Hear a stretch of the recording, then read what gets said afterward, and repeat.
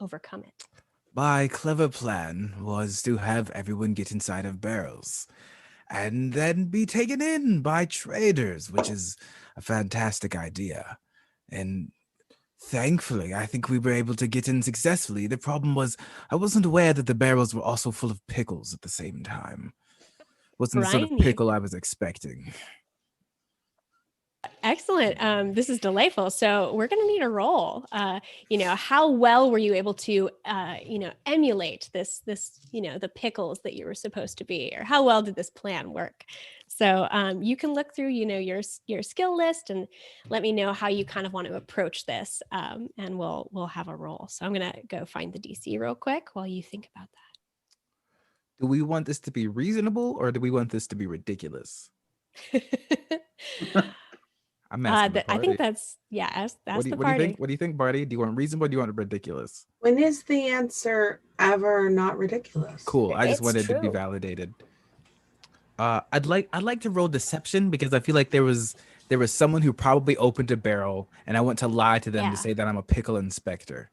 Oh my gosh, I love it. Okay, great. Oh, is there a way I So can help you with that? Oh, I can probably help you with that with the cutting words if they on their roll, depending how they do. You get perfect. me. So I'm imagining Kit like looking through like a tiny hole in the pickle, barrel, like ready for action should this go south. So that and for deception, that is a 15. Okay, excellent. So that is just not successful. So may I what's- cutting words that? Yeah. So what Excellent. starts to happen, Gabe, do you think? Is it that like, you're a really experienced liar, so you should be good at this, but is it that someone else comes in and sort of scrutinizes more? How does this start to almost go awry? I think there was probably a moment when I realized the other three were in pickle barrels and mine were still like cucumbers. Oh no. Oh, excellent. It's like, So you can deduct a 5 from their the opposed roll with the cutting Wow. words. That's great. Then in that case, 15 is a strong success. So how do you recover? So, and what does this look like, Kit? Are you like whispering something to help Eldwall out? Is it just kind of a magic? I think I make the sound of like a beeping instrument. I mimic that sound using my I have some instrument that can do that. Oh, I have a flute. So or a viol. I can use a viol, and I'll use my viol. I'll pluck the strings and get the sound to make it sound like there's a beeping instrument inside that barrel there. I think it lends credibility to the plan. I love it. And Eldwall runs with it. yep. And I just put my lid back on. Excellent. The beeping continues, and it sort of is like getting. It sounds kind of off-putting, and you see that the guards who are inspecting these barrels, as they walk closer to one, they're going to open it again. The beeping gets more loud and stuff, and they just don't want to get in the way of this. That they are not paid at this pay level to inspect the inspectors. They're just going to let you sort of move along in and not be causing trouble. They're also not super loyal to the king. They're sort of not passionate loyalists of the Ankaran Empire, tyrannical empire. So so on you go through these these pickle barrels. The second step naturally is that you've gotten up into Killarm Castle. This is the main or like just off the main like fortress of the whole empire, is this Killarn Castle. It's more kind of a historical castle. It's falling down even more than kind of the main one is, but it's where a lot of it's kind of the historical seat of the empire, and so it's not far, but it's really crumbling. And so first of all, how do you get from pickle barrels over there? Is this like feeding the guards that like have to staff this kind of falling apart castle? Or is there like a scurrying at some point in an alley as you like run over from getting sent up to the king's larder to this sort of off-site temple or citadel? I think we probably have some scurrying. Okay. Also some prestidigitation so that we don't smell like pickle juice anymore. Oh, Because that love could it. give us away. Thank you. Excellent. Also, it smells very strong. So as you scurry across, you find yourself in kind of an abandoned courtyard, just away from the in a very good site of Killarm Castle. And it's here that you have the step of scout out the castle to find the best entrance. So you're going to want to kind of scout it, assess its defenses, and figure out how you're going to get in and how you're going to sneak in. So let's see. Who would like to sort of lead that? Who has something to share about the story for how you scouted that and what went wrong and what went really well? I is a great fighter.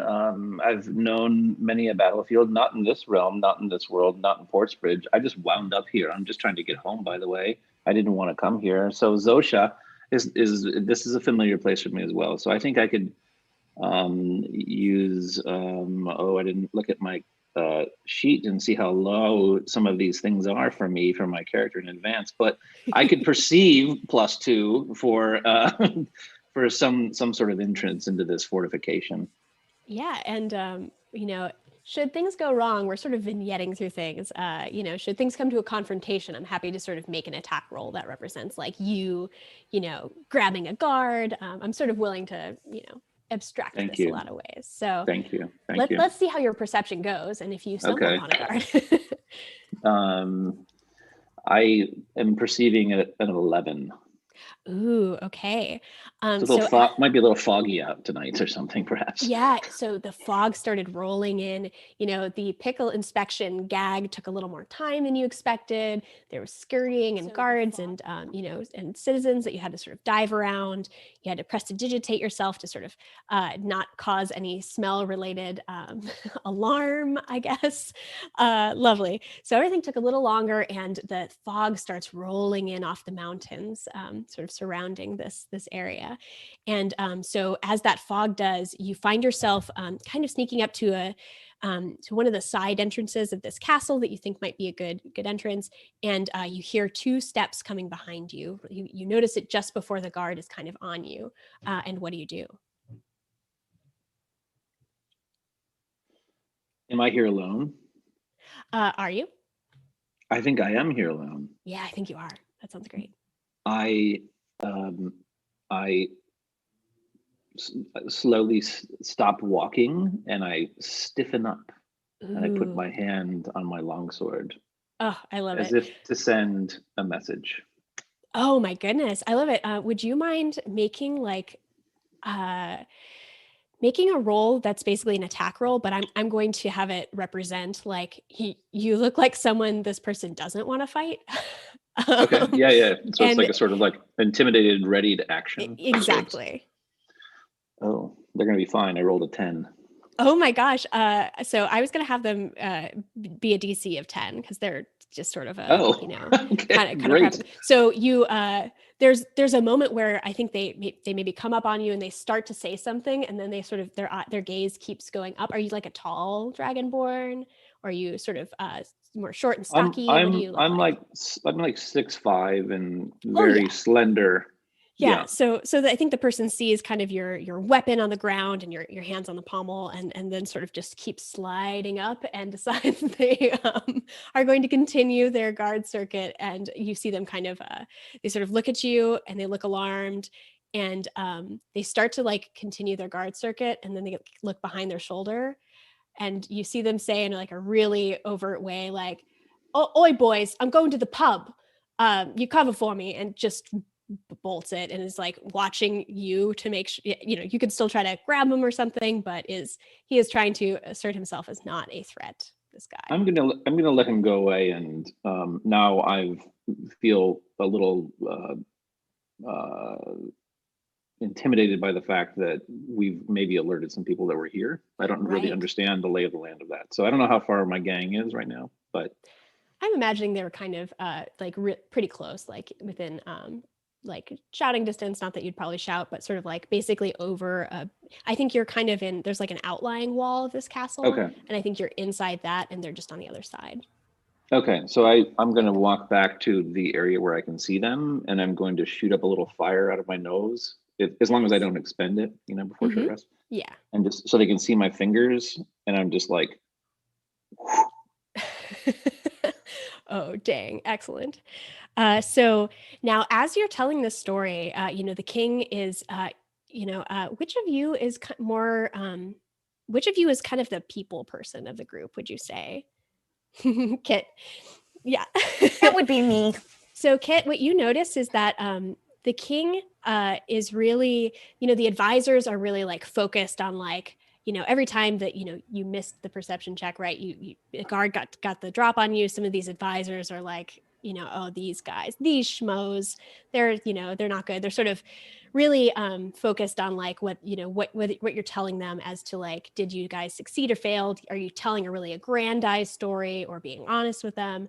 But the king, you notice, is really like watching kind of your thought process and seems to be paying attention to like who you are as people a little more. He doesn't even seem to care that much like what happens at the different beats.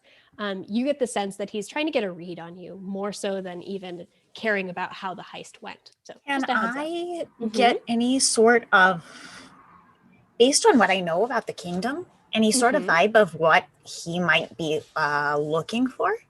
Trying to figure I love out. that. Could you give me a roll? Yeah, I don't think this is going to be super hard because you've met him before when he gave Is you it the a history or? Yeah, I think that would make sense. You could definitely Okay. bring history to bear on this. It's a 14. Okay, excellent. So as you're watching this, and your goal is to kind of find out like what is he really after, right? Mhm. You're thinking back to stories you've heard about Zosha where they've had the opportunity to sort of ally with that other country, Erdwin and other groups. And you've noticed that it's a really big theme of this country and specifically the royal lineage that they often make these bargains and alliances that are extremely based on the people they're working with.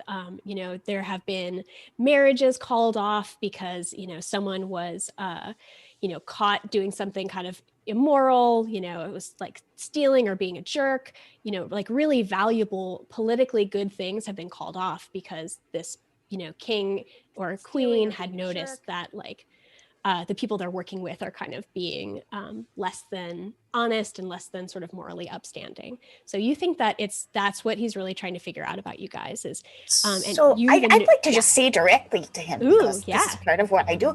I know you're looking to see if we're being honest here, and I'm happy to tell you we will be with you if you want us to be. We're not gonna to lie to you. We're happy to be honest with you about that if that's what you're looking for. The king stops for a moment and says, your honesty is important to me. And, Portsbridge is a very alien entity to me. And good Dragonborn, I hear that Portsbridge is new to you as well. What I am trying to understand is what manner of people you are. Are you the kind of people that the long term, we will feel good about having helped you? Are you the kind of people that have been taking a lot of resources from this land and have been focused very rightly on the needs of your own citizens? But will you look beyond that? Dragonborn, as an outsider, you may be able to comment a little on this. Would you tell me what your feeling is on the nature of Portsbridge, their citizenry? What kind of people are we dealing with here? I'm interested to know how this heist went. I'm interested in how you think about problems. I think I like to understand many aspects of people before I elect to help or hurt them. But Dragonborn, Absolutely. I think you may be able to give me a good sense of this. Well, I would first say, I would invite you to Portsbridge if you've never been before. It's a really weird, there's a wonderful discount on places to stay right now, according to the Duchess of Portsbridge, of whom I serve, because things are just quite frankly a little bit slow. But Portsbridge is a wonderful place that needs a little bit of vetting for it to be complete and a truly noble place, and that's why I remain serving Lady Mariel Mar as as I mentioned, the Duchess of Portsbridge.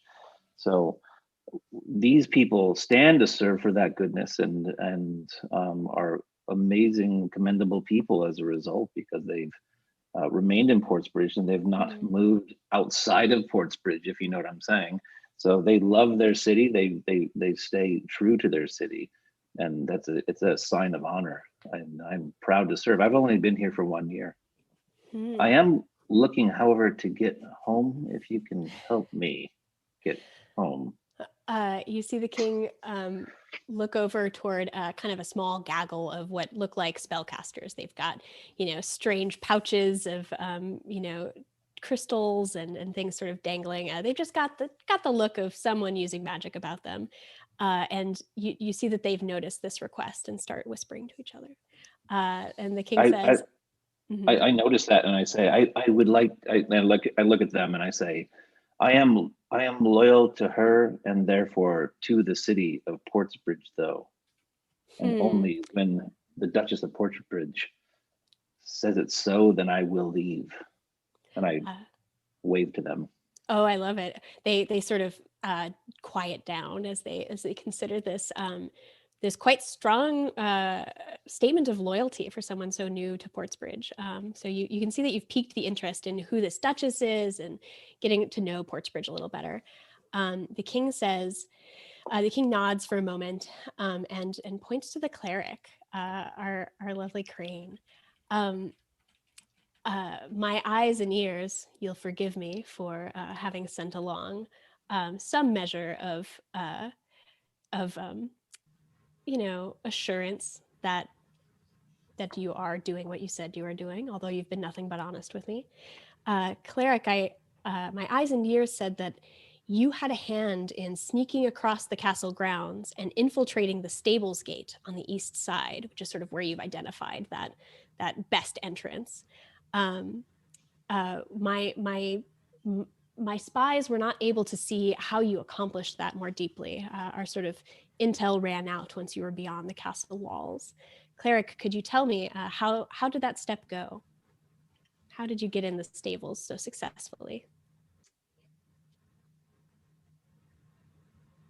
Everyone needs a little help and a little guidance, and I presented my moment of need to people who should have been paying attention, and instead traded them my wisdom for their wisdom as they solved an old but dangerous problem that has been following me for a very long time, and used them as a distraction as my friends made their way towards the horses. Ooh, I'm so curious. So let's get a skill check on how this went down. So you kind of, could you like narrate this for us as we, flashback, the camera shows you, coming into the light of the stables gate or coming at the edge of it. What do we see? Maybe we should roll first and then you can describe it a little bit. Okay. Are you thinking what's the kind of role you think this might be? What kind of skill? Oh no, that's beyond my knowledge base. Are you trying to empathize with them? Are you trying to kind of tell them a story and just distract them? I am being persuasive. Ooh, cool. I am trying to kind of tap into the light and the divine and see if I can show them some of that so that they might lean into their better angels. Oh, wow. I love that. Cool. So, make a persuasion check. And all the while, your compatriots are sort of ready to sneak behind as you are entreating them to step up. Very cool. Why don't you make this roll? So I'm going to roll, but I don't actually know what I'm rolling against. Yeah, I'm keeping that secret because I'm a monster. Here we go. So my persuasion is a +3. Mm-hmm. And I add that to the dice that I just rolled. This is everyone learning that I don't really know how to play D&D. There we go. Is that right? I put those two numbers together. Okay, so that gives me an 8. Oh, actually, I should have given you advantage for this. So you get to roll the D20 twice and take the bigger number because I think I'm this gonna is do that. Your God is smiling on you, right? Okay, so then 13 plus nice. 3 is 16. Oh, nice. This is really good. So more than just providing a distraction, you see that there are sort of 3 women. They look like they might be sisters. They have long braids that are done in very different styles to sort of, they look like they're close in age and get that sort of, you get called different names. And so they're trying to look different, but they have really, really similar, facial structures. They look really similar. And you can see that they each go for a different weapon as soon as you kind of step into the light. One's got, let's have some like cool, weird weapons. What are some weird weapons they could have? I feel like Unkarn should have something like, unusual. Halberds? I don't know. Oh, I love a halberd. Big. Okay. Some sort of like cool sai, maybe. Oh, nice. yeah. I love it. Yeah. I think they've got like cool bladed weapons of really different styles. So we've got a sai, we've got a halberd, and Some sort of scimitar, maybe like really elaborate, fancy. Like a yeah, kopech. filigree. Yeah. Oh my gosh, yes. With like a really with a folded steel blade with Oh, woven beautiful. inlaid magic goodies. Nice. Yes. Nice. So you came across, not just your usual stable guards. These, No. These are, clearly from either some like important kind of warrior group. They're clearly highly trained, and they sort of draw their varied weapons on you. And we sort of vignette through you like getting past their initial sort of violent instincts and further really talking to them. Can you do you think there was like a moment where what's the like thing that you said that like really pulled them over? Is it like appealing to their family, or just like you should want to be good because, for your own sake? What are you feeling? What do you think was the crux? I think it's the fact that what I found the most remarkable about them was their connection to each other and their deep willingness to support each other and stand by each other regardless of anything. And while they're brandishing these very scary weapons at me, and clearly you are, powerful, competent women, but that's not actually the most remarkable thing about you, is it? It's that through all of these years, you have taken care of each other and stood by each other. And I ask their advice on advising a particular set of siblings in my life back home, who over the years have not quite been able to maintain that connection. And since I myself never had any siblings, I'm a little out of my depth. And so I beg their empathy and their compassion, and perhaps they could advise me well so that I may advise my charge as well. Oh my gosh. Have some inspiration. So just make a little note that you have one inspiration. Okay. We can use that for a whole bunch of stuff, but you can use it for a reroll. You can, if you basically want to pull on the, hey, Darcy, I'm yanking narrative control in a certain way. That's a great spend of it. Okay. I think that's lovely. And so as you're having this really impassioned heart to heart with people, we see your 3 compatriots, easily able to get into the deeper inner workings of the castle. I think this is very lovely. Oh my gosh. And it's a great moment. We actually just hit a milestone. So thank you all so much for supporting the radio and the show. Yay! That's really Thank lovely. you. And it's just Fantastic. a great moment. We will see if it's a good effect or a bad effect as I roll real quick. So one moment, and then we'll get back to this. Are you a good effect or a bad effect? Think it's good effect? I rolled a 5 on my secret table. Cool. This is wow. I don't know if you all know this. I bet you don't, but this could dramatically change the effect of our adventure here in the Fate of Portsbridge. So, increased reward. This quest is worth 200 points of supply instead of 100 in whatever category the players choose at the end of the quest. So we can sort of, I wonder if it's something that comes from these sisters, right? Like whatever you choose, I wonder if these sisters like help you out with. So at the end of this quest, when we resolve it, let's find out like how they helped you even more as you sort of created a deeper lasting alliance. Very cool. Thank you all so much. That's really, really awesome. I'm so excited. Okay. So let us get back to, you can see that some courtiers in the room are getting antsy. They're like, okay, but like, what happened? Like, do you have the artifact? You haven't even pulled the artifact out yet. We're going to make this tense and slow and make everyone wait to find out how it went. So Step 3 was getting in through the stables. Step Mhm. 4, proceeding quietly to the castle's trophy room where the artifact is on display. So who has not yet had a moment in the flashback spotlight? That might be Kit. Yeah. Kit, do you want to talk about All your right. role in getting to the castle's trophy room where the artifact is on display? Yes.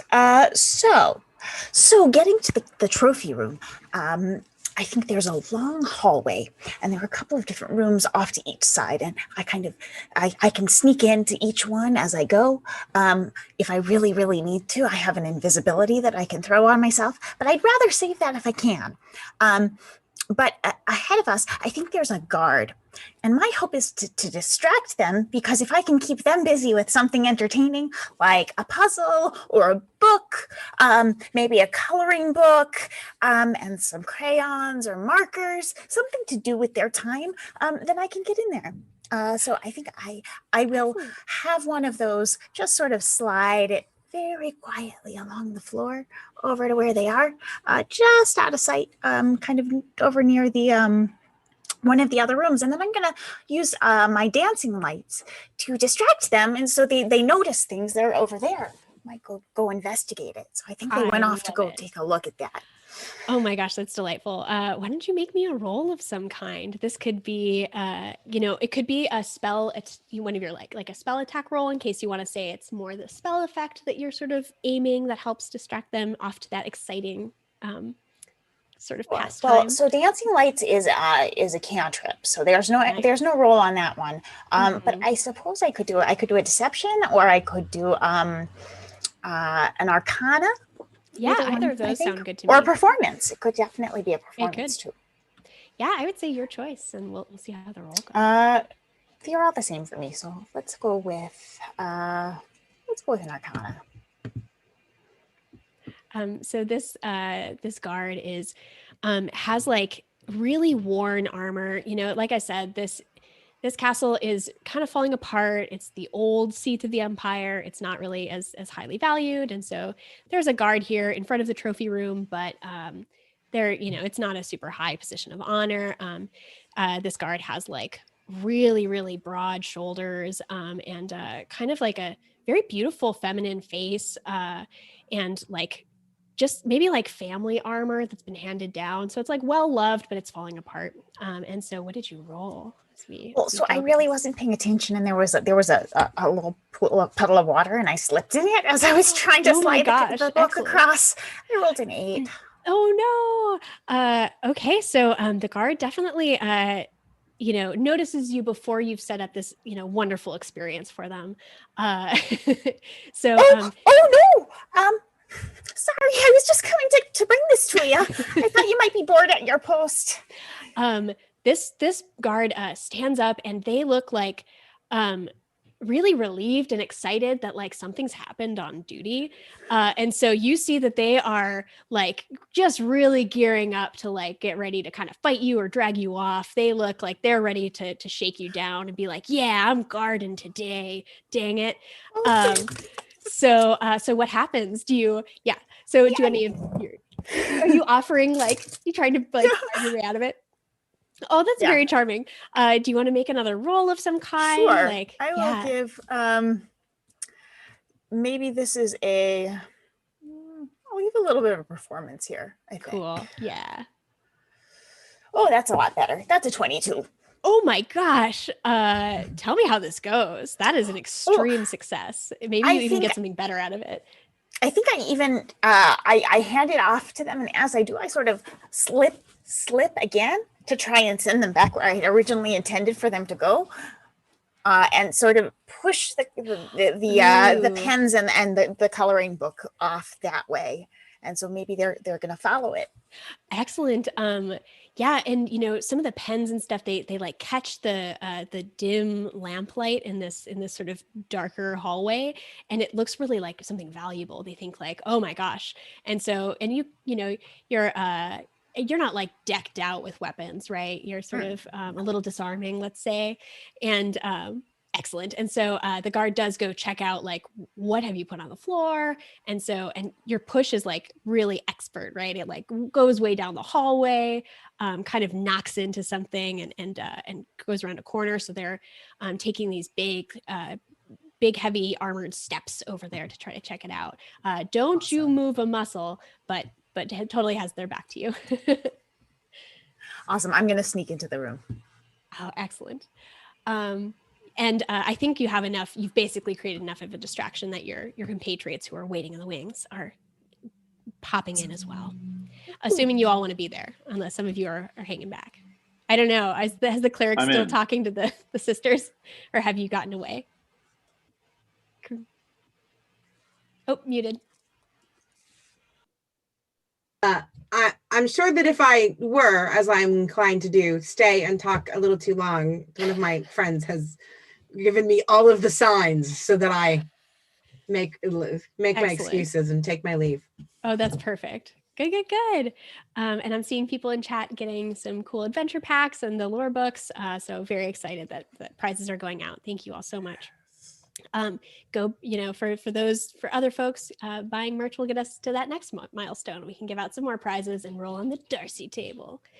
Awesome. So you all have gotten into the trophy room. There is a big heavy door, so you can close that behind you. You can let me know how you do this. But step 5 of the heist is that the trophy room is defended by a pair of ceremonial stone warriors. They should pose little danger to bold adventurers like you, is at least how the pitch went. Who has an idea about how this step was undertaken as you get past their internal magical defenses?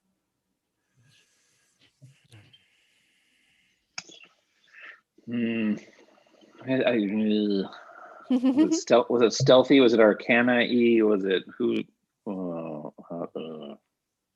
Sorry, I'm table talking too much. No, I think that's fine. It's like there's stone guardians standing there.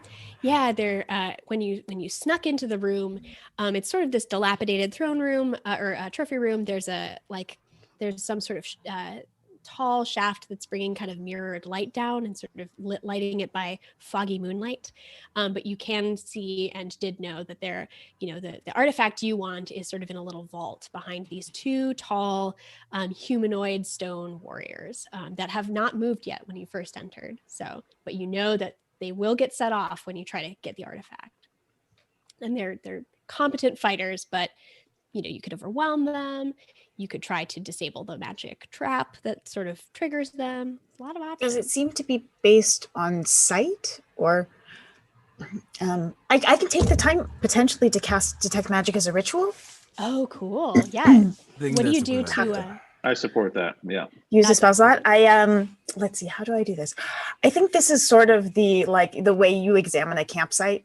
You kind of clear the sticks away, and you just kind of make sure you have a nice surface to pitch the tent and where you're going to set the fire and where you're going to put the bear bag, all of that. So I start looking around, kind of examining the space like that. And I think that's how my detect magic works is that kind of examination. Awesome. I have to make sure it's safe for my troop. Yeah. As the time passes, did you like pull that door shut? Did you kind of like throw your voice? How did you keep that other guard from checking out the room you're in? Or did they just get so entranced by like the cool trinkets you got? I guess it was a 22. I think they decided today is their lucky day and they have some beautiful. I think my hope is it's like one of those very elaborate, relaxing coloring books has a lot of intricate, detailing and things like that. Oh, excellent. You can see, the camera cuts to that guard sort of perched in a little chair, enjoying the feel of charcoal against those big spaces to color in. It's so satisfying. Okay, cool. Back to you. You're setting up this ritual. You're clearing the space. You're getting the lay of the land. And you're about to cast Detect Magic to sort of understand how it works, what will set it off so you can disable it. So what does that look like when you cast it? So you've set up a big summoning like ritual circle. Yeah, I think I've cleared the space, and I sort of have the lay of the land, and I now can kind of concentrate and get the vibes of what is around here. Excellent. Cool. So as it detect magic kind of lights up the room, you definitely see these sort of scintillating patterns coming off of an inset sort of pentagon in the wall. That this is the vault you've been told of, behind which is the artifact. And so that is really like glowing very brightly. There are some other sort of lesser magic items around the room. Maybe something shiny the rogue is checking out. I'm not sure. Many temptations are in this room, although the big one is really behind that inset vault. And what it also picks up is the sort of lightly carved eyes of these humanoids. Those glow a bit. And what you actually see is almost like it's light on dust motes. You see detect magic lighting up 2 lines of sight on a little button on the vault. And so what you think is, if that gets touched or pressed, that's what wakes up the guardians. So if you can find a way of opening it without that, or you kind of know that's the trigger, or there are many other ways to sort of break that line of sight. So you've discovered the key. Yeah, what do you guys do? So what are you thinking? I put my hands on my sword. Both hands are on readied, and I say I've been down this path before. I know what these things are. You want to fight that? I say we charge forward. I want to fight them. Oh, I love it. No. Do the other people sort of step back, or it sounds like we've got a ready for action dragonborn. I want you both to be careful, and I'll give bardic inspiration to Danikar. Oh, I love it. Excellent. So why don't you make an attack roll for me as we sort of represent how this fight goes? Oh, we're just going in. Okay, yeah. I will. I pull my longsword. Mm-hmm. I'm ready for it. May I standing to give him to give Danikar advantage, to give them advantage? Absolutely. You were the one who was like, so it sounds like you were ready. I don't want to do it, but I will support because I don't want Danikar dead. Excellent. So that sounds. I feel like we're standing right in between both of them, and I go to the one to my left, and I roll a 7 + 5, and I'm going to use my bardic. Did you roll with advantage? Because I did give you advantage. Oh, you did? Oh no, I did not. Hold on, stand by. Gotcha. There we go. I rolled an 18. Oh dang! Oh, very nice. It's good doink. Oh, excellent. So you handily take out these magical constructs that. So who presses the button, or do you just start attacking them before they're sort of awake? Do you sort of just dive in? I just went for it. I like pull my sword out. I'm just like swinging for the behind the kneecap of the one on my left. Oh, excellent. So you are, and with, maybe deft, like maneuvering help from Eldwall and the bardic inspiration guiding your weapon. It is almost a dance that you perform here that, just artfully disables these magical constructs. So in moments, in a beautiful flurry, and do you have a tail? Do you have what I do have a tail. Yeah, it's been sheathed behind the shimmering, transparent, luminescent robe, similar to my light back there, but it's extended. Oh, excellent. And it sort of sweeps past some of the chalk and other componentry of that detect magic circle. And in a, almost before the fight had begun, those constructs had woken up and been dismantled in artful ways and sort of clatter to the ground. You have access to the vault. Who goes and grabs it? Wow. Beautiful. I stand back and I'm just like, wow. I think take some inspiration from that. That was beautiful. Oh, thank you. Great. That's the only reason I went. I wanted them to do the work. You wanted to be close. Yes.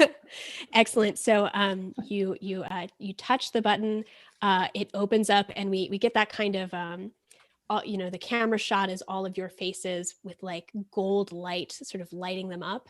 And we cut to the next step of the heist, and we do not reveal yet what the artifact is, but you have it in hand. I'm a monster.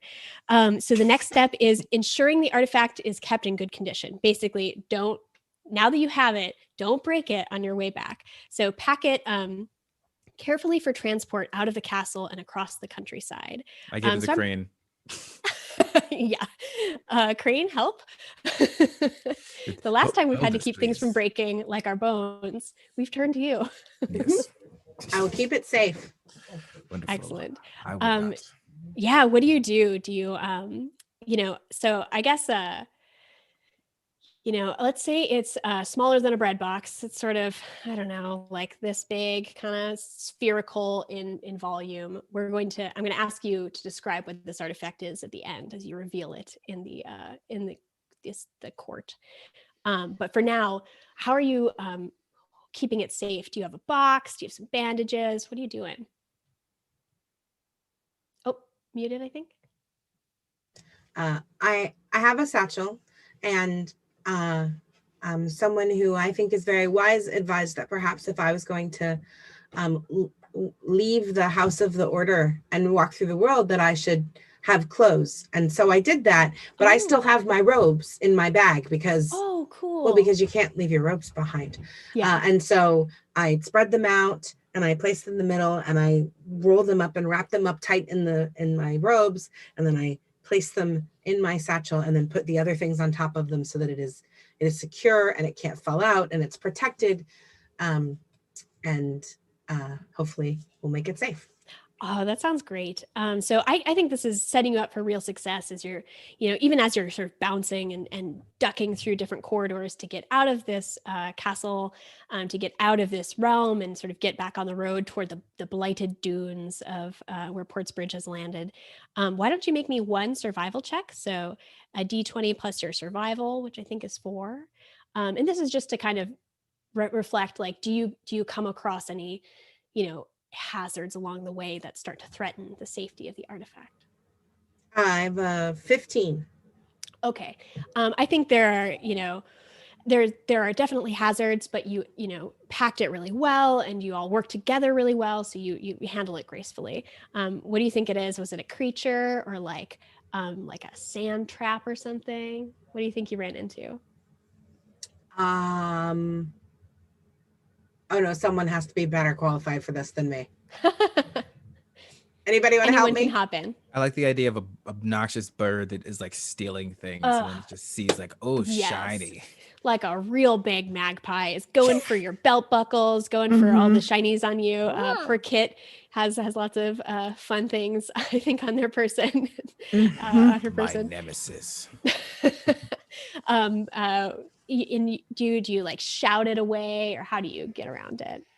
Yeah, I think the first thing I try is doing some prestidigitation to make things less shiny. Nice. Yeah. Tarnish them, cover them with something that doesn't look shiny. If that doesn't work, maybe wrapping my sash around the various shiny things and helping other people hide their things with their cloaks and such. And then if that really were still push comes to shove, then I'll start using some spells. But that's lovely. Have some inspiration, Kit. That's good. Thank you. You all do very well.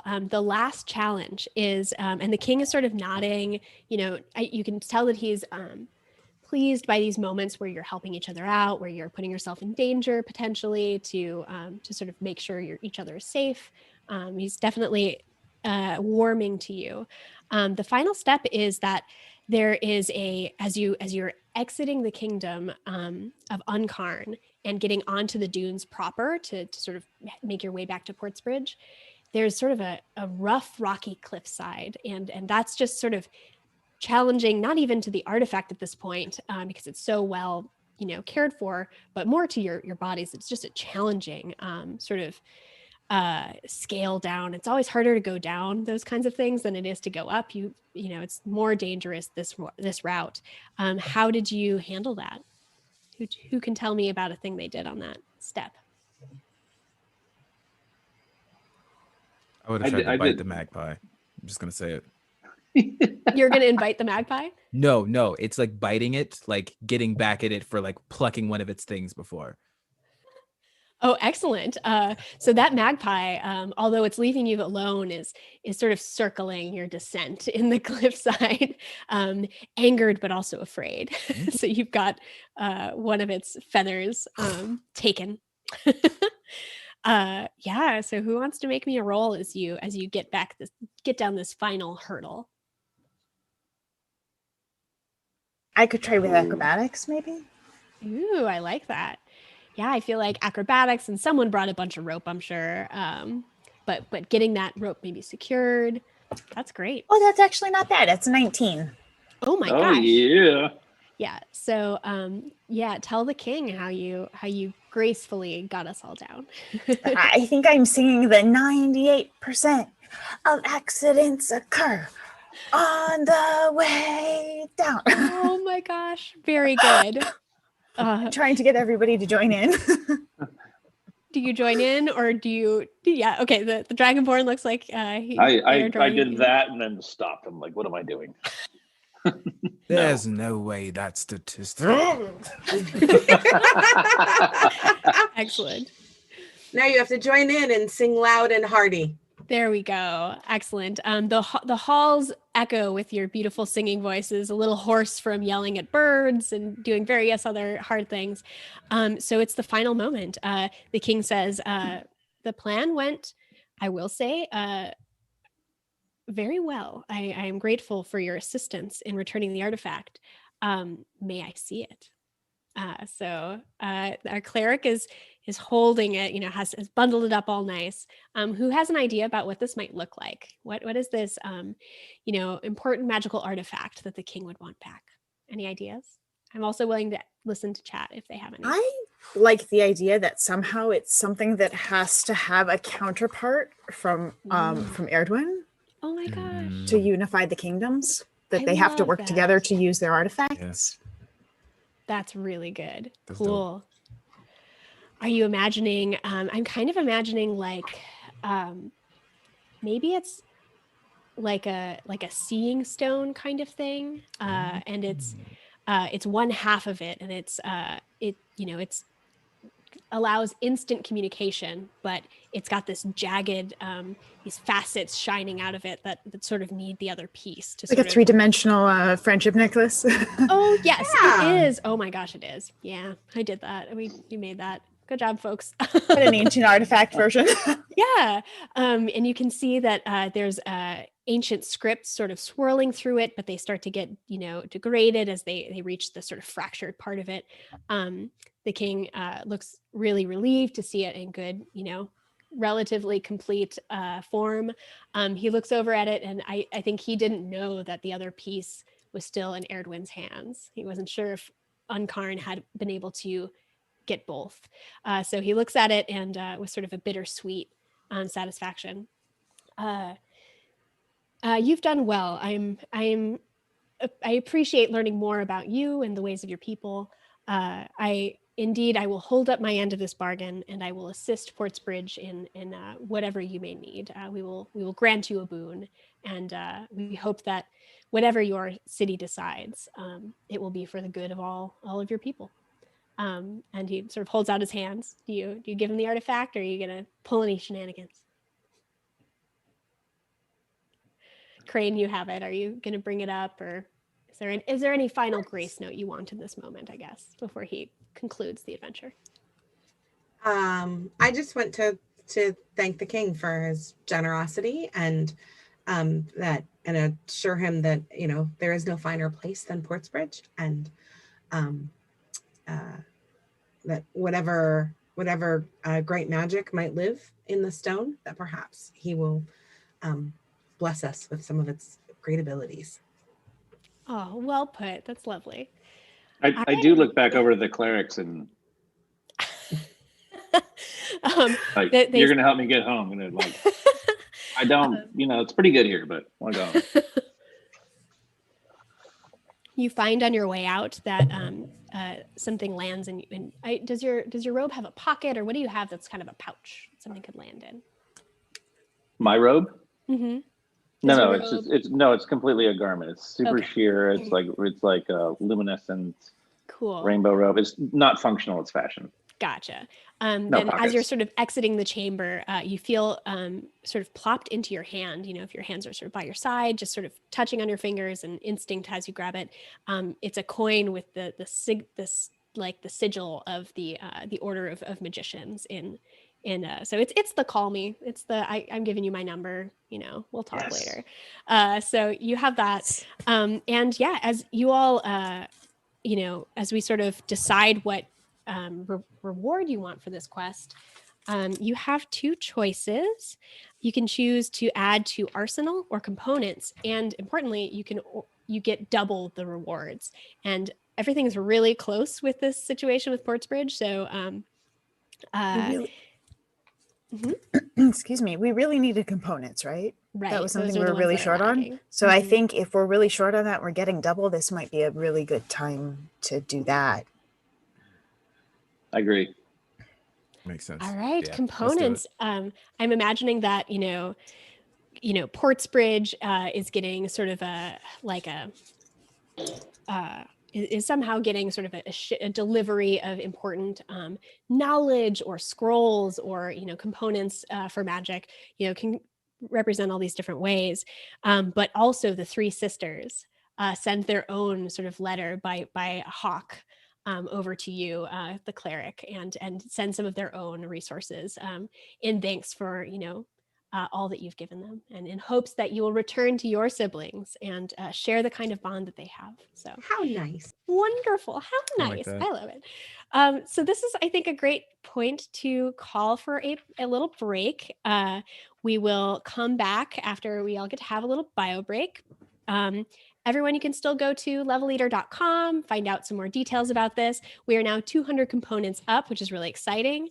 For the fate of Portsbridge.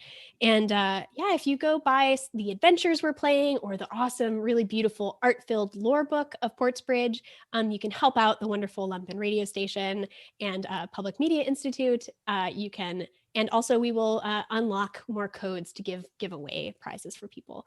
So thank you so much. And I think we will cut to break and come back in just a few minutes. There's a cool video during the break, so get hyped. In the meantime,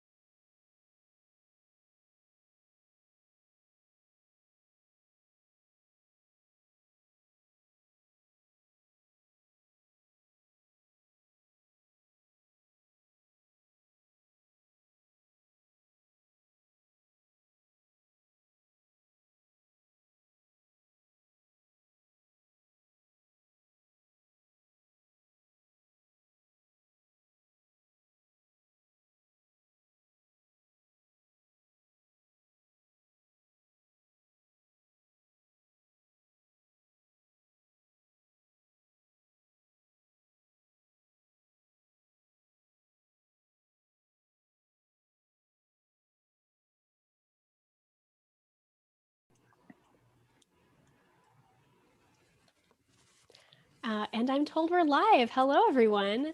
Thank you so much for supporting the stream, for watching us, and for coming along these lovely Portsbridge antics. I am told that you all are eager for more details of this hem business and the amazing garment that Danica is sporting today. So we're going to give you that, of course.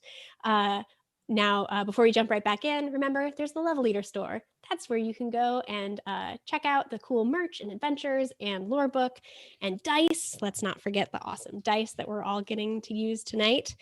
And you can, proceeds from that can go support the Lumpen Radio. So we really appreciate that. And I'm told we're getting close to a new milestone. Yeah, which has another Darcy effect and giveaway of codes. So get excited, everybody. Thank you.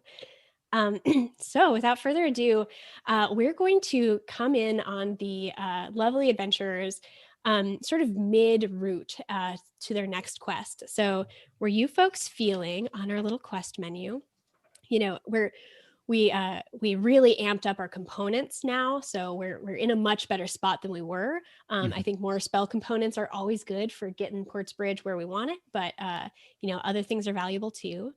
And so I know we were kind of thinking, noodling about one of the quests, like 2 or 4. Were people feeling the 3 locks or In Sight of the Sun? I love puzzles, so Puzzle's pretty good. I'm one of, but I know not everyone does. So, I mean, I love dead dragons. yeah, So it's in a layer of a dead dragon, right? If we can reveal that, sorry. Well, they're both pretty puzzly. So okay, because I'm dragonborn, you know. Yeah, I love it. So the In Sight of the Sun is the pitch is reclaim a ritual chamber beneath the lakeshore, undo its sabotage, and restore an ancient blessing to the land. So this one has, kind of big stakes for Portsbridge, at least as it is currently where it is, and but also for the kingdoms around it. There's the potential to kind of really shape the land. 3 Locks is about rediscovering some ancient magical texts that were hidden in a dragon's lair, trying to protect them. And so that one's more useful for like Portsbridge proper, probably. So, and I would say In Sight of the Sun is a bit more wordy if you're into more like word puzzle kind of stuff. But there's plenty of stuff to do in both. Tough, actually. Yeah, I know. They're both good. This is 2 and 4, right? Sorry. Yeah. I'm just looking at the rewards. The rewards are equal. Mm. I'm dyslexic, so I'm voting for Quest 2. I support you. yeah, Which means I'm actually voting for Quest 4. Just joking. Quest 2. All right.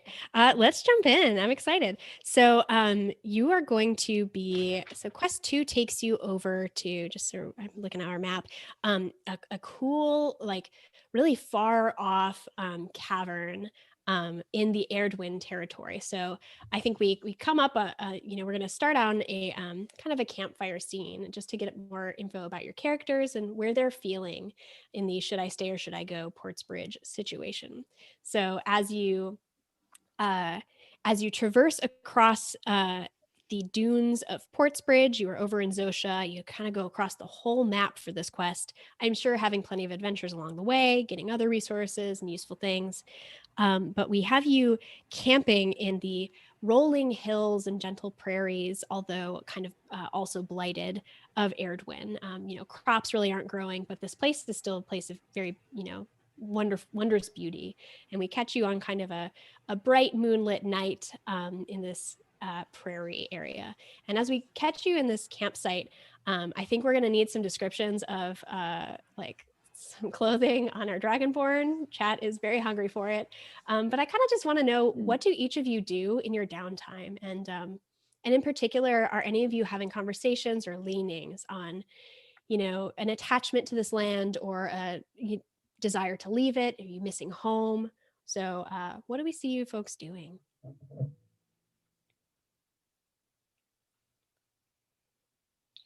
I'm just peering off and having a drink, peering off into away from the camp and just reflecting upon our adventures thus far. unaware of that. Indeed, the hem is now above my breastplate. And I don't know how we got here. Do we walk? Yeah, I'm not sure. Do you walk or do you have mounts? So the hem is like completely it's followed us the entire way. It's like a breadcrumb trail, and I'm just completely unaware of it. Oh my goodness, beautiful! Kind Yeah, of scintillating as it's unraveling even more and more. Completely unaware. Yeah. Oh, wonderful. And as I stand there, I feel a slight chill, more than I would have felt normally had the robe been fully intact. Yeah. What are you thinking about when you're looking out into the distance? Are you missing home? Are you just thinking about the mission? What goes through your mind? I'm thinking that Portsbridge is not that bad of a place to live. I'm thinking of shopping when I come back to town. I don't know why exactly, because I have fine things. And I feel quite conflicted because where I came from was a largely dragonborn, and but I feel a real sense of purpose here, serving the Duchess of Portsbridge. So I'm feeling for the first time in my life that I have purpose beyond, and realizing that there's perhaps a unity sparking between these four cities,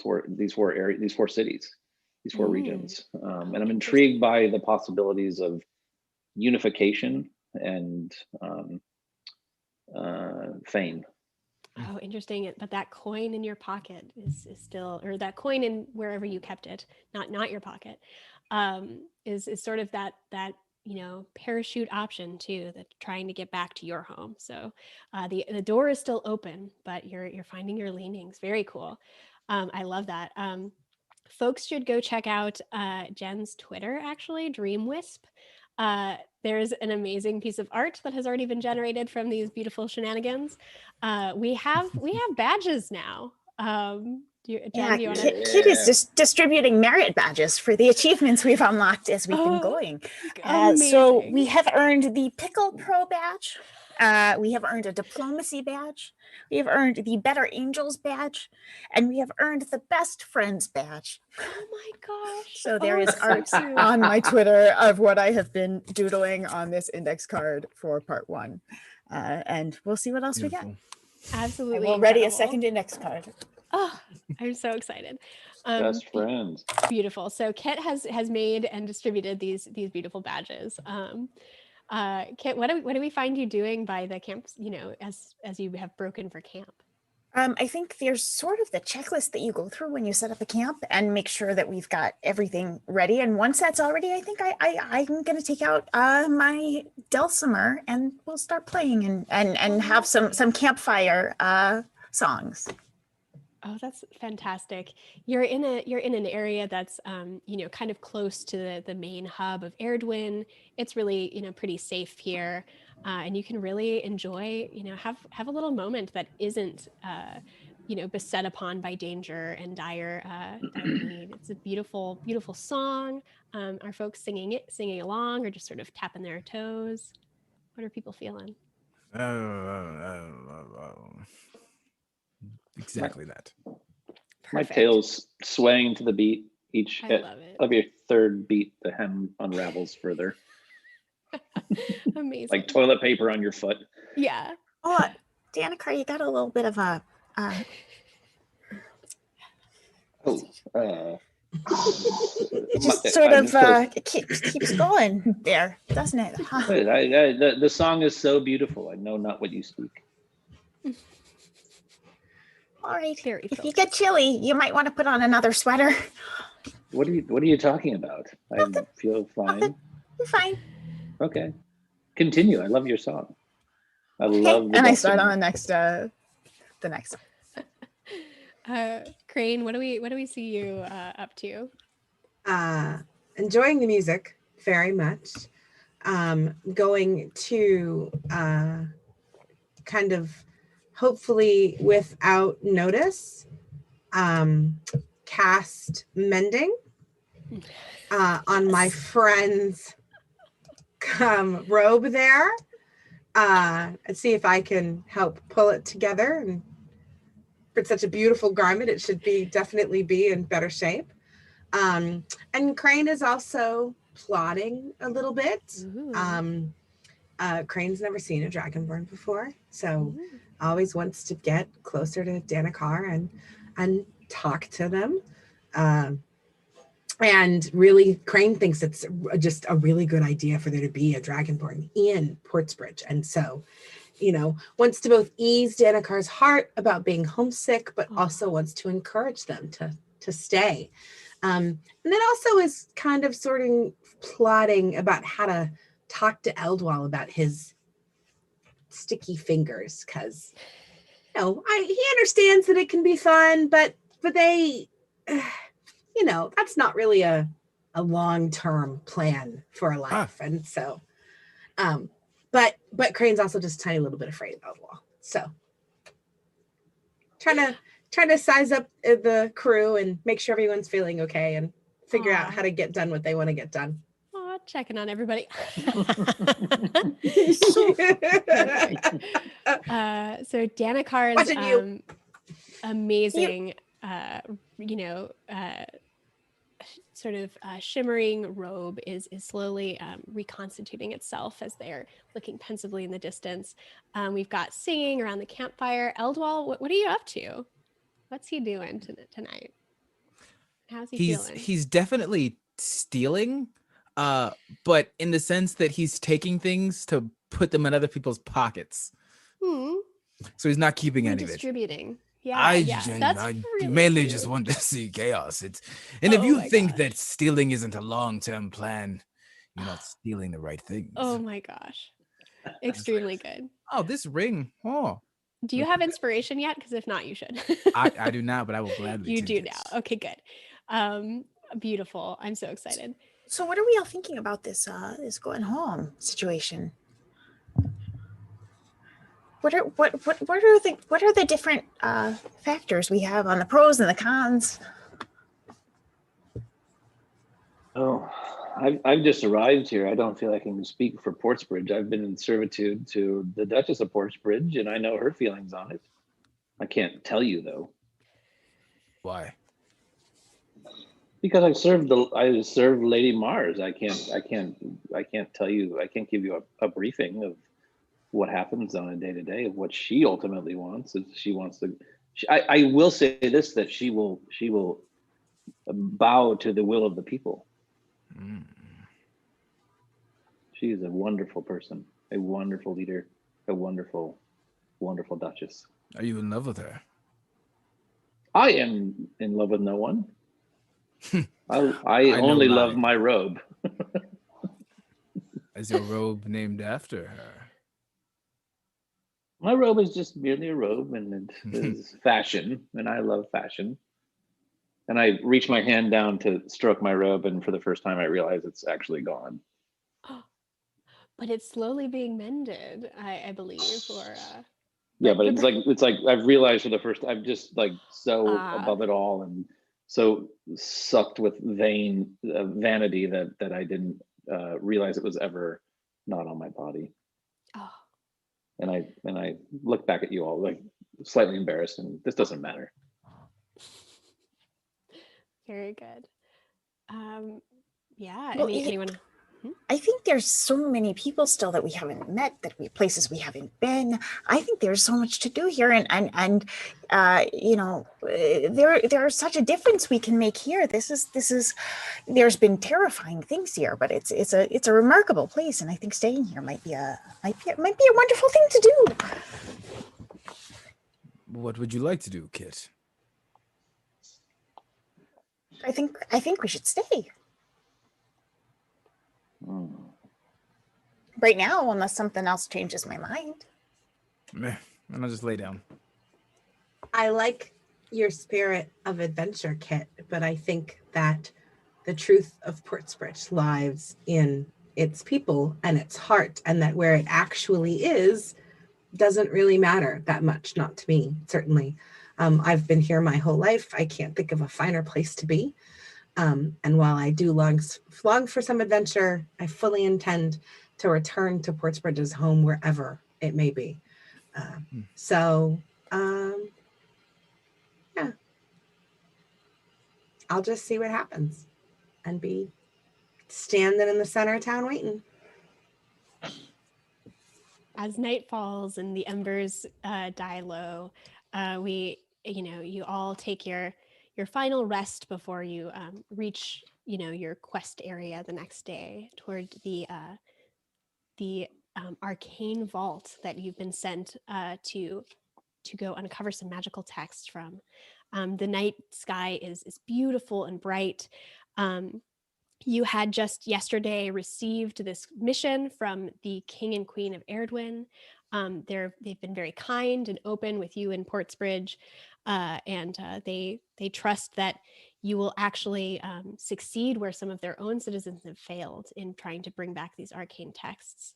So we're going to maybe cut to opening up on you have reached this vault, this arcane vault.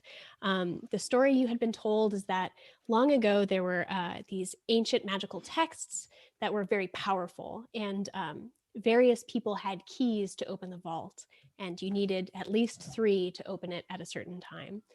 Those were distributed across the land. Erdwin had one, Zosha had one, kingdoms that have already fallen had some. And over time, the dragon that kept this vault safe started to collect the keys, not trusting anyone besides itself to keep them safe. Just really, as Unkarn grew more powerful and started taking over more of these areas, the dragon felt that the keys could not be trusted. So only Erdwin had one of the keys left, and the dragon had the rest. Unfortunately, no one's heard from the dragon in quite a long time. And the worry is that the dragon may be no longer. And so you were sent to follow a party that had already been sent from Erdwin to see what went wrong when they tried to go check out the vault. So danger is afoot, mysteries abound, and the goal is try to find out if you can get a hold of those ancient texts. And if so, Erdwin will share their knowledge with Portsbridge. Mm-hmm. So you come across, I think we open up on, oh yes, there's one more thing you have. There's a little note, a little scroll that the King and Queen of Erdwin had given you. When they had their sages try to find out, where are these keys? Let's give these folks some hints in this enormous lair. The spirits replied with a riddle, or a riddling series of clues. One key held fast in graven grip. One key lies still on rotten hip. One drowned in poison, sunk alone, amid a hoard of shining stones. One was carried off far afield, then choked down a sorry meal. One is gone, now lost from our lore. Turn 3 as 1, unlock thine door. So I'll put that in chat so you all have it. But basically you have, the location hints of 4 keys. One, it just says is sort of lost to our lore. So unclear where that one is. So you have arrived at, so let me get that to you, but I don't know if any of you are excited about going into a dragon's lair or nervous. I show no fear. I'm fine with that. Have you met a dragon before? Have you spoken with them and so on? I've never met an actual dragon before, just dragonborn naturally. No, I have not. Why would the GM ask? No, is there something to fear? Just curious, just getting a vibe. Okay, I've put those clues in chat. So you have arrived at this cavern mouth, your dragonborn friend showing no fear whatsoever. The rest of you, perhaps in various emotional states, but at least if I, Darcy, were in front of this enormous cavern, I would be perhaps shaking a little bit in my particular boots. So this is a very intimidating place. There's a grand cave entrance, and it goes far and deep, and you can hear the sound of rushing water inside. It is, let's see, it's basically just really, really enormous. I'm sorry, I don't have I'll get you a number, but basically the ceiling of this cavern gets lost in the darkness. A person meets you at the cave entrance. He calls himself Caldwin. So he is a kind of shaggy looking, maybe someone who doesn't look like they normally live in a city. He's got kind of a rugged look to him and has like fashioned a lot of his clothes out of kind of natural materials. But he acts as though he knows you, and he says, "Oh, you must be who the kingdom has sent. Oh, good, oh, good. So the dragon is dead. My friend is eaten." And my key, which the only one that Erdwin had, is nowhere to be found. I am so glad that the queen and king clearly sent you here. I will be happy to answer any questions you have, but we didn't get very far inside, and I am eager to provide moral support. And he looks like he hasn't seen anyone in many days now, and is a little unsure how to act around you.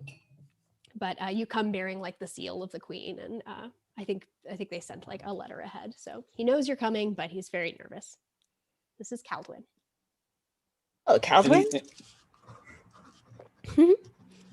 So actually, we have a little map that Twitch can we can switch to that scene of the overall shape of the cavern, just so you have that. So I don't know if you folks are able to switch to that, but it's not super important in the details, but it's nice to get the shape of it. And did he come out of the cave? Like he's sort of hobbling around the cave, or? Yeah, good question. Caldwin is has basically set up camp outside the cave entrance. Okay. And okay. Yeah. Yeah, I don't know. I will ask him. Caldwin, have you seen anybody come or go from this cave, and what can you tell us about it? When's the last time you saw someone go in? Clearly, you've been here. I would presume a long time.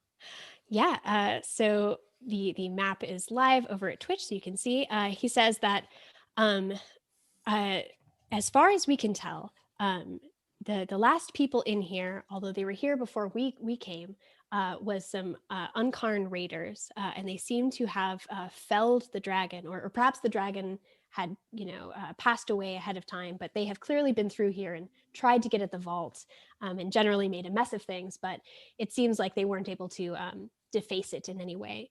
So we've seen Unkarn raiders have been here. My friend was taken by a large beast that seems to have moved in. So I do warn you that some enormous feathered towering creature is in there, and was the end of my friend who held the key. That is all I can tell you of that creature. I recommend avoiding it, although getting the key might be useful. And I would say to Caldwin, are you familiar with Portsbridge? You are, right?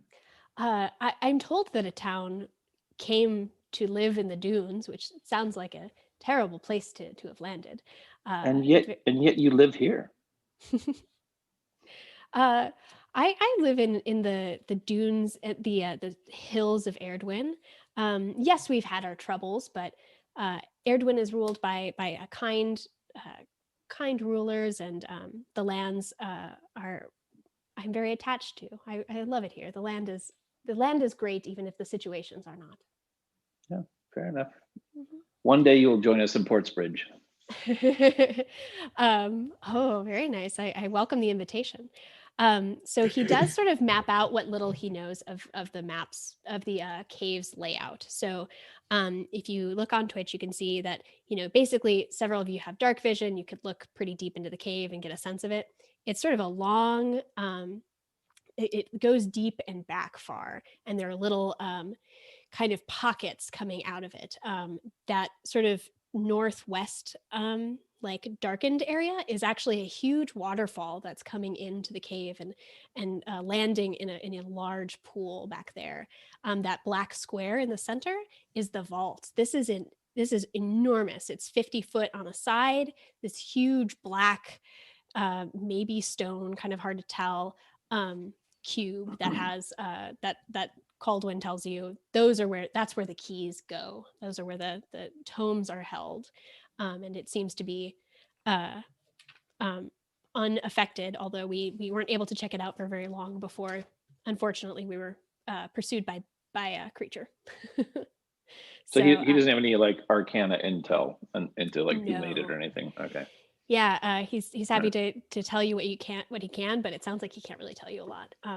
So we can switch back to the lovely faces of my players. But yes, the human scout, you get the sense that he's just really freaked out by this cave. He's probably quite competent normally, but has just been unwilling to go back in alone. So sorry to hog the discussion, No. but is Caldwin's like somewhat of a Forrest Fenn, like conspiracy treasure hunter guy hanging out here waiting for somebody to solve and find the treasure? Like that's kind of his like a hermit a bit, you know? Yeah. Not if anybody here like went to solve the treasure of Forrest Fenn, which by the way I tried several times.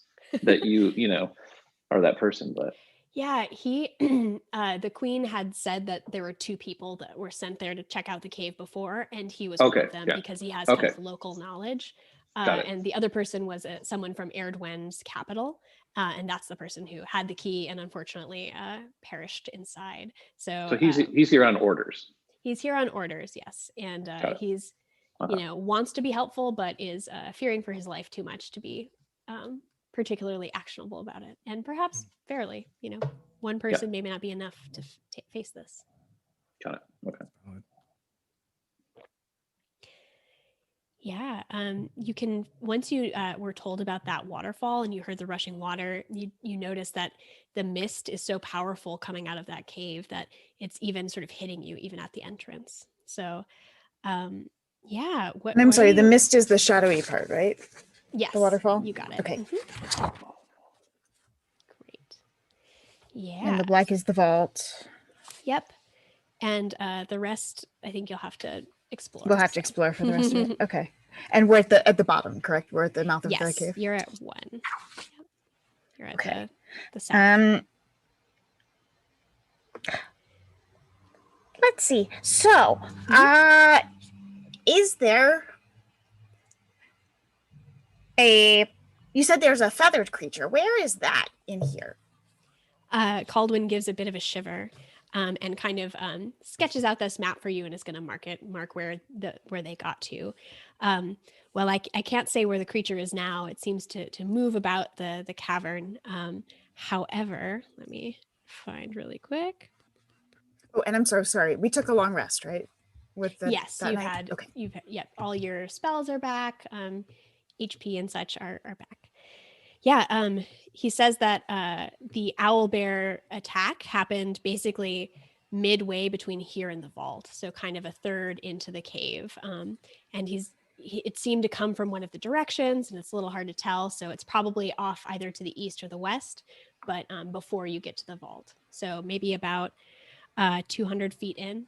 But it's very dark and big, and there's lots of little crenellated areas, so hard for him to say. But once you get in, you could probably maybe try to track it. But on the closer third of the cave. Okay.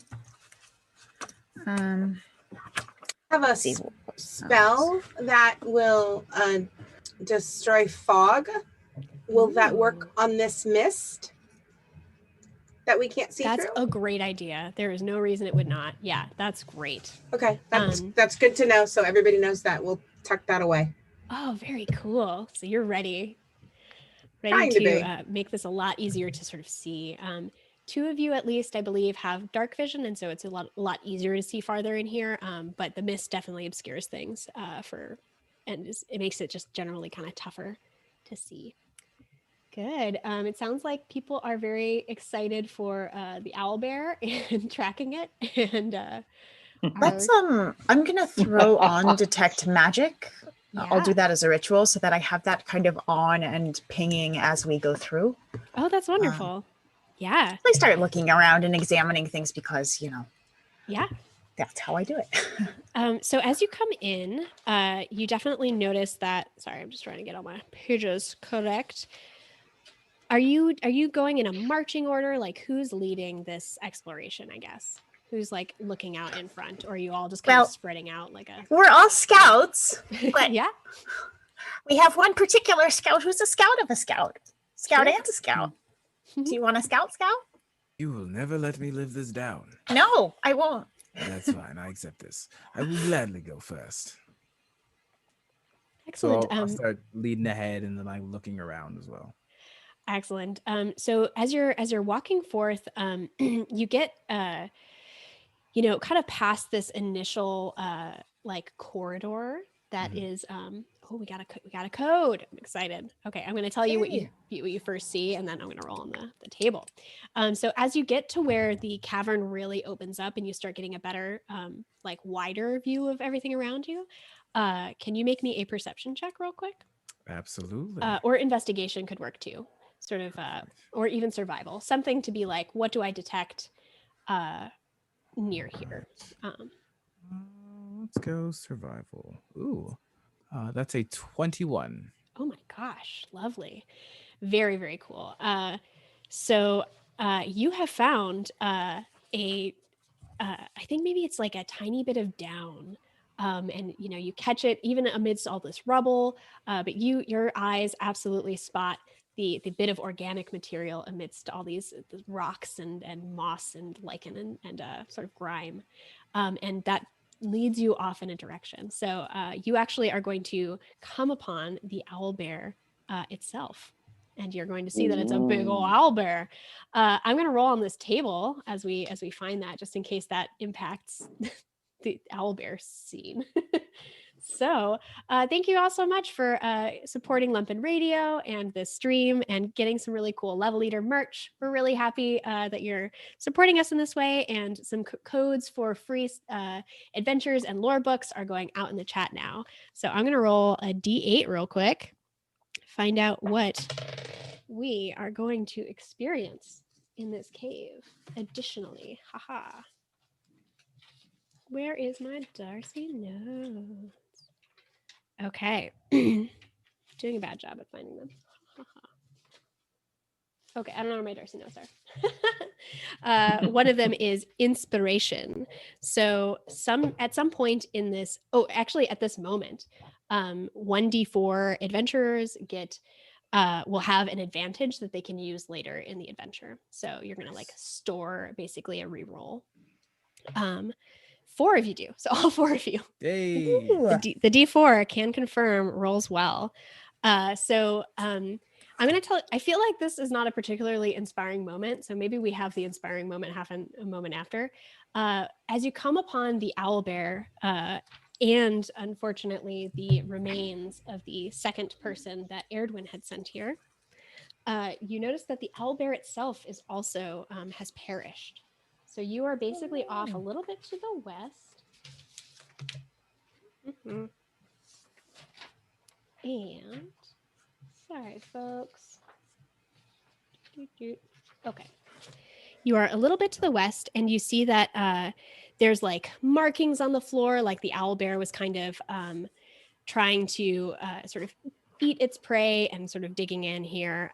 There's sort of the remains of the other Erdwin person, and you can see that we're actually up against kind of a rock wall, and this seems to be like the start of a nest that you think the owl bear was building. I'm not sure if like in your scouting sort of like found out like, oh, a big furry creature, probably an owl bear.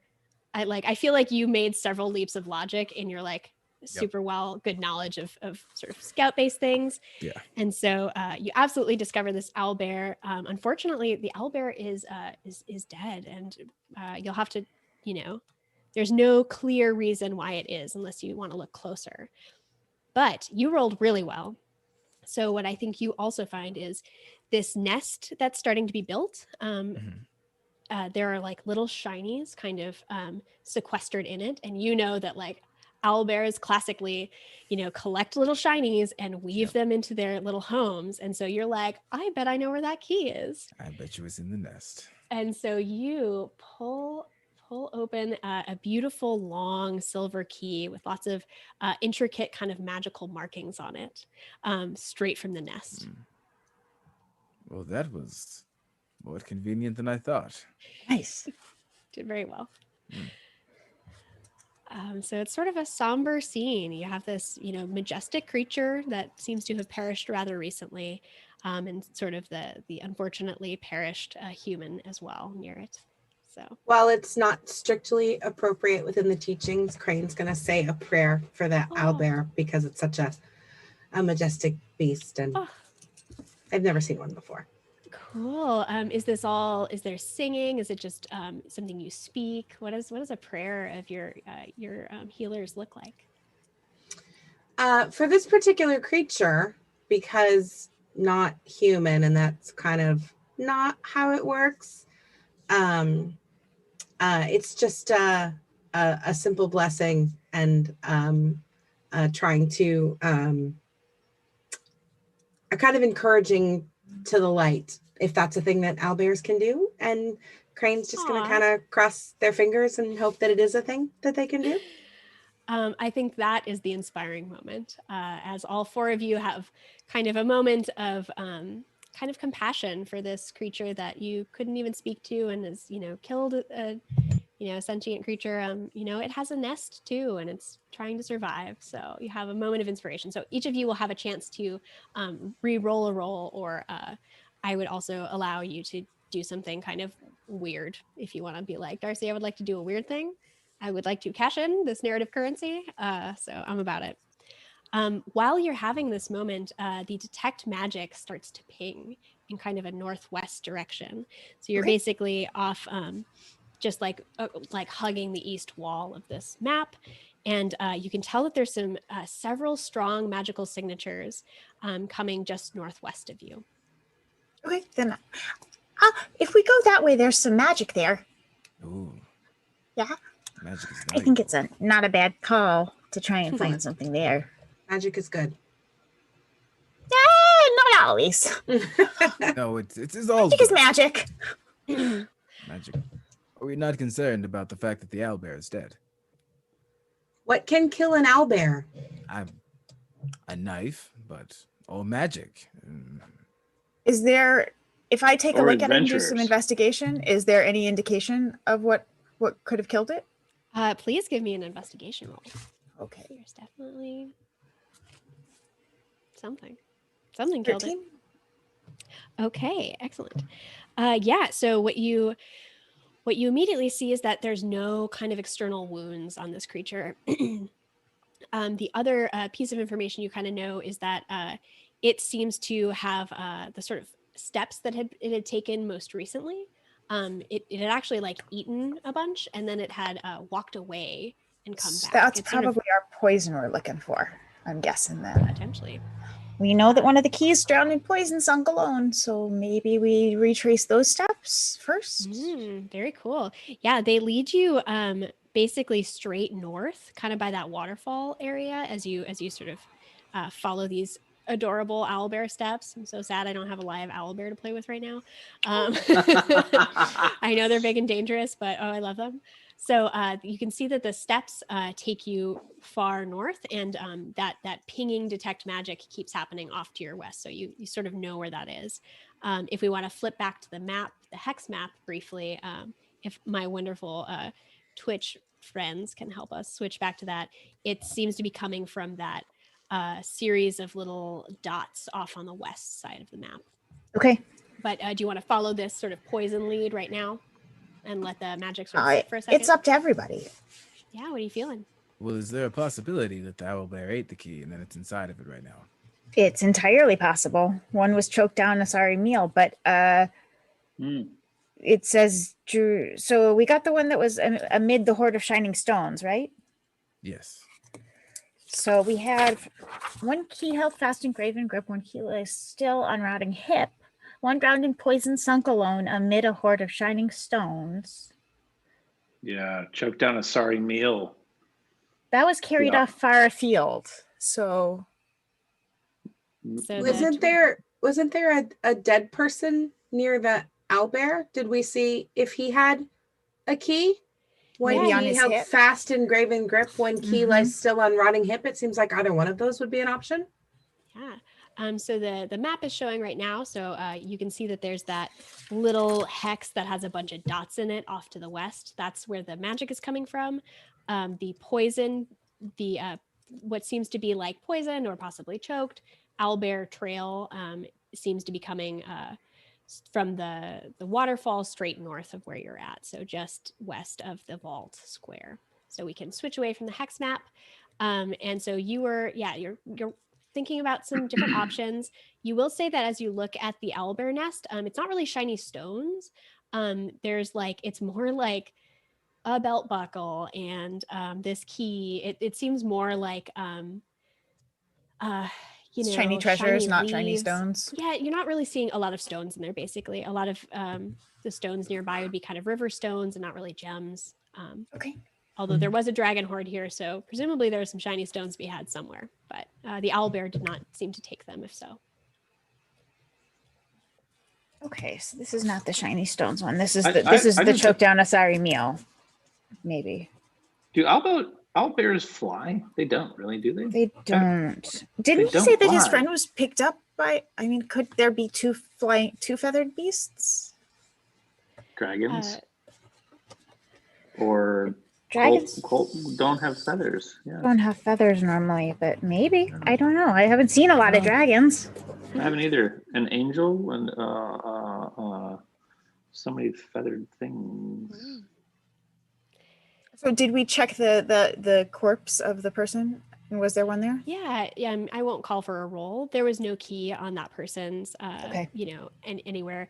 With the investigation on the owlbear, if you wanted to like look down its throat a little bit, if you want to just like look in its mouth, basically, there doesn't seem to be any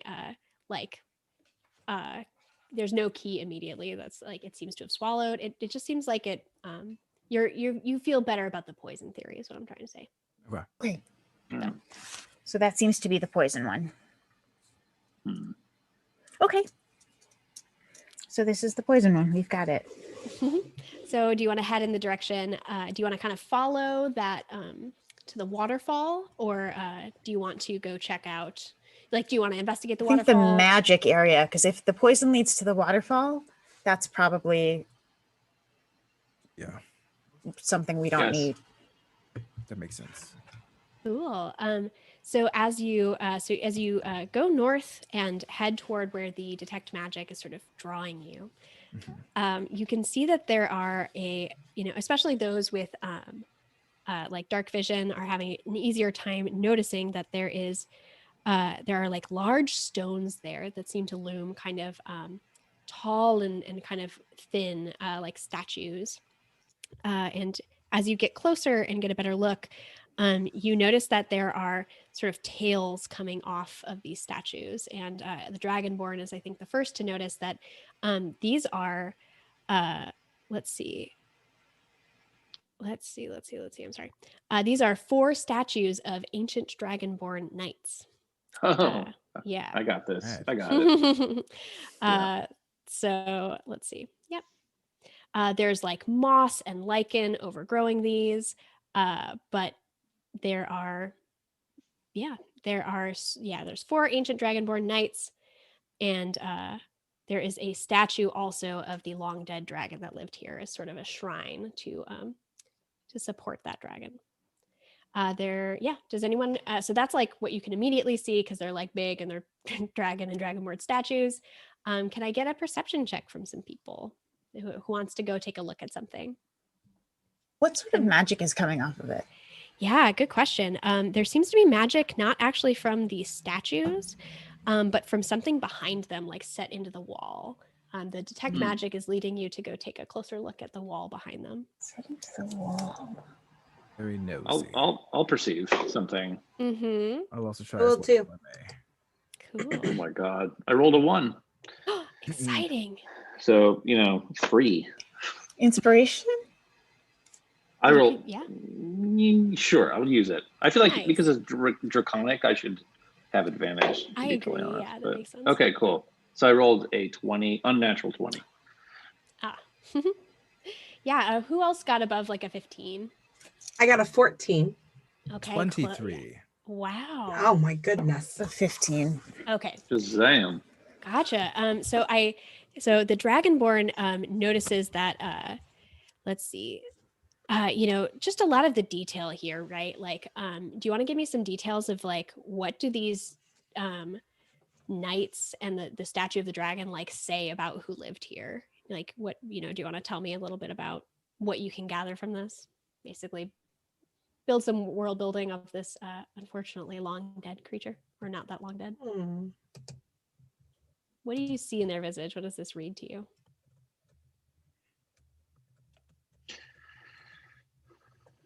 I'll do it. Being Dragonborn. Yeah. I think there's a lot of unrest here. And there's a lot of fear here. There's a lot of unclaimed souls, in the sense that souls have not been put to rest. There was a lot of loyalty and a lot of deceit. And I shiver in the thought that I might have some link in the chain of this moment. Oh, that's beautiful. As you're all walking through the statues, I'm imagining Kit might be going closer to the wall as they're following the trail of detect magic. One thing our eld wall catches your eye. You are really taken by this dragon statue itself, the knights, but you really focus in on this dragon statue, the way it's kind of shaped. It's actually in kind of a position that looks more artistic than natural, and you start taking a closer look down toward those taloned hands.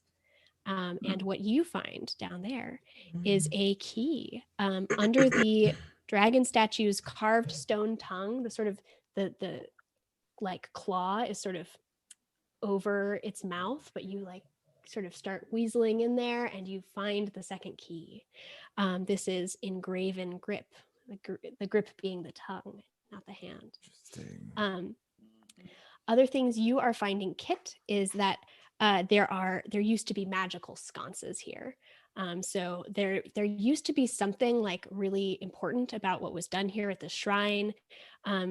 Definitely our Danikar is getting some complex vibes about maybe not the greatest things ever happened here, or maybe not the greatest people participated in it, but the sconces being lit was very important to whatever used to happen here.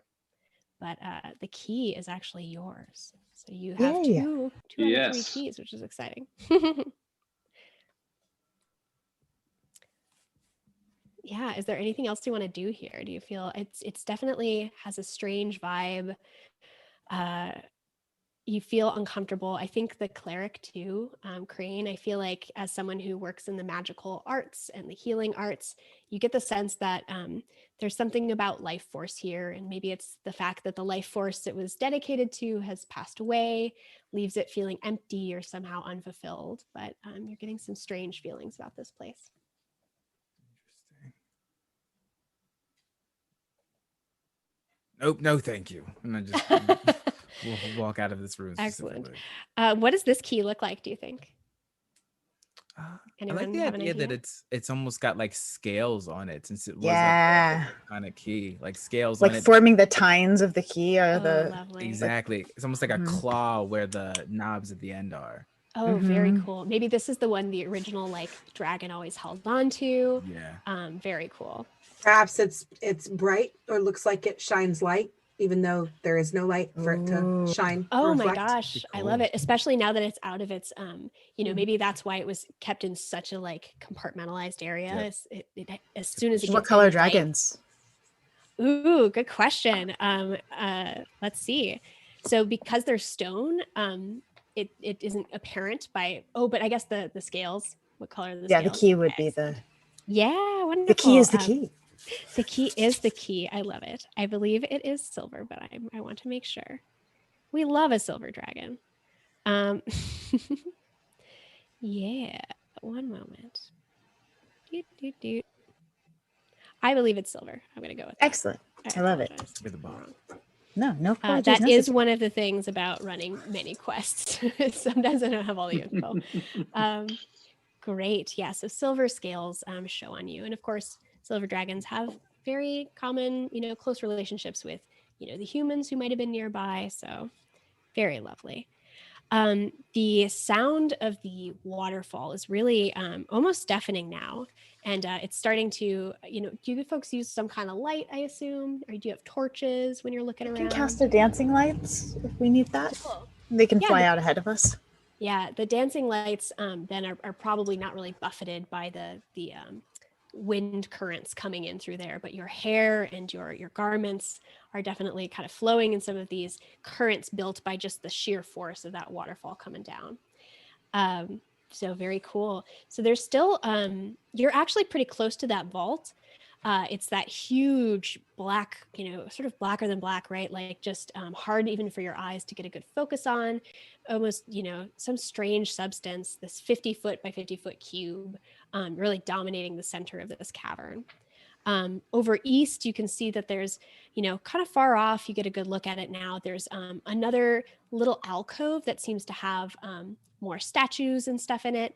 In the back of the cave, there seems to be maybe more like rubble, maybe a collapsed cavern.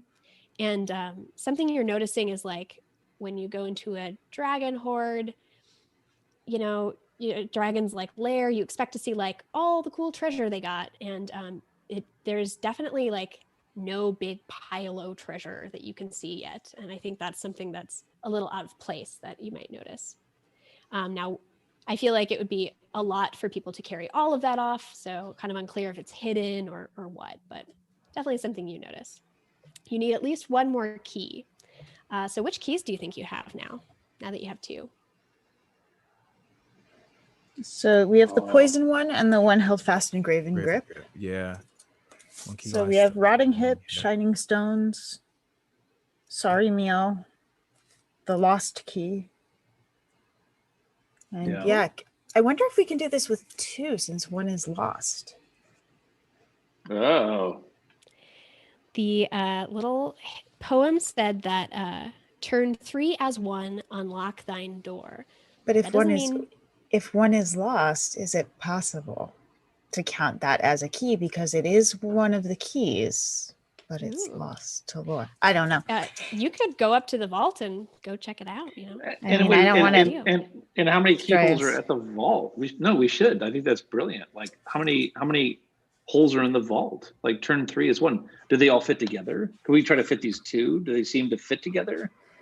Let's go look at the vault. Sounds like you're going to go check in that vault. Cool. All right. So as we get up to it, this is really close to the waterfall, and you can see that there's lots of like bones in the pool where the water is sort of collecting. This seems to be where the dragon laid to rest.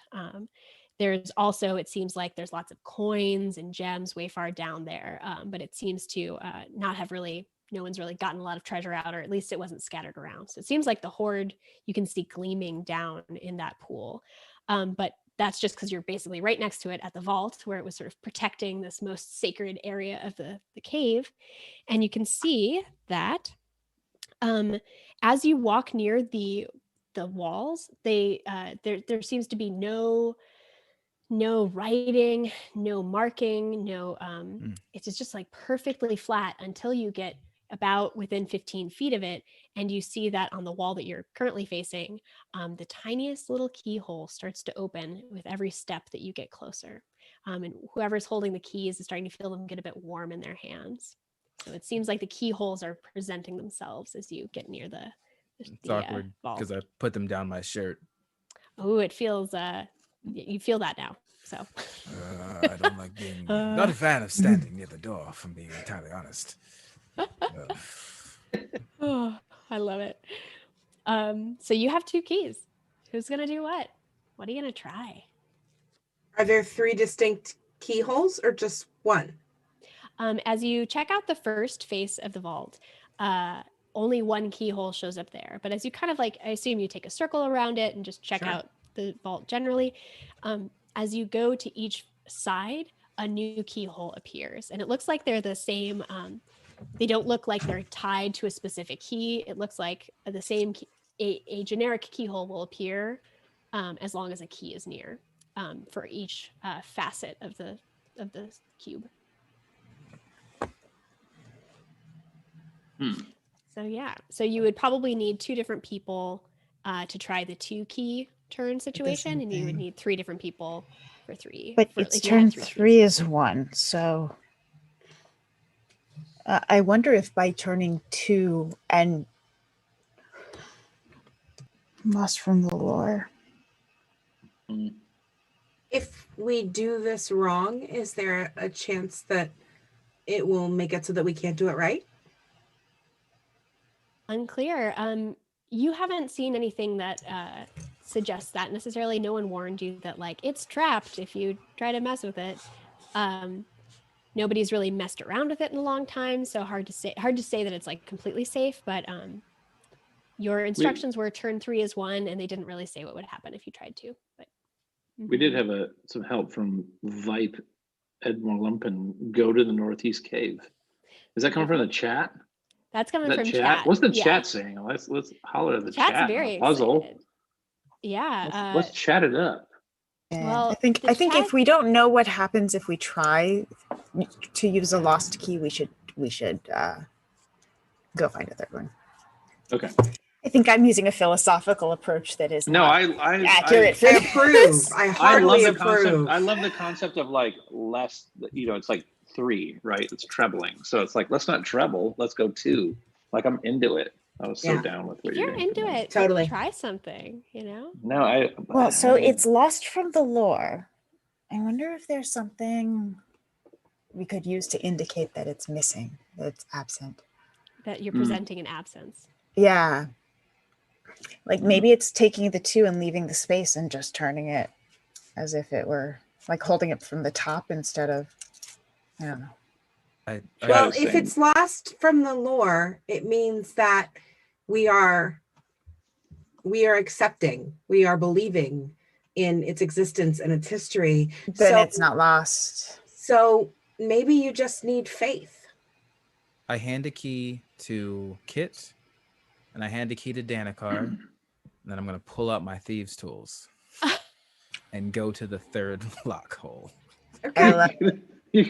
You're gonna roll your ass off, right? Oh, sorry, Twitch. Yeah. You're gonna roll your. You're gonna do the best roll ever. Nice. Yeah, I do have my inspiration. This sounds. I'm getting inspiration as well. Okay, cool. I'm very excited. Okay, so we got 2 inspirations going. You know what? I'm also going to I will cast heroism on you. Ooh. Holy moly. I believe that you could be entering yourself into the lore of history here. You could be establishing your place as an adventurer of legend. So you are imbued with bravery until the spell ends. You are immune to being frightened.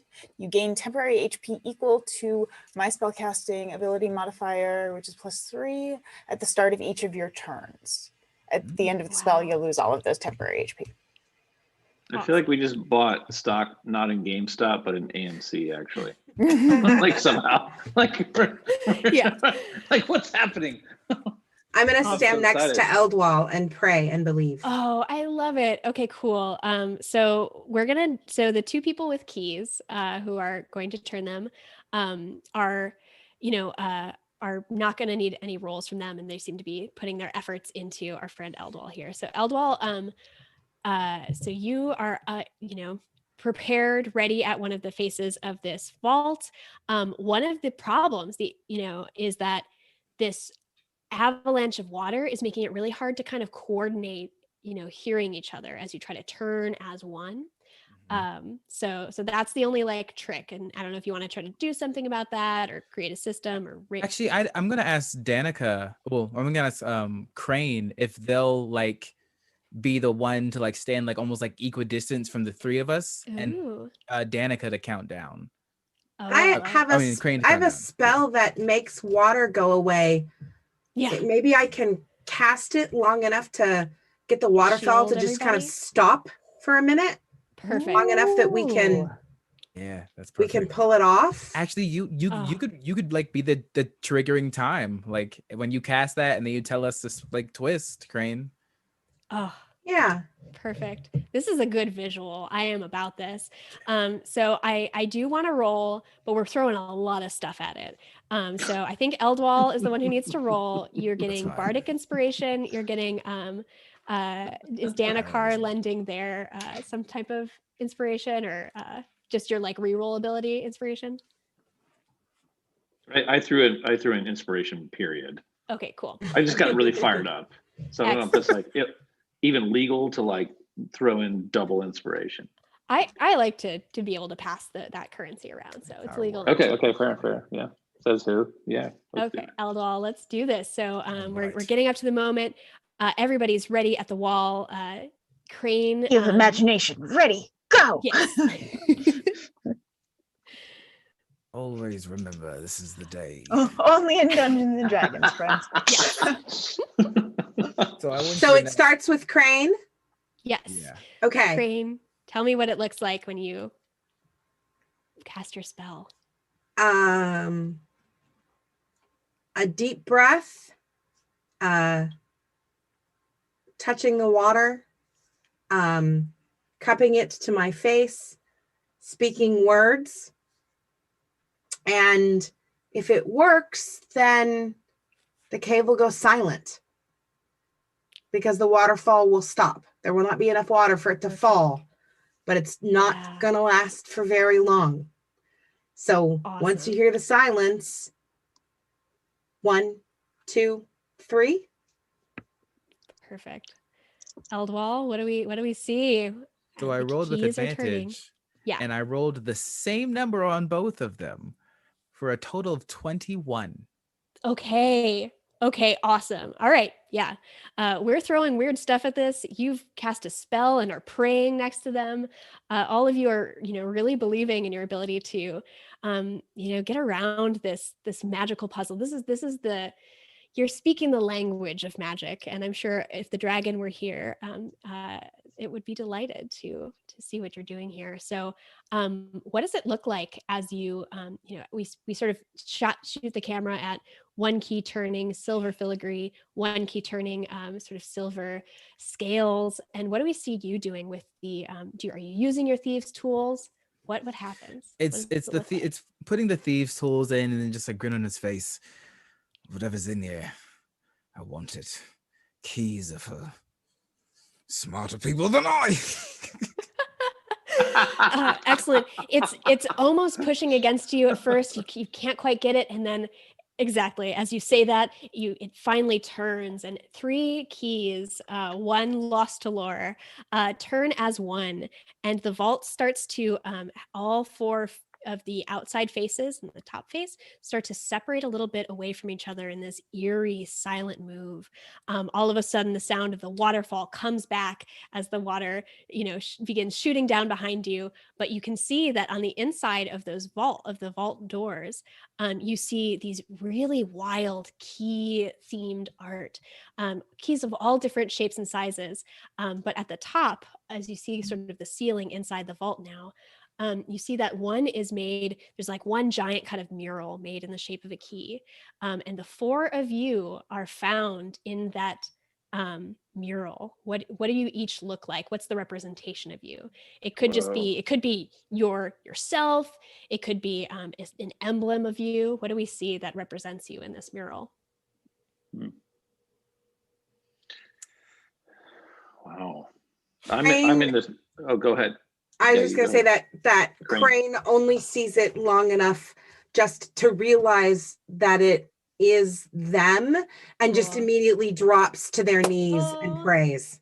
Awesome. I love that. Danikar sees themselves in a basket floating down a river. Shrouded in the same robe that is either coming or going. I don't even know at this point. Oh my gosh. I love that. Thank you. Yeah. And sorry, Kit. No. That's awesome. I love it. It's so cool. I imagine the thread just woven throughout the entire mural, like a tapestry. Yeah. Nice. And someone's fishing on the forming river. all of the images, which I actually added it to the badges. It's not going to show. Oh. I'll take a photo. But I like woven like a tapestry almost through, but it's just this one unraveled thread, like the thread of fate. And I think Nice. Kit is there, and instead of a sash with badges, it's become a standard, and Nice. with a lute held aloft Oh, as the awesome. standard is raised, proclaiming the stories and the achievements of the troop, which is now the kingdom. Yes. Very good. And I think Eldwall sees a vestige of himself, probably a bit of like, probably sunlight streaking down across his right eye, but over that beat of light, it's actually a skeletal form.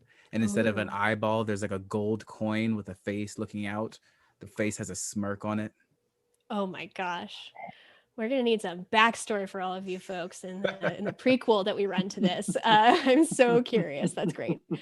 Awesome. So there's this epic moment, the crashing sound of waterfall, and inside the vault, of course, is sort of a like series of like beautiful ornate carved shelves full of scrolls, and some of them have basically turned to dust, but there are basically like 6 really well preserved, clearly the most important ones, scrolls, carried in sort of like vellum bags, really well wrapped. But those of you who use magic, and even those of you who don't, feel that there's incredible knowledge and enchantments within. So you are able to grab those and keep them safe from Unkarn, who keeps trying to grab these for themselves, and bring them back to Erdwin.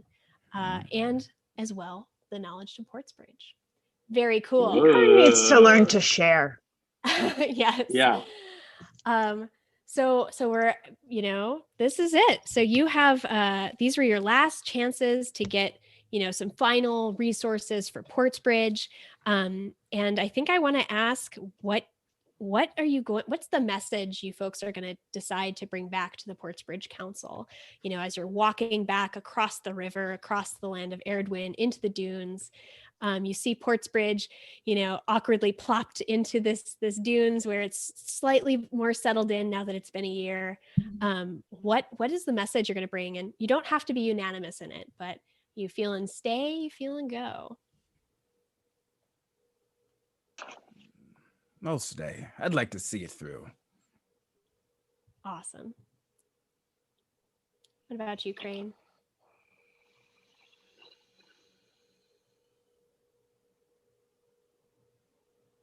I don't know. This is a really special place, and perhaps there are, reasons bigger than us that we don't understand, and maybe this is where Portsbridge is supposed to be. Ooh, very cool. Kit, what are you feeling? I think we should stay. I think there are still adventures to be had. Oh, I love this. Danikar, what are you feeling? Danikar stands. Are we back at Portsbridge right now? I think you're basically you're walking up to the gates. I'm okay. Asking what decision you're coming to before we sort of give our message, in case you want to work it out in your mind. Pulls the coin out of his breastplate or wherever it was that was given to him by the clerics of Unkarn, and he flips it in the air. And while it's in the air, he is reminded of a poem that he was told as a child. And he says, "Home is where I want to be. Pick me up and turn me around. I feel numb, burn with a weak heart. I guess I must be having fun. The less we say about it, the better. Make it up as we go along. Feet on the ground, head in the sky. It's okay. Nothing's wrong. Nothing." Oh, that's it. That's all he's got. That's beautiful.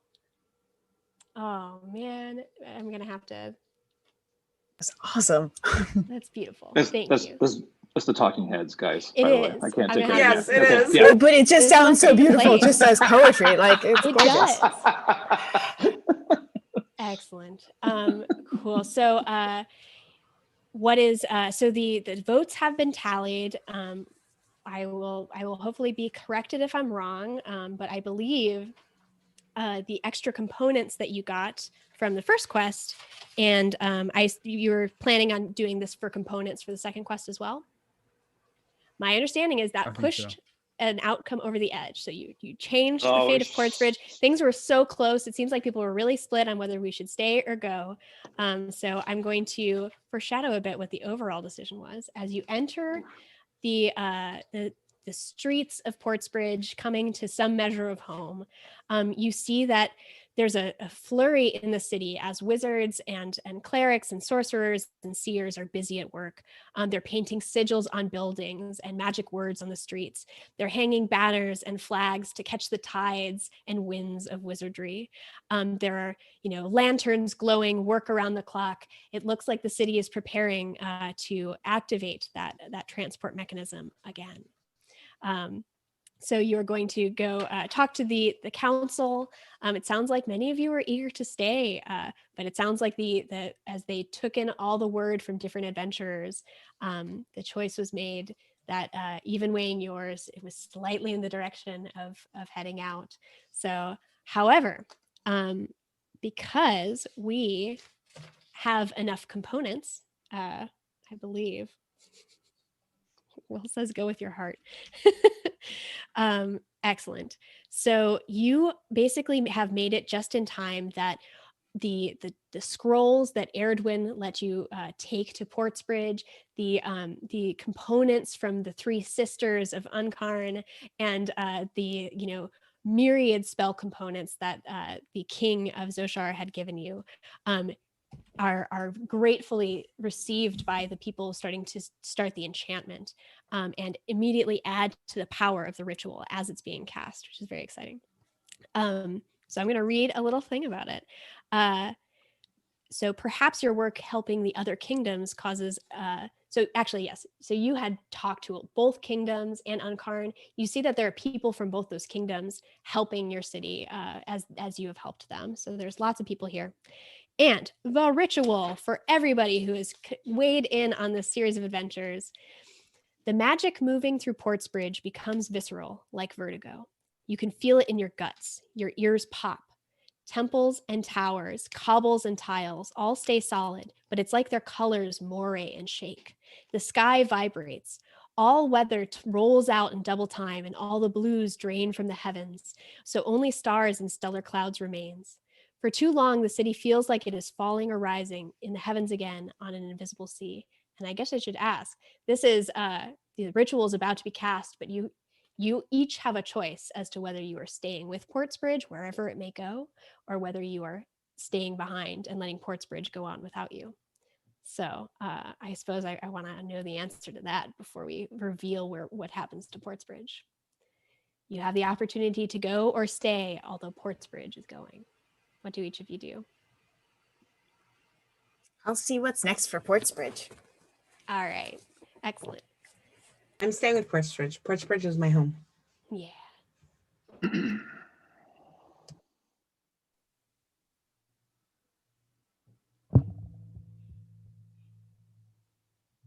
I just want from just the narrative perspective. I don't want to choose.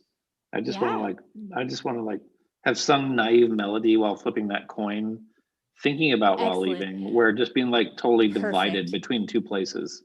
Yeah, we leave it ambiguous as the camera moves away from you. So Eldwall is the tiebreaker. Yeah. Let's see where Portsbridge goes. All right, excellent. Perfect. As in that moment, we cut back to what's happening with the city.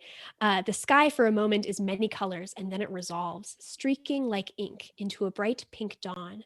Rushing to rooftops and city walls, the people take in the world around them.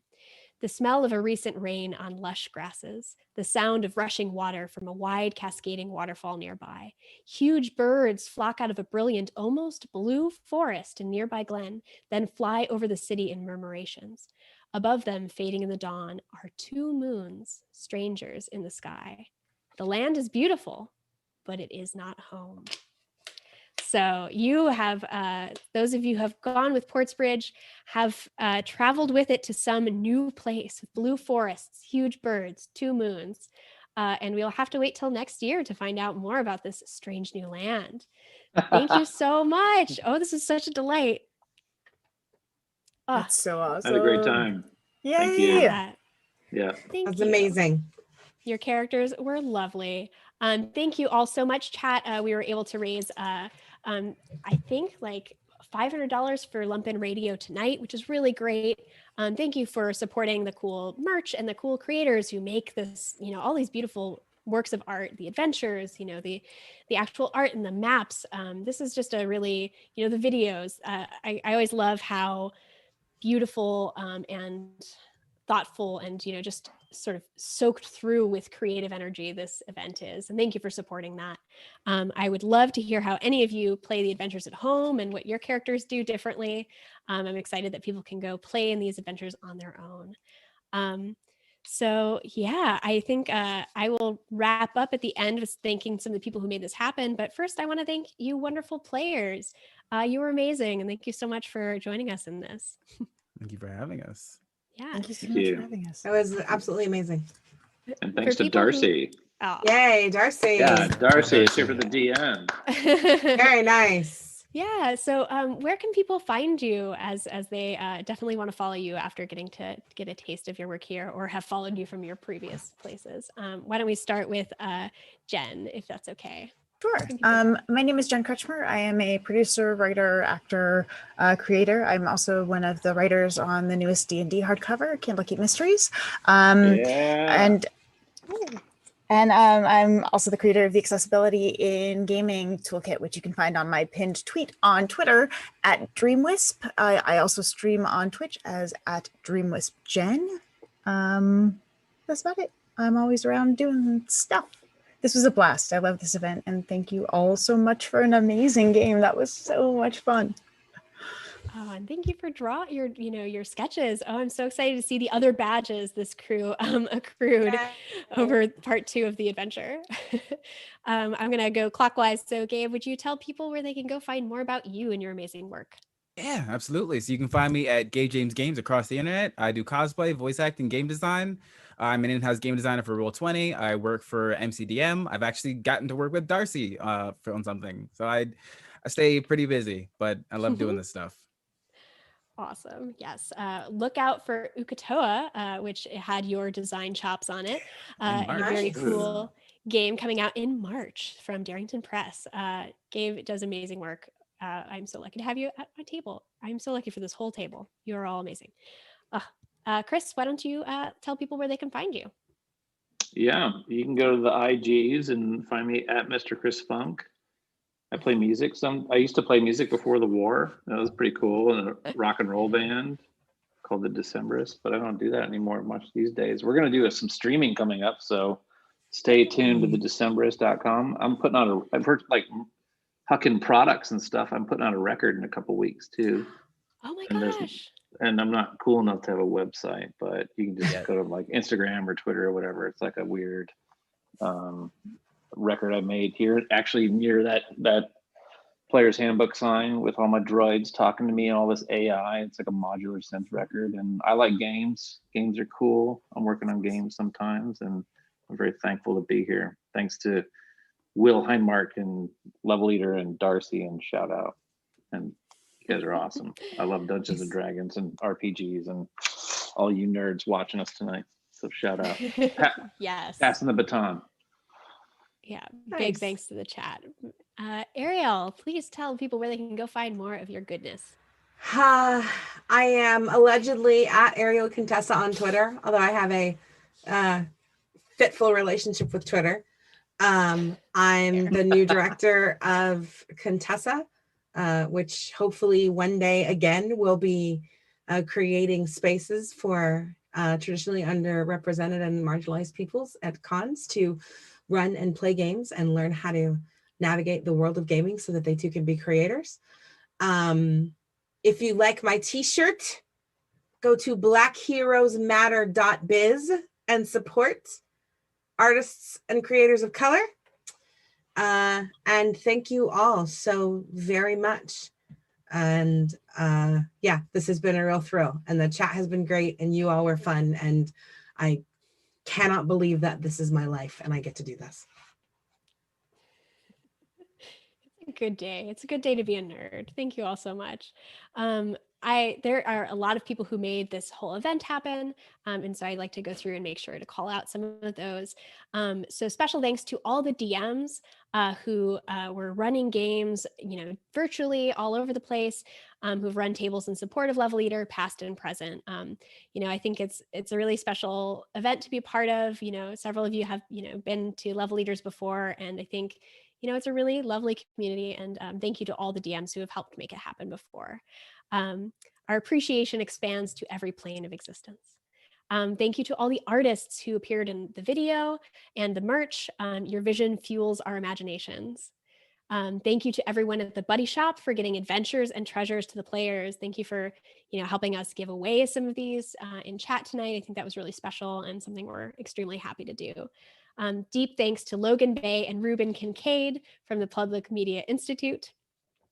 My thanks to all the players, spectators, and supporters whose heroism helps us survive a difficult winter. Thank you to Will Heinmarch, who works very hard to remove him from any of the thank you letters, but without him, this event would not be happening. And he helped really shepherd our whole crew into figuring out how this lovely digital experience would work. So thank you, Will. We will visit Portsbridge again. Until then, be heroic, fight evil, and play games. Thank you all so much. We really appreciate it, and we hope you have a lovely night and weekend. Thank you. Oh, I'm Darcy. You can find me at Darcy L. Ross at the places. I run and design games sometimes and market and community manage them. I love games. I love snails. That's all there is to me. Thank you. Thanks, Yay, Jen. games and snails. Thank you, Darcy. Thank you, Will. Thank you. Thank you so much, Bye. everybody.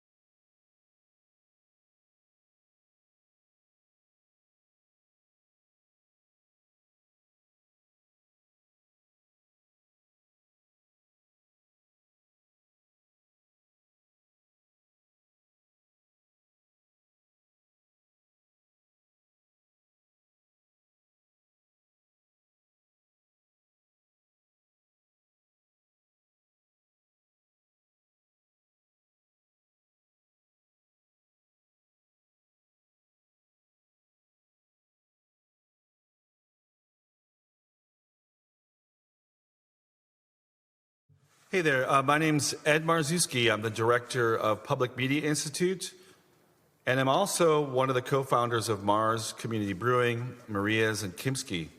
And I'm really delighted here today to be able to hang out with the two chefs who are instrumental in helping us start and sustain and manage the Community Kitchen program. The Community Kitchen program is an initiative that we started last spring to help feed community members that were in need, whether they were at senior citizen homes, food pantries, community organizations who had an emergency need for prepared meals during the pandemic. We're still in the pandemic, and we're still operating this program, and we're here to talk about how the program started. And I'd like to introduce my colleagues here and have them tell a little bit about themselves, and then we could talk about how we started the program. So to my right is Chef Juan Kim. Juan, give us a little breakdown of what your history is and what you do for Kimski and the Community Kitchen. Sure. So I'm Juan. I chef partner of Kimski and Pizza Fried Chicken Ice Cream here in Bridgeport.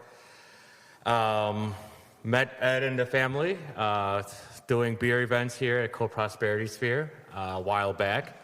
From there, a partnership grew because I think we both always thought outside the box and kind of had crazy ideas that we'd like to experiment with, and that grew into a pretty long partnership, and now into, I don't know, countless amount of projects and experiments and successes and failures. And currently, we're still all open, which is great, and we're able to launched this community kitchen, community canteen initiative during the pandemic, and it's still going on now, as well as the pandemic, unfortunately. But we're all still here. We're all still keeping our heads above water and doing what we can to help those in need. Thanks, Juan. It would be great to also introduce my colleague, Kelly Ajichi, who's from Mom's, Chicago, and also is the head chef over at Mars. So, Kelly, could you tell us a little bit about your history and about what you're up to? Sure. So, my name is Kelly. I'm the chef and owner of Mom's. We started at Politan Row, which is a food hall in the West Loop neighborhood of the city. The food hall closed at the beginning of the pandemic, which was timing with the end of our lease there, and we decided to not renew. We're a Japanese food concept that got our start doing pop-ups in the city, and that's when I was introduced to Juan and Ed, I would say about 2-3 years ago. When Mom's closed at our Politan Row location, we were looking for something to do, not sure what the future was going to hold for us, and we started doing pop-ups for pickup and delivery at Mars and at Kimski to get through the beginning months of the pandemic. Then spring, summer rolled around, and we started talking about kind of building this community food program and how we as a team could make this happen. We started last June, and from Mars, from the Mars location, we began doing meals once a week and expanded to 3 times a week, and at the most, we were doing almost 800 meals a week out of that location. Yeah, it's pretty nuts. I remember that we also started the Community of the Future market. I mean, at that time, we were all freaking out. If I recall correctly, when the pandemic was officially here and we started shutting down our physical locations and restaurants, we closed Maria's to the public and closed Kimski. We pivoted to a to-go model and a pickup model, and it was just so stressful and insane. It was really brutal. In fact, I mean, you actually were one of the first persons I knew that contracted COVID. Remember that? Do I ever? Yeah. What a great time of my life. Yes, I did contract COVID last year. I was out of work for about 2 months almost. I got pneumonia, went to the ER like 2 or 3 times. I really wasn't sure what was going to happen to me. But even during that time, we did what we could for the business to make sure our employees were taken care of and still employed. We did what we can, even though we knew we were hemorrhaging money on the business side of it. But, I think, again, this is stemming from always trying to stay ahead of the curve and look at options from an outsider's point of view rather than a business owner's point of view. We kind of established that there was a need for a community, a sense of community, a sense of normalcy, and being able to help others in need at the same time. We started the community future market where we had different vendors, and that's where Moms was actually one of the featured vendors of the market. And there were other farmers, there were other producers, suppliers. Like everyone stopped doing business, from the distributor like Forage and Foster to these some of the manufacturers of the plant who are making greens, et cetera. And it was like a strange confluence. Like the market came, and then we started the prototype of the community kitchen where we would make meals and give them out to senior citizen homes. We piloted the first kitchen. And that first kitchen allowed us to use some of the produce from the market in some of the meals. And that's where we just was like, there's an entire loop here. We all know what struggles all these organizations are going through, all these chefs, all these different groups, whether it was Co-op Hot Sauce. So we just tried to find ways of making it easier, very safe for people to purchase those products. Truth be told, we kind of let it, we borrowed that idea from our friend John, who initially started this free market up in Lincoln Park.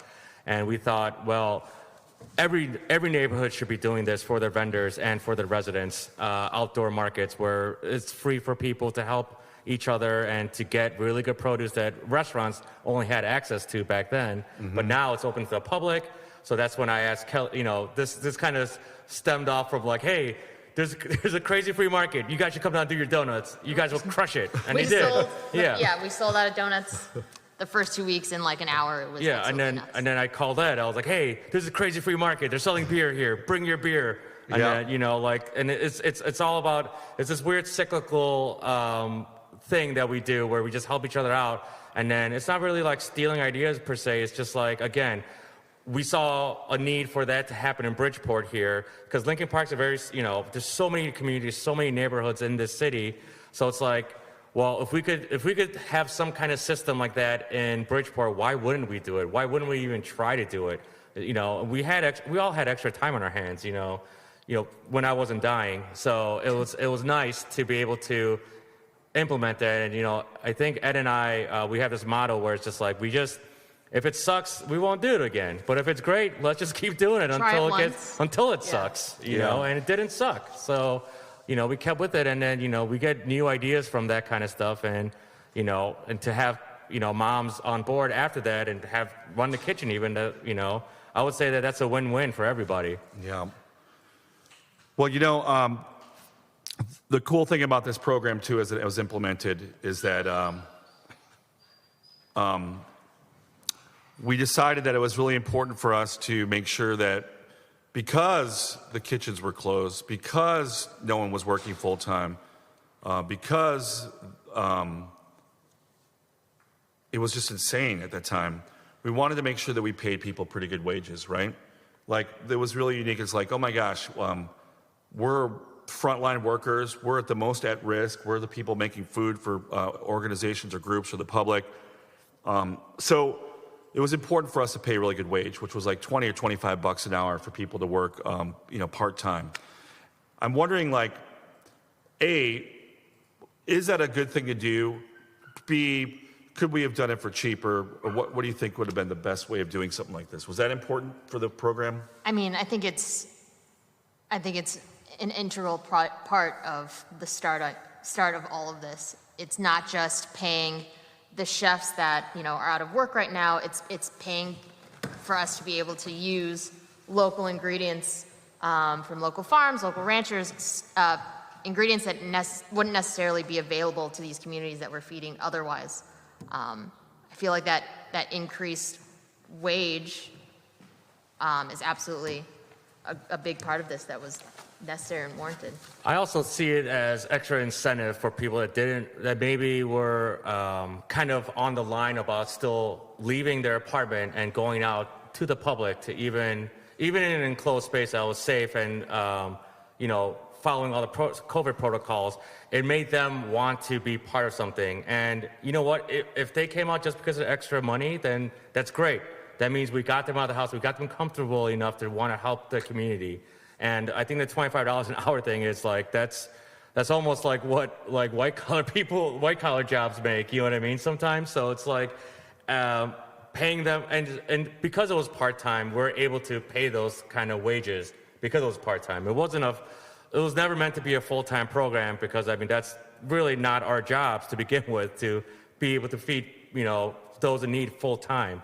So we did our part best we could for the whole cycle of food, paying, this way we're able to pay vendors, we're able to pay farmers, we're able to bring in new vendors, we're able to pay restaurants, guest chefs, delivery drivers, everything. Yeah. Every part of it was paid. Yeah, because we also decided that we didn't want volunteers involved because at that time we were afraid of breaking our own bubbles, right? So a lot of people wanted to donate or wanted to volunteer to do something there. And we really didn't want that because we didn't want to have people here who were just there for maybe 1 week or next week, and we didn't know what their reliability was. We didn't want to manage them. We wanted to make sure that if people were working this, they were paid to make these delicious meals. And the other facet, too, that I think was important for this was that we also paid for suppliers' goods, like basically produce made in urban farms, produce made locally, Schlegel Farms meat, etc. And I think it was important for us to use the ingredients that we would use to the food that we're making at our restaurants prior to that as a way of saying, we're not looking for the cheapest, lowest common denominator meal to stretch it out, right? Do you guys want to talk about that? Is that important at all for a program like this? Well, absolutely. I think keeping the food cycle alive was a priority for us during this pandemic, whether it was community kitchen, whether it's, our own menu. That's at the root of everything food related. It's about the produce and the farmers and where the food comes from. If it doesn't come from a good source, why would we, if we're not going to eat it ourselves, why would we want to feed it to other people? So we kept the quality high for a purpose, so that we made everyone feel like human beings. I think that's really important during a pandemic to this scale, is to make people feel normal and welcome and present a meal that was really well thought of, that wasn't just slapped together, wasn't all put in one pot and blasted to boil and served, it wasn't sludge, just because it was free. It was thoughtful, well-crafted meals. I mean, Kelly, you guys were making all kinds of meals very frequently. What was the philosophy of how you would make about almost 800 meals a week? So we were definitely kind of, to what Juan was saying, focusing on supporting local vendors while also providing a nutritious meal that wasn't just something thrown together with items that may be low quality or even expired, because that happens a lot with food donations, unfortunately. And it was really important that we made, which was easy for us because we had, our volunteers are a lot of chefs and chefs out of work with great experience that are, industry veterans at this point. So meals that were nutritious, creative, and supported these local vendors, which I think another important part to say is these vendors lost a lot of business through the pandemic, where they were getting orders from restaurants all over the city consistently. A lot of that completely stopped. Yeah, you were using local bakers to make, and pastry chefs to make the desserts or the bread. Yeah, I think that's one of the other thing about the program, is that it was connecting to those vendors who had clients and didn't have them, and was able to provide some minimal support just to keep it going in a way. So that's the other part of the program that I really thought was super important, is the quality of the food, the fact that the chefs are well paid, and that the fact that these uplifting meals could be sent to people who normally wouldn't afford them or ever receive them. I think to add to that too, we quickly realized, kind of what Kelly said too, is it's great to see once this program started kind of taking off and getting a life of its own, you started to see a lot of other chefs from other well-known restaurants, well-respected restaurants wanting to be a part of it all. And once we offered even a stipend or told them that we could pay for the food, they were actually surprised, and they were like, whoa, like you could actually pay us to do this too? We're ready to donate our time. Yeah. Where we would come in and say, don't donate your time. The purpose of this is to make sure you can pay for the food you're going to make for us and the people. And that's really interesting you bring that up, because a lot of, in some quarters of the food world or food aids world, it seems like they ask a lot of chefs and restaurants to make these donations without compensation all the time. And it's like, that's great. Some people could do that. But if you want a sustained program, if you want to do something that's continually available to people, you kind of have to make that effort to pay for it. And we're very lucky that we got some strong foundation support and grants, and then lots of people actually made individual contributions, and corporations made contributions. And then without that, we would not be able to provide that quality of food, quality of service, and take care of the workers in general. And then I think in the fall, we decided to create a new thing called the canteen. And the idea of the canteen was that we were worried about people waiting outside, because part of the program at Kimsky, for example, was that people had to wait outside at a specific time to pick up their meals. And as the weather got colder, we thought we need to do something that makes it a little bit more accessible and easier for people to come whenever they want, as opposed to at noon each day to get a meal. So we kind of created a hybrid form of the kitchen and called it the community canteen. And people were allowed to come into Kimsky and then Wherewithal, look at the menu, order some items off the menu, and then leave with that food. Like it was like a takeout stand. One of the facets of it is that we were asking people to pay as they could, and it was somewhat successful, but not as successful as we'd hoped. It was really more important just to give the food away to people in need, as opposed to asking everyone for a donation. And I look at that model, I'm like, that was great, because every week, at least at the canteen that you were doing, you would do a meal, the next week a different chef would do a meal, and there'd be different people making different entrees. The best part was seeing families come back with their children and getting food, and knowing that it went to a specific clientele. And some of it, some people just came in because they knew some of the chefs, and that's fine too.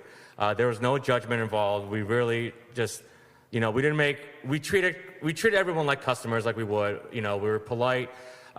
If you wanted a few extra meals, that was no problem with us. And, we didn't want to question anyone. We don't want to make anyone feel weird or bad about coming in and getting free food, or if they came in multiple times. And that's really what community is for us, I feel like, is to make everyone feel comfortable and welcome, especially when everything's so effed up, Not to harp on this, but I think Bridgeport being the community of the future from like years past, whether it was said as a joke or not back then, I mean, really, I think we set the model during this pandemic, we really set the model of like partnership and community, and just like setting the egos aside. I mean, we could have easily made all the meals ourselves and given ourselves all the credit, but we knew that there was a much bigger need than just, making sure business stays open, once spring and summer roll around. I think this was something about just, seeing the greater need out there.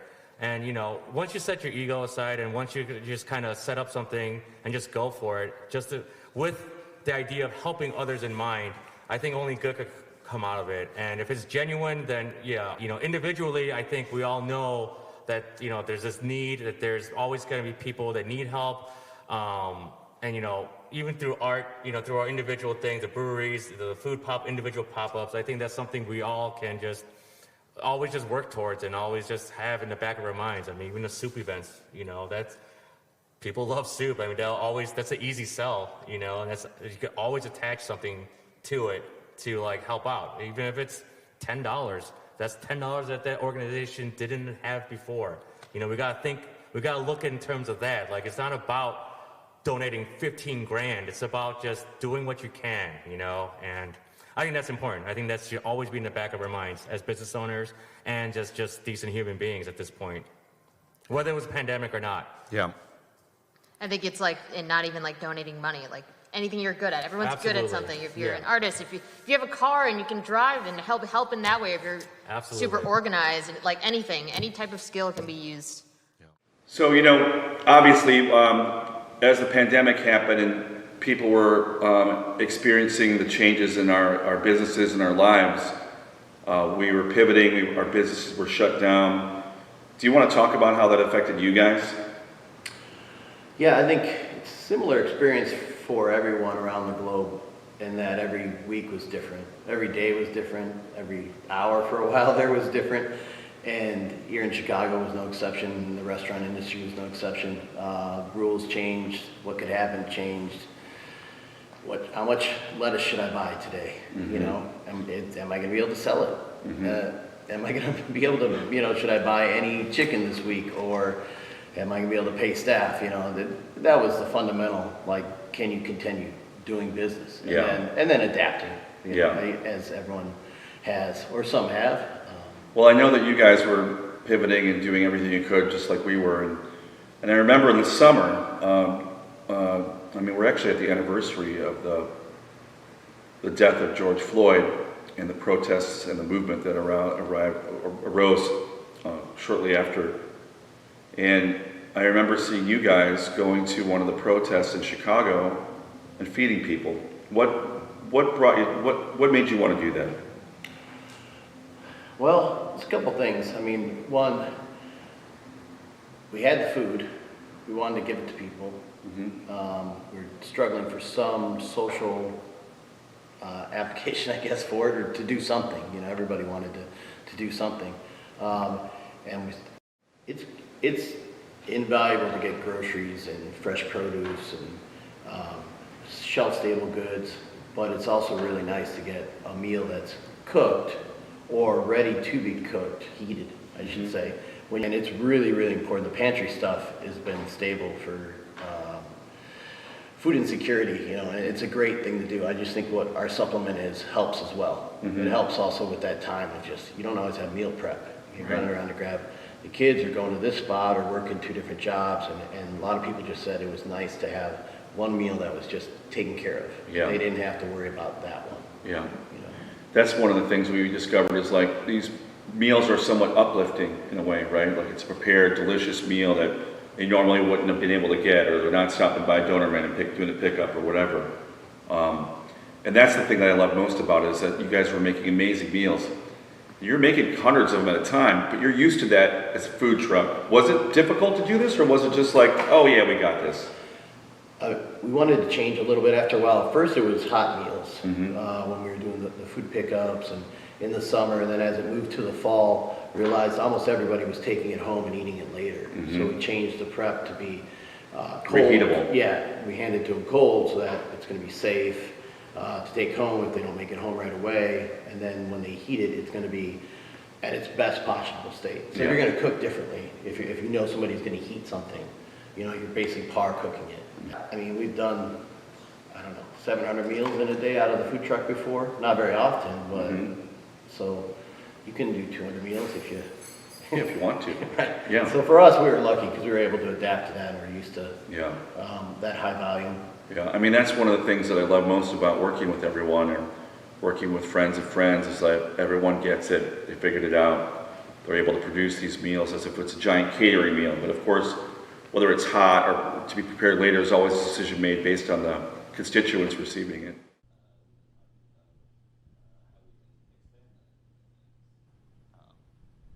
Michelle, what were you doing during this pandemic, during this craziness?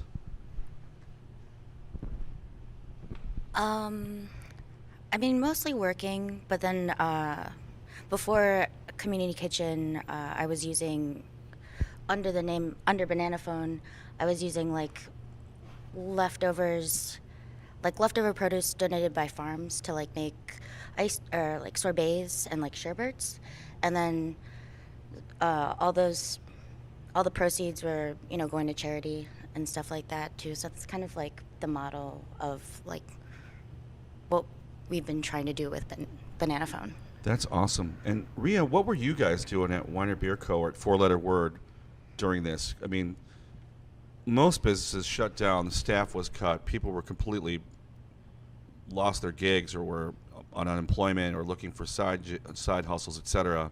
Were there things that you were doing for your staff to try to keep them on board? I mean, we couldn't operate at the same capacity we were. For Four Letter Word, we had to basically closed down operations at the cafe, closed down operations in the production side. No one was buying anything.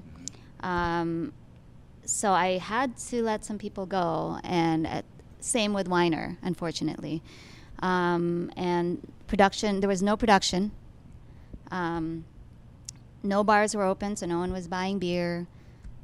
Yeah, basically you just shut down.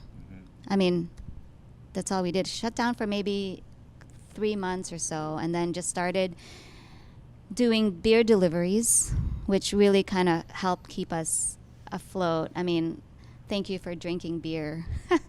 You know, I mean, it really kept us afloat, you know. Like knowing how like unstable restaurants were, like in general, but then like on top of like the winter and everything, like having this extra income is just like, you know, made working with Community Kitchen like a sustainable thing. And I mean, beyond helping us, the thing that I'm most proud about, like our time with this, is that we were able to have a rotating crew of like 4 or 5 people who haven't had jobs this whole time, or have been like underemployed this whole time. Yeah. And they're able to come in and work with us, and we're able to pay them pretty well, and that's been amazing too. Yeah, you're right. The actual pay, the point of this program was to make sure we paid workers well, as one of the legs and components of it. So that obviously was helpful. Mm-hmm. That's great to hear. The other thing too was to provide a couple of funds for Weiner to use the kitchen and pay for utilities and stuff. Was that helpful as well? Absolutely helpful. I mean, we still have rent to pay, you know, and our landlords have been nice enough to kind of put that on the back end sometime later. But we still had bills to pay, utilities. Yeah, fixed costs continue. Fixed costs continue, Yeah. unfortunately. So that was really helpful. That's good. Yes, absolutely. Yeah, I mean, yeah, that's some of the things that people maybe not who think about the food security industry don't know, is that oftentimes food is made in like community centers or community kitchens of sorts that are like canteen, like I guess cafeteria style places, and all those were shut down too. Mm-hmm. So pantries, kitchens were shut down. Senior citizens' homes, kitchens were just shut down everywhere, and people who relied on those meals couldn't get them anymore because the state wouldn't allow those places to be open. So it was really a complex and weird time, and I think it was really important for us to figure out a way to create the program so it supported the workers, supported the businesses, as well as supported the constituents, the guests who were eating the food. And then beyond that, beyond quality, I think it's important to help the people who are around you. And, you know, we have this great farmland around us with people who really want to produce, really care about what they're producing. And to be able to support that is an amazing thing too. Not when you rely on, you know, volunteer labor, sometimes people kind of burn out and they just don't show up, and it really affects the system and the process and operations of stuff. But people donating food like Schlegel Farms, Mikowski Meats, all the local vendors, just people donating, whenever you ask, they would just provide for you. Or they would call you and go, I have this, would you like it? And that's what also just really excited me, was like, there is an extended community here who gets it, who wants to support this way of making meals in the industry itself, but also want to extend these quality, awesome produced meals to those in need. So that is super cool. Doesn't it just blow your mind when you come across folks who just want to do that? I mean, I love that part of this world. It's amazing. It's just the kindness that comes out of somebody basically just being like, I have this extra whatever, can you use it, is really cool. And, you know, it also hits on just kind of the weirdness of food waste, of, you know, some farms can't sell an apple because it has a little spot on it. So what are they going to do with that? You know, they're either going to throw it away. It's a perfectly good apple. It's a perfectly good apple, but it has this little spot on it, so it doesn't look great in the farmer's market. So if they can give it to somebody who can use it, I'll gladly make something out of it and feed somebody with it. Making the most out of like everything that we have, and like thinking forward for like the next meal, the next week, any like, you know, if we're any fat that's like coming from like the ground beef that we're like cooking. Pork, yeah, like we're gonna we'll save that and like use it the next week. Or been working in this industry for years, and it's been years of me separated from the people who eat the food. And you know, I worked in many different types of kitchens, you know, high-end kitchens in River North that make really bad food but charge a lot for it, and people love it. And but all of those places I'm hiding in the kitchen because I just don't have time or the energy or the honestly want to go like talk with the people who are eating this food. But now, because I'm making something that somebody is actually going to eat and enjoy, and it actually nourishes them, and it revitalizes them, and it helps them, and it's not something that they're paying, you know, $40 to eat. It's something that they can just get and enjoy and eat. It makes me feel so much better about this job. I mean, in the beginning of the pandemic, and before it, honestly, I was feeling kind of left behind from this industry, and like the kind of toxic culture that is around it. Like, you know, I've been talking for years about just the anger and, like, you know, the screaming at people and the name calling and the harassment and all that stuff that just happens, and then shutting down for so long and then not having any support really just makes it so that I just didn't want to be in this industry anymore. And then when Rhea contacted me about this, I felt like revitalized myself. Wow. That's beautiful to hear, man. I mean, the experiences with some of the chefs at Kimsky are similar in a sense that they're like, I really love feeding these people every day. I love that I could just bring food to people who couldn't afford it. They would never have bought it. They would never come here because they didn't feel comfortable going to the space, or they never knew they could go there, right? So a lot of ways what we're trying to present is kind of radical hospitality, you know? And what you're experiencing, I think, is exactly the thing that we need to kind of change this industry. I mean, I think we can use this pandemic as like a hard reset. Like, we have this ability to come back. We've had a year of like off and on basically nothing, and a lot of people have used that to realize like that they need more of a work-life balance. And like, I've known a lot of people who, you know, have been chef owners, like working forever, work like 16-hour days every day, and have kids at home, and then they're forced to stay home, and now they're like, oh, I can actually hang out with my kids now. I can like, they're kind of cool people. Like, I can hang out with my family. So like, we have this ability to have this hard reset that I think we need to take advantage of, and like you said, like build it up in our own image. Like, I think a lot of the problems with the industry comes from, well, I mean, obviously it's been generational, but like recently it's just this like cool image of being a chef. like everyone deserves like a good meal, and they deserve like love behind it. And so like, I mean, I don't really like being called a chef, because I don't know, it's just like we just make good food, and we want to share it with people, and like, and it's free, so like, fuck yeah. I mean, I think in the simplest terms, it's like you cook to feed. I mean, isn't that what it is? And now the idea of cooking and has become, like you said, just something more than. Like a spectacle. Yeah, it's become a spectacle. Yeah. It's become a show. Yeah. And you can practice your art anyway, but practice your art feeding people. I don't know. I mean, that's the point of cooking.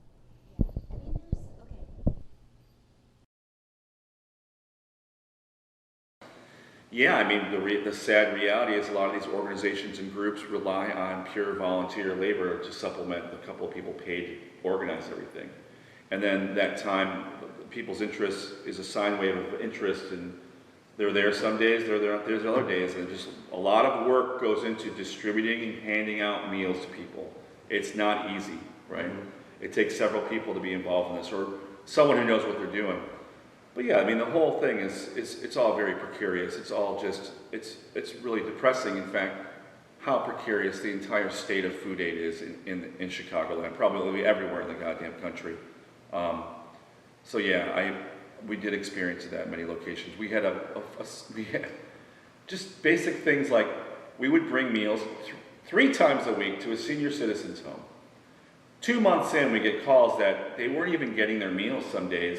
They were sitting out for 2 or 3 days, or 2 or 3 hours. We're like, we're bringing you hot meals. What do you mean you're not getting for 2 or 3 hours? The staff, understaffed senior citizen home, didn't have the manpower to actually bring the food to people because everybody was mandated to stay in their apartment. They couldn't come down. They couldn't even, they couldn't leave their apartment in a senior citizens complex. Right, a COVID definite problem. But yeah. So we're like, hey management, why don't you tell us? We'll just send someone to deliver the meal door to door for you. And we did that, and we solved the solution. Let you in. Yeah, they let us do it. Okay. But there's lack of communication, it's just crazy, man. You have to be proactive on it. And that's why I say start small and make sure that you are able to be consistent, because you're going to run into a bunch of issues. Oh yeah. And you want to make sure you staffing changes, personnel changes like we experienced in some of our spots, right? You got to listen, you got to be on site, you got to see what's happening. Yeah. Otherwise you can't respond to those kind of issues, when you're like, well, these meals need to go to people. Yeah. Like, help me figure it out. I'm not mad, but let's fix it. Yeah. Well, I think you have a really great idea and plan. I think your suggestion of start with once a month if you want, and ask your community to help and use those funds and recycle those funds, or ask for more funds, or do more pleas for help. It's a really easy way, low stress way of getting into it, as opposed to applying for grants and funds and asking for donations from corporations and stuff. I mean, we were very lucky that we got many corporations and businesses supported the program, obviously. Thousands of individuals contributed. To the point where now I don't even know how many months it's been. How many months, what are we, 5, 6? Over a year now we've been doing this. Mm-hmm. And we've probably fed over 130,000 people at this point. Yeah. I mean, it's kind of nuts. I can't even believe it happened, but that amount is nothing. Right, it's nothing. Yeah. It is, to use your skill set. I say do that because that's our skill set. We can reach out to people, we can make meals. But you guys know how to fundraise. You're an organization that knows how to fundraise and do grants, and you can do it because you do it all the time. By all means, do that. Yeah. It's just for us, it's easier to do what you know instead of reinvent your wheel and just apply it to this thing. Yeah.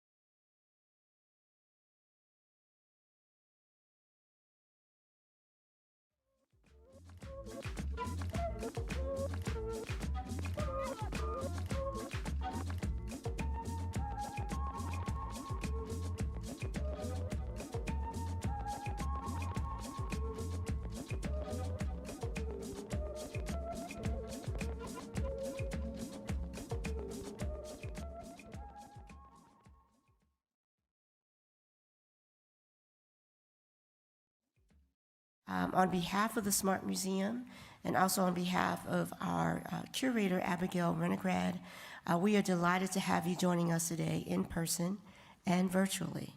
A few housekeeping tips I need to mention. I'm going to ask, if you haven't already, please put your phones on silent.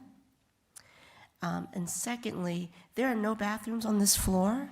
If you need to use the restroom, we ask that you go to either the even floors, either 10 or 8, 6, but depending on how fast you gotta go.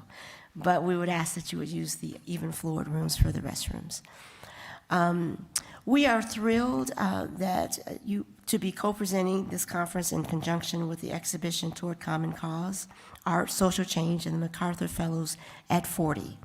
The exhibition explores the extent to which certain resources, air, land, water, and even culture can be held in common, raising the question about inclusion, exclusion, ownership, and rights of access.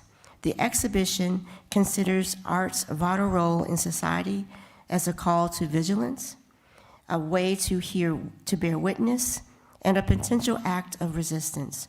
Toward Common Cause is a multi-venue exhibition taking place across Chicago throughout 2021. As I mentioned earlier, it is curated by Abigail Renograd, who will join us later this afternoon, and organized by the Smart Museum of Art at the University of Chicago in collaboration with more than 24 exhibition, programmatic, and research partner organizations across Chicago. It is supported by the John D. and Catherine T. MacArthur Foundation. We invite you all to come up to visit the exhibitions on campus and across the city. And please forgive me, I did not mention earlier that my name is Dorian Nash. I am the manager of public programming within public practice at the Smart Museum of Art, so forgive me for that. Lastly, we also want to thank our partners in this endeavor, the Darcy McNichol Distinguished Lecture Series at the Newberry Library and the Film Study Center at the University of Chicago, with additional support from the Center for Native American and Indigenous Research at Northwestern University and the Center for the Study of Race, Politics, and Culture, also at the University of Chicago. We especially want to thank Rose, Blair, and Teresa for their thoughtfulness, partnership, and collaboration. And with that being said, I will then lend the mic to Teresa Montoya. Thank you.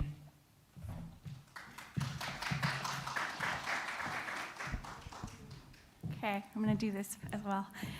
Well, as appropriate for a Native event on campus, it's starting late, so this is an authentic experience. Yat e she e tris mentor yene she tatne zani lishle biligane bashichin ashi hedashite ado nakai dashinele. I've just introduced myself in a Dene way. I've got many Dene relatives here, so I'm very excited to see you. Hi, Talia, Janine. I am currently a provost postdoctoral fellow in the Department of Anthropology, incoming assistant professor next year. Thank you and hehe to everyone for joining us today. It is hard to express in words the depth of gratitude that I have for being able to gather in person and across these virtual channels.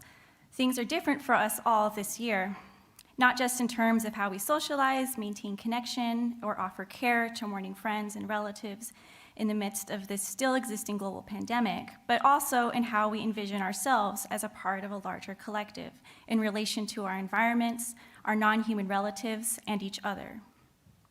And so, as we inaugurate the second day of our program, I'd like to begin by calling into relation the land we are upon today at the University of Chicago.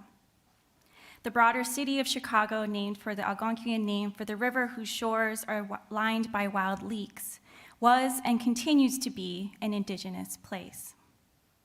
Owing to the multiple waterways that converge here, Chicago is the ancestral home of the Three Fires Confederacy, consisting of the Potawatomi, Ottawa, and Ojibwe nations, in addition to Miami, Meskwaki, the Illinois Confederacy, Ho-Chunk, Menominee, and several other nations. Following the settler violence culminating in the Black Hawk War of 1832 and the subsequent Treaty of Chicago in 1833, many indigenous nations were forcibly removed from these territories or killed. Over a century later, under a different set of governmental policies called the Indian Relocation Act of 1956, many indigenous nations and communities found themselves coerced to move again, this time back to the urban centers on the land from where their ancestors were originally dispossessed. Today, Chicago has the third largest urban Native population in the United States, with more than 65,000 Native American and Indigenous persons in the greater metropolitan area. The American Indian Center, founded in 1953 during the era of relocation, remains the oldest urban Indian center in the country. Despite the course of this violent history, Indigenous peoples and nations have always found ways to relate and indeed to survive. The planning of this conference began with an invitation from Smart Museum curator Abigail Winograd to consult with her about possible programming in conjunction with the exhibit Toward Common Cause, Art, Social Change, and the MacArthur Fellows Program at 40. Building upon themes of environmental justice present in the work of many of the artists featured in the multi-site exhibition, the seedling for Indigenous engagement was planted, and we invited Rose Myron and later Blair Topash Caldwell to collaborate on planning. The three of us, Rose, Blair, and myself, began developing the framework for an event to engage Indigenous scholars as well as activists, policymakers, and community members across the Chicagoland region. Given our respective community ties, from Potawatomi homelands to my homelands in Diné-Bikéyah and the Indigenous Southwest, we endeavored to create a platform of conversation around Indigenous perspectives of environmental justice, the enduring effects of settler colonialism on our lands and within our waters, and the various approaches and strategies Indigenous peoples are using to address these climatic changes. The framework of relationality is a central theme of this gathering, one that is integral to many Indigenous philosophies and ways of being in this world. It is also, more importantly, a call for action, a call for recognizing, upholding, and demanding Indigenous relationships to place be respected and honored. The implications of this call are far-reaching, from frontline defense of Anishinaabe homelands and wild rice watersheds in the path of Line 3, to the intertribal collaborations to protect Diné and Puebloan ancestral homelands in a region known as Bears Ears. And I must say, for those of you who have been following this, following a unprecedented reduction of Bears Ears by 3 years ago by 85%. As of last evening, I just saw breaking on the news on the AP that the Biden administration is now going to be restoring the Obama designation of Bears Ears. So this, I think, is a huge victory in many sense. And this happened actually while I was moderating the evening panel at the Newberry. So I think we're all really excited, cautiously optimistic. We know there's so much more work to be done. And while we certainly feel proud of this collective victory, and I feel a sense of joy and relief, there's much more work to be done. The panels and presenters today will share with us their ongoing work and a lesson, I hope, to everyone gathered here and online, the importance, nay, the necessity of prioritizing Indigenous knowledge, experience, autonomy, and enduring relationships to land, water, and territory. So once again, thank you all for joining us today. I'm happy to present my co-organizer, Rose Myron.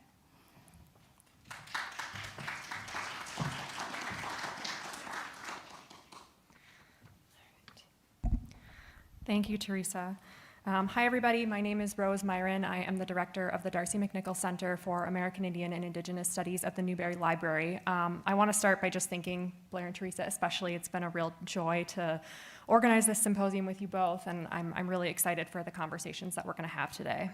I want to pick up on the point that Teresa made about calling into relation the land that we are upon and grappling with the settler colonial history of this place. I think that this is especially important given the themes of Toward Common Cause, which explores how we might think about certain resources like air, land, water, and culture as being held potentially in common or not in common. What does it mean to think about these resources as jointly held in the context of Indigenous and settler colonial histories? While equitably sharing resources could be considered decolonial, to what extent does it also whitewash histories of land stealing and resource extraction? What role does relationality play in thinking about our shared responsibilities for the environment? We are very excited for today's event, which we hope will give us the opportunity to foreground the importance of Indigenous voices in these conversations and emphasize the ongoing occupation of Indigenous land and exploitation of Indigenous resources that must be addressed within these critical conversations of climate change. For those of you who were able to join us for the symposium's opening keynote last night with Dr. Deborah McGregor and Dr. Teresa Montoya, which also served as our annual Darcy McNichol Distinguished Lecture, I was so impressed by the way that Deb and Teresa emphasize what's missing in these conversations: stories, traditional knowledge, recognition, and corresponding responsibilities as a result of colonialism and Indigenous climate governance. I hope that we can use today as an opportunity to spotlight what is missing and to underscore the importance of these topics in conversations about our shared or common responsibilities to air, land, and water. These are urgent discussions that Indigenous people continue to be erased from, and I'm very honored that the Newberry's Darcy McNichol Center could be involved in planning this event.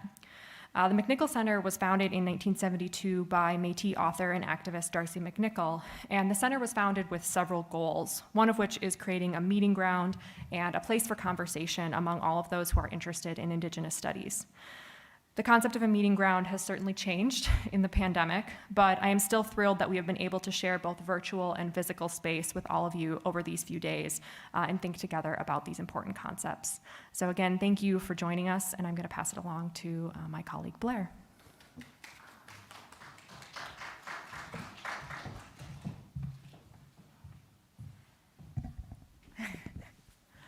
I'm also going to remove this for a few minutes. Thank you so much, Rose. Buju and Duin Mananuduk, Blair Topesh Caldwell and Dishnikas, Minem Konododem, Mkokwan Dishnabe Noswin, Chicago Enak and Dada. Chamigwech, everyone, for being here today. I'm so excited to be sharing this space with you all, as well as some of our hybrid virtual space with our colleague, who I will introduce in a few moments. My name is Blair Topash Caldwell. I'm a citizen of the Pokagon Band of Potawatomi Indians, and while I am an assistant professor of anthropology at the University of Massachusetts, Boston, I was most recently the Public Humanities Fellow for Darcy McNichol Center for American Indian and Indigenous Studies at the Newberry Library. So I'm excited to be still continuing some of that work through the symposium here today. I'm so honored to be sharing this space with you and for having the opportunity to coordinate this event with Teresa and Rose. I introduced myself in Bodwe Wadmimwin, one of our original Indigenous languages of this place. As many of you already know, the place that we currently call the city of Chicago, my ancestors called Chicagosh or Chicagoinak, the place of wild onions or leeks. For Indigenous peoples around the world, language is inextricably connected to place and to land. Our word for knowledge acquisition, for learning and teaching is kenomage, the ke literally referring to earth or to land. Because who we are and how we live always comes back to the land. Our creation stories often situate our existence from the very dirt, the very earth of our homelands, whether it's red clay, water, or even corn. As both Teresa and Rose articulate, the spirit of this symposium is not just about the ominous effects of climate change or the violence of environmental racism, although these issues are a huge part. Rather, and if we're going to be successful in defending the land, it's about an extremely harmful projects like DAPL, Line 3, or toxicity from abandoned mines. We need to resituate relationality or responsibility to all humans and other than human beings.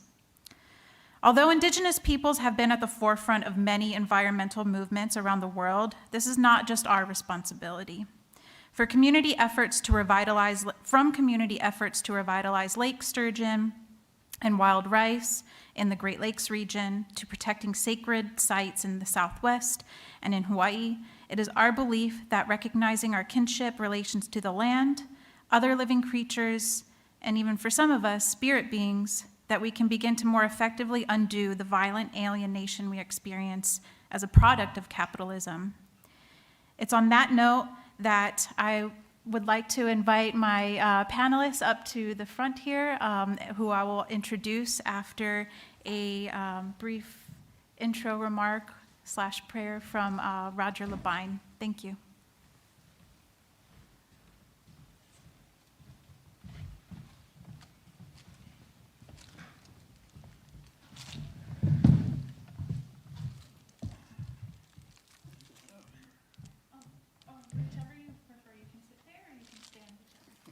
Well, for the panel, I do that, but for the prayer.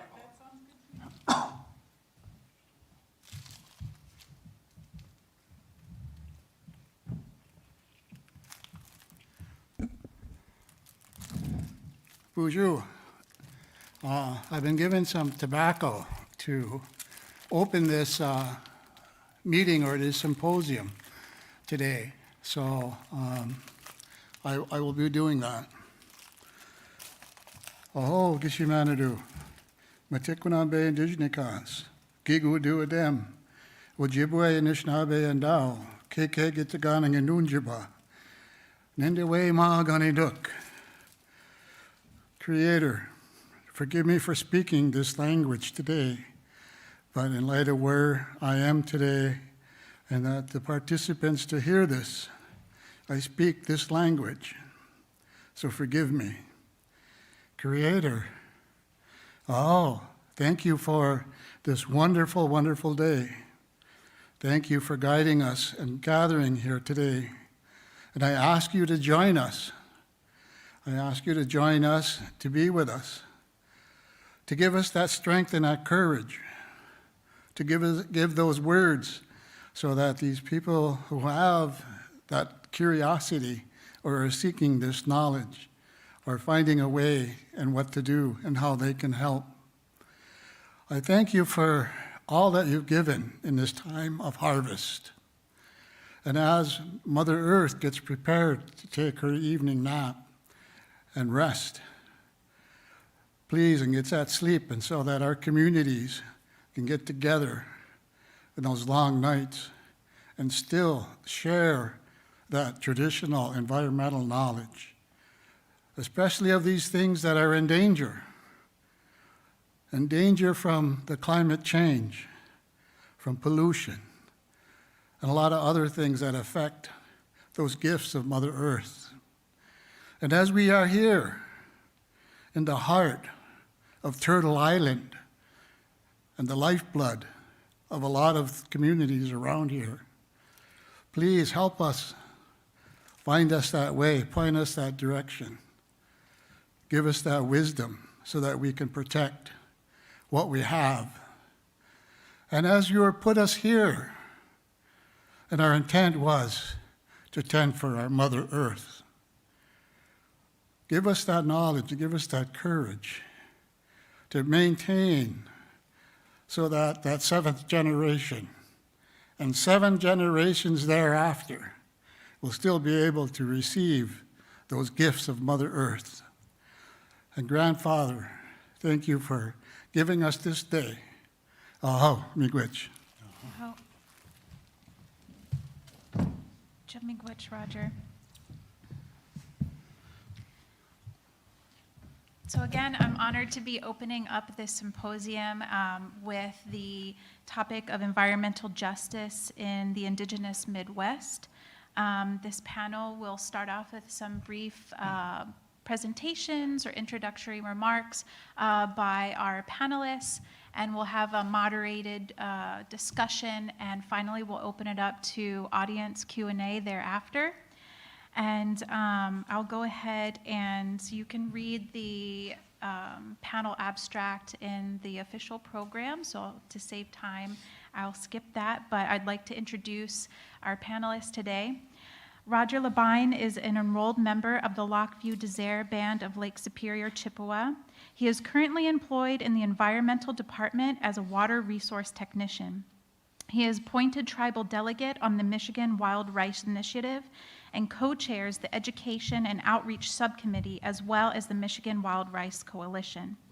Roger was the recipient of the 2019 Michigan Heritage Award given by the state of Michigan and Michigan State University for his work of preservation, education, outreach, and restoration efforts throughout the state of Michigan and in the Great Lakes Basin.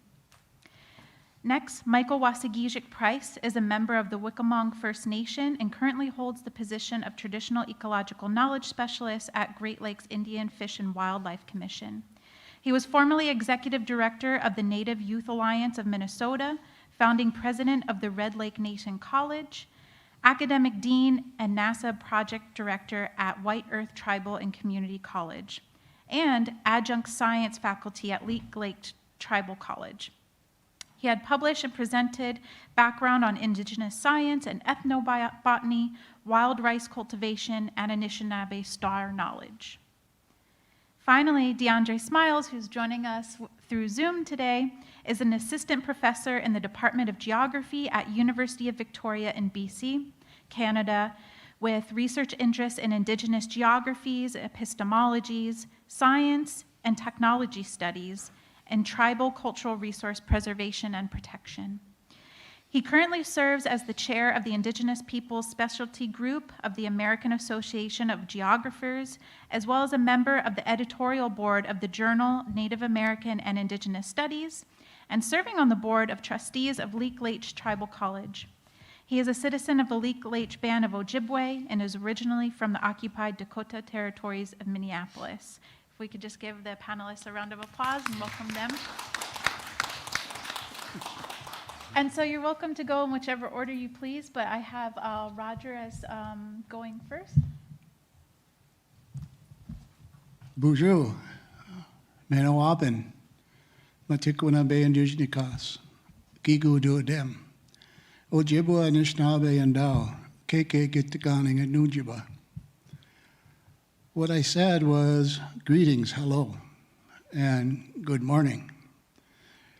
I also said my name, which is Matigwanabe, which is a sacred name.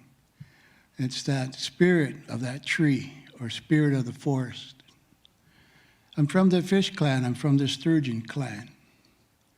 And I'm from that Ojibwa nation that surrounds the heart of Turtle Island. But specifically, I come from Keke-Gittiganing, which is land of the old gardens. And as you look on a map, it's the French version. It's called Lac Vieux Désert. It's up on the western end of the Upper Peninsula, and our traditional village is on the north shore of Lake Lac Vieux Désert, which is on the state line between Michigan and Wisconsin. As it was stated that I work in the environmental department for the tribe. I'm a water resource technician. But what I really do is a lot more than that. I've been working with, well, I was actually introduced to wild rice in 1972. And that was as a result of being invited by my grandparents and my uncle and my mentor. My mentor is Naganash. He was the one that taught me about and gave me the knowledge about this sacred gift from the Creator, Manumin. And we call it sacred gift because before 1492, the Three Fires Society used to live out towards the mouth of the St. Lawrence Seaway. And they were given 7 prophecies as a result of a woman that a woman had and wanted an interpretation of that dream. And she was standing on this mound in the middle of the river facing that western doorway. And when she went to the spiritual leaders, they were visited. The answer they got, they were visited by 7 prophets and brought 7 prophecies. What I'll share with you today is, in part, the first and third prophecy. The first prophecy said that if we needed to move, we needed to leave, because if we didn't leave, we were going to be faced with death and destruction. And that third prophecy is that we needed to follow that Miga shell. And we needed to follow that Miga shell to that place where that food that grows on the water. That food that grows on the water is manumin.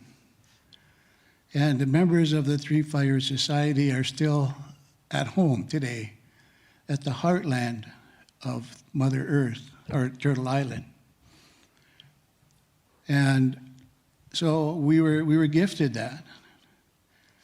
And when we found, so we fulfilled that first prophecy, we're still here today.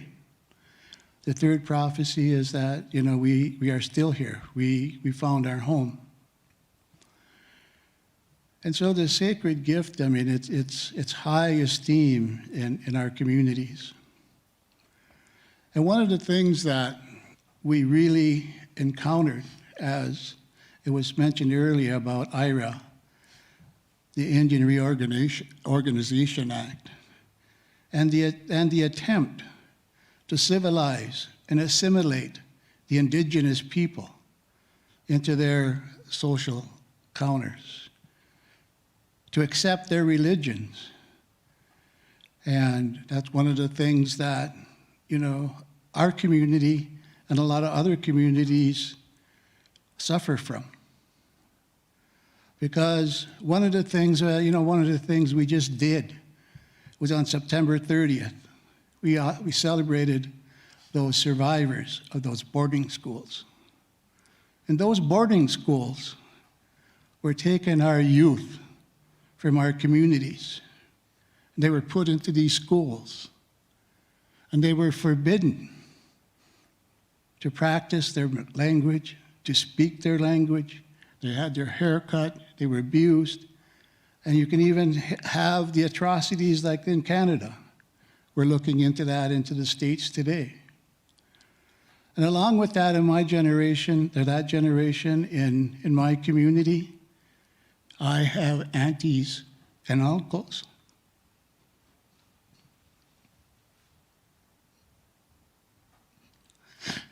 that have trouble talking about their experiences in those schools.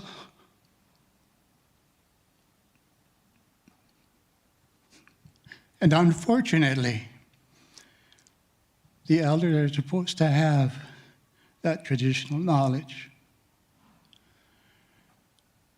But when you are beaten and punished and abused, that when they come back to the communities, they're not aware of that knowledge.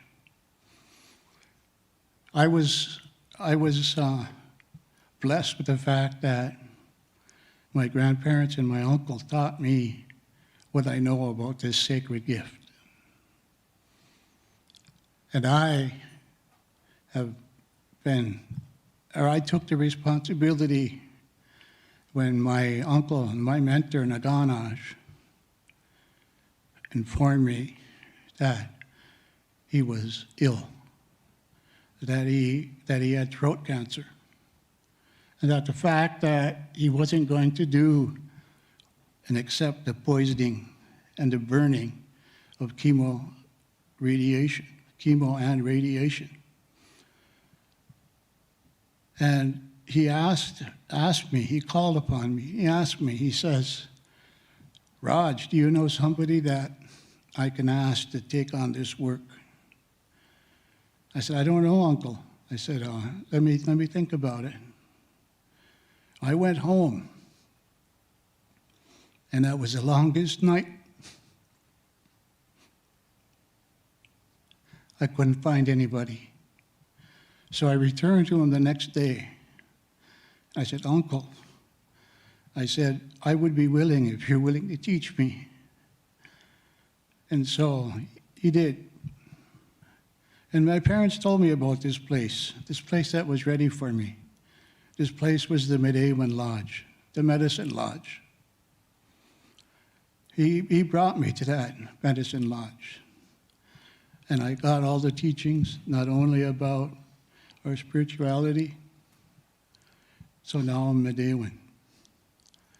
And part of my responsibility is to protect Mother Earth. It's my responsibility to do this education and outreach, We've had, in the state of Michigan that I work, we have this environmental amnesia. And the reason that I call it environmental amnesia is because when they came, and prior to the treaties and after the treaties, when they came and they raped Mother Earth of all the lumber, the timber industry, and all the minerals in the main treaty that we had in 1842.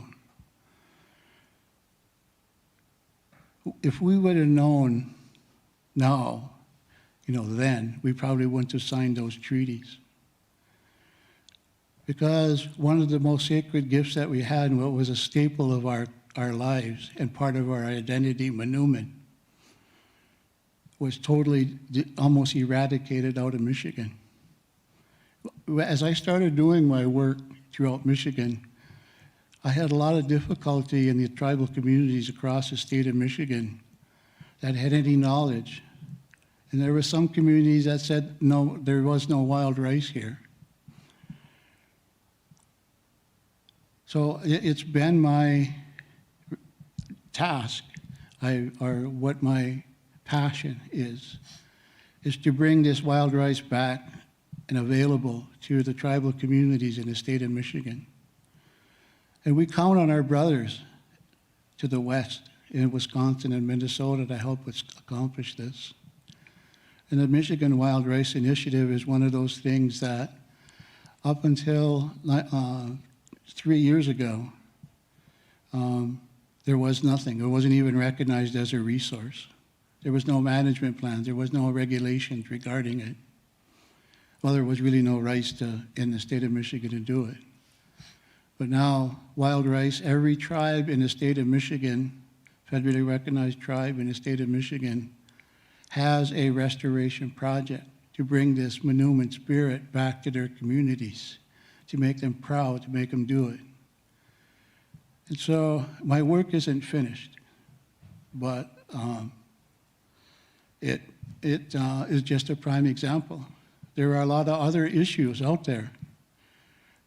All those gifts and those things that the Creator gave for us to be able to live. Some of the big things that we're talking about is, like the wolf. The wolf has been, deregulated. That wolf is very important to us in our communities, just as the bear, just as McGizzy, the eagle. But we're not consulted anymore.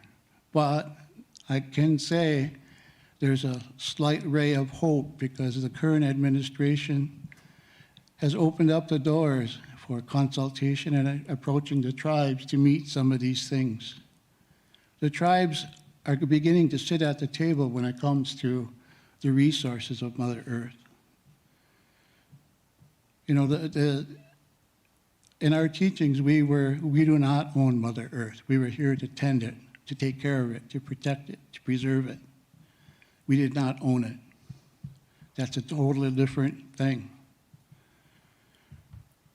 So there are a lot of things that we do, even our water quality. We have PFAS now, which has come to light. We have mercury contamination in our fish, which is another staple food to our communities. But now we're trying to address these things. And I don't know if I ran out of time, so I'll just say I'll say that much at this point. That was perfect. Oh, Miigwech. Next will be Michael Wasikijik Price.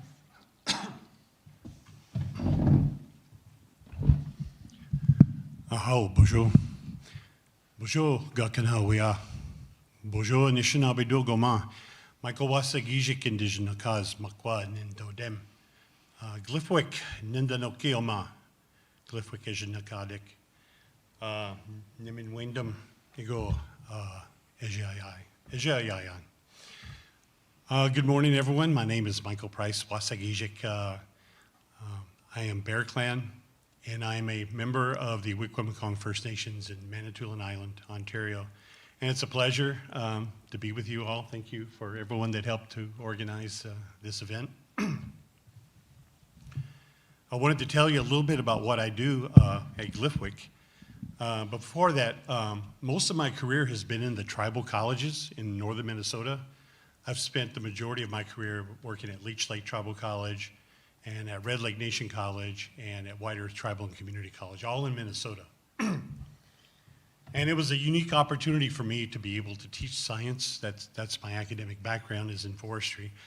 To teach science and also to learn and to integrate the Ojibwe language and culture into what we do and into the curriculum.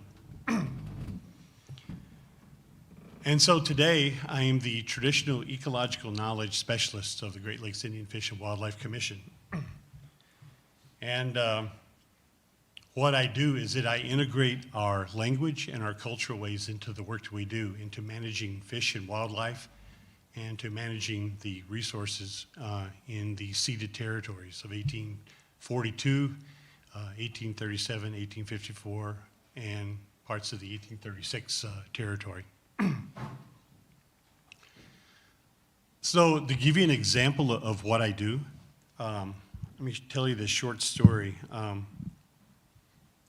don't know if some of you read the Muzanigan newsletter of Glyphwick. I wrote a short article for the fall edition, and I talked about the first kill ceremony that Anishinaabe people have in our culture. And what that ceremony is when an adult takes an adolescent, either a young woman or a young man, out to kill their first deer or kill their first elk. And for a young person, this is a tremendous, significant point in their lives. It can be very emotional too for some people. Some people will determine right then whether they're going to be a hunter or not. But we do this in a ceremonial way. We'll educate the young person in our traditional ways, teach them how to kill in a way that doesn't cause harm or suffering to the deer. A good hunter will never allow an animal to suffer unneedingly. And then we provide the appropriate ceremonies, either giving tobacco or saying a prayer over that deer. So in our language, we call this oshke netage. So if you look at that word, inside that word, there's a tremendous amount of information. So oshke means young or new or the first time. Netage means to kill for food in a hunt. So oshke netage, the first kill ceremony. But if you look at that word deeper, the word netage means to mourn, like when we mourn a loved one at a funeral. And so I had to think about this for a long time. The Anishinaabe language taught us that when we kill for food, we also have to mourn the death of that relative, that being that we just took for our own subsistence, for our own sustenance. And so the language very beautifully told us that killing an animal for our own well-being is not a sport, and it's not to be taken for pleasure, but it's actually a vital ceremony for our own existence. And we need to learn to be humble, and we need to learn to be thoughtful, and we need to learn how to have a reverence for all of creation when we do this really small ceremony. Just the killing of a deer alone is emotionally charged enough, but then when you add the ceremony to it, it's really a life-changing experience for a young person, or even an adult as well. So my job as the Traditional Ecological Knowledge Specialist at Glyphwick is to take that type of knowledge, that story, and to bring it forward to the people, to the Anishinaabe people. And they can take that knowledge and integrate it into their lives or not. It's their choice. But it's our way of revitalizing our ceremonies and our cultural ways. And one thing that I've learned throughout the years is that our language holds an incredible amount of intricate knowledge and philosophy about the world and how we should interact with it. And like I said, I've been studying the language now for about 20 years, but I got really super serious about it probably about 5 years ago when I enrolled in a university course and got my teaching certificate in Ojibwe language. So now I'm teaching Ojibwe language to the Glyphwick staff and some of the community members there in northern Wisconsin. So that's what I do at Glyphwick. Over the years, I've developed the skills of being an educator, and now being able to take these skills and apply it in a much different way, working for a resource management agency. And I want to say miigwech to my brother here for mentioning the residential schools, the boarding schools. This language would have been, the story about Ushkin and Talgay would have been totally dead if we hadn't have worked really hard to revitalize that knowledge and these stories and to bring them back. And my own mother attended 9 years of residential school in Ontario. She went in at the age of 9 years old, and she came out at 18. And over that time, she didn't suffer the physical and sexual abuse like a lot of other children did in residential schools. But what she did suffer was a loss of identity as an Anishinaabe woman, as a Native American woman. She lost her language. She wasn't able to pass it down to me. And she lost her connection to her family. One of the things that the residential schools taught my mom was that, your family is dirty, and you need to teach them, or you need to create a life for yourself that is orderly and is civilized and is based in Christian values. And that's what she was taught. And so my mother had a set of china that she always kept, and we always ate on it on family dinners. But this was a very kind of I say a very Eurocentric way of having special china for special meals.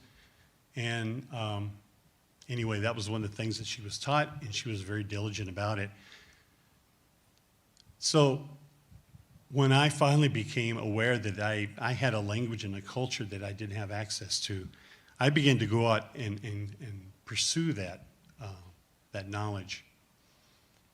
And I'd come home and tell my mother, what I'd learned and what elder I'd met, spoke the language. And I think my mother felt really sad that she wasn't able to have taught me anything that was indigenous or was Anishinaabe.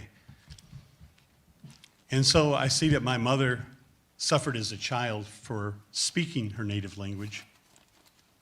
And then as an elder, she was punished again for not speaking her language and not knowing her culture. So there was a whole lifetime of punishment because of what had happened to us. So the residential schools didn't stop at the end of when the schools were closed. That suffering continued on. And so because of my mother's experience, I have dedicated the rest of my life until my last breath to work and reclaim the language and the knowledge of our people, and to bring it forward to other Anishinaabe people and to all people who are willing to learn from our beautiful culture and our beautiful philosophies. So that's been my path in life. I don't see retirement anywhere in my future. I'm going to work and do this job until I fall over, and I'm going to be very happy doing that. And yeah, I guess I can leave it there. Now, miigwech. Miigwech, Michael, for sharing all that with us. Last but not least, we have our colleague DeAndre Smiles. Hopefully the technology holds up for us here. Whenever you're ready, DeAndre. Oh, I'm muted. We're like 19 months into this pandemic, and I still can't unmute myself. Can you all hear me? Yes, we can hear you. Awesome. I'm going to try to share my screen here because in typical academic fashion, I've put together a PowerPoint. Let's see here. Can I do that? There we go. Can you all see the PowerPoint? Yep. Yep. Awesome. All right.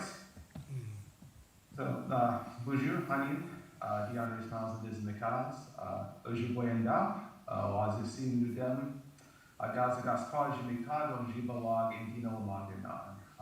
Introducing myself in Ojibwe Moen. My name is Dr. Gianni Smiles, and I am Ojibwe. I am of the Bullhead clan. My family is from the Leech Lake Reservation, and we are citizens of the Leech Lake Band of Ojibwe. I apologize for a bit of my unorthodox way of being with you all today. In normal circumstances where we weren't in a global pandemic, I would be in Chicago with you all in person, a wonderful city. But due to the pandemic and the fact that, at least in Canada, they take border security related to COVID fairly seriously, I am presenting to you from Esquimalt and Wasanic territories in what is today known as Victoria, BC, Canada. So just to kind of quickly just reintroduce myself, I'm an assistant professor in the Department of Geography at UVic. I just started in July. I also sit on the Board of Trustees at Leech Lake Tribal College. I'm originally from what's now known as Minneapolis, but we call it in Ojibwe, Moenagakabikan, also in Dakota territories. In true Ojibwe fashion, I always kind of like to tell the story of where I've come from. Kind of my background, I was one of those weird children, or I suppose not really weird, but probably some of the kids in my high school maybe thought I was weird for loving maps so much, but I really enjoyed maps and things like that. I knew I wanted to major in geography when I was in high school, and so I went off to a tiny little university called St. Cloud State in central Minnesota and did a bachelor's degree in geography. Promptly went and worked in a gas station for about a year and then decided, hey, I kind of miss academia. I really want to do what a professor told me I should do in undergrad and go to school to become a professor. And so I went up to the University of Minnesota Duluth and did a Master of Liberal Studies degree with an emphasis in Global Indigenous Studies. And then moved out of Minnesota, where I'd spent the first 26 years of my life, and moved out to Columbus, Ohio, where I did a PhD in geography, graduated in 2020. Promptly moved over to the history department and did a postdoc at OSU, and then got hired at UVic and just moved up here. Actually, I've only been up in Canada for about a month now, so getting myself adjusted to being in new territories and a brand new country. So that's a short version about me. This is because I'm a geographer and I thoroughly enjoy maps. Here's a map of our territories in ceded territories with the Treaty of 1855. That's us about 200 miles northwest of Minneapolis and St. Paul, one of my favorite places in the world, and one place that I have not been able to visit since March of 2020 due to the COVID-19 pandemic. So it's one of those things where I'm oftentimes dealing with double homesickness up here. I'm homesick for Ohio, where my wife and my cat are still living as she finishes a doctoral degree. My wife, not the cat, and also Minnesota itself, where my home territories are. So a little bit about, I should preface this by kind of talking about kind of the work that I did up to this point. And so my dissertation was on a very, very heavy topic. What I studied, what I've studied for the most part since the beginning of my master's degree is the political role of the deceased in indigenous governments and state indigenous relations. And so I was primarily focused on the ways that tribal sovereign nations protect burial grounds against development and disturbance, how deceased indigenous peoples themselves are protected from extractive forms of knowledge production such as autopsy and the generation of demographic and mortality data by the states. But I tried to couch that in as much of a non-traumatic form of analysis as possible, because as I'm sure indigenous folks know, too much of the work that's done about us is focused on trauma, about what happens to us. And there's not enough work out there a lot of times about what indigenous peoples are doing to overcome that and in spite of that trauma. And so I took a look at kind of this history of disrespect of indigenous dead in Minnesota in particular, and then I turned around and said, well, what are tribal nations doing about it in the ways that they're protecting their deceased relatives and ancestors? And so I did that through my master's degree, I did that in my PhD, and I got nearly all the way through my dissertation, and I realized that I at the time I thought I was writing a dissertation that was based in kind of critical indigenous geographies and political geographies, and then I realized, no, I'm actually writing a piece about survivance and resilience and resurgence and all of these things from kind of an ecological kind of background.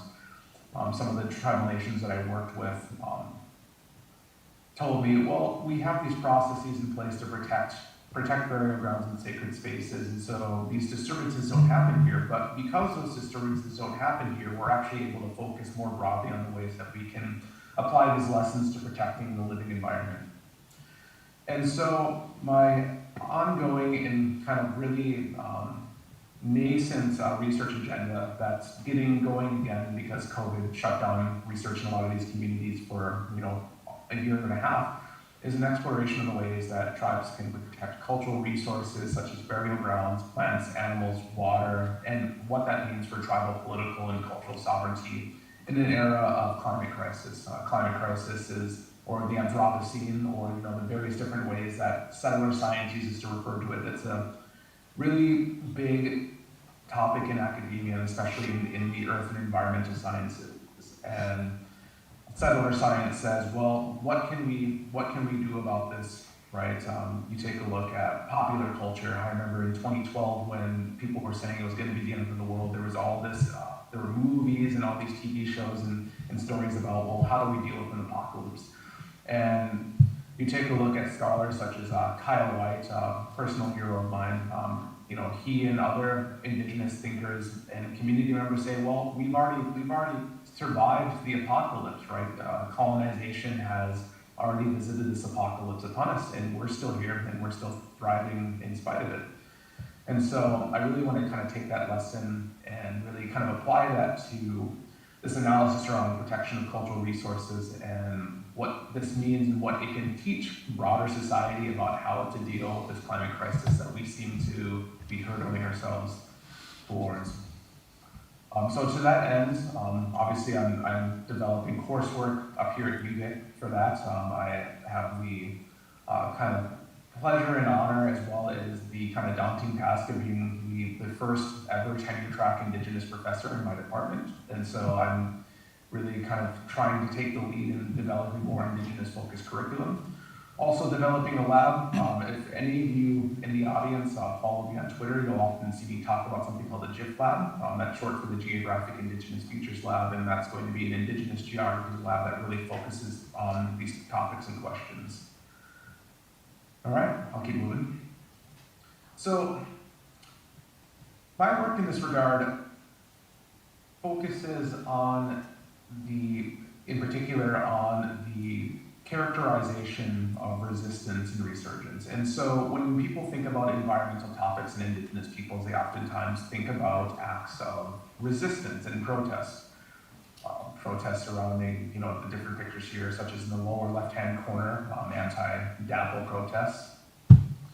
Up here, the blockade, a checkpoint up on traditional Wet'suwet'en territories of the Unistoten camp up in inland interior BC. Kind of closer to, I think, many of us in the Great Lakes or who do work are from the Great Lakes, and certainly to me, a lot of the work that's been surrounding Line 3 and Line 5 here in Anishinaabe territories. And broadly, across Turtle Island, the ways that treaties are being not heeded and are being dishonored by the state. And so this takes up a lot of air, this takes up a lot of attention in kind of broader society. But kind of the question that I've been asking myself, and that I've actually been having conversations with my students about.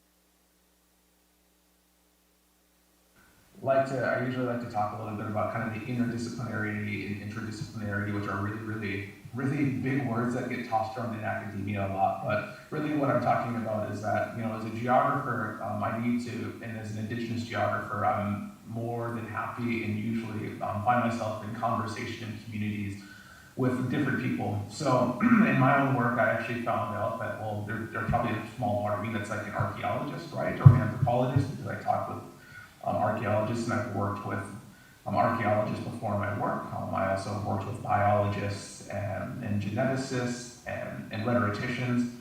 In this climate crisis, right, many of the most pressing issues that face Indigenous folks and the humanities span across different areas of research. And to me, a true Indigenous kind of academic and research methodology means that we can't be bound by these kind of artificial boundaries that we put up, but need to be able to kind of talk to other folks.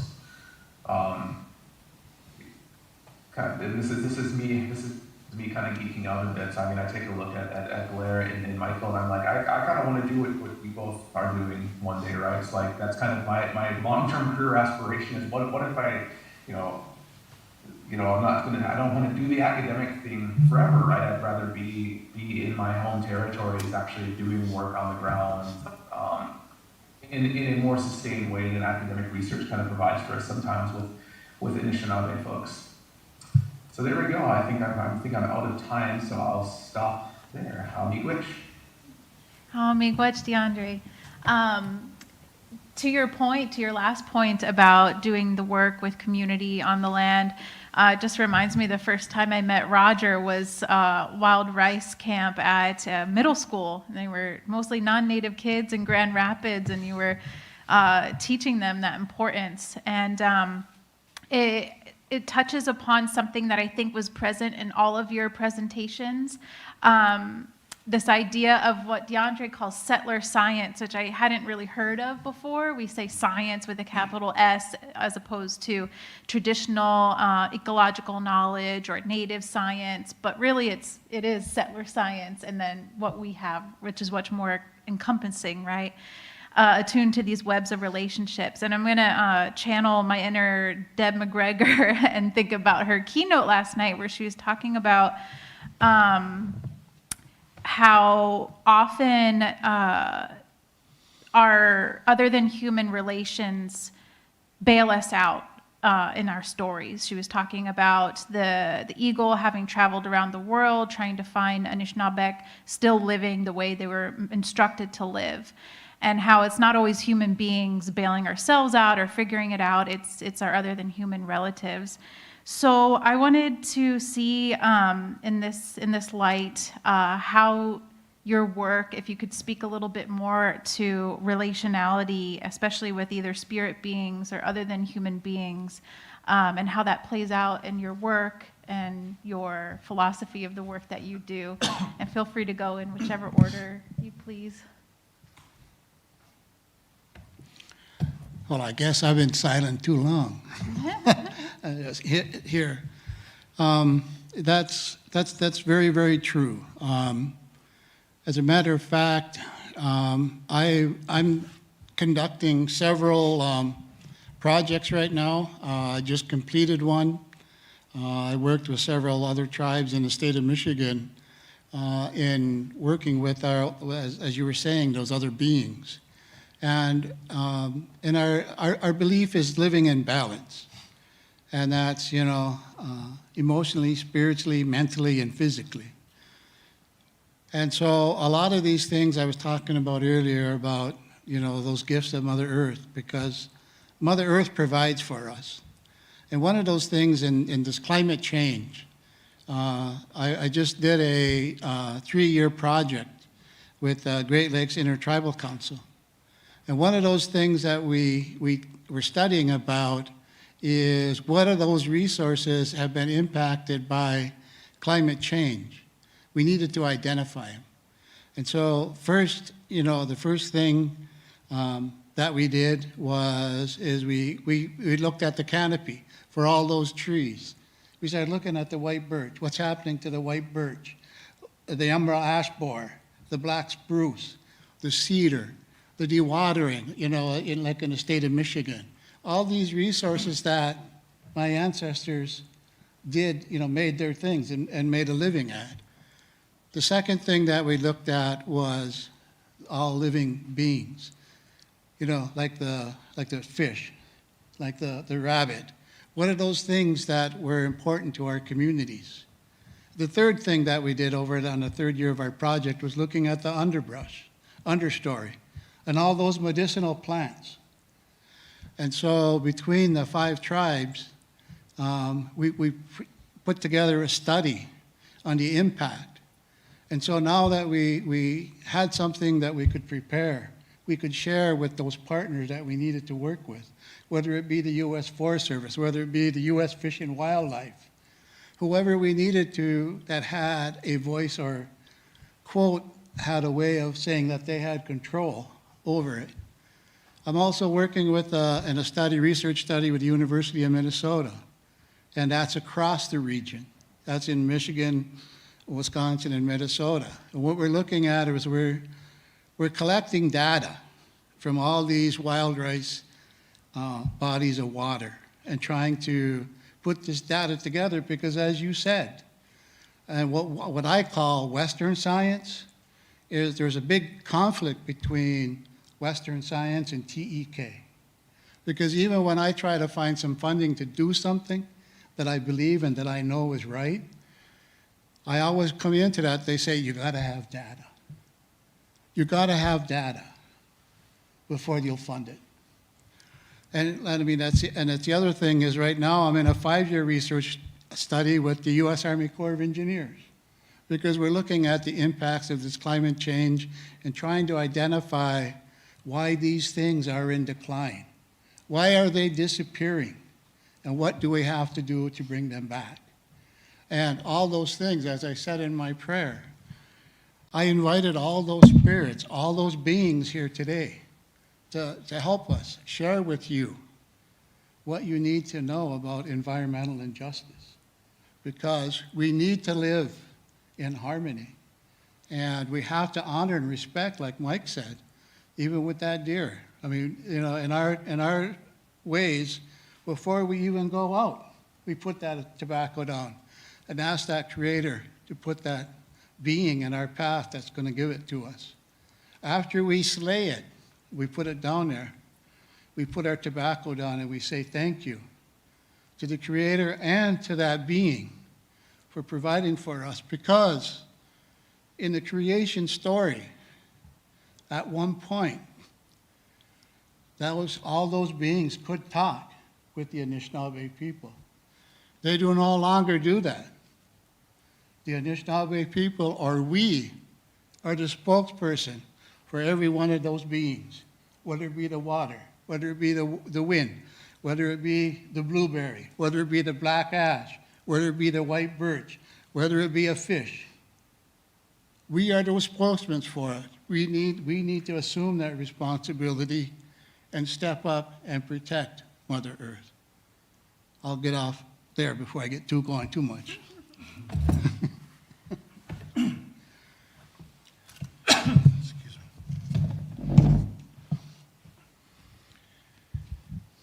So, Michael Price again.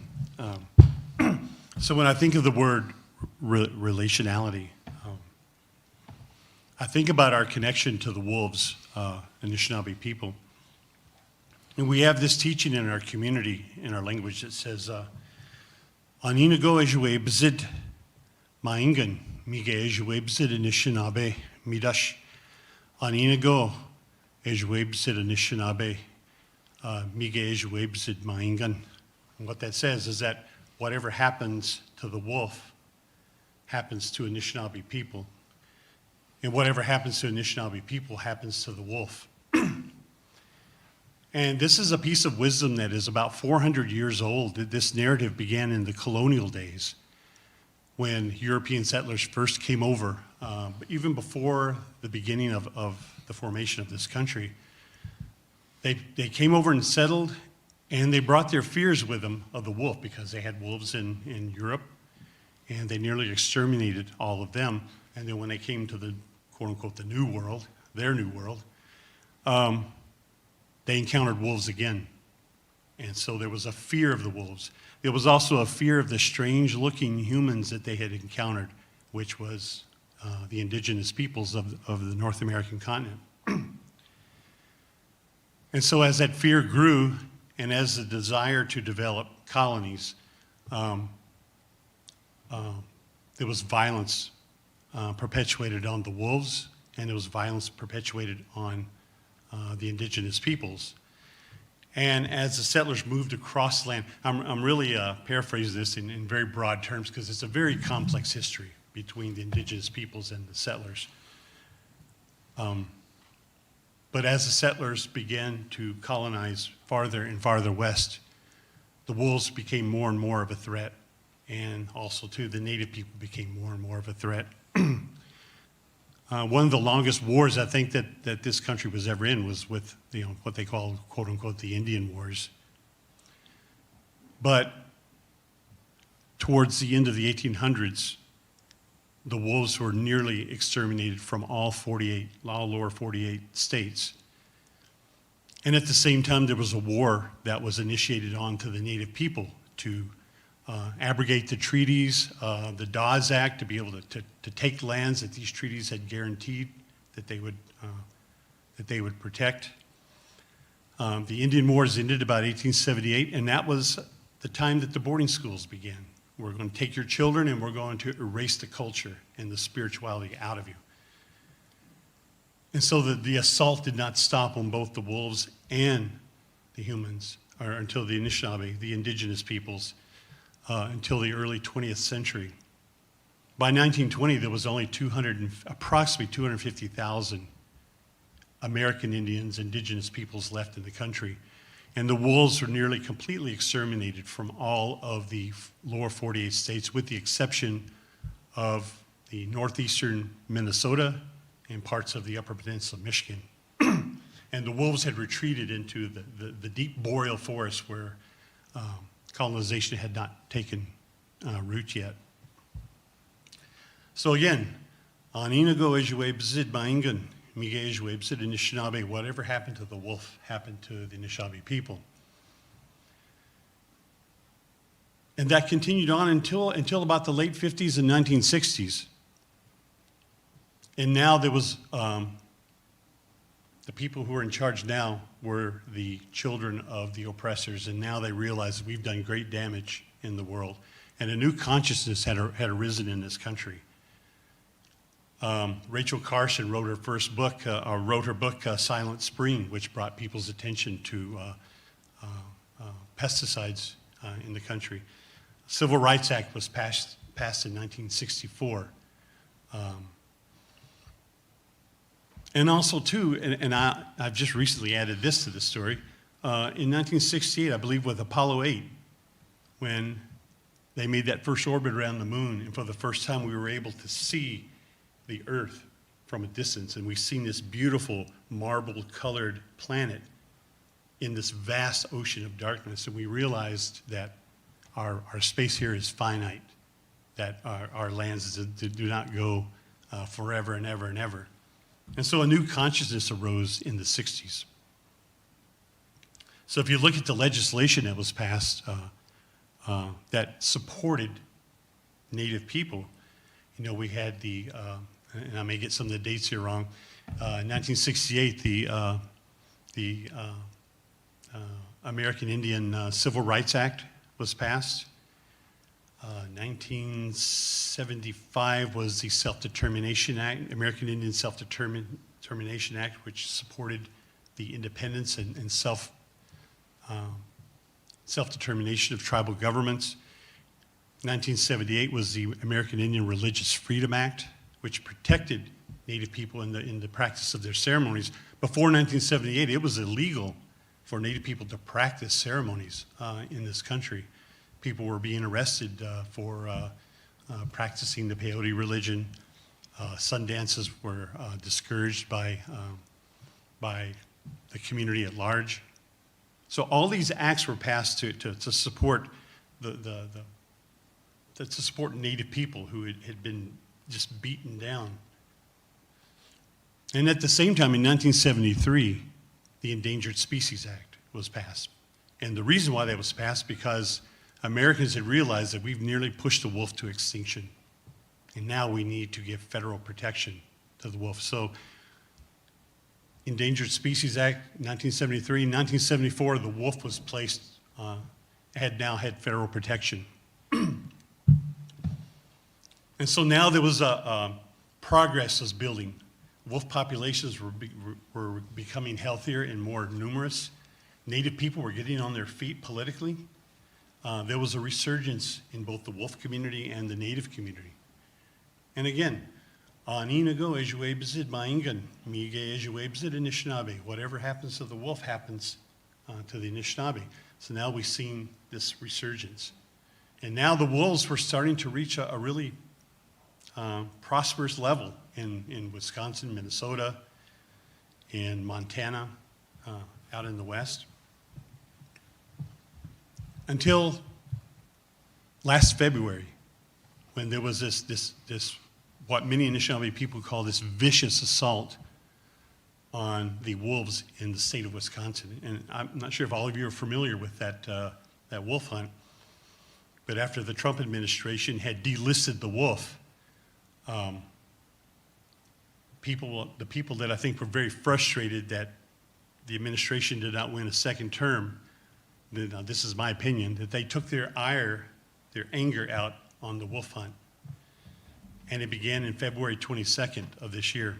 And if you ask me, I don't think it was a sport. It wasn't a hunt. These wolves were tracked down by the state law allowed the hunters in the state of Wisconsin to use dogs. So they tracked these wolves down with packs of dogs. And once these dogs chased the wolves down, they mauled them to the point that they couldn't stand up. Some of the evidence on the wolf carcasses was tremendous bite marks and mauling marks on these wolf carcasses. Hunters were also allowed to track wolves using snowmobiles and four-wheelers at nighttime. And they tracked these wolves down using the dogs. And I mean, to me, there was no sport in that. That was an absolute slaughter.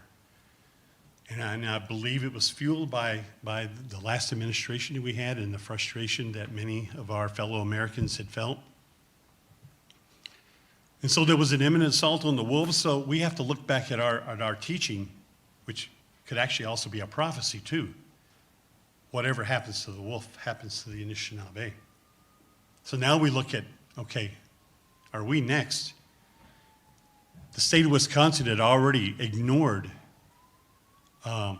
the Voigt decision, which was a 1983 federal court decision which guaranteed tribal off-reservation hunting, fishing, and treaty and gathering rights.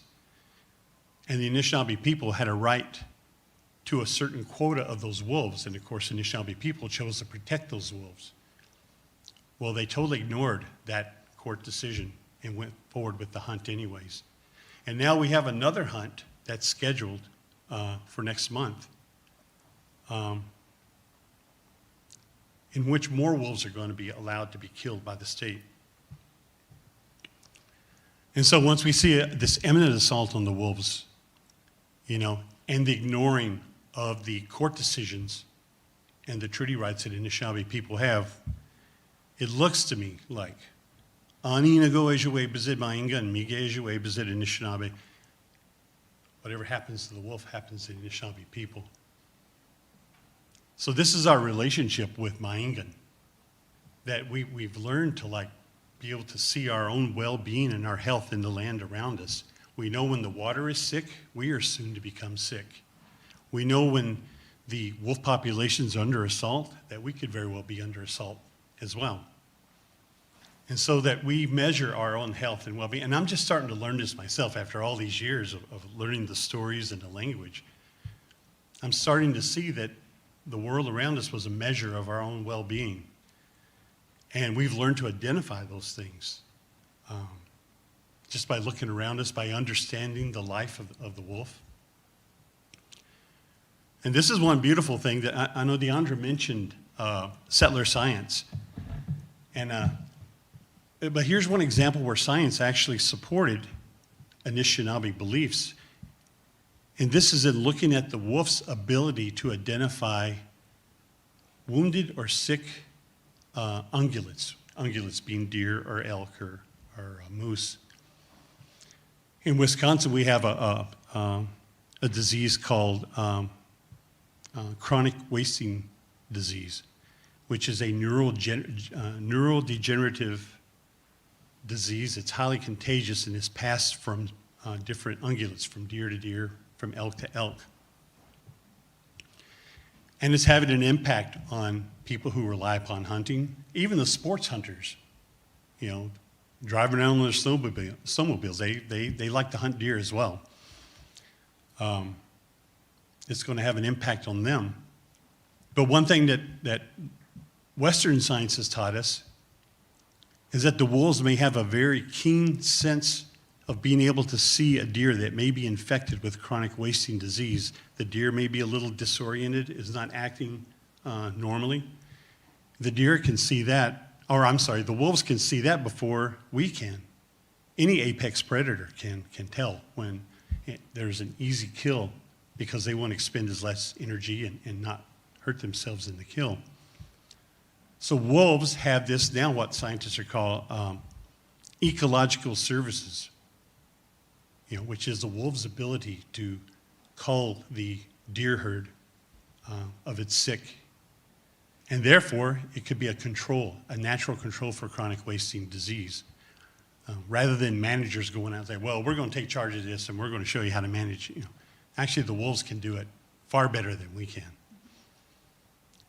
And there's also scientific evidence to suggest that mountain lions in the Rocky Mountain West also too can identify elk with chronic wasting disease, and they predate upon them. And therefore, that keeps the herd strong. It keeps the elk strong, it keeps the deer strong, and when the deer herds are healthy and strong, then we as Anishinaabe people who depend upon them, we're also healthy and strong. And so that's where that's what I think of when I think of relationality, our relationship. So, now. Thank you. DeAndre, I don't know if you want to comment as well? Or? I do, actually. Excuse me.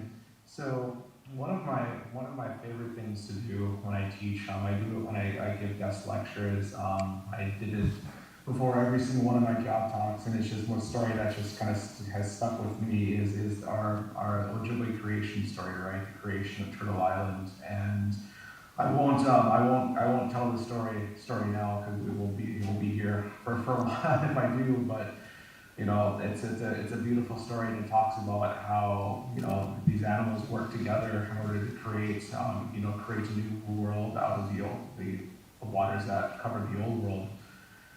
And the biggest takeaway that I usually tell my students about this, you know, is they think, it's a cool story, like animals diving down, and the muskrat, you know, actually turns out to be, you know, the bravest and the strongest of the animals because he gets down and gets the dirt from the, you know, the bottom of the old one. I say, you know, yeah, that's all really cool. What the most kind of the biggest important thing about that story is actually what's omitted, and usually the story that I tell doesn't include humans in it. It stops at the creation of Turtle Island, and I say, well, that's really important to us Anishinaabe because it shows that humans are not the most important part of the ecosystem, right? We are the least important. We're in treaty, we're in relation with our animal kin and the world and the water and the plants and the dirt and flowers and the trees and all these things, and that because we are the least important, our responsibility is bigger than the rest of them. Our responsibility is to do our part to live in good relation with that. And so yeah, I use the term settler science because a lot of times if you take a look at the history of science, this has been practiced in Europe and practiced kind of in non-Indigenous contexts, that relationality is missing, right? That it's always thinking about, well, how can we create knowledge? How can we get out that paper or submit that grant or get that article out there or get exposure for our work? And they don't think about the ways that people can be harmed. One of my kind of I don't think it's a favorite pastime. One of the things I often do is that, sometimes I'll get into these disagreements on Twitter. And one of the big disagreements that had happened was fairly recently, actually I think a week or two ago, there was kind of a discovery that talked about the Bering Strait land bridge theory, which is a very popular theory by academics that kind of talk about how, well, indigenous peoples aren't really indigenous to the Americas. They walked across this land bridge, tens of thousands of years ago, and that's how they came to be here. And there was a kind of discovery of footprints in an area where it was theorized that indigenous peoples were not before. And there was an article about it in the New York Times, and people were like, oh my gosh, this is a huge discovery. And I'm here saying, well, if you talk to indigenous communities, right, they've been saying this for a long time, that we've been living on these lands for millennia upon millennia. And, you'll get particularly this has been a thing in archaeology, you'll get people that will discount indigenous oral histories and community accounts about these types of things. But then if a scientist discovers something, then it's valid, right? Because it's backed up by Western science, and it's academically rigorous. And I just shake my head because it's like, well, all right, it comes from a viewpoint where they can't conceive that indigenous ways of living in the world are just as scientifically rigorous, right? Like what Michael just talked about, right? With Maing and the wolf. Like, one of the coolest talks that I've ever been at, I was at an NSF workshop down at Haskell Indian Nations University in Lawrence, Kansas a couple of years ago, and there's this Yaqui scientist, Ed Galindo, who gave a talk, and he gives a talk about how in his community, he ran a summer program where children would he'd have students I think it was tagging beaver, right? Tagging beaver and trying to see their movements and seeing like how they reproduce and things like that. And he started out the talk by talking about the trickster in his people's kind of history. And I thought, oh, he's talking, that's kind of a cool story, but I don't follow. And he goes to this talk, and I realized about halfway through, I'm like, well, he's being a trickster right here, because this isn't a story about science. This is him talking about how by doing this science project and running this science camp, he's participating in cultural revitalization in his community. And I was like, holy crap, this is absolutely amazing, right? And I think that, and relationality was a big part of that. About, well, how do we be in good relation with our non-human kin? How do we be in good relation with our kin? I think that's, obviously I don't want to be prescriptive, because we talked about September 30th, that was Truth and Reconciliation Day here in Canada. But I'm two or three generations removed from people that were in boarding schools themselves, right? My great grandmother and her siblings were in the Pipestone School in southwestern Minnesota, and it's like, they didn't let their experiences in there beat the Ojibwe out of them, and I apologize for using that very kind of stark language, right? But that's what those schools were designed to do. But it didn't take it away from them, and they were able to pass down what they had known and pass down this collective kind of cultural knowledge down to me in my cousins and people in my generation. The people that came before me, making it possible for me to create even more openings for the people that come after me, right? As I get ready to start to supervise Indigenous grad students, and I hope that I get to be in community with some amazing students, right?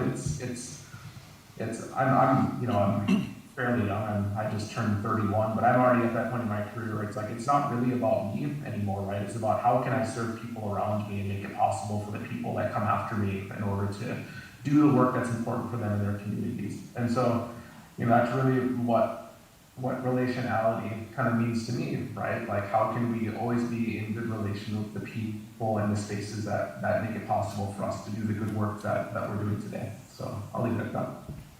Thank you so much, DeAndre.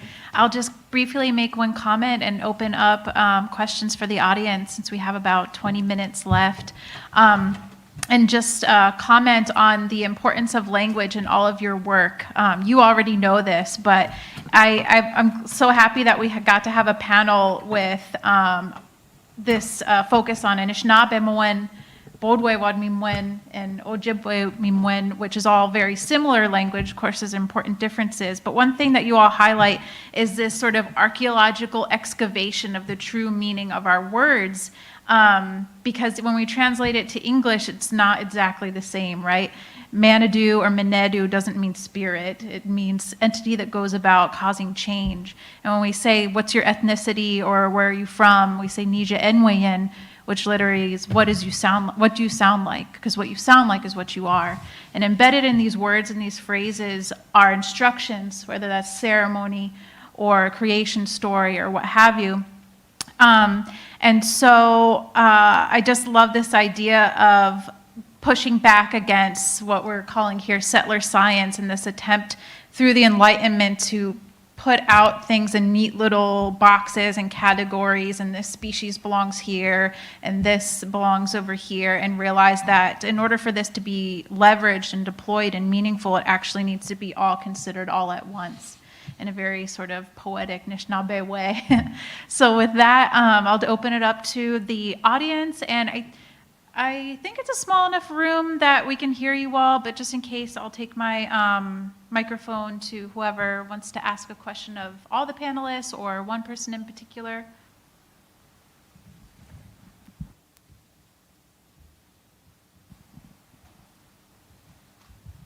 Anyone?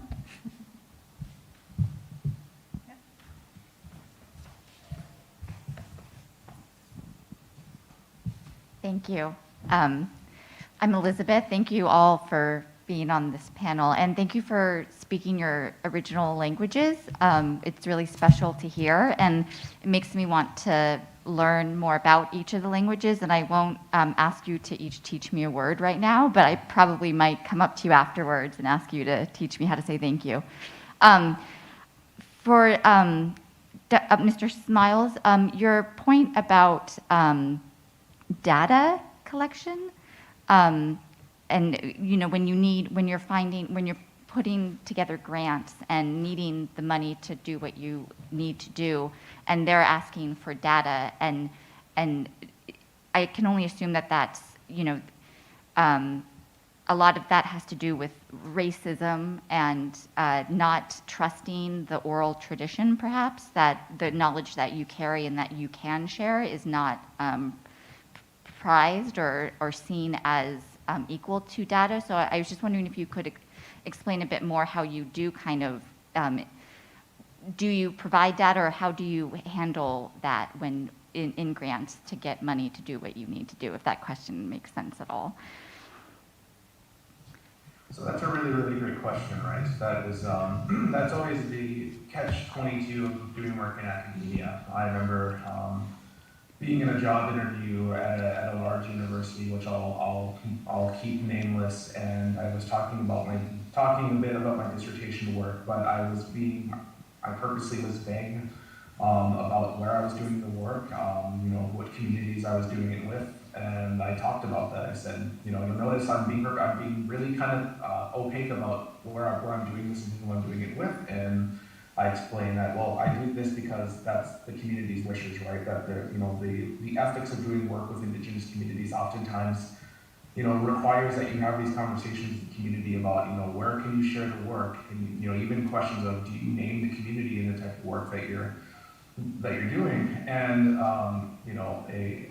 the fairly senior scholar in the department pulled me aside and told me, well, this was a really, really good talk, but you should know that in rigorous science, you would never be allowed to obscure the sources of your data like that. And it kind of left me speechless, right? I kind of just shook my head and I said, well, that may be what it is, but the community safety is more important to me. I've been fortunate in that I've been funded through places that are very, very sympathetic to the unique conditions of doing work in Indigenous communities, and recognizing that, hey, there's some stuff that I probably will never be able to share openly because it's told to me in confidence, or the community just says we don't want that leaving the community. I think this is something, as I'm in the middle of grant writing season, I'm going to start running into, and I think one of the things is things that I'm really going to try to bring into it is that you make sure that you involve the community in these kind of conversations. You say, well, I'm going up for this grant.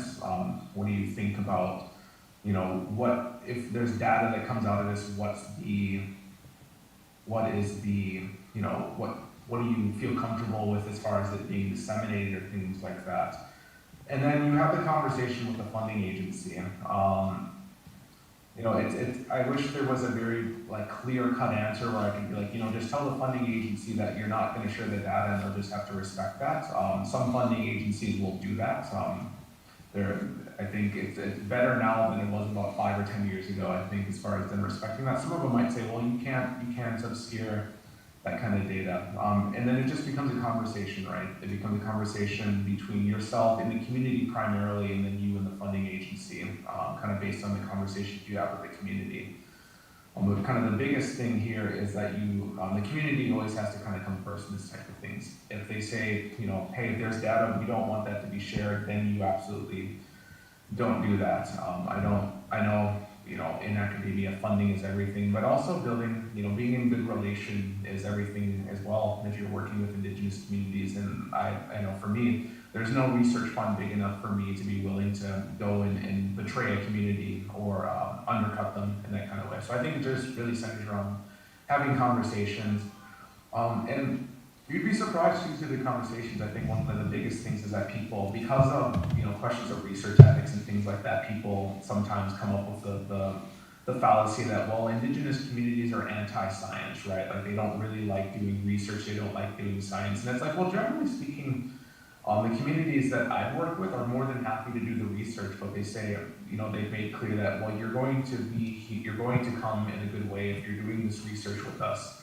And that your accountability, your relationship with us doesn't just end when you've done the last interview or you've analyzed the last data set or things like that, but it extends a lot further. Pretty much for me, the communities that I work with, the people that I've met and I work with, essentially they're in my life for the rest of my life, probably, or at the very least the rest of my career. And because of that, they're almost, I kind of treat them almost like their family to me, right? And my family, what they say is really important. I try to keep that. And so, not exactly the most clean-cut of answers, but I really think a lot of things just boil down to just kind of communication and really making sure that you're upholding the community's interests and safety above all. Thank you. I think this also speaks pretty well to Roger's point about data as well.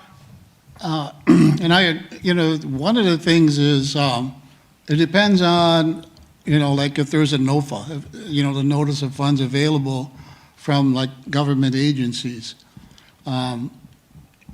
There seems to be a lot more Western science data that needs to be put into those rather than theories or, what we know, what we feel is right. It's an opinion, it's a theory. All we're asking for is funds to find out if it's in fact true or is it false. That's where we run into problems. Like when you do under the GLRI, Great Lakes Restoration Initiative, some of those things are a little bit easier, but if you're going to go after NRCS, the National Conservation Resource Service, I had to prove to them that manoomin was an agricultural crop to the indigenous people. And because of the injustice and the disappearance of it, the federal government has a responsibility to bring that back to our communities.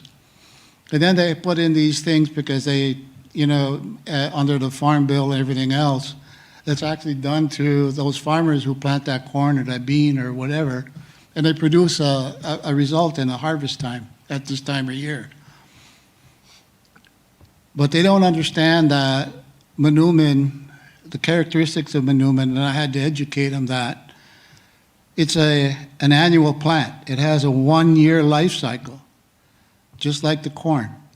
But when it needs to have a seed bank. And in order for you to propagate it, to make sure that you bring it back, you have to make sure that there's an appropriate seed bank. Or, I mean, it's even like when you go through the USFS, or the United States Forest Service, you know, when you try to go after some of their funds on some of the water bodies that are within their jurisdiction, they're pretty tight with their money. You got to do all this thing. Our hydrologists and do all this other thing are asking, well, where's the data? One of the things that technology is wonderful, you know, because a lot of these data that they look at years ago used to be so labor intensive, and you have to put boots on the ground. Drones are wonderful. Drones can do a lot, you know, with the high spectral spirometry and everything. They can identify plants, you know, up there and looking at that. And it takes a lot of work from going out and doing it. One of the other things is like right now, we finally found a source where we can put continuous data loggers on our water bodies. So we can take some of those questions that they want. You can actually do temperature, you can do pH, you can do dissolved oxygen, you know, you can do flow rates. But those are things that technology is now assisting us, and we can go out and do those things. But sometimes, even then, when you provide the data to try to say, well, okay, this is right, you know, trying to convince them that manoomin is a keystone species, which is very, very important, because that was one of the reasons that it was important to the tribal communities, because where there was wild rice, there was a lot of things. Whether it be the muskrat, whether it be the beaver, whether it be the ducks, whether it be the geese, whether it be, you know, it's being used as a nursery for the swimmers, the turtles, all those other things that, you know, that habitat brings and makes it available to us as Anishinaabe people. So I guess it's just depending on what you're going after, but it always seems to, one of the things that upsets me so much is that some of these, even the government agencies, they can always seem funny, or money to find genetic research. That's one of the things that we in Anishinaabe and around the wild rice is, we don't want our manoomin genetically altered or hybridized. We want manoomin just the way it is. We don't want it to be contaminated by anything else. And even if through that genetic research, whenever somebody does that, it also gives them a right to what? To put a patent on it. It says they own it. It is not for us. The Creator put that there for us and for us to share. Nobody owns manoomin.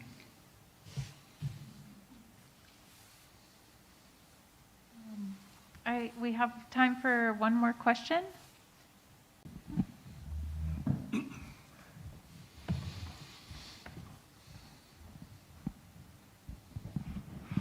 This question is from Michael, pertaining to the wolf and the upcoming wolf hunt. Is there is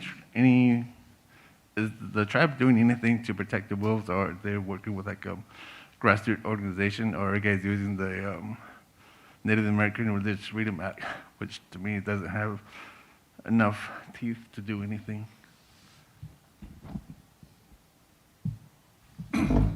So your question was the tribes, are they doing anything right now to protect the wolves?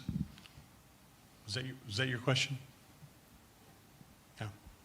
You're asking if it's the tribe as an entity versus grassroots? No, it's like both of them. It's like, is the tribe doing anything, or the grassroots doing anything, or is there anything happening to protect the wolves? What I'm asking, either from the tribal government or from the tribal grassroots, or just grassroots in general. Yes, there's a number of court cases that are being filed against the state of Wisconsin from different grassroots organizations, is it Defenders of Wolves? I'm not very educated on how the specific names, but I do know that there are several grassroots cases, court filings against the state of Wisconsin. And also, too, Glyphwick is also strategizing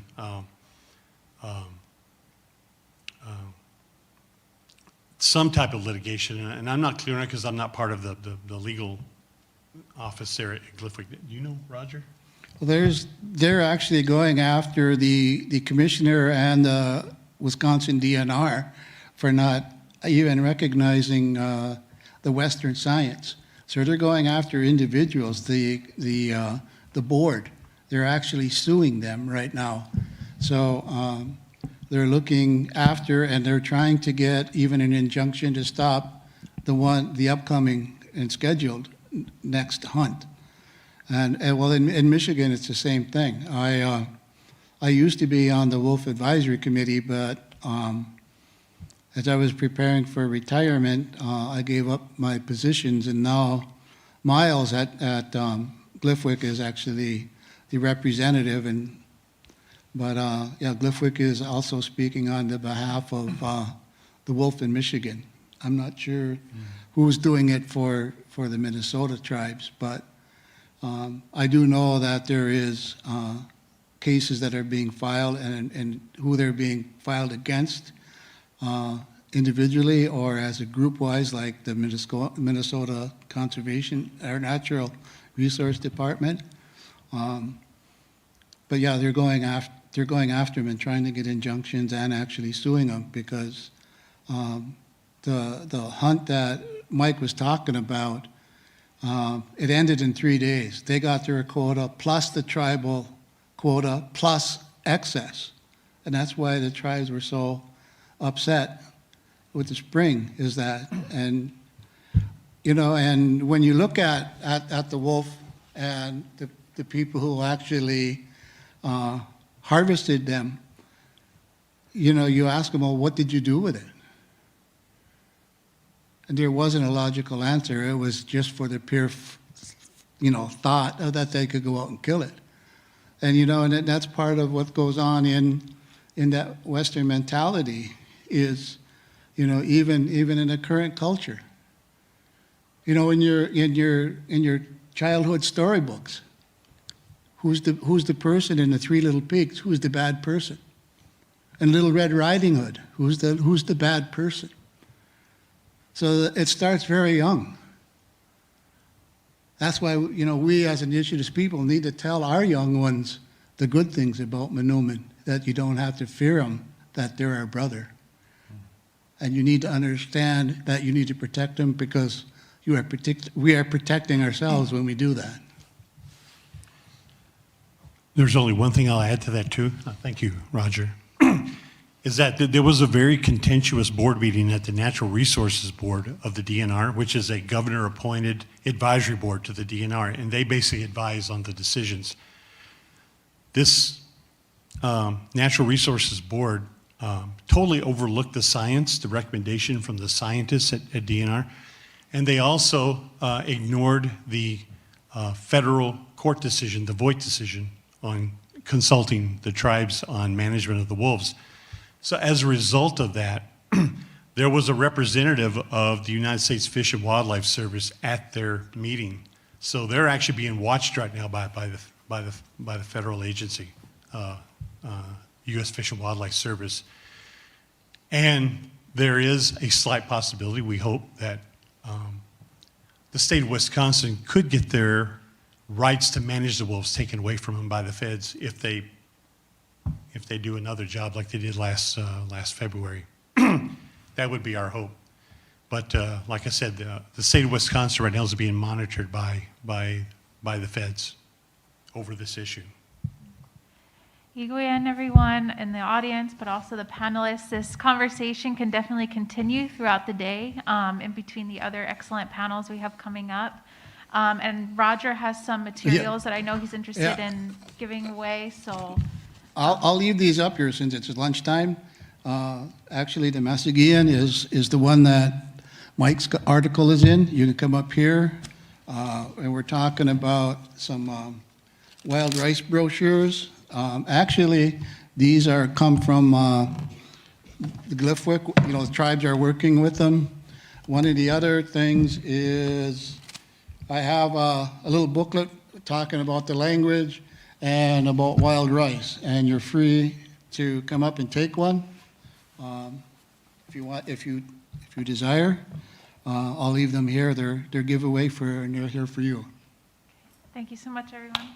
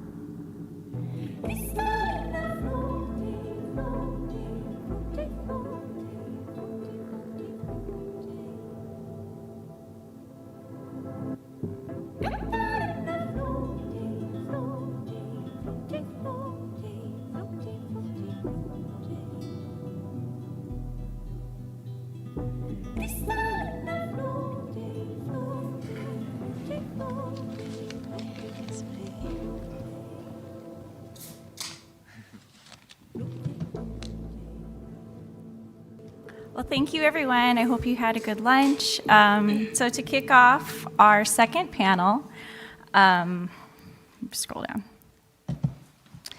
from Nuclear Legacies from UChicago to Dene Bakea. On December 2nd, 1942, scientists at the University of Chicago achieved the first self-sustained nuclear chain reaction. So I wanted to kind of start by prefacing that event because I think there's been a lot of commemoration of those nuclear legacies here at UChicago. Some of you may have seen a statue that's on campus. There was an event held 4 years ago that commemorates that history. So perhaps in this venue, this is an opportunity for Dene scholars, community members to speak back to that legacy from a Dene perspective, because the legacy of uranium extraction, hit particularly hard on our homelands. So kind of prefacing with that orientation, I brought together this panel of scholars, and I wanted to start with Dr. Andrew Curley. He is a professor at the University of Arizona. Sorry, I'm bringing up your bio still. An assistant professor in the School of Geography, Development, and Environment at the University of Arizona. His research focuses on the everyday incorporation of indigenous nations into colonial economies, analyzing how indigenous nations continue to thrive despite decades of forced removal, land dispossession, and economic underdevelopment. Within indigenous communities, he investigates how extractive industries produce a particular kind of colonizing relationship that expands social difference and creates new cultural understandings of resources. Building on ethnographic research, his publications speak to how indigenous communities understand coal, energy, land, water, infrastructure, and development in an era of energy transition and climate change. He is Dene and a citizen of the Navajo Nation. Join me in welcoming Dr. Curley. Thank you, Dr. Montoya. Thank you, everybody, for attending this event, and thank you to the organizers of this symposium.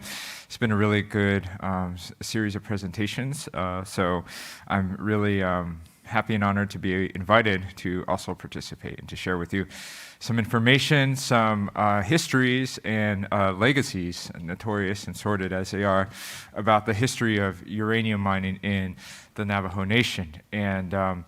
And we're going to I'm going to look at it from the perspective of how it was discussed and how it was understood during the times of its promotion, during the histories of its development, and to points when we started to realize, as a people, as Dene people, we started to realize that it was a grave health concern for many of our people and communities. So my name is, I got to do, I guess, because I'm with other Dene people here. Usually when there's no other Navajo people, I just skip the introduction. But I'm Bilagana is my maternal clan.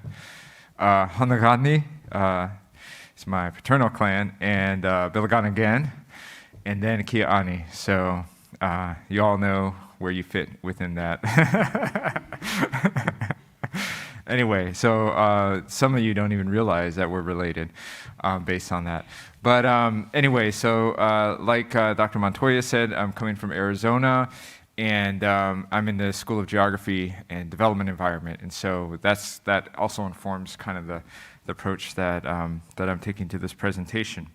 So the title of the presentation is Do Nalyeda, and that's coming from a specific phrase in the Dene Natural Resource Protection Act that was passed in 2005 by the Navajo Nation Council. And I'll talk more about that toward the end. But I think that helps to shape how we think about uranium and how we've come to think about it within the Navajo Nation. And so what this phrase is saying is that you're not supposed to extract things from the ground. You're not supposed to take things out of the ground like uranium that are poisonous. It's a prohibition. It's a regulation of sorts. You know, it fits within our environmental grammar, our environmentalist grammar, but it's actually a Dene concept. It's something that is organic and that's produced socially and within today's environmental conversations on the Navajo Nation. So we are informing our own environmental governance and actually exceeding in many ways beyond where the United States is in terms of how it thinks about resources and development, and I'll get to that toward the end of the presentation. But to give you a history, so uranium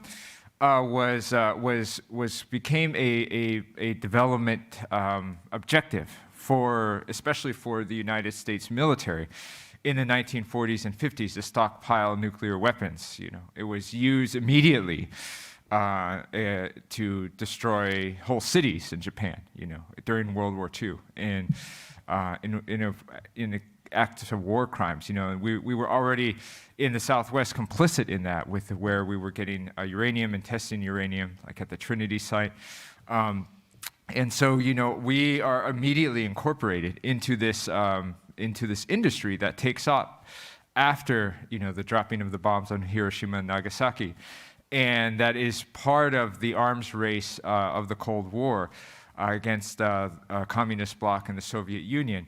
And what was in sight of U.S. planners, energy developers, was a Grant's uranium belt, part of which extends through Dene land, through the Navajo Nation, and also other indigenous nations like the Acoma and others.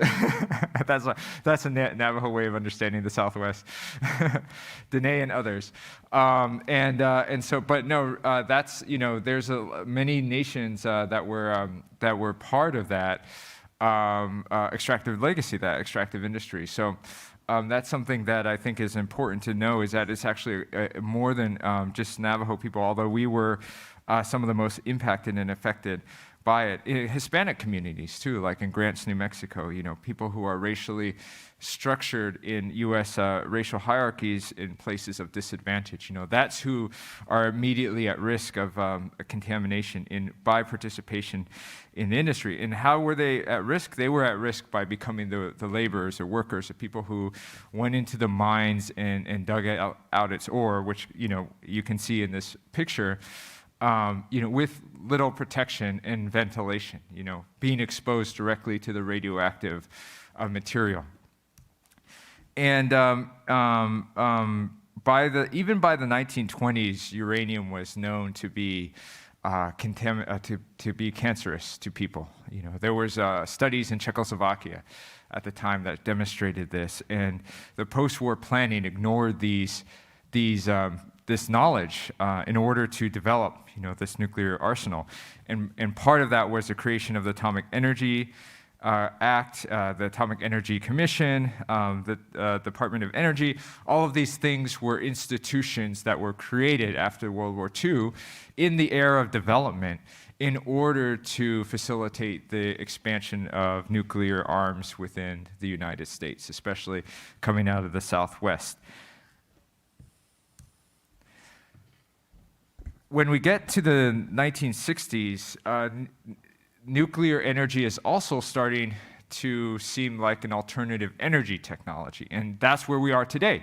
We haven't progressed much over the 60 years in thinking about nuclear, but that's how people started to talk about it. And I found this quote in some of my research when I was looking at how coal started in the reservation, and coal was actually presented to the Navajo Nation Council as something that was a finite resource that had to be developed quickly because nuclear was on the horizon and was about to be the next energy technology. And so the Navajo Nation lawyer, who was a non-native, a white guy named Norman Little, told the Navajo Nation Council in 1966 that long after all of us have left this mortal world, coal will still be going strong. But when it does run out, you will have, I'm adding the you will have, thermonuclear power, which can create and generate electric power for far cheaper than hydropower. So this was the alternative energy future in 1960s. And this was something that the Navajo Nation and other tribes thought they had plenty of resources around, you know, with the Grants uranium belt. So it was seen as a development technology, something that the tribe would benefit from.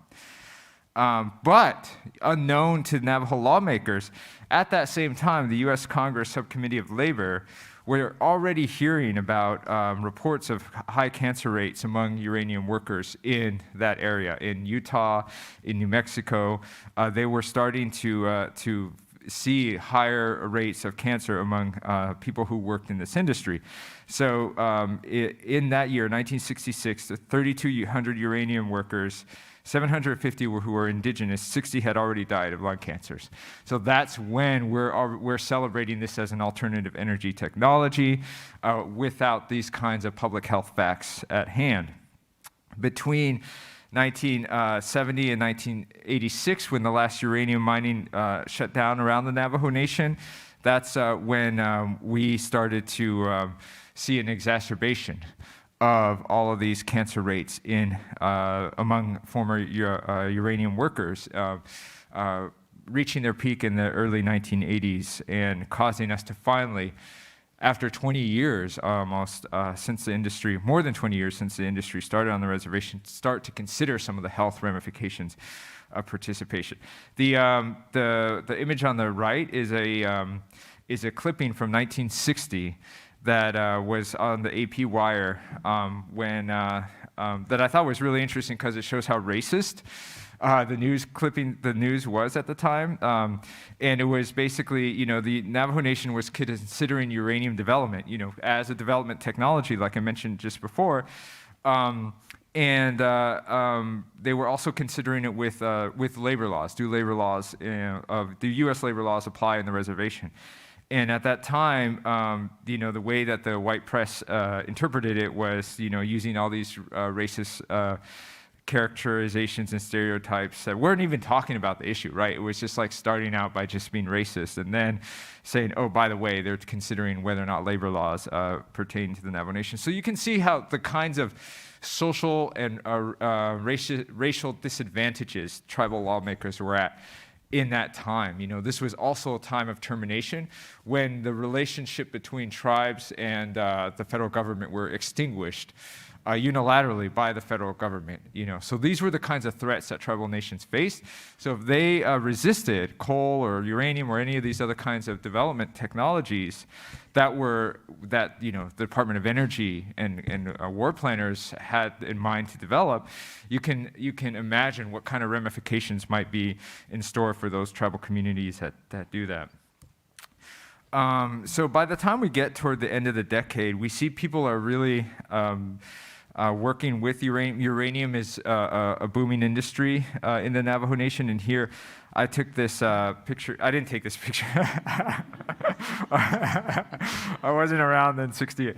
I took this picture. No, I got this picture from a newspaper archive that basically was commemorating a story that was commemorating the 100 years of treaty between the Navajo Nation and the United States, which was an 1868 treaty signed in 1868, and 1968 marked the 100-year anniversary. And the gist of the story was to say, oh, look at how far the Navajo Nation has come. And here you can see like some sheep and sheep corrals, and then in this next picture, somebody's doing something very modern. They're interacting with uranium, you know, which is something obviously that we know is very dangerous today. But at that time, again, these things were not being communicated to the Navajo Nation, right? We're already, like I said, 2 years earlier, the House of Representatives, that subcommittee was already considering the high rates of cancers among uranium workers in general, not just Indian workers, but uranium workers in general.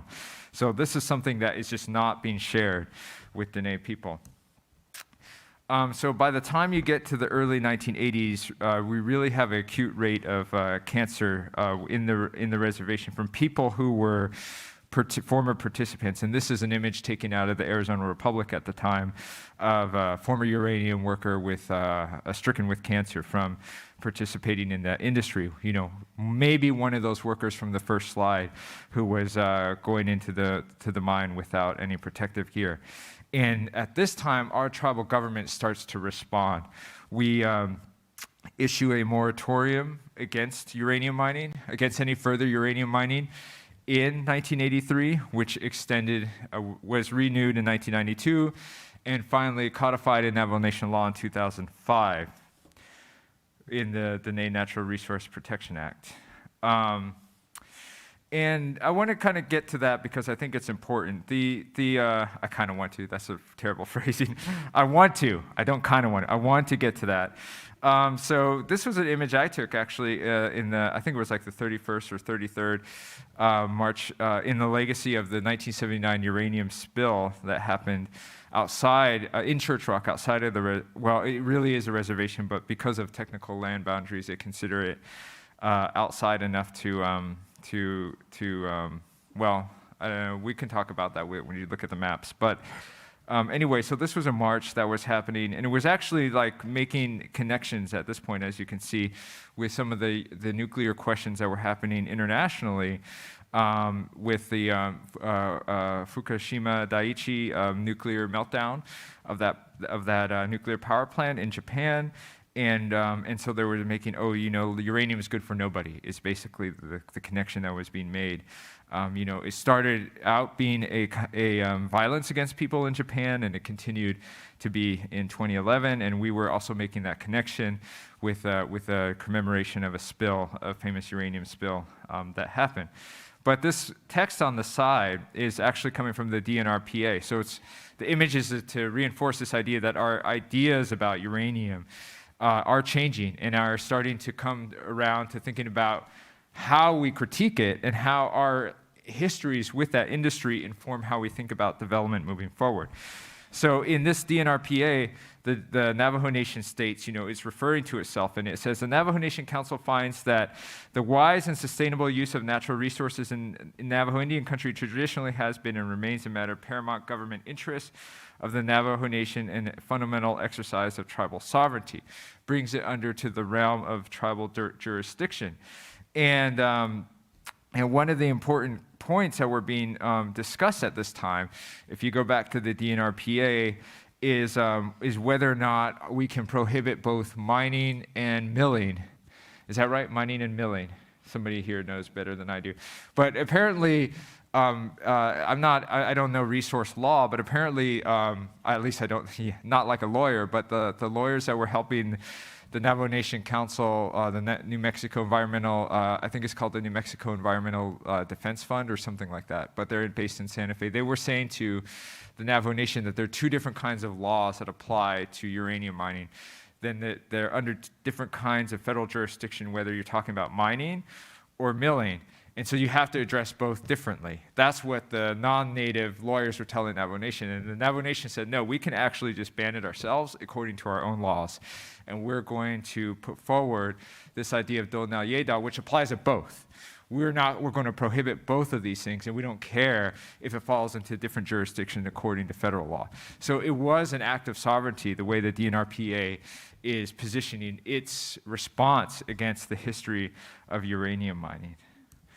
And then I wanted to promote some of the research of my former boss, Moroni Benali, and some of my former coworkers at the Dene Policy Institute, because they were actually thinking about the implications of this in terms of policy making in the Navajo Nation. How do we even extend this further into our not just environmental governance, but how we think about the economy, economic development, all of these other kinds of big words that are used that often move environmental questions outside of economic questions. And in this paper called Uranium and Dene Bintsa Case, the authors try to create kind of a table and a criteria by which you can think about some of these projects, and especially uranium, in looking through Dene ideas of SNBH and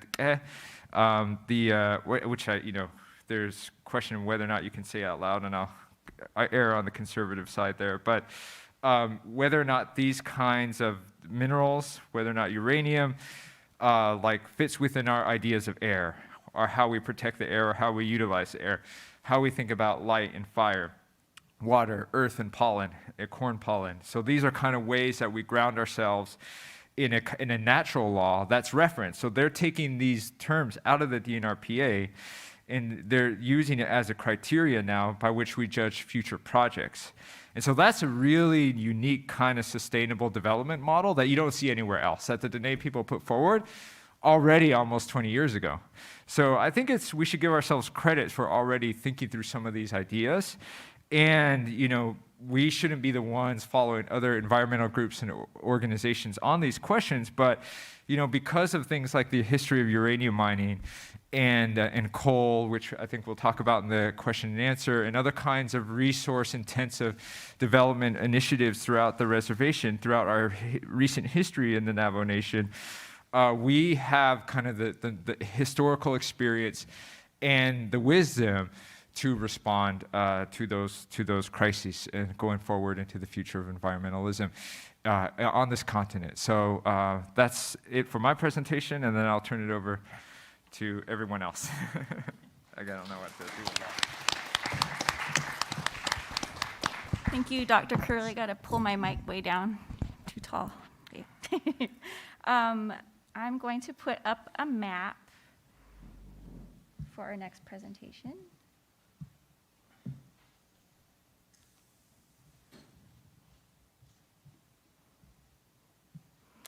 Okay. Here, Tommy, I actually have some slides here that might be beneficial for you. Look, here's Tommy. I'm going to introduce him right now. He's here and he's on the screen at the same time. Okay. Dr. Tommy Rock is a presidential postdoctoral research fellow in the Department of Geosciences at Princeton University. He is Dene from Monument Valley, Utah, on the Navajo Nation. He earned his PhD from the School of Earth Science and Environmental Sustainability program and an MA in Sustainable Community at Northern Arizona University in Flagstaff. He formerly worked for the Navajo Nation Environmental Protection Agency in the Public Water Systems Supervision Program and with Tolani Lake Enterprise as a water quality specialist. He currently serves as a member of the Dene Uranium Remediation Advisory Commission for the Navajo Nation. And I will put this map up here for you while you talk. This is, Andrew referenced the 1979 Church Rock spill, so you can see there's an arrow that's pointing to where that's located. And Andrew, Tommy, and myself all have ties to Sanders. So that's an arrow pointing to that region of the Navajo Nation. And I will hand it off to Dr. Rock. Thank you. Good afternoon. I'm introduce myself in Navajo. Tommy Rock, Ada Shadone no dashin shlant leslan bajashin torijin dashichedo look at national. And for my clan, for our relatives that live out this way, I just said in Navajo that my maternal clans are the Ute Salt clan, and my father's clan are the Minigoats clan, and my maternal grandfather are the Bitterwater clan, and my paternal grandfather are the Reed People clan. That's how I introduced myself and to my relatives, the Navajos that are here. And I've been involved with uranium research since 2006. And how I got here or in this position has to do with, for me, it was a personal journey and personal experience. And that has to do with my grandfather. My grandfather was a World War II veteran in the Army. He blew up stuff, so that skill served useful for him in mining uranium. And there's one story that really sticks out when I was little or younger, when I was just a little toddler. Him and I went on a little cruise. There's this one big open pit mine over in Manamit Valley called Moonlight Mine. And it's a open pit mine, circular, about 150 yards circumference, about 100 feet deep, and you go in from the north and go all the way, come at the bottom from the south, and there's a big mine entrance to the west side of the wall, or east side of the wall, and there's a small entrance to the northwest of the wall. And as little kids, like cruising around with my grandfather, saw that, and we went over there, and he stood at the entrance for what seems like hours. And as a little kid, went on some of the mine waste and played around in it, go on top, jump up, and at the time, I wasn't told of the danger. There was no warning signs, nothing whatsoever. So I was tired of playing around in the mine waste, and my grandfather was still standing there. And finally went back to the truck and just waited for him. And finally he came back. It was quite right all the way home. So many years later, got my bachelor's degree from Arizona State, and we're having brunch. And he told me the story of that particular place. And that mine, the Moonlight Mine, had a big entrance. And there was a big boulder blocking that. And as a teenager, me and my cousin used to explore a lot of those mines at Moonlight, around Monument Valley, went to the end, went all the way to the end. A lot of those mines, saw the water. We hear stories of a lot of the elders, a lot of the people that used to work in those mines tell about how cold the water were. And it's true, it's like the waters were cold and nice and cool, especially on a really hot 100 degrees weather. You go in there, it's nice and cool down there. And that particular mine, though, well, my grandfather, at the time when I was mining that, it's like in the late 60s, there were 3 of them walking out, and there was a guy in front of him. He was the middle guy, and they were taking out some ore. And there's a guy behind him. Anyway, 2 of them made it out. The guy that was walking last didn't, and a big boulder fell at him and killed him. And the owner of the mine told everybody to go back home. And from that incident on, it's like nobody went back to work at that particular place. And you can see the old mining equipment, tools, and what have you there, like many years later. And I always that story stuck with me because I seen that boulder that he was talking about, and I always wondered what was behind it, and I did not know what was underneath it. So it was like, when I think about that and think back about what I've seen, you hear all these stories about uranium mines, former uranium mine workers dying of cancer, dying of exposure. But you don't, I mean, you hear it, but you don't really hear the stories of the people that were lost during that time when rocks or boulders or what have you fell on them, crushing them. And that particular mine, there's another story that I talked to an elder where they were mining, it's like I don't know how deep, and everybody went on the little break, and there's one particular guy that was still mining. There was water underneath, so there was like, they must have been working where the water table was, because the person that was mining in there kept on working, and a boulder fell on him and killed him, crushed him. And when the workers came back and started working again, they figured he went on a break, so they didn't really bother looking for him. By the time they realized what happened, they went back down there where he was working, and they removed the boulders and all. By the time they did that, he was gone. Like there was nothing left of him. So, so the people, when the workers came back out, they saw all the blood on themselves, and realized that there's nothing they could have done, or anyways. So from that side of my grandfather's story to what we went through as a family, where he died of cancer. That was like 2006, and he died of bone cancer. And once he passed, it had a domino effect. It's like numerous families that were involved with uranium mining in some way, some form, went really fast. They died of cancer one by one, really fast. And I remember one time there were two relatives that passed away 2 days from each other. And we used to have a big old family that used to come, and especially these were elders, so there were a lot of family that would come to a lot of these funerals. And slowly, it's like the more that was happening, the less and less people were coming. And pretty soon, some of the people that were on their way, they had nervous breakdowns, and they couldn't go through with it. So a lot of them stopped coming, and it was just too much to bear.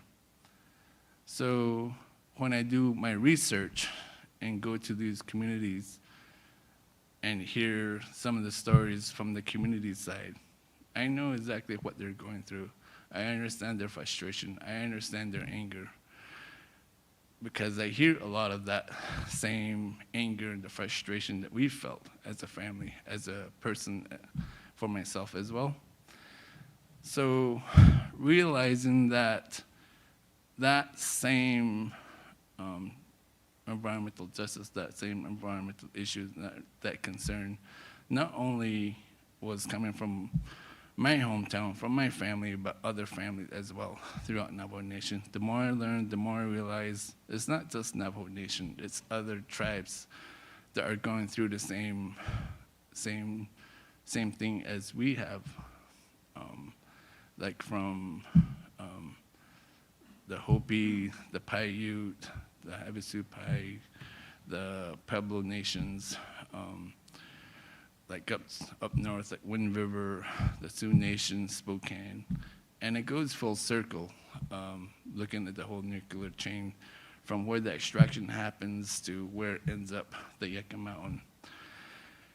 And then not only the Yucca Mountain, but the White Mesa Mill and other tribes that are facing where the mine waste or the nuclear waste is going to go. So when you hear stories about, or when people talk about the nuclear fuel cycle or the clean energy that nuclear supposedly gives, which is true, but they don't talk about the full story.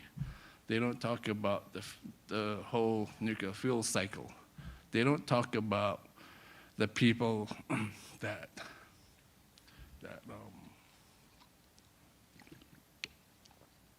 that are going to be on the receiving end. You don't hear that because as a Native population, and as a matter of fact, any minority population, we're kind of like just shunned off to a lot of these environmental exposure. With the project that we worked on, Janine and I, and with the stuff that we did with the London Lake Enterprise, we got this grant from US EPA about addressing the environmental concerns from what happened over in Church Rock. And with the water sampling that we did, we discovered that the public water was contaminated in Sanders and the school as well. So when you're dealing with environmental contamination, you talk, or the most vulnerable population are kids, people that have health issues, and the elderlies. So I don't know how long the elementary and middle school were exposed to that public water contamination, or the community of Sanders were exposed to that water contamination. And as a community, as a research, this has nothing to do with my dissertation. This was something I did entirely separate from any academia. And we, as a grassroots organization, as a community, we were able to fight back, and even with the data, concrete Western science, even with hard data, we still had an uphill battle with the regulators from the state and the federal government. And pretty soon, the Navajo Nation lawyer got involved, and U.S. Federal lawyers got involved as well. They didn't see anything on our conference call. And then during those conference call, I always think about, or at the time I thought about public health and their responsibility and what they're supposed to be doing, which is upholding environmental exposure, addressing public health from these environmental exposure. But in reality, though, in the real world, that's not happening. And it's still not happening to this day, especially with minorities. So it made me question a lot of things with the federal government, with people that work in these positions of power, these positions of where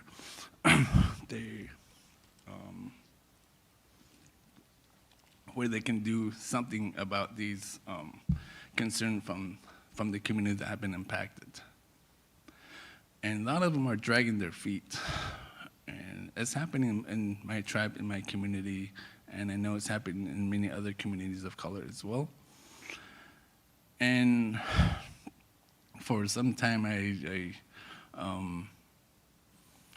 kind of shun away from the academia side, because I like what I'm doing at the moment. It's like prior to going to Princeton University, they had to really talk me into going. At first, I was like, yeah, right, sure. I'll listen to you, and it's like, yeah, whatever. But the person really did his homework, really did his research, and he's like quoting a lot of some of the stuff I've said and done, and I was like, all right, this guy is serious. So he did his research, so he got my attention, and next thing you know, I'm there. But I shun away from academia, I shun away from the federal government, and started really focused on just working with a grassroots organization, because as a former worker for Navajo EPA, I've seen a lot and I learned a lot, especially trying to help improve the quality of life in those affected communities. I thought of my position as doing something from the top down, but it never really worked. And the more I help, my boss used to put me aside and tell me, he's like, that's not part of your job. You're not supposed to be doing that. It's like, don't do this, don't do that. It just got a lot of red tape. And in a lot of these meetings, I like to look across and see who was present at a lot of those meetings. And I see these grassroots organizations come to these meetings, and I seen a lot of positive things that they were doing that were actually improving the quality of life for their community and actually doing something. And I looked at my position. I was in a position to do something, but I wasn't able to do it because I wasn't allowed to. So going back to school, that's one thing that I wanted to do, was work with grassroots. And I like what we did over in Sanders. And prior to being a postdoc at Princeton University, I was a postdoc at University of Utah with the Rocky Mountain Center for Occupational Environmental Health.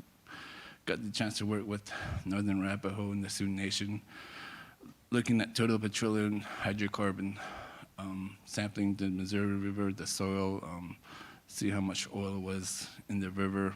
This has to do with the Dakota Access Pipeline. So doing that work, and from the first day I stepped on campus at University of Utah, I told them that I don't want to be a professor, but they tried to pressure me into doing that. I was like, no, it's like, I told you I don't want to be a professor because I want to learn some new skills and want to learn new things, but I'm not in a position where I want to be in that position where I can teach someone to figure. It's like, I still need a lot to learn to do, to help the students that really want to make impact in their community that are being impacted by these environmental issues.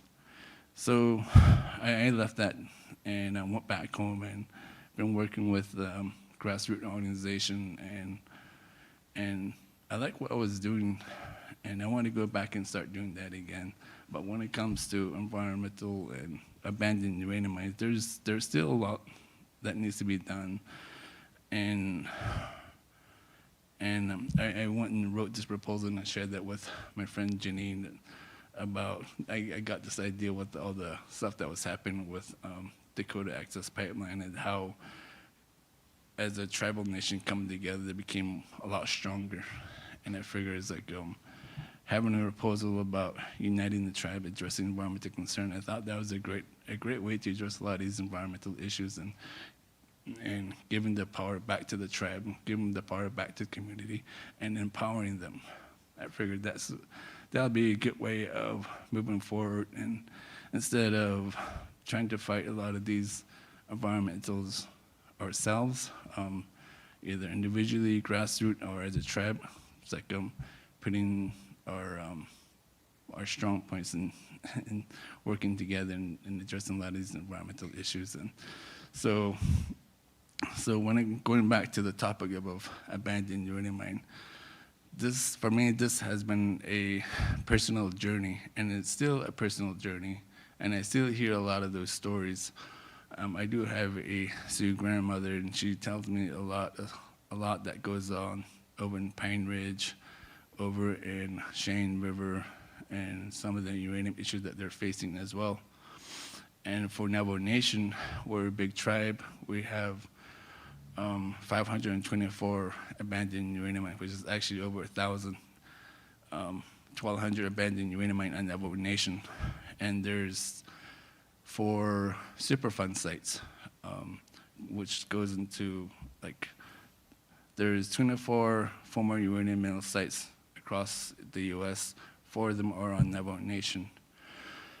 And the 1,200 abandoned uranium mines have been reframed, and now it's like 524 abandoned uranium mines, which doesn't sound as bad compared to the actual numbers. Like reframing, they put a lot of the clustered mines together and reduce that number, so it's 524 abandoned uranium mines. But in the U.S. though, on the west, I believe there is 15,000 abandoned uranium mines. A lot of them are on tribal lands, near tribal lands, and there's few people that are trying to do something about this and trying to address this. And a lot of this goes back to what Dr. Curley talked about, the the atomic bomb, the Cold War, the nuclear arms race. So a lot of that falls back on the federal government. So some of the mines that are out there are on or over at Bears Ears as well, started working, doing some work over there as well. And there's a couple of sites, one site in particular that has a really high elevated level of radiation. And I took some of my colleagues from Princeton over there, and they were blown away by how high the readings were.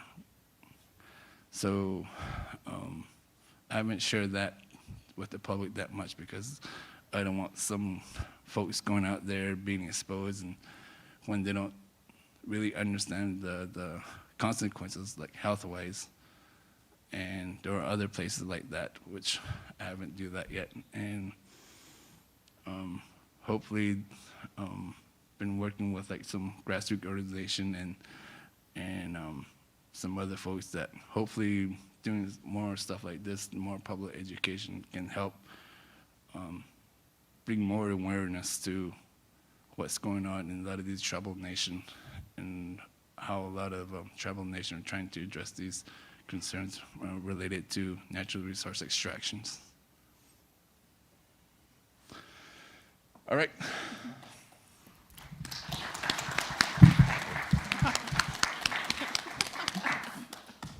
Yeah, Dr. Rock, Tommy, I really appreciate your words. I mean, I think it's completely appropriate to have this like emotional response. I mean, this is how we should be reacting to these legacies. And you are completely right that there is often not this emphasis on the human impact of what this nuclear reaction has created that continues to reverberate through the generations and impact our communities. As you were talking, I know you couldn't see behind you, but I showed a couple images. Here's the DOE site, former Department of Energy site in Shiprock. So this is one of those former uranium processing facilities. This is a map that of abandoned uranium mines. This was provided by the EPA. So this just shows different clusters of those sites that Dr. Rock was mentioning. And then lastly, he mentioned this amazing community project that he did in Sanders community, which is where I did my dissertation research, kind of building off of what Tommy has done. And I think he just sets a really good example of traditional ecological knowledge and community partnership for research. And alongside Janine Yazzie, who's present in the audience, she's going to be in the next panel, Water and Relationality. I didn't know if you wanted to add anything about this map here of the exceedances of uranium before I introduce Talia? Oh yeah, it's like this was we got some help from the community to do the sampling. We showed them the protocol. I had a quality assurance plan that was passed by USCPA Region 9 Quality Assurance Office and was signed off by our tribe, Navajo Nation Environmental Protection Agency. And we had a 2-day training on stuff like coordinates, GPS, and why that was important when doing environmental research. Show them and educate them on water quality, radionuclide, and public health. And just like one day, the second day, we're out in the field doing sampling. So I was present in a lot of the sampling that was going on. If they have any questions, they would ask me questions, and I encourage that as well. So they'll ask me a question, I go and show them, and the reason why we're doing that way, doing the water sampling. And this map just shows you where the sampling has taken place. It's like south of the Perkle River, north of the Perkle River, and it just shows you the Perkle River with the uranium contamination in the groundwater. And so far as like I sit on the Non-Uranium Remediation Advisory Commission, and I talked to USCPA Region 9 to make it just a Superfund site, or trying to address this as well. And still nothing's happening. And we have no idea how far the plume is further down. So it's like I'm really curious about that. So some of the things that I'm doing over in prison is related to that, and trying to get some more concrete data as well, like getting soil sample from church rock, getting some water sample, and comparing isotopes. So I'm hoping that they match up, and I believe they will. When that happens, and I'll have scientific proof that it is coming from church rock. And it'll be round 2, going head-to-head with Region 9 again. So we'll go and bump heads with them again. Thank you. I'll just put it back on this map so we can all reference it. Okay. Next, we have Talia Boyd, who currently works as the Cultural Landscapes Manager for the Grand Canyon Trust, based in Flagstaff, Arizona. She was born and raised in the Navajo Nation, growing up with a respect for the natural world through traditional Dene teachings. The dewatering of aquifers through the extraction of non-renewable energies and the alarming legacy of abandoned uranium mines throughout her homeland drove Talia to take action to protect her communities on the Colorado Plateau. Talia has spent years grassroots organizing in rural and indigenous communities on environmental and social justice issues. Some of her work has included community radio production, working closely with communities to address uranium legacy issues, the protection of sacred landscapes, and supporting indigenous voting rights. Please join me in welcoming Talia. Yeah, thank you, everybody. I'm going to go ahead and introduce myself in Navajo. She'e Talia Boyd and she, Torich Eatney and Shle, Toy Haglini, Bashis Chin, Glash Che, Deshade, or Tabahan Deshanella, Akut Al Dene Estan and Shle. I was born and raised on the Great Dene Nation. I'm a mother and I'm a community organizer. And as Teresa mentioned, I'm a Cultural Landscapes Program Manager for the Grand Canyon Trust. And I'm very honored to be here with my distinguished brothers. And I'm really grateful for my relatives who came before us to present. So thank you all for having us here. I want to share my own story about how I got involved in the work, and then I'll dive into some of the work I've been doing around the White Mesa Mill, and a little bit about the Bears Ears National Monument, which has officially been restored today. So I want to thank all the 5 tribes that threw down to protect Bears Ears as a sacred landscape. That was tremendous, and it was definitely one of the first times that our tribes have come together to do that. That included putting aside historical tensions to work together, so that was crucial in making this happen. But first, let me go ahead and start with my own personal story about how I got involved. I grew up in a small community called Tonalea, Arizona, which is about 27 miles from Tuba City, Arizona. And every day on my way to school, I passed a uranium tailings mill, or uranium mill, called the Tuba City Disposal Site. It's also called Rare Metals. And so every day I passed this little community, which had a trailer park community next to it. And we used to pick up my friends who lived there. This was from elementary all the way to junior high. And we never knew what this thing was. It was just there. It wasn't fenced off. It wasn't capped. It was just there being exposed to the community. It wasn't until several years later that the community was told that they needed to relocate because it was highly contaminated. And by then it was too late because people were already dying and people were already getting sick. And so, it was only until a few years ago that they actually put up a fence around there that had signs. But after they capped it, they put a bunch of dirt basically on top of it. It looked like a huge sand dune, and it wasn't fenced at that time. So kids would go up on it and play on it and roll down it. And when it would rain, we're desert people, and when we get water, we're very happy. But our children would go up on this mine, this mill tailings pile, and they would play on it, and then they would play in the water that would gather at the bottom. And so this were some of the ways that we had been exposed. But then my family moved to Church Rock, New Mexico, which is home of the 1979 Church Rock spill. I don't know if can I get a show of hands of who knows what the Church Rock spill is? Yeah, and that's very unfortunate. So the Church Rock spill occurred 3 months after the 3 Mile Island incident, which I'm sure you're all very aware of. That community of 3 Mile Island in Pennsylvania was immediately given resources. They were given national media attention, and they were, everybody was looking to see how they could help them. Again, 3 months later, within Church Rock, we had the Church Rock spill. Nothing. We had no national media coverage, very little, very minimum, if any. And to this day, we are still pleading for cumulative studies, be it air, soil, water, and health studies. And so for the past several years, I've been working within my tribal communities to help elevate those voices and to demand for justice in our communities. And so that's when I realized, and I was heartbroken, that wherever I went within my homelands, that they had been compromised by uranium legacy waste.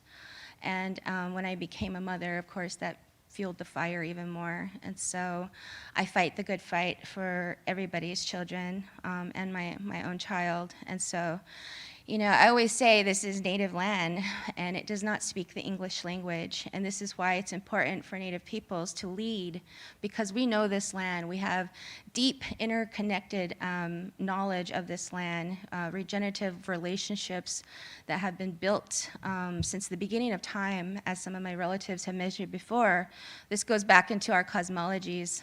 We originate from Turtle Island, and Western science is barely catching up to what we've already known. This is our truth, and it's informed through our ceremonies, our oral history, and our blood memory. So this is how we as Native peoples can speak that truth.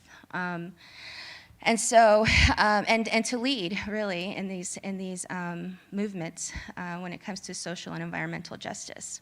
And so again, I'm very appreciative to everybody who does this work, because it's definitely not for the lighthearted or the thin-skinned. And there's a lot of sacrifice that goes into the work, right? As a mother being away from my child, this is in itself a huge sacrifice.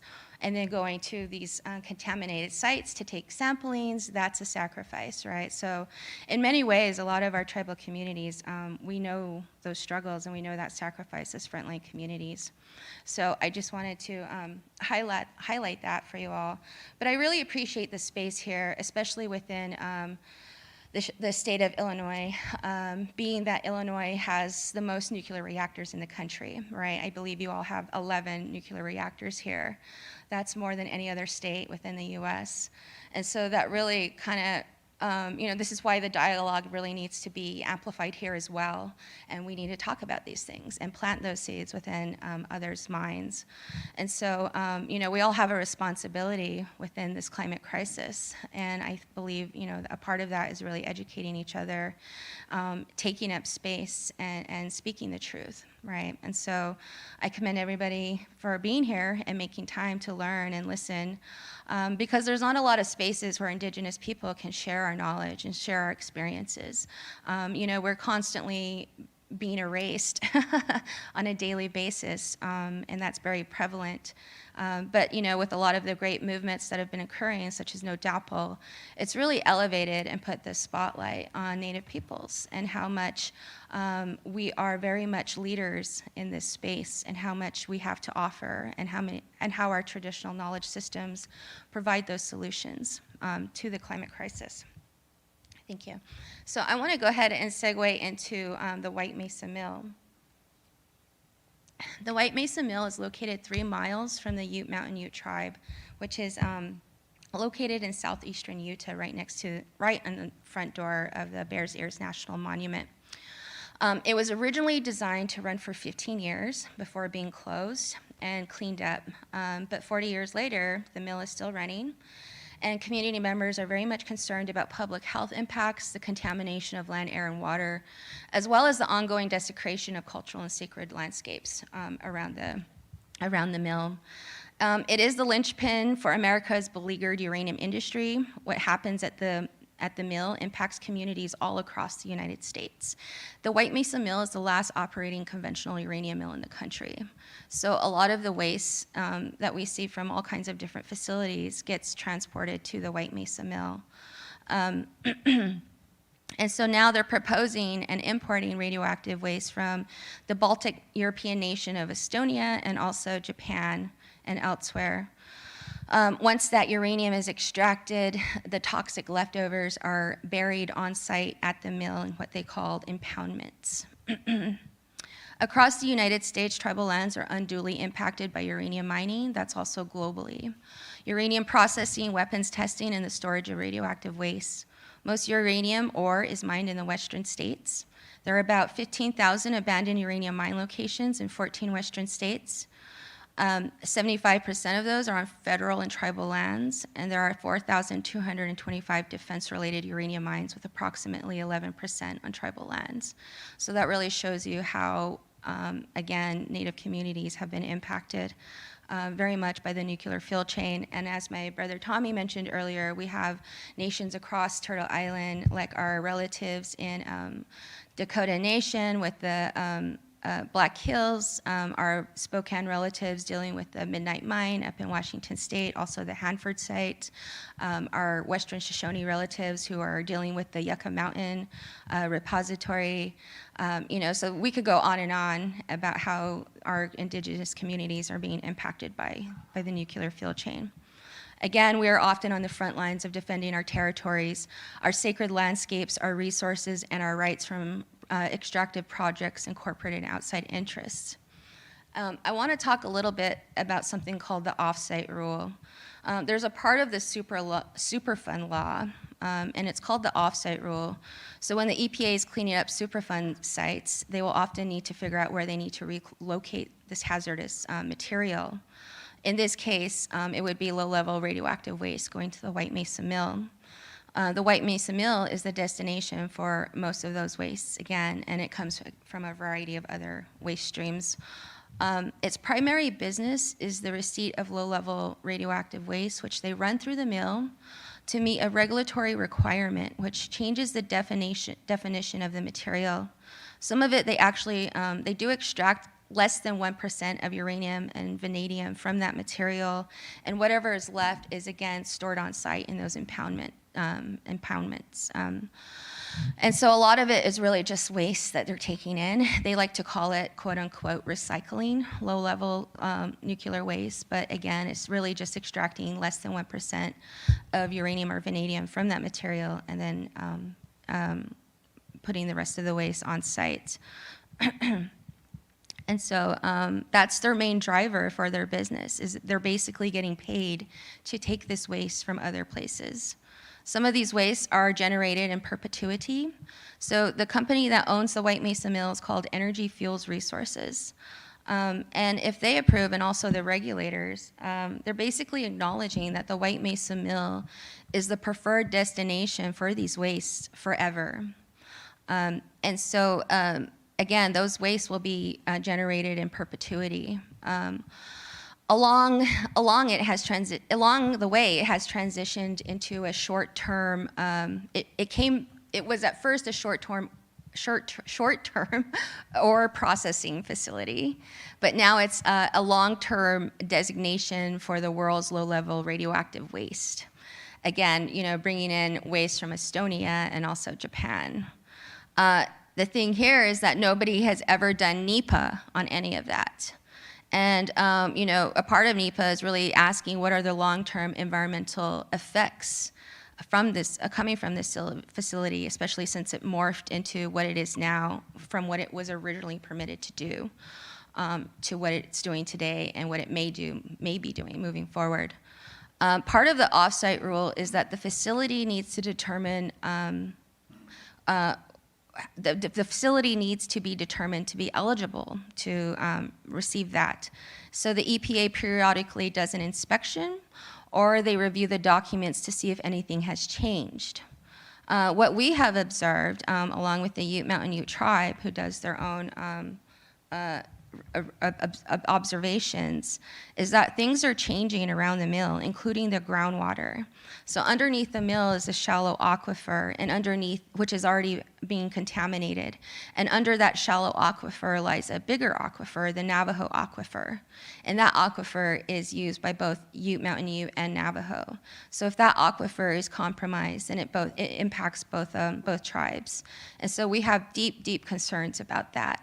Another big thing here too is that my brothers were talking about the waste on Navajo. They're proposing on taking that waste from the Church Rock spill that happened in '79 and taking it to the White Mesa Mill. So this is basically pitting tribes against each other, and they're very well, they do this a lot, and they do it regularly. For instance, a few years ago, there was a facility in Gore, Oklahoma called the Sequoia Fuels Corporation, and they had a ton of radioactive sludge from this facility.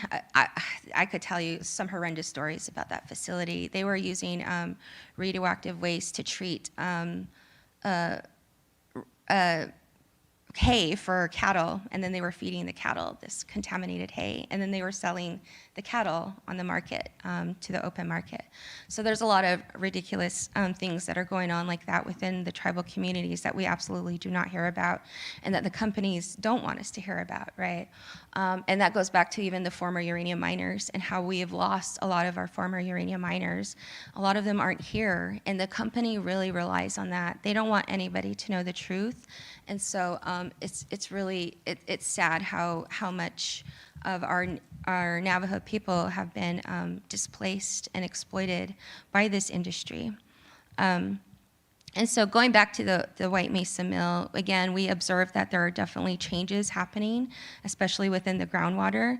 It's becoming more and more polluted. And then, of course, the issues of airborne emissions and the impacts to vegetation and wildlife are definitely getting worse. You know, the thing here, too, is that the pollutants in the groundwater are, well, they're there, and then what the state of Utah has authority to regulate the White Mesa Mill through what they call an agreement program, which is a program designed through the Nuclear Regulatory Commission, where they basically give the state authority to regulate low-level waste or other special radioactive material. And so in this case, this is what the state of Utah has done. They applied for this agreement state, and they were approved.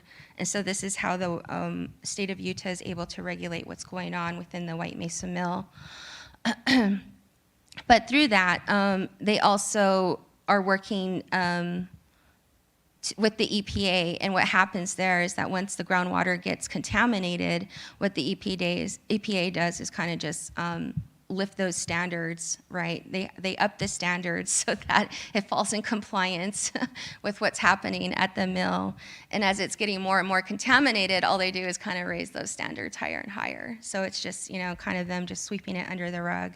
And again, this is something that's very rampant around not only the White Mesa Mill, but around a lot of the abandoned mines and cleanups that we see across Indian country. Excuse me, there's a lot of monitoring data that shows this as well, that the tribe has also shared with communities and also partners that they're working with. So it's very disconcerting. And what the state has done repeatedly over the years, as I mentioned, is relax those standards so that this facility stays in compliance with their permit. Now, it's very important for Energy Fuels because if they're not eligible to receive the waste from a Superfund or other locations because of their out of compliance, then the EPA will no longer allow them to accept that waste. So again, the state of Utah is constantly raising those standards. It's very disturbing, but this is what's going on the ground on a daily basis. So I kind of want to highlight some of the health and environmental hazards again around the mill. They have what they call cells 1, 2, and 3 at the mill, and they were constructed with a single thin plastic liner between the layer of soil and the layer of crushed rock. Today, these cells would be built with 2 liners and a system meant to detect and collect anything leaking through the first liner before it escapes into the environment. And then also, the mill emits radioactive and toxic air pollutants that can travel off-site, including radon, sulfur dioxide, and nitrogen oxide. Stockpiled ore and alternate feeds that are not adequately covered can also blow off-site. And the White Mesa residents have reported smelling the pollutants from the mill. Every year, the White Mesa Ute community has an annual protest and spiritual walk, which actually yesterday and today, they had a virtual conference for the White Mesa community. You can catch that on Facebook. We're partners in that event, so you can go onto the Grand Canyon Trust website, and there's also another organization called Green Action based out of the Bay Area who are also partners in organizing that. So we will definitely post those to our websites if y'all are interested in checking that out. Again, it's really amplifying the tribal voices of the Ute Mountain Ute White Mesa community, and really again, building solidarity amongst other tribal nations who are also impacted by the nuclear fuel chain. Excuse me. So every year, well, when I went to the White Mesa community to go to the protest walk before COVID, it's about 4 miles between the community and the mill. And so as you get closer, you can smell these toxic radioactive chemicals. And when I first went, I got a headache and my eyes started tearing up and almost started burning. And it was hard. It was hard to be there, and it was, and it just broke my heart because this is what our White Mesa Ute relatives deal with on a daily basis, right? And they won't let their kids play outside because that's how dangerous it is, and that's how, it's how terrible the smells are. So they just keep their children inside most of the time. A lot of the rabbits around the area, which the Ute hunt, are no longer available. A lot of the vegetation has died. And so that's really, again, alarming, and it shows how much this mill is contaminating the area. There's also the fact of trucks coming into the facility, and the transportation routes that they take are usually through major highways or railways. But then once they're unloaded, they travel on, through rural communities, which again, none of our communities are at all prepared for any kind of radioactive catastrophe if it should happen. Again, too, these trucks usually travel at night when nobody can see them. I live in Gallup, New Mexico, which is on the border. It's a border town to Navajo Nation, but as my fellow colleagues have mentioned earlier, we live next to the Grants Mineral Belt, where there are some Superfund sites from the Homestake mine site and also the Jack Pile mine site. There are new proposed uranium mining around one of our sacred mountains, Mount Taylor, which is called Roca Honda Mine. So they're still proposing new uranium mining, especially within or around our sacred spaces. And that is also very alarming. And Janine and I actually worked on a few things a few years ago, because what we noticed was that when working with federal and state entities, we weren't really getting anywhere, right? And we were frustrated, and we realized that our local decision makers were leaving the door open for these companies to keep coming back in.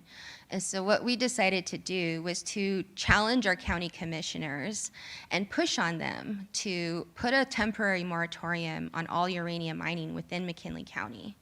And of course, we got immediate pushback from the state land office and other entities.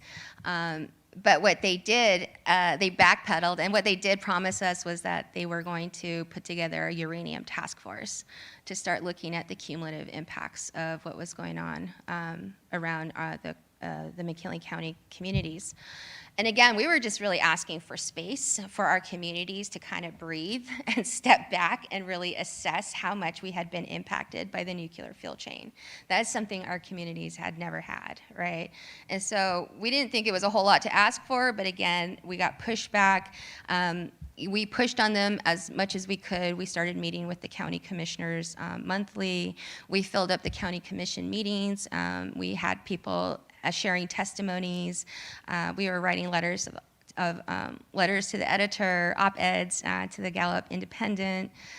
We went to the Navajo Nation Diné Hatatli Association, which is an association of our medicine men and women, and we got a letter of support and resolution from those folks. So we went to several different departments within Navajo governance to get support, and they definitely supported all of that. But that's only to highlight that this was just one of the other strategies that we used to really try to hold these companies accountable and demand transparency and demand justice. So that was one of the things, and that is still an ongoing effort. I transitioned to a new position, and there were other leaders in the community that were willing to take it up. But yeah, and like a lot of folks have mentioned before, I always call this life work, right? Because once you're in it, and nuclear issues, they're so long term, right? When you think about it, the half-life of uranium is 4.5 billion years, and so this is like I'm going to be doing this for the rest of my life. Whether I'm paid or not to do this, right? I mean, this is a part of just being Native and Indigenous, is that we don't choose to be political. We're kind of just thrown into it, right? Because we demand that our sacred spaces be protected. So going back again to the White Mesa Mill, there's definitely concerns about the groundwater contamination. There's also the fact that the state Utah regulators may not be requiring Energy Fuels to guarantee enough money to be available for cleanup of the mill if the company fails to do so. So the current guarantee is called a surety bond, and it's only for about $20 million, and that's not nearly enough for cleanup. Cleanup of these kinds of facilities costs usually hundreds of millions of dollars. So 20 million is definitely not enough, and it doesn't cut it. What is the state of Utah proposing to do? Well, the mill has been operating with the state's blessing since 2007 under an expired radioactive materials license, which is the main or operating permit for the mill. That license was renewed in 2018, so it gave the company a green light to run the mill for another decade. Unfortunately, this is probably the second time that they've done that. Energy Fuels has also has a groundwater discharge permit that is meant to prevent groundwater contamination, but that permit expired in 2010, and again, the state renewed it in 2018. So during that time, there was no permit, and they shouldn't have even been doing it. And also in 2018, the state gave Energy Fuels permission to process, again, that radioactive sludge from the Sequoia Fuels Corporation that was coming from the Cherokee homelands.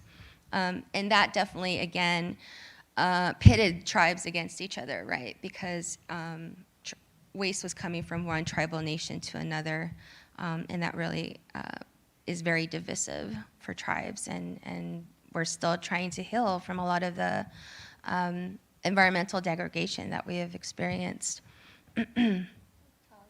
Yeah. Can I segue to a question? Sure. We have 15 minutes. Okay, yeah. Oh, Well, sorry. I will go ahead and On? wrap Okay. it up. Yeah, thank you. I could talk all day about this stuff. Sorry, we talk a lot.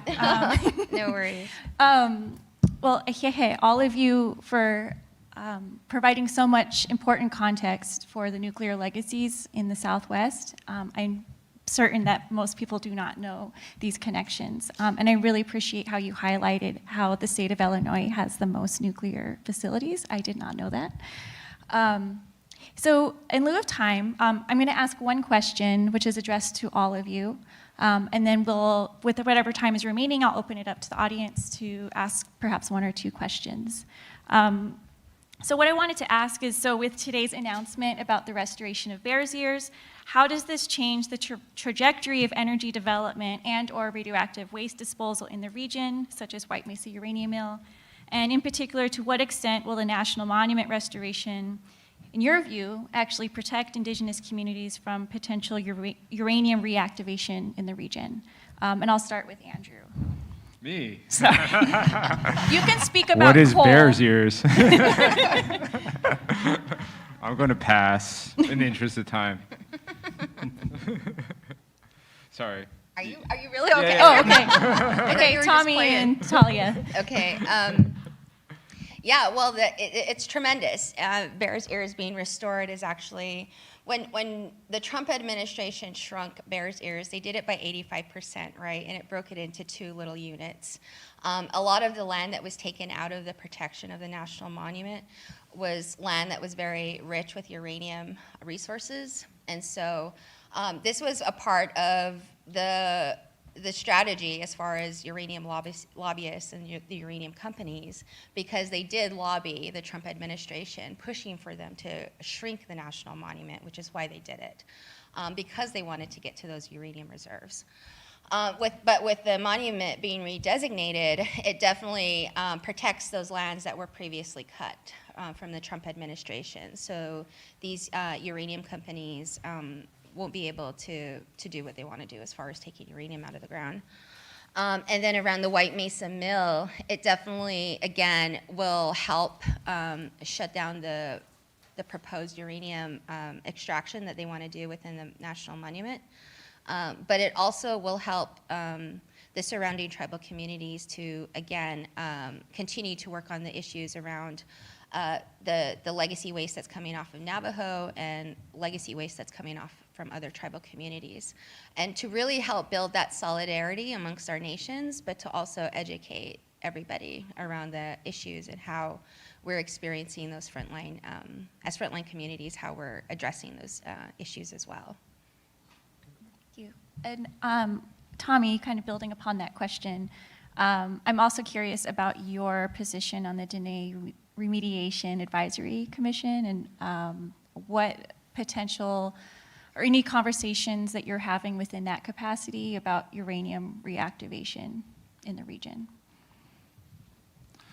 Oh, I'll do the Bears Ears question first. It's like, for the Bears Ears, I've seen quite a bit of abandoned mines in Bears Ears, and talking to some of the community members. Some of them know where some of these mines are, but they don't know where all those mines are located.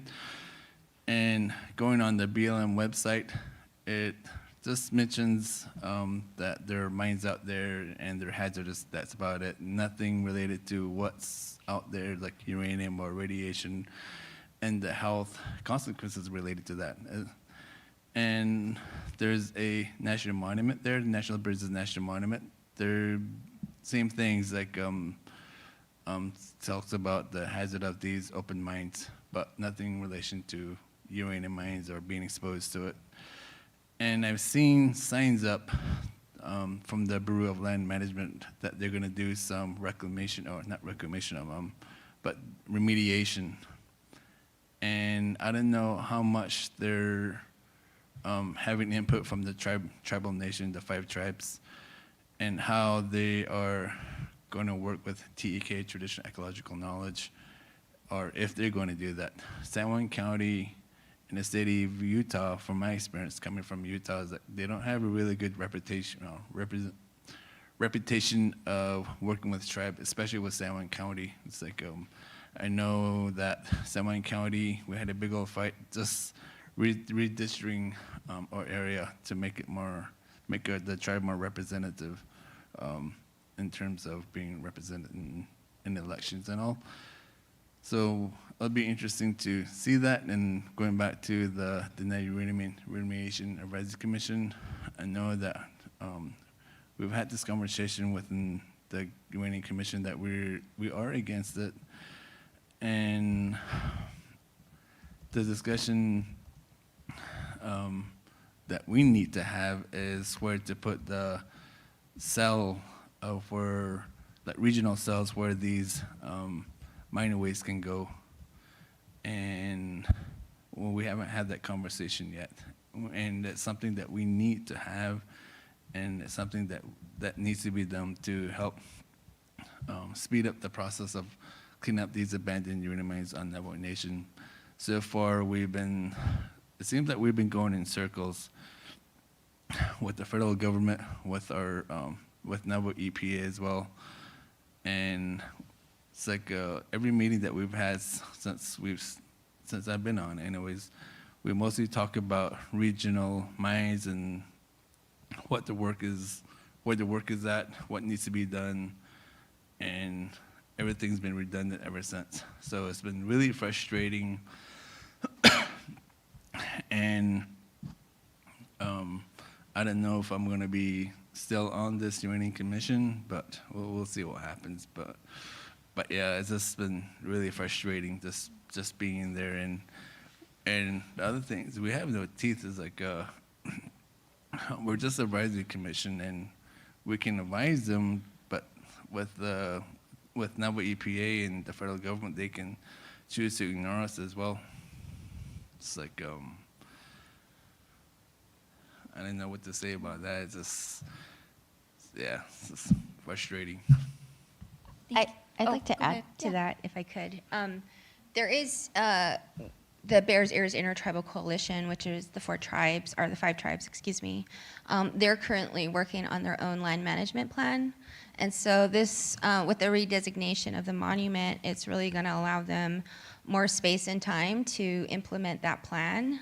Again, this is a plan that's a land management plan that's created by the tribes and not these federal agencies. So this is a tremendous time for them to do that as well. But also part of that too is their Traditional Knowledge Institute, which is what they're working on as well right now and hoping to add to the layer of protections around Bears Ears. So I just wanted to include that real quickly. Teresa, I was wondering if we might be able to give people kind of references for Bears Ears to follow up on, because we just introduced. I mean. No, anyway. thank you. Yeah, sorry. I just felt bad because I didn't mean to be facetious about not knowing what it was. This is such a big topic, and people know it better.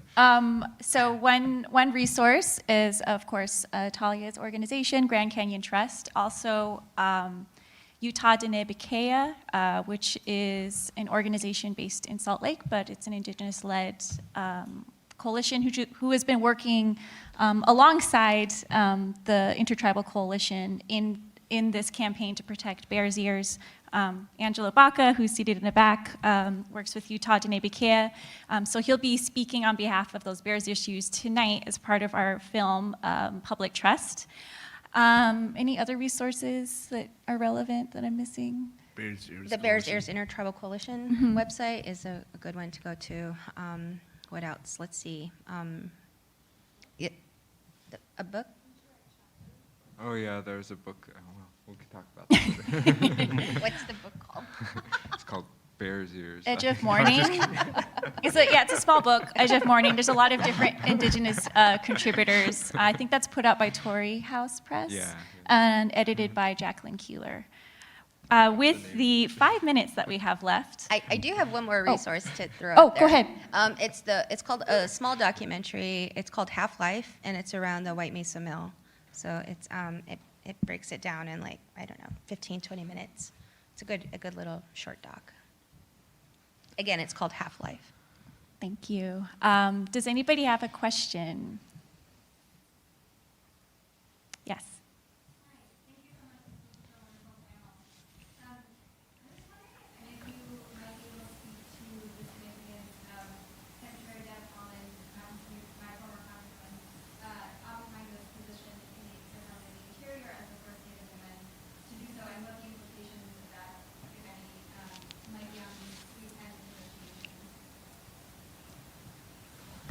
Who wants to take that? Andrew. I'm sorry, I can barely hear you. Oh. I kind of have bad ears too, so I apologize. Rephrase of what I'm saying. Just the implications of Deb Holland's appointment and what how this affects energy, sacred lands protection.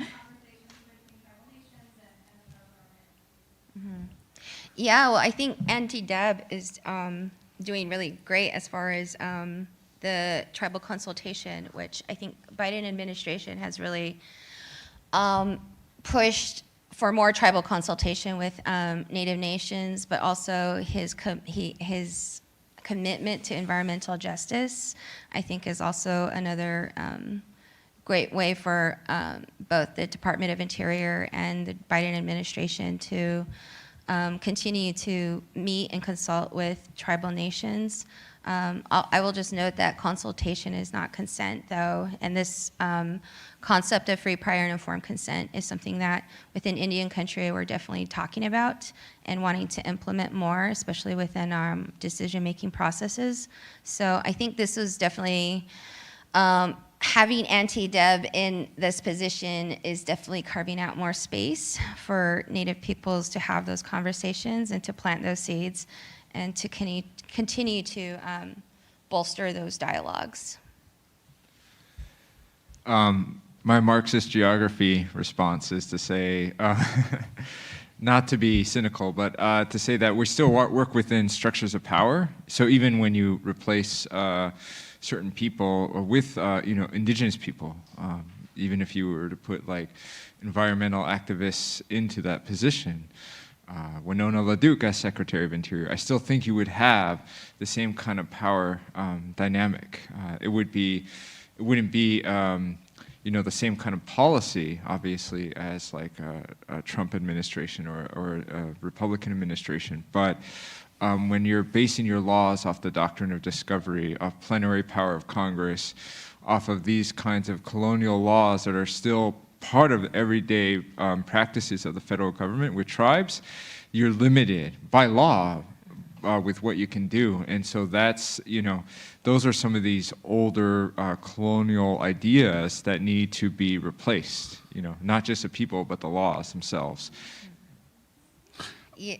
Well, it's like talking about your questions or answering the questions from my research and what we're faced today is like we need to find another source of energy and natural extraction. We've seen the consequences related to that with coal mining, uranium mining, and I think not only as tribal nation or tribal communities, but as a nation as well, that there needs to be like another alternative solution to this energy issue that we're facing now.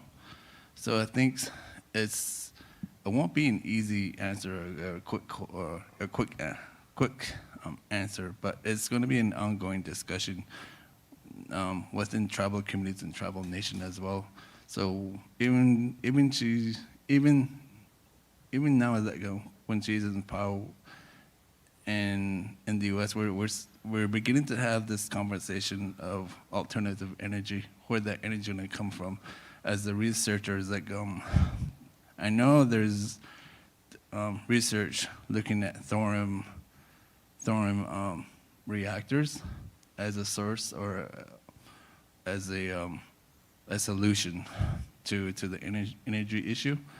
And also, I know up in Canada, they're looking at smaller nuclear reactors as a solution as well. But I don't know what the answer to that will be. But I know as a tribal community and as a nation, it's something that we need to answer. And as we keep growing, not only as a country, but as a world, it's like there's be a lot more pressure or more research going to that question. So it's kind of leave it hanging there, but it's like it's going to be an ongoing discussion. And even though it's like some as a activist or as a researcher or as community members, some won't like the outcome of it, and some won't agree with it.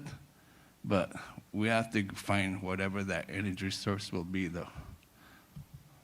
Thank you. And you raise an excellent point, and I think part of the connection that we were trying to draw in our conversations, between Andrew's research, which is primarily coal and energy development, and both of you two in your community engagement around uranium, is when we're thinking about conversations of green energy, of sustainability, nuclear is seen as the alternative to coal. Right? It is seen as, this is the green option. It is carbon neutral. So the language that the settler state is imagining is to imagine nuclear as a vision for the future, which in a way, Andrew and I both talked about this before, that's not that different from these Cold War ideologies of technological advancement that we saw in the 1960s. So it's like nuclear is still seen as the vision of the future. But as I hope all of this is abundantly clear, it is not a viable solution for the protection of our homelands. Yeah, I want to add to that. When we talk about nuclear energy, we often don't talk about the whole nuclear fuel chain, right? And how the front end is very carbon intensive due to the mining, the milling, and the transportation of uranium ore. And then, of course, after it comes out of the reactor, there's this high-level waste, right? There is nowhere in the world to store high-level radioactive waste. This is a problem globally. And so what they do is they put all this low-level waste in interim storage across all of these facilities across the U.S., mostly at nuclear facilities. And so this is a part of the problem too, but I would also highlight that a lot of these extractive industries, including oil and gas, also unearth a lot of radioactive materials too, right? So this is also a part of how these different extractive industries are really very much connected in a lot of ways.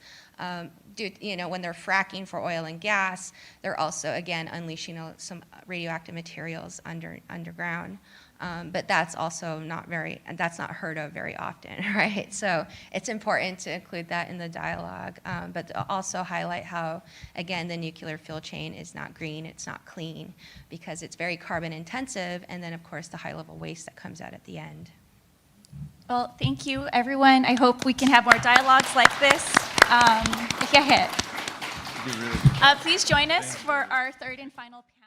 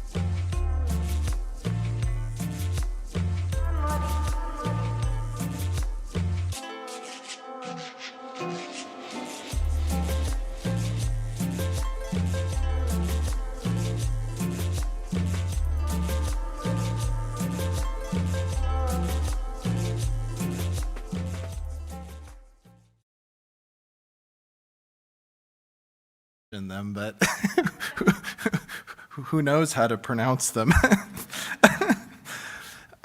I hope everybody's having a good time connecting with each other and building that kinship, and here in a significant area of land for Potawatomi people, and great to connect with so many awesome folks that some I knew from before and others meeting again for the first time who I've followed and who are doing very inspirational work for all of us and for all of our communities.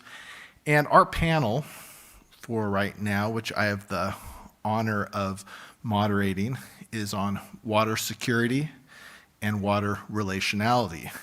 And our fantastic colleagues have prepared some sharings about the work that they do, the things that they know, on a number of different aspects of water, whether it's institutional aspects, aspects related to risk, aspects related to indigenous knowledge. So I'm super excited to learn from them, and then have a chance to engage in some question and answer with those of us who are here and those of us who are able to connect through other means to the dialogue. So what we're going to do is go in order of the program, and so I'll introduce each person before they share, and then after that we'll have our question and answer period. So our first speaker is Grace Boltail, who is an assistant professor in the Nelson Institute for Environmental Studies at the University of Wisconsin-Madison. Originally from Montana, she is a member of the Crow tribe and a descendant of the Mandan, Hidatsa, and Arikara tribes of Fort Berthold, North Dakota. She completed a doctoral degree in biological and environmental engineering at Cornell University. Dr. Boltail's research lab group focuses on natural and water resource management, land use, and resource sovereignty in Indigenous communities. Grace's scholarship is informed by her work as a professional engineer on water resources infrastructure for tribal communities.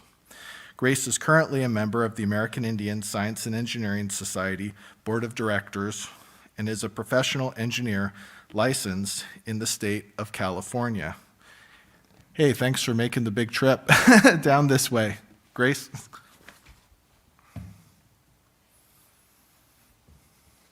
Oh, that's fine. Okay. Oh.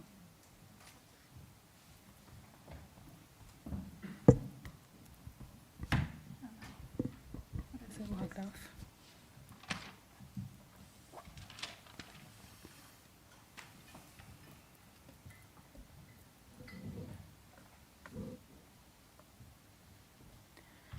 Thank you.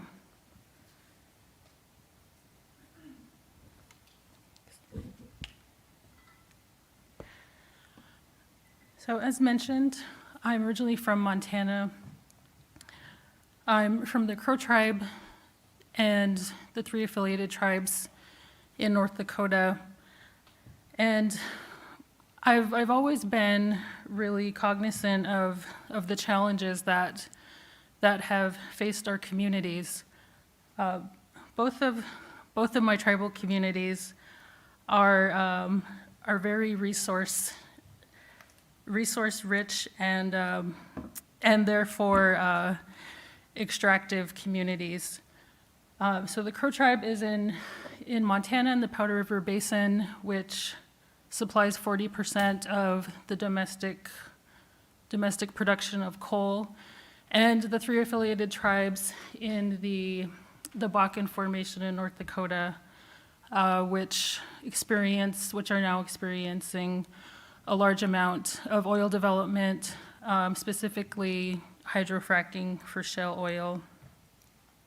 So both of these tribes were actually once one tribal community, one tribal group. And our migration story is that we came from somewhere in northern Minnesota or Wisconsin. So we were once in not too far from this region and not too far from where I now reside. And I really appreciate the diverse groups and speakers that are represented here today. In my own work, I've studied mainly the arid West, and living in the Midwest, it's very different. The amount of water resources and how they're managed are something that I'm still learning about, so I appreciate hearing from everyone.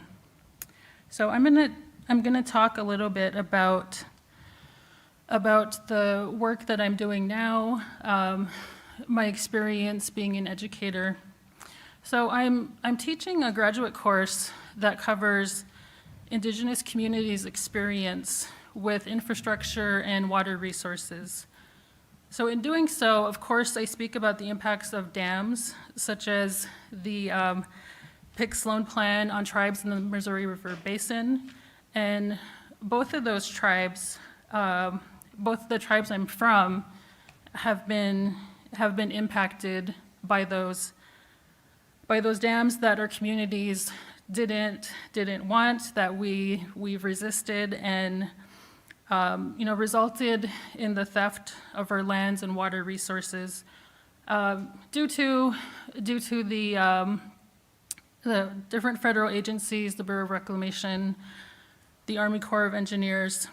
And I've always been interested in infrastructure, being an engineer, and this was really an interest of mine before I really knew about this history with the impacts from these infrastructure on our communities, our water resources, and sovereignty. So in my class, I talk about how these projects and agencies were funded to settle our territories, to settle most of the West soon after our treaties were signed. And really, the currency for all of this infrastructure investment was our land through things like the Bureau of Reclamation Act that was funded from the sale of our lands, from the sale of federal surplus lands, which typically was still under the treaties of many of our tribal communities. Much like how our universities were established from the proceeds of our lands. And often these projects were unnecessary, uneconomical, and were built to really have a foothold in our communities and our resources. And we know that the power, the benefits from these projects, they don't go to the regions that we live in, certainly not where we have all of these resources, coal resources, and the power generated from our own resources is really exported to other communities and other regions. And this structure gave the government really the dominion on our water resources, and that it has over all of the other parts of our land and our sovereignty. So factoring in and considering all of this, I encourage, in teaching about this, my students to think about, where do all the stakeholders fit in? We as tribal communities, we're always an afterthought, to be dealt with later when we've become enough of a problem, or when we finally stake claim to our resources and through our sovereignty. So what is our option for redress? With Western tribes, with large land bases and prior appropriation rights, it's often water settlements. Right, so I encourage when I'm posing these histories and the impacts, I really encourage students to think about, not just the challenges and the contributing factors, but also to start formulating interventions, how to go about, building communities and addressing these problems. And that's something that I've always believed in, being an engineer, being a problem solver. So our authority to our resources have finally been recognized 150 plus years after our treaties with these water settlements and really in gaining our water rights. And we have a lot of catching up to do, to make use of that authority that's now fully vested with the granting of those rights. And our tribal water programs are often, very new, trying to establish themselves, to try to stand, from under the weight of business as usual and the consequences of this non-regulation of our lands. So I've worked within this framework for much of my professional career with tribes. Most recently on our water settlement project with the Crow tribe.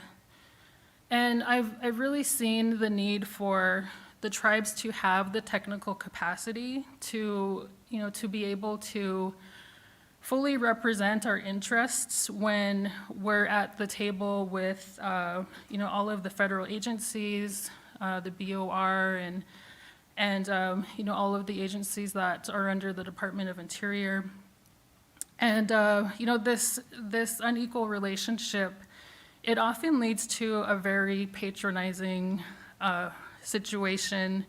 And, the agencies really make a lot of unnecessary work for the few of us technical staff that are advocating on behalf of the tribes. And, it's something, unfortunately, that I've seen in my other work with tribal communities, trying to put in place more enforcements for our environmental laws and environmental programs as well, particularly when we were trying to address things like produced water spills in the Bakken Formation on tribal lands. So where does this leave us? This investment in our community, it should be an opportunity for us tribal communities to really direct the capital that's going into our communities. And there's really a need for more tribal members to say, what are the benefits? Where's the transfer of knowledge? How can we direct capacity building? And, really, unfortunately, we're never going to see an investment of this scale in our tribal communities, hundreds of millions of dollars for projects. Definitely not in my lifetime. And something that I try to address as an educator, I really try to encourage students to think about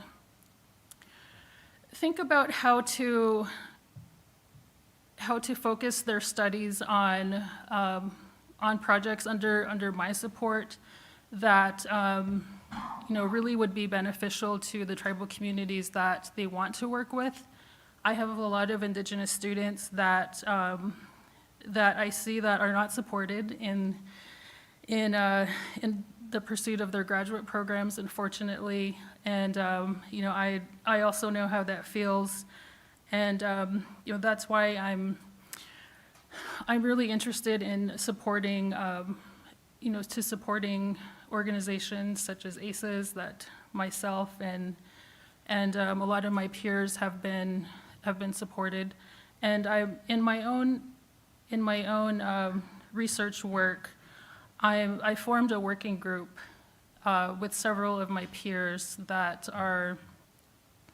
identify as Indigenous scientists, and we call our group the Indigenous Environment and Science Working Group. And we're really trying to support and mentor these students that, really are out on their own, trying to validate their work to their advisors, to the general academic community. So addressing specifically water security issues,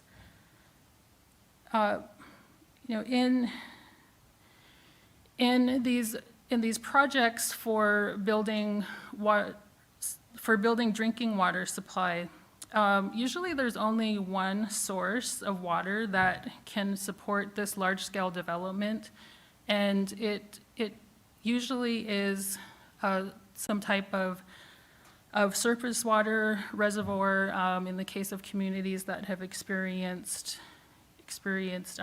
dam building in their communities against their will.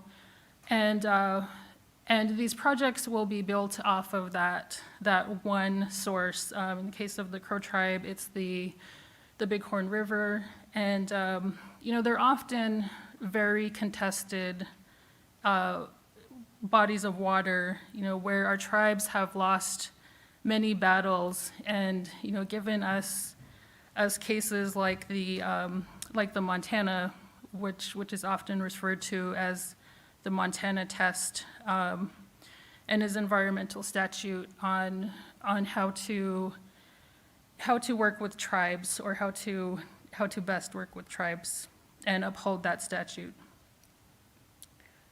And it's not just about water security is not just about water quality, but it's not about water quantity, but quality, right? We as tribal communities, we need to have the capacity, we need to have the institutional strength to set our own water quality standards, to strengthen the authority of our environmental programs.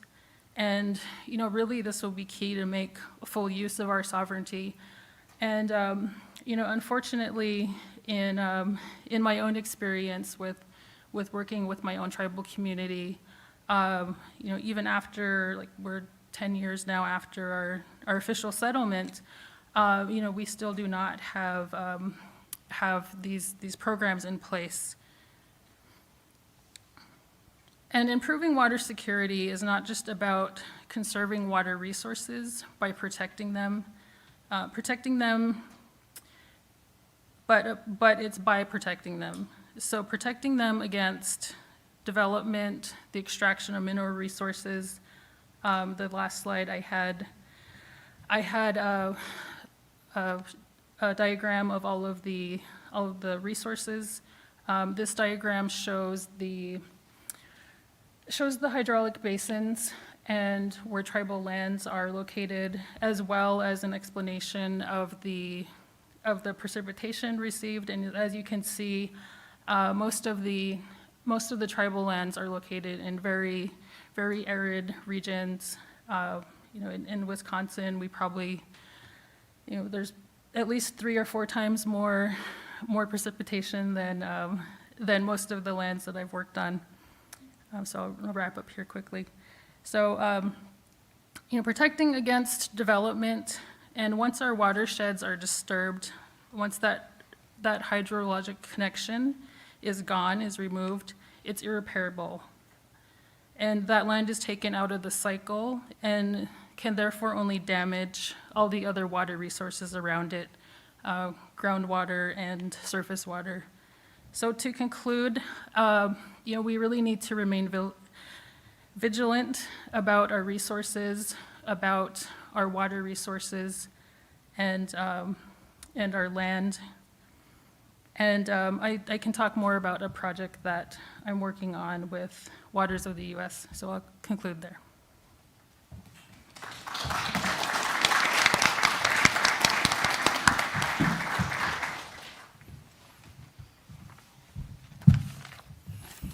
Miigwech, Grace, really appreciate all the knowledge you shared and so many different dimensions to your work. And I wish I had a professor like you. And but that's why I think the work you're doing with the American Indian Science and Engineering Society is just so critical, because we could have all used that mentorship and that support.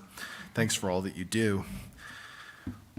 Our next wonderful speaker is Rochelle Diver, who's an independent consultant with the International Indian Treaty Council, focusing on environmental health and toxins, particularly the effects of mercury and pesticide exposure, as well as the impacts of resource extraction on Indigenous women, children, and future generations. Her work utilizes a human rights framework, using United Nations treaty bodies and processes to further secure, protect, and uphold the right of Indigenous peoples. She is Lake Superior Ojibwe, currently residing in Minneapolis near her traditional homelands, Anishinaabe Territory in northern Minnesota. Thanks for making the trip, Rochelle. Thank you, Miigwech. Good afternoon, everyone.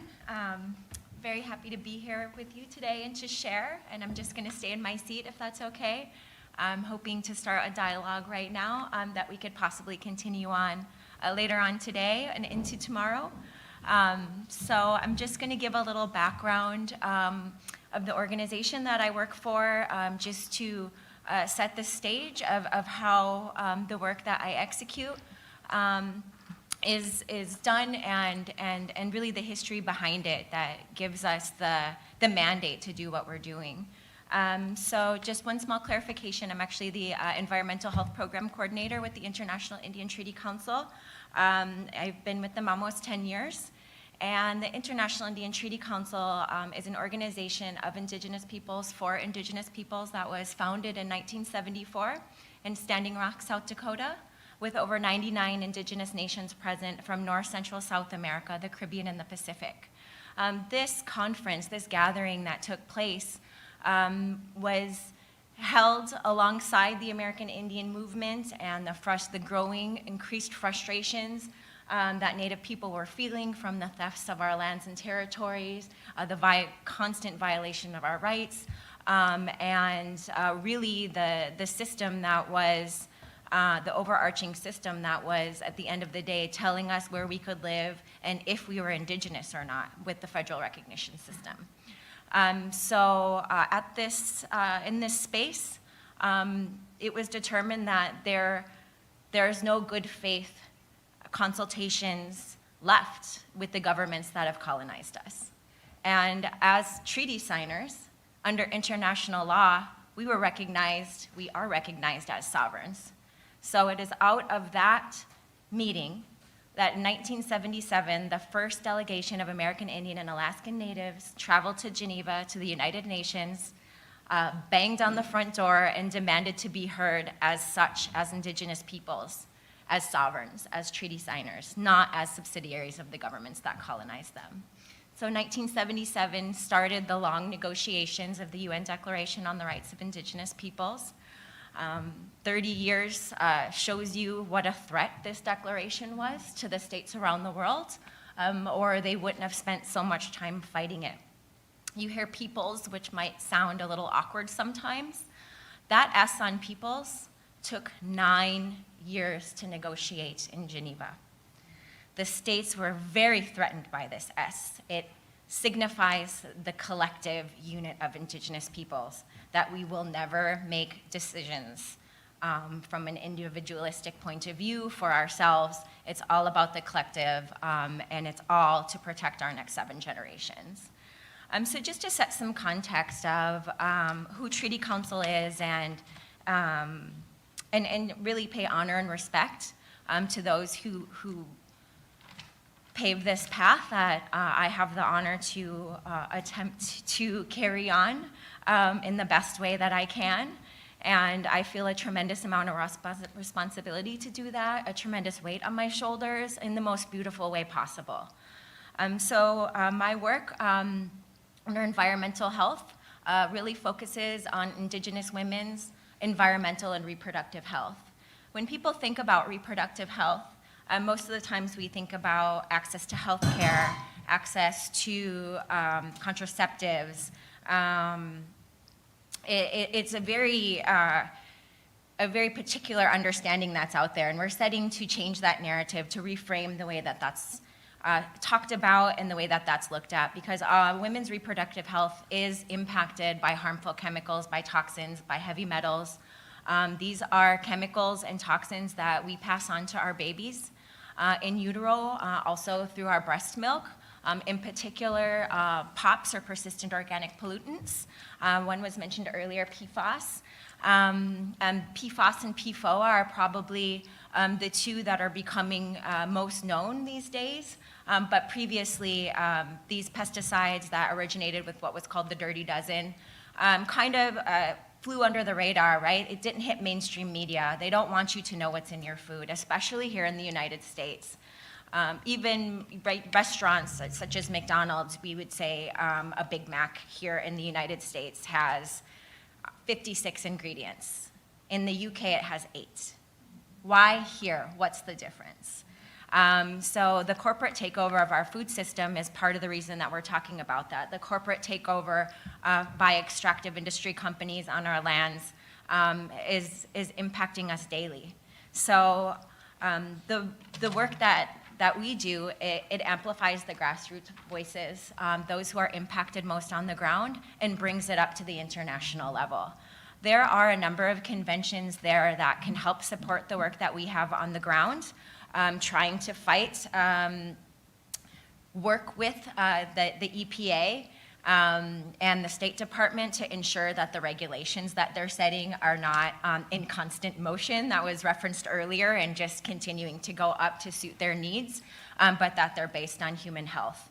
And so we support and train Indigenous peoples, focusing on women, youth, and elders, to travel to these conventions, to speak for themselves, to tell their stories of the impacts that they're seeing, what is happening to their babies, the agricultural workers who are working under conditions of aerial spraying by pesticides, who go home and put their clothing into the dryer with their baby's clothes. We saw in some communities south of the medicine line in Mexico where the spraying was causing severe developmental disorders for the babies. What was happening is, as I said, it's being transferred on the clothes, it's in the air near where they live, and the women, they were taking in all of these chemicals, and once they go in, there's no way for them to go out unless they're passed on in utero. So women were having wombs that were contaminated with pesticides, and their babies were marinating in chemicals at the time that they were developing. And some babies were being born in Mexico, in Sonora, Mexico, that had no bones because of this. This is deliberate. This is happening. These chemicals are being manufactured by companies, and that's the difference between toxins and toxics. These are man-made chemicals. They know the harms of these chemicals, and they continue to apply them anyway. They're disproportionately used in indigenous communities, low-income communities, and communities of color, and that's the same place we see the manufacturing plants, where these chemicals are tested, put together, and of course then there's waste that's disposed of as well. And many times unknown to the people that are living on or near the communities where this is taking place. So I just want to give a basic introduction of some of the UN conventions that we utilize, and then I'll talk about how we're working to inform tribes and community members to be able to access these international mechanisms to continue their work at home with their governments at all levels, tribal, local, national. First, I'd like to highlight, we've heard reference to mercury a couple times today. The Minamata Convention on Mercury is one of the newer conventions in the United Nations framework that addresses environment and human health. Magically, the United States was the first to ratify this convention. Many times we see that the United States does not ratify it. They haven't even ratified the Convention on the Rights of the Child, and there are only 2 countries in the entire world that have not ratified this convention. So we expect for them not to ratify it, and we have no idea why they made a big deal in 2017 to ratify the Minamata Convention. So this is a very serious tool for us to utilize, whether it is within our communities to make sure that our Natural Resources Department they're aware of this convention and the United States obligations under this framework, so that they can continue to negotiate in good faith with the EPA and the State Department.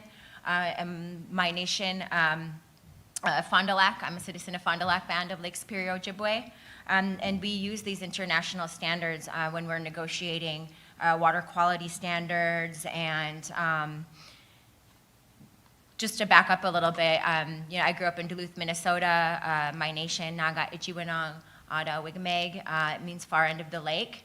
And we are surrounded by water, and we are surrounded by pollutants.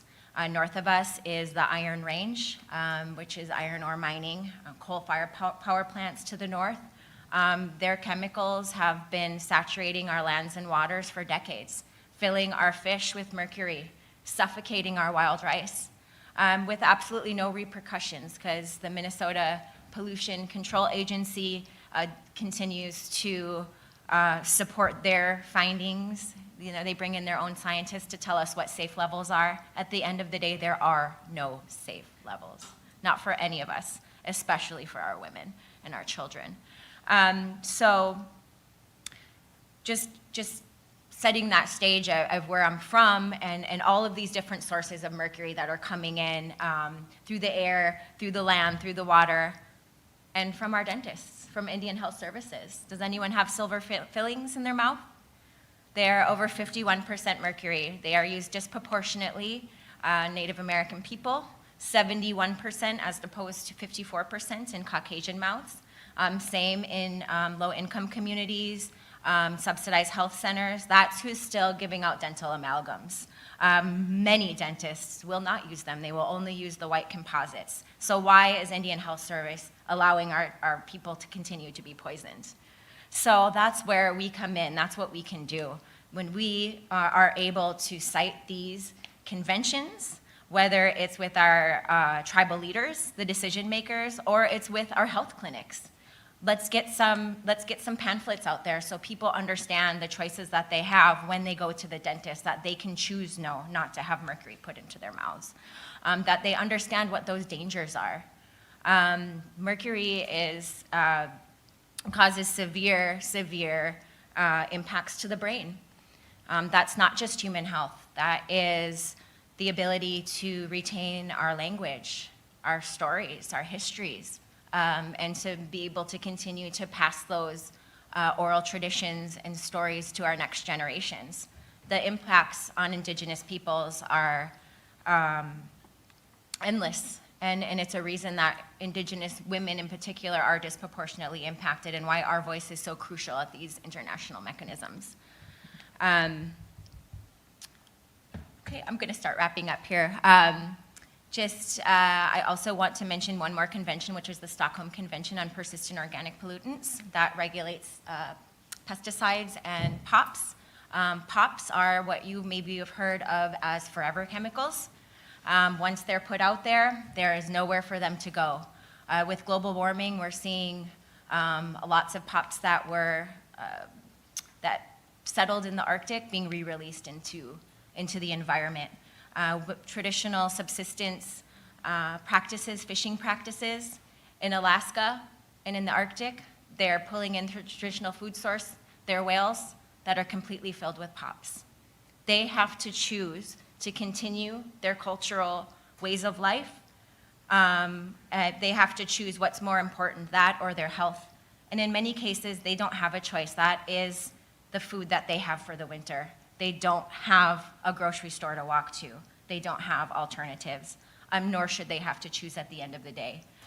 So that's just a brief introduction of how the grassroots movement brings the voice of Indigenous peoples to the international arena. And the more tribal governments that can negotiate in good faith with the EPA and with the State Department to ensure that they're implementing the obligations they have under these conventions, that's what's going to give teeth to these. Many people say the United Nations doesn't have any teeth, and they absolutely do not. But we do. We are those teeth, and it is our job to ensure that the agreements that are made are upheld.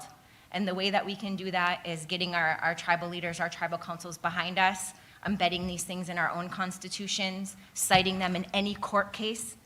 That's what makes the UN Declaration on the Rights of Indigenous People a legally binding document instead of what some states want to call aspirational. Embed them in our local laws, make sure the principles are adhered to, make sure that our rights are upheld. If you have not yet read the UN Declaration on the Rights of Indigenous Peoples, I encourage you all to do so.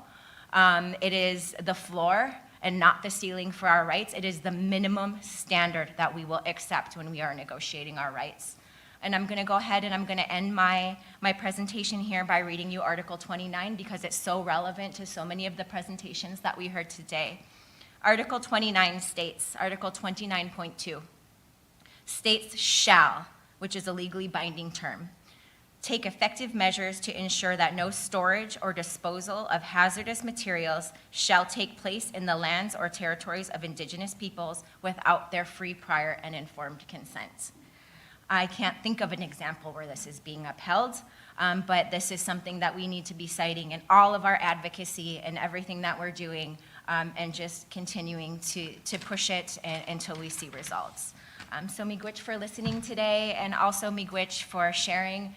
I've learned so much from everyone here, and I look forward to continuing the conversation with anyone else who would like to learn more. Thank you.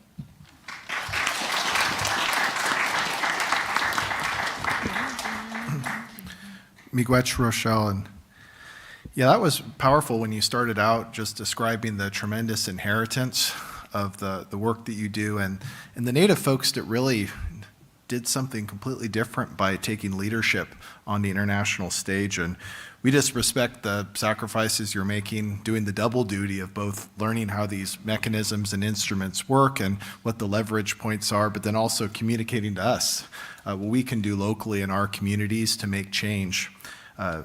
Thanks again. Our next speaker is Janine Yazzie, who is the co-founder and chief executive officer of Six World Solutions, where she works to advance economic, environmental, and social justice through the development of community policy, projects, and programs that promote long-term sustainability utilizing Indigenous rights frameworks. She helped co-found the Little Colorado River Watershed Chapter Association, a coalition of 30 Navajo communities that use a watershed planning framework to address water security on the Navajo Nation. She is currently a consultant for the International Indigenous Treaty Council and the National Native American Boarding School Healing Coalition. She was recently selected to be the North American focal point to the Indigenous Peoples Major Group to the High-Level Political Forum on the 2030 Sustainable Development Goals. She is Diné and a member of the Navajo Nation. Janine, thanks for making the trip. Ja, it's Kedo Shidna, Share Janine Yazi and Shia, Tina Janine, Shlando, Toda Chitney, Bashishin, Natlana Dashiche, Do Zilkai Dachanella, Alkata, Dina, Stan Shle. Hi, everyone. Really happy to be here and so honored in particular because I have so many of my colleagues here in one spot, and I've kind of just been feeling the blessing of our collective resilience and the beautiful, deep wisdom and intelligence that exists in our communities that is at the heart of our resistance and everything that we are creating and the pathways that are being built to help move our communities forward, not just for our communities, but for all sacred life, for all of humanity. Yeah, I come from communities that were spoken about earlier in the previous panel, communities that were downstream from the 1979 Church Rock uranium mill tilling spill, but who unfortunately were just over state borders and outside designated EPA sites are Superfund designations. And so for generations, the contamination that we knew existed in our communities and that completely changed our ways of life and our ways of living with and on the land was invisible. When we started doing the work in our community to kind of revive this history and to find out and research, what did our people know about the impacts of that spill and how were they treated during that time, one of the things our elders and our community leaders told us was that the reason why no one was informed is because the federal government said they didn't have anyone that spoke Navajo. And so it wasn't until several years later that it became common knowledge about what happened or where this contamination came from. And the only way that our community members were able to respond in real time was because we had relatives and loved ones that were actually in the wash in the days after the breach and this toxic material was going through our communities that knew something was extremely wrong and knew enough that what happened would require us to stop collecting medicines, to stop growing food, to stop depending upon the water resources in our communities because there was that fear of the unknown, of what was there. And over time, that fear coalesced into the understanding that our waters are contaminated. So when I moved back home in 2010 to start a business in community development, I had these big highfalutin ideas of what that meant, what sustainability meant, that everyone knew and understood the challenges of climate change and we were ready to act and everyone must be talking about, this prolonged super drought that we're dealing with as well as the connection that it has to the ways that our homelands are surrounded by all sorts of extractive industries and the contamination and pollution and legacies that they left behind. But that wasn't the case. When you have communities that are dealing with so many different challenges, much of which was covered in this morning's presentation, everything from the legacies of the colonizations of our lands to the boarding school era and experiences that have completely ravaged generations of our communities and our homes and our families. Along with like the endemic and systemic inequalities, the issues with poverty, the issues with addiction, all of the bad stories we hear coming out of our reservations, right? All of the wonderful studies that were done on our peoples and everything that we're being challenged with. The narrative becomes overwhelming. It becomes one of despair. It becomes one of loss, of hopelessness, of too many problems. But that's what happens when the narrative is not written by your own people. That's what happens when the narrative is structured by people from a different worldview and an outside lens and a particular detachment from our communities. And so going into our communities and seeing evidence of people not talking about certain things, our approach really began with curiosity. To ask our people and our relations, like, how can we help? How can we help? What's going on here? What's important for the community, and how can we move forward? And through that process, one of the things we learned is that research was both needed but also not wanted. People were tired of having people come in to study them and say they were going to do these reports, and those reports coming back with findings that were most times problematic but led to no solutions. And so luckily, living in a time and a place where, as evidenced by the symposium, we have a wealth of indigenous researchers and expertise who have managed to navigate these colonial systems while keeping their values and their commitments to communities intact. And that played a vital role in sort of shifting the idea around how and what research can be conducted in our communities, and how in doing that research and collecting that data and addressing these issues so that we can better understand the cumulative forces that are at play so that we can build systemic solutions and create new processes for how that research is developed by enlisting our community members, our traditional knowledge holders, our elders, our rights holders, in that process and co-learning with one another. And so, with all of these challenges that we're dealing with, it was also a very exciting time in 2012 when John Kyle decided to try to give our water rights away to the state of Arizona as a 100th birthday gift. And what most of us found out about it when he was already testifying on the Senate floor. It's not funny. It's so funny, it's not funny. And we mobilized. One of the first things that happened was young people all across our reservation went around and created community art around the saying, "To'e ina," water is life. And when we break that down in our language, it's a call that was, I think, also shared and spread around the world with Minnie Wachoni out of Standing Rock. But when you break that down, what those phrases mean in our actual languages, it means much more than water is essential for life, our lives, right? It means water is life. It is life. It is alive, it's its own entity, it's its own being, and it is infused and embedded and intertwined with all of sacred life around us. And with just that one message, our youth were able to wake people up to this battle that we're in. Because that's what we're in. It's a fight, it's a battle, it's a war even. A war that is intellectual, that is cultural, that is spiritual, and that is deeply rooted in our world. It's a deep-rooted attack against our worldviews as indigenous peoples. And so, coming into that reality and working with many of my colleagues that presented here today and organizing our communities, we were successful in convincing our council to not accept the, $2 million signing bonus for signing the water rights away from now into the future. We're almost met with some contempt from our own tribal leaders, who we had to work really hard to convince not to sign that settlement. And when they did vote it down, they turned back to us grassroots advocates, and they're just like, well, we didn't do it, so now what's your solution?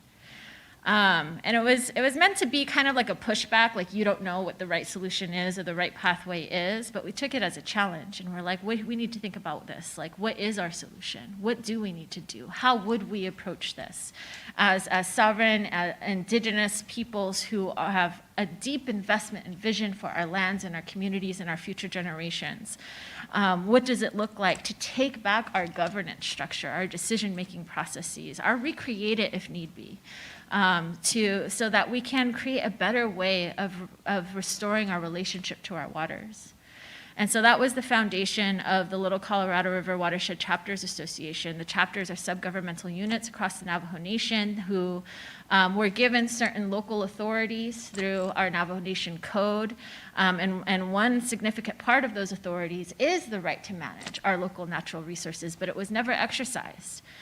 A large part because most of the infrastructure that we've inherited as tribal governments are structures of governments and ways of making decisions and of managing our natural resources is carbon copied from the values, the principles, and the structures of our colonial governments, of these colonial systems of power. And so it becomes really hard, even when we have our own tribal governments, to assert our sovereign identity, our cultural ways, our worldviews within the interpretations of those institutions. But we wanted to try. And so one of the first things we recognize is how problematic the word development is. And just how easily and how normalized it is for us to use it even in asserting our own pathway forward. And so breaking down what development meant in this Western sense, we realized that no matter how you cut it, development goes hand in hand with this concept of war and conquest of nature.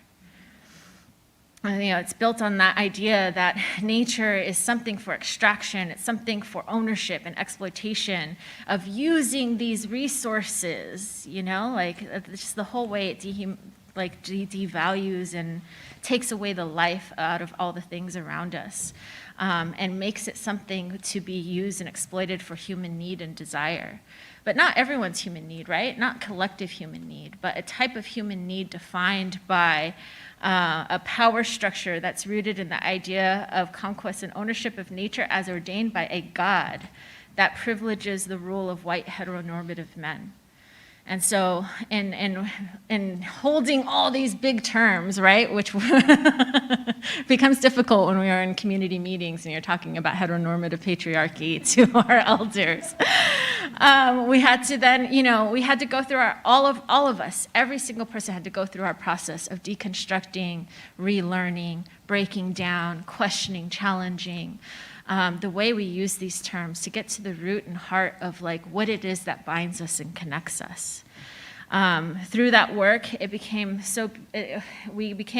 up with our own motto from one of our elders who was so beautiful and shared this wisdom and challenge at the same time. Because he's like, you guys are all talking about water here. You can't take care of water if you don't take care of the soil. And then, so we were sitting with that for a little while. And then one of our other elders is like, well, you can't take care of the soil unless you take care of the plants and the animals and the other forms of life that are part of this beautiful regenerative cycle that give nutrients to the soil, that give life to the soil, that walk and share their footprints with us. And then, as we progressed in our planning and in our unlearning and relearning, that got built off even further. We can't take care of sacred life around us if we don't know how to take care of ourselves and each other. And how important that community collaboration and healing was to envisioning what are these alternative pathways to our future. And then we realized that we can't really take care of each other and ourselves if we don't remember who we are as Diné people. If we keep looking at ourselves as these individual beings that are here to get a job, get a career, build a family, all of these ways, this idea of our lives and the purpose of it have been normalized and fit into this box that completely takes away our sacred responsibility to be five-fingered holy beings walking on this earth's surface and interconnected and interdependent with all of life around us, not in a hierarchical sense, but in a beautiful reciprocal relationship And doing that work and figuring all of this out, our work around policy and around creating these confronting these regulatory processes and engaging with these federal entities and tribal entities, we are able to carve up a space, a small space, but a space strong enough to hold us to the fact that it didn't matter what religion we were. It didn't matter what class of Native we were. It didn't matter if we knew our language or not. It didn't matter what our expertise was. That our purpose was to come together in protection and in prayer and in ceremony to reestablish our relationship to water. And that was the seed from which we needed to reimagine what our governance structure needed to look like to protect that. And we got so far in that process that in 2017, we became one of 3 recipients of the USDA Regional Conservation Partnership Program to bring $9.6 million in resources for an indigenous-led, community-led watershed planning process to restore our watersheds on our nation. And it was our own tribe that stepped in and in place of our communities to exercise the tribal government-to-government authorities that were given to our tribal government and accept that award, accept that process, and then cut all of our communities out of it. Because at the end of the day, as Indigenous peoples, when you dare to stand for what's right and what you believe and hold and center our values and our worldviews, we become a threat to everything. We become a threat not just to the status quo, but to the 150-year plan that these colonial governments have in place about how they're going to continue to develop and use and control and monopolize our resources, but not just our natural resources, also our human resources, and now our traditional ecological knowledge. You know, it's a beautiful thing that we're using this term in such a normalized way, and it's taken, you know, spreading in academia and spreading in all these other places, but it's still being extracted from our communities in a very harmful manner. Earlier when we were talking about data and the data collection that needed to be data sovereignty and how important of a process that is, one of the things I realized was that and in the ways that I've seen that being carried out in our communities, we have certain practices being taken out and isolated and studied and then regurgitated back to our communities, such as controlled burning, right? Like that's one of the popular ones. And in that process, just like the curriculization of our languages, you're seeing the stealing of the collective and holistic memory that is actually the foundation of the power of what our knowledge systems hold. And that stealing of memory is something that we're combating in all of the work that we're doing, so that when we're talking about the type of pathways forward that we need, it really is about restoring the processes, the ways of analyzing and understanding, and the ways of speaking to the challenges that we're facing and the solutions that we need to overcome them. And I don't, yeah, I'm sorry, I have more notes, but I'll stop there because I think I went over my time.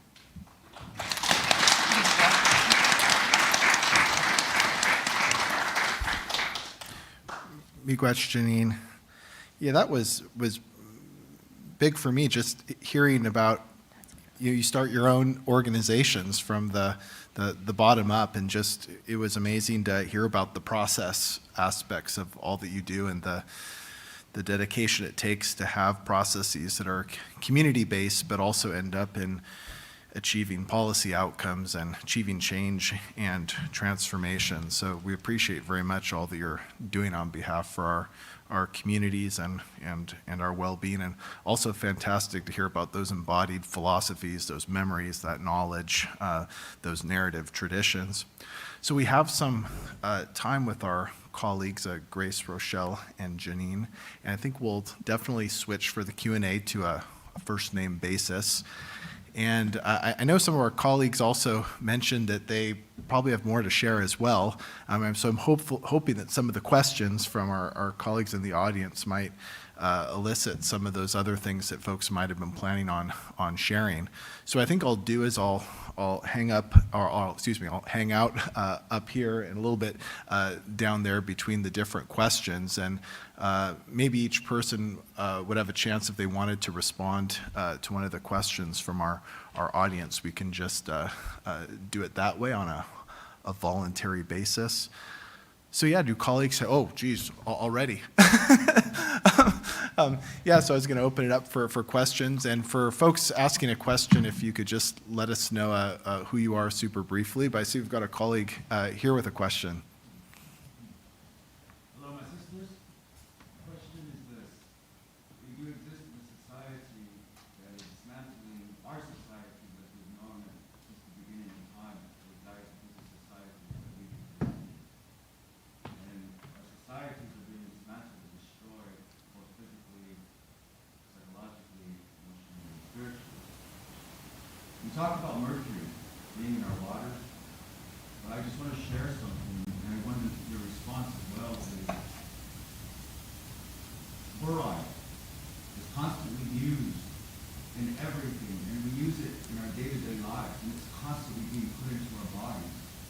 Fluoride calcifies the pineal gland. The pineal gland is the filter that filters out all toxic metals out of our brain.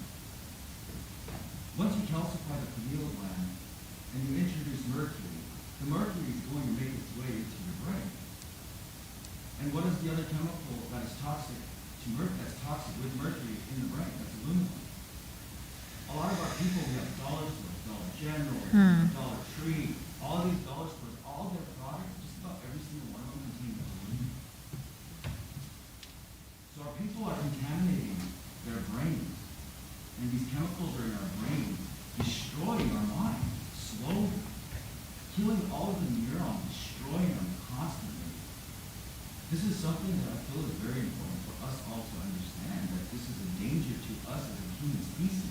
We are all evolving slowly, but we're destroying ourselves quickly. What can we do about that in our communities? Because it's not just us. These are all communities around the world in environment. I'll go ahead and jump in there. Thank you, since you referenced mercury. I don't believe this is an accident. I personally believe it's a very deliberate tactic.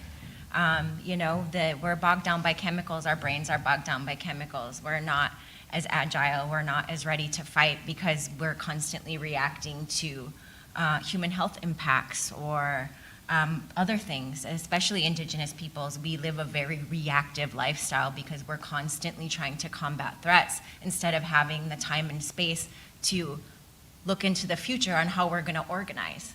Instead, we just constantly are responding. I think a lot of people don't know about what you just said. They don't understand. The dentist gives them fluoride. What's wrong with it? Well, if it does help our teeth, that's one thing. That the jury is still out on that. I'm not even endorsing that. I don't let any of that happen when I go to the dentist. None of that. Like, they put the fluoride on there and then it stays for the next hour or two. And then what happens? It goes into your body. It is not meant to be ingested. And the fact that it was introduced into public water systems without the knowledge of individuals is absolutely aberrant. And I don't know how, at this point, how far it's gone, how we can begin to undo that, how it can be cleaned up. Mercury cannot be cleaned up once it's contaminated a lake. The contaminated sites can be remedied, they can be sealed, but it can never be cleaned up. And so I think the biggest thing that we can do is the same thing that I mentioned having to do with mercury and pesticides. The more we know, the more we can mobilize, the more that we can get decision makers, our own governments to take a stand, and not just to fight against it, not just to have some harsh words for them, but to develop a plan to become actual sovereigns. What is that term, sovereignty? Are we sovereign nations living under plenary power of Congress? That's not sovereignty. How do we exert our sovereignty? And what would that look like? So unfortunately, I don't have an easy answer for that, but information sharing is of the utmost importance, that everybody understands what they're ingesting every single day. that a non-organic strawberry can have up to 64 pesticides, different pesticides on one strawberry, what those pesticides do to us, what the fluoride does to our brain, what the mercury does, not just to us today, but as it bioaccumulates in the generations to come. We need to always be talking about what is in our food, what is in our water, what is going in our body. That includes shampoo, that includes nail polish, that includes lotion. Every single thing that we use on a daily basis is laden with chemicals. Our couches are sprayed with flame retardants, PFAS. The rugs, our cookware. It is in absolutely everything. So first and foremost, it's important that we don't get disheartened, because it's very easy to feel defeated and think, how can I impact this? How can I make a change? But if we collectively all take this on and all today, everyone in here commit to telling 10 people about the fluoride in the water, that is when we're gonna start to make change. The more people know, the more we can mobilize groups of people, decision makers, people with power. That's the only way we can at least begin to create lasting change that's meaningful for our people. Thank you. Nina, we have so much, but yet we remain so hopeful and so loving. I love that. Just to add to that, I think one of the things that's very important, and I've seen shift people's understanding of our own power and responsibility at the community level, is like taking back our narratives over what the hell is going on in our homelands. Stop having people tell us what the sources of these issues are. For so long, for example, one of the most well-funded programs on the Navajo Nation is the Diabetes Project. And for so long, the Diabetes Project would be going out into our communities telling everyone how to eat better and how to do portion sizes and how to eat healthier foods. And it was the most annoying stuff in the world. And only until recently, in the past 2-3 years, did they finally admit that a lot of research shows that one of the first outcomes of exposure to uranium and radioactive material is diabetes. And now it's like a little subtext on a lot of their promotional materials that they've had printed for years. Being able to have our own people and to tap our people's own wisdom, because they already know this, right? Like they've been living for generations in these areas. They've been seeing the changes to their environment. They know who has come in and what activities have led to the sudden rise of these illnesses and these cancers, or these behavioral and mental health issues in our communities. And so they know, but no one has listened to them.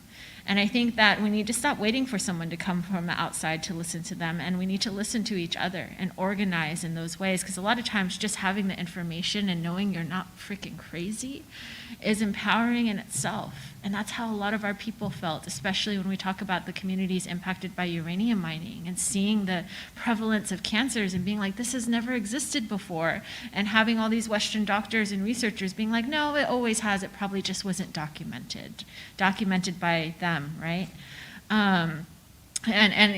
Just validating that, as harmful as it was when Tommy found out through that study that we did together about the contamination in the Sanders Elementary School water system where my son was going at the time. The community meeting and letting people know that contamination was there, and then having them, elected officials coming in and telling the community, well, you can choose, there's not enough water here. We can hook up a clean water supply to the school, which the kids were going to from 5 surrounding communities from the hours of 8 to 4 with after-school activities, or we can provide safe drinking water for this housing community. And to have the parents and the grandparents sit there to try to choose, are we going to get clean water to our babies? Are we going to get clean waters to our loved ones at home? That was a really, I think, a watershed moment. But at the end of the day, people were grateful because we're no longer being poisoned without our knowledge. So that information, when delivered in the right way, and when delivered, I think, and done with the care that comes when you're connected with these communities, can be powerful in a way that, we don't have to have the answers right away. But we do have to build that power so that people feel we can create those answers that we need for our communities. And that's part of the ceremony that I think is needed for how we restore our health.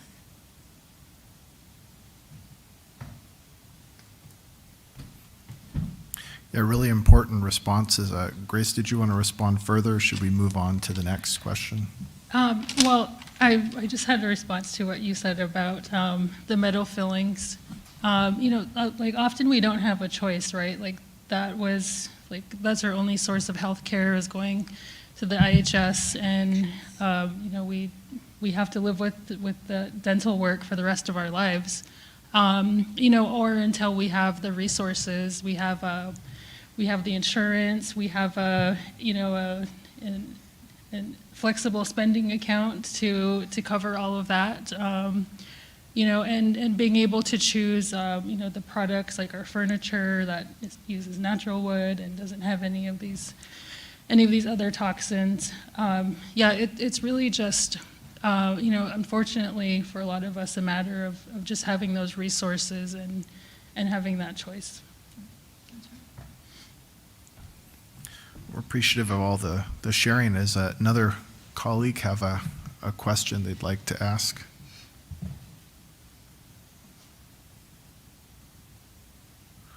Yes. Thank you to all of you for just wonderful presentations. I feel like I'm learning a lot. I have a question specifically for Rochelle. Rochelle, and I admit this is sort of my trying to figure out how to incorporate this into my teaching. Can you give us a good example of where the intervention of one of these United Nations or international bodies helped shift the discussion or change the way a problem was viewed with local officials and on the ground, or provide a victory, maybe? Thanks. You're welcome. Thank you for your question. It's hard with the Mercury Convention because it's so new, but we're going to take the lessons learned from previous conventions. But this is why I always highlight the Stockholm Convention on Persistent Organic Pollutants. There's actually a trio of metal conventions, and they're all about the sound management of hazardous chemicals. It's the Stockholm Convention that identifies harmful chemicals and puts them on a list for global ban. The Rotterdam Convention regulates the transboundary movement and storage of these harmful chemicals, and then the Basel Convention deals with storage. So all three of these conventions work in synergy, and they meet together, and they're called Conference of the Parties, where the signatories of the conventions get together to talk about how they've implemented and how they're in compliance with the conventions. Those are the meetings that we attend, and we provide shadow reports because they're going to congratulate themselves on how wonderful they're doing, and that's why it's really important that we're there to give the actual story of what's happening on the ground and the impacts that we're seeing. So the Stockholm Convention is a great example of, we all feel this way as advocates, that what are we going to accomplish in our lifetime? We know that this is beyond life work, right? All that we're going to do, we're never going to get to the peak of the mountain. We're going to get to Base Camp 1, and we're going to pass that torch on to the next people that are going to carry on this work, and it will continue on in that way. But one thing that's really special about the Stockholm Convention is once it's decided at that venue that a chemical is harmful and it's going to go into this annex of banned or severely restricted chemicals, then it gets deregulated. And each country then has to implement it. They have to stop manufacturing that chemical. They have to stop applying that chemical. It deals with import-export as well. There are some loopholes that I can't really get into right now. But to see a UN convention stop the manufacture of a chemical that's going to go into our communities is absolutely huge. And that is one of those measurable outcomes that we see. I wish all of these conventions had something like that, but I would highlight the Stockholm Convention as something special in that regard. Thank you. And I know the question was for Rochelle specifically, but I just wanted to check in with Janine and Grace to see if you also wanted to share, or should we move on to another colleague? I just want to add that a lot of the interventions that we do across different UN mechanisms, because I also work at the international level, I think the biggest power of it comes from connecting our struggles and our stories across different indigenous communities, even under different colonial systems of power. And it helps us, I think, better define collective strategies going forward that can then be implemented when we go back home. So much of the work that we did around the watershed was relying on the language that was used in interventions, on the language in the UN Declaration of the Rights of Indigenous Peoples, because the jurisdictional issues over how we relate to and how we manage our natural resources, let alone water, creates so much confusion and so much red tape over how we can imagine what restoring our traditional governance systems look like. So using those types of frameworks and language has been really powerful in helping us overcome, those limitations at the local level.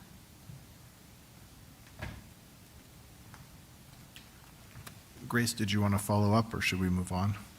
Okay, well, I appreciate the responses. Does another colleague have a question? Yes, please.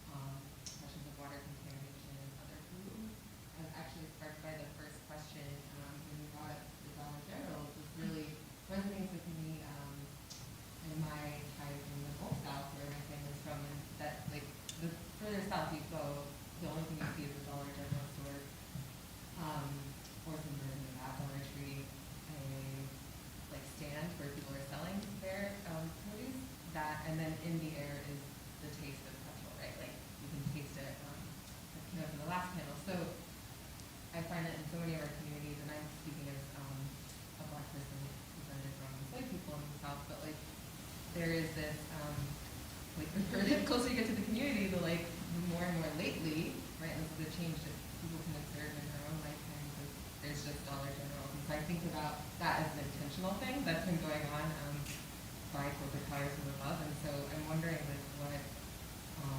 how people respond to that in terms of lack of consumer choice or ability to buy certain things around water, especially. If that makes sense. Would one of our distinguished panelists like to respond first? I guess I could speak to that. So in a lot of our communities, we don't have adequate drinking water, it's just a matter of what's available. In really rural communities, such as where I'm from, it's we have to rely on well water. And, groundwater is usually not of the best quality. It just depends on what happens to be there. You see a lot of tribal members not being able to drink the water that is piped into their house. And, that really adds up to an enormous expense. And it's not just it also brings up this idea of, what would communities be willing to invest to be able to have tap water, and usually their willingness to pay far outweighs their ability to pay, so they spend or would be willing to spend a significant portion of their income on water resources. And I mean, it's not any better, in more developed areas. Like, we live in Madison, Wisconsin, and we can't drink our tap water either, because we mostly rely on groundwater. And I think that a lot of places in the Midwest rely on groundwater that we can't drink, or we have to treat before we drink. So, fortunately, we can just go to the Walmart and, buy the 5-gallon jugs. And it's not too far for us, and it's just something that we work around. And then we have all this water here, right?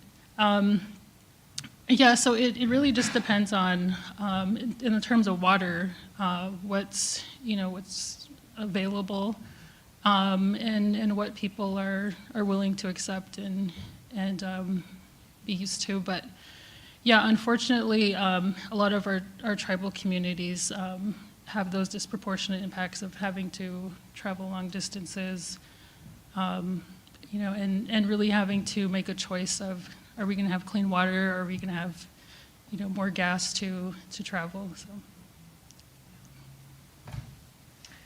Yeah, it's a really difficult question. I'm sitting here kind of spinning out. But, I was thinking about this in terms of like how there's been identified, I think the last couple of years, a lot of problems with the attempts to move to more sustainable practices based on like individual consumer choice. Like the whole straw thing, like, and switching to like, stopping to use of styrofoam or plastic bags and stuff like that. And I think that at the end of the day, what we are learning is that it's more of a distraction, right? Because like, sure, as individuals, we have responsibilities, and in many ways, that's what we're talking about as Indigenous peoples, is restoring our responsibility to life around us. But when we're talking about it in terms of like the role of being consumers in a capitalist society that is wheeling and trading, access to these goods, the real issue is the market and the way that it creates the choices that we're supposed to navigate. And I think that if we can keep focus on what the real root of the problem is, it shows us that the solution is not what we do as individual consumers, or we'll never imagine a solution that we can do as individual consumers to transform that paradigm, that we have to look and think of the root of this and push for systemic change that completely creates a new market system, a new economy, a community-based economy, particularly in our rural areas, that centers our own understanding and teachings of what wellness and wholeness looks like. And I know in our communities, when we do a lot of the planning work and really give time, that's one of the most valuable resources that our people have. But like when we take time and give time to really work through what it is that people want from development, want from community, like, as they're conceptualizing it, want from community development, it always becomes the same thing. They want healthy food. They want good food. They want to be able to take care of themselves and take care of their families. They want their children to have places to gather that are safe and that are good for their health and good for their ability to relate and build relationships with each other in the land. They want a healthy environment. They want clean air. They want clean water. And it's always the same across every community. And yet, for some reason, we're living in a process and under these structures of power that has completely lost itself and lost its own sense of being. And you can't fight for those things within those institutions. We have to reclaim that for ourselves and build institutions that reflect those values. Very well said. I'll just add, just expanding on what you said a little bit, that's a place of privilege to be able to afford to buy only organic food, to decolonize our diets. The toys that you mentioned, they're sold at the dollar store. Those are made for children. How do you begin to change a system or a corporation that deliberately made toxic toys for the hands of children that will probably end up in their mouths? Aluminum, lead, other chemicals and pesticides. I mean, you sometimes I say working, using a human rights framework is really just a common sense framework. And you would think that everybody else would hold the same common sense, that our food and water should be clean, that our children's toys should be safe. And to think that this is happening deliberately for money, it can make you feel a bit discouraged, like there isn't anything that we can do as individuals. And I don't, that's not a road I ever want to go down. We have to always believe that we can continue to make change, even if it's incrementally, because otherwise we'll just be defeated. And, so it's really important that we once again just continue to highlight this. There's an organization called IPEN And that is exactly what they do, not just the pesticides and the chemicals, but for the children, women in Asia, mercury is in face creams, whitening creams. Do they know the harmful impacts of that? Who's responsible for those regulations? Who do they have a responsibility to? Who's going to hold them accountable? It can all get very, very, very overwhelming. And sometimes all we can do is focus on our individual selves and our families and make the best choices that we can, that we have access to, that we can afford. And once again, just continue information sharing. A lot of these regulations are negotiated somewhere, maybe a room that we can get in.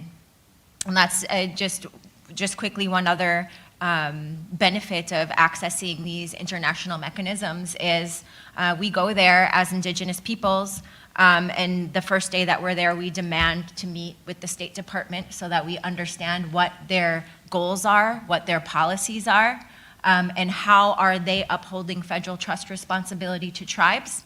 How are they ensuring that our rights are protected? And there aren't a lot of avenues that you can go to where day one you're going to get a meeting with the State Department. It's an opportunity that we don't always have and something that can be utilized. And I'll just say one more thing. No country wants to be shamed in front of the world. And when we're there telling our stories and say they manufactured this, they sold this, they distributed this, they'll come back to the table with you real quick. So we have these little tactics that might not be obvious or might not give us immediate results, but we do have power in our interactions, power in the words that we use, power in the dollars that we spend, but most importantly, with the information that we share with one another. So I'll just end on, let's not get discouraged. It can be very, very overwhelming, but let's stay positive and work for a toxic-free future for all of us. Amazing. Thanks so much. And I appreciate everybody's coming with questions. And I totally wish we could do many more questions and exchanges, but we have come to a close. So I'd really like to do an extra big thank you to our great friends here for all their time and their efforts and what they shared.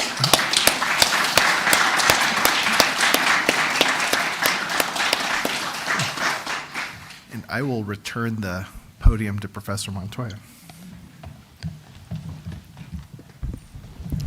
Thank you, Kyle, for an excellent moderation, and thank you all to the panelists, everyone here today.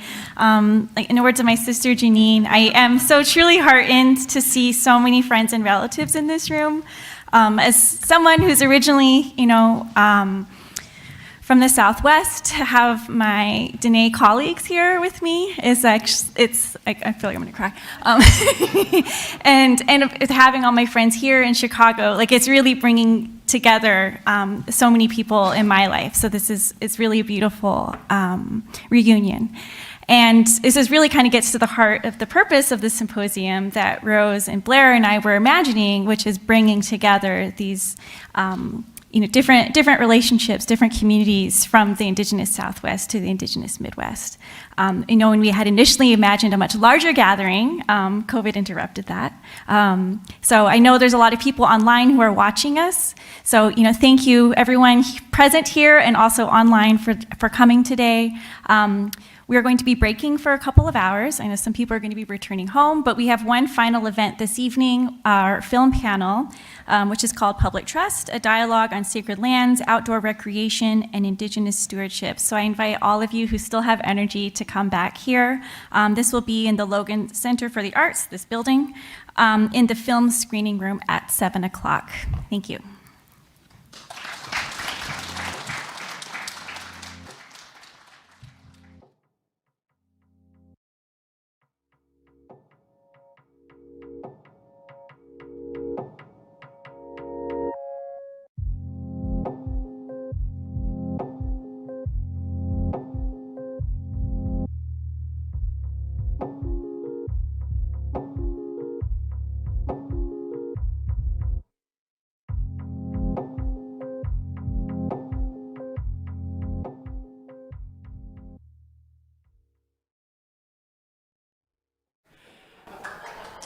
Hi.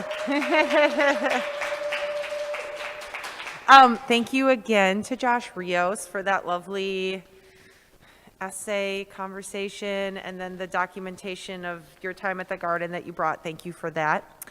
And so we have today one final piece of programming from the Replace Residency artists. And this is a film by Felicia Holman called Welcome to Bucktown, A Year with Felicia Holman, 2020 to 2021. It's a creative video document of Felicia Holman's first year of her hyperlocal 2020 to 2022 Three Walls and Radlow Artist Fellowship Project, Welcome to Bucktown.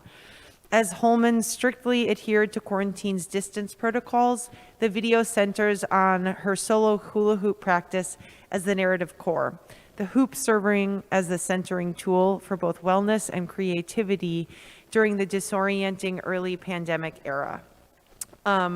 Felicia is a native Chicagoan, independent cultural producer and facilitator, and a co-founder of Afro-diasporic feminist creative collective Honeypot Performance. She is a 2022 Three Walls Radlow Fellow and a member of our Co-Prosperity Programming Committee. And we will see your film now. Thank you so much.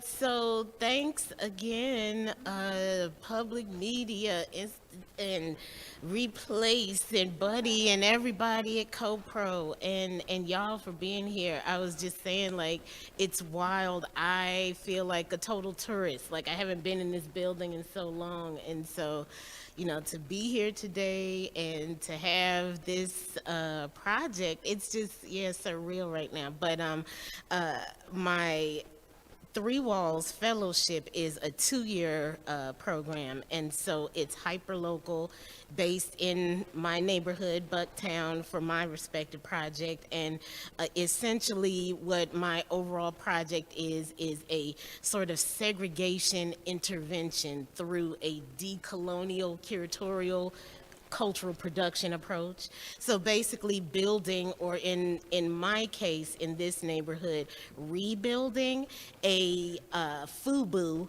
BIPOC-centered platform for arts programming and art services for BIPOC creatives, and to really compel BIPOC creatives to bring their practices back to Bucktown. Because of the beast of gentrification, there is definitely a lack of diversity that was there when I first moved into the neighborhood damn near 30 years ago at this point. And so it's like 30 years later, and it is less progressive. There's a, you know, staunch blue voting record in the area, but there's definitely, you know, thin blue line flags and yeah, all that good MAGA stuff alive and well in this what I like to call an ungated gated community of Bucktown. Anyone familiar with you know, Chicago's staunch segregation knows about, you know, South Side versus North Side versus West Side, and, you know, the calcified segregation. So basically what the Replace residency did was kind of serve as a feeder into the research aspect, which was basically the entire focus of my first year. So, and again, as stated in the intro, that I definitely, I mean, I'm really like just now coming out of my quarantine bubble. Like, they'll tell you I have not been attending live events. And so, you know, fully vaxxed, and, you know, now I'm starting to come out. It's fall art season. I gotta come out. But, you know what I'm saying? Like, this is, I remember back in the day, man, Chicago Artist Month was synonymous with October. Like, that was October for me, was Chicago Artist Month. So it's just beautiful to be here with y'all and to be talking about the project. Again, as I was starting to say, the Replace residency served as a feeder in that through being in the cohort, I was connected with the historian Dan Pogorzelski, who has a lot of knowledge and acumen and history about the Bucktown neighborhood. And also, as you'll see if you stick around for the conversation that I had with Dan on Zoom, there is definitely indigenous roots in that neighborhood. And, you know, learning about that, you know, for the brief time that we were able to work together, we worked together really like the last quarter of my residency, but it was very valuable. We had awesome conversations. As you'll see, we got no problem talking. So, but it's under 50 minutes though. I didn't even use up my full Zoom hour. So, but yeah, I just really appreciate the support of the Replace residency. This was an awesome cohort to be in, by the way. My fellow artists just out here doing these spectacular projects, and it's been an awesome year of artistic development and support despite the panini. So thanks, and enjoy the rest of the weekend.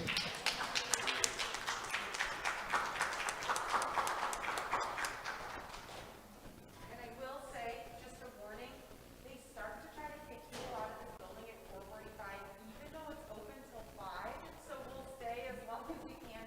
But anyone, I know we have so much stuff to break down, so we're obviously fine to stay, but just warning you, we can leave at 5.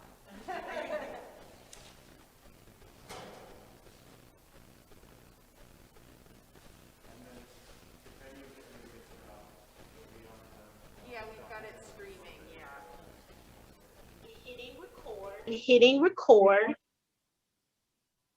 All right. So, hey, Dan. Hello. Always a pleasure to be here in your presence. Our conversations, I always kind of feel, channel a little bit of word jazz. And so eat your heart out, Ken Nardine. It's so awesome to have a conversation, well, so to speak, face to face. Because our phone convos are just so tangential and awesome. It's interesting to have this face to face right now. But great, and thanks so much for being available, not just today, but throughout the residency. I guess really that is where I want to start with our mutual interview, talking about our respective replace residency experience. I remember when the replace team first came to the cohort with the idea about partnering us with local historians and researchers. And the original researcher and historian who I thought I was gonna, get a connection with actually went dead in the water. So yeah, I was glad that your name came up. And I mean, I had heard of you before the cohort, but getting a little bit of your background with Forgotten Chicago and your field of research and inquiry, I was like, okay, yeah, let's talk to this guy. And fortunately, we just had a pretty immediate rapport. So can you talk a little bit about how you I guess your reaction when you got the info about my hyper local project, because of all the residents in the cohort. I guess what was compelling, or what was your reaction? So I was super excited. And so part of our mission, our little collective at Forgotten Chicago, I like to summarize it as we are the champions of the overlooked. And when you get hyper local, when you take a deep dive, like with what you're doing, that gives such a great opportunity. You look at me, pudgy Polish guy, like to keep these glasses sharp, so to speak.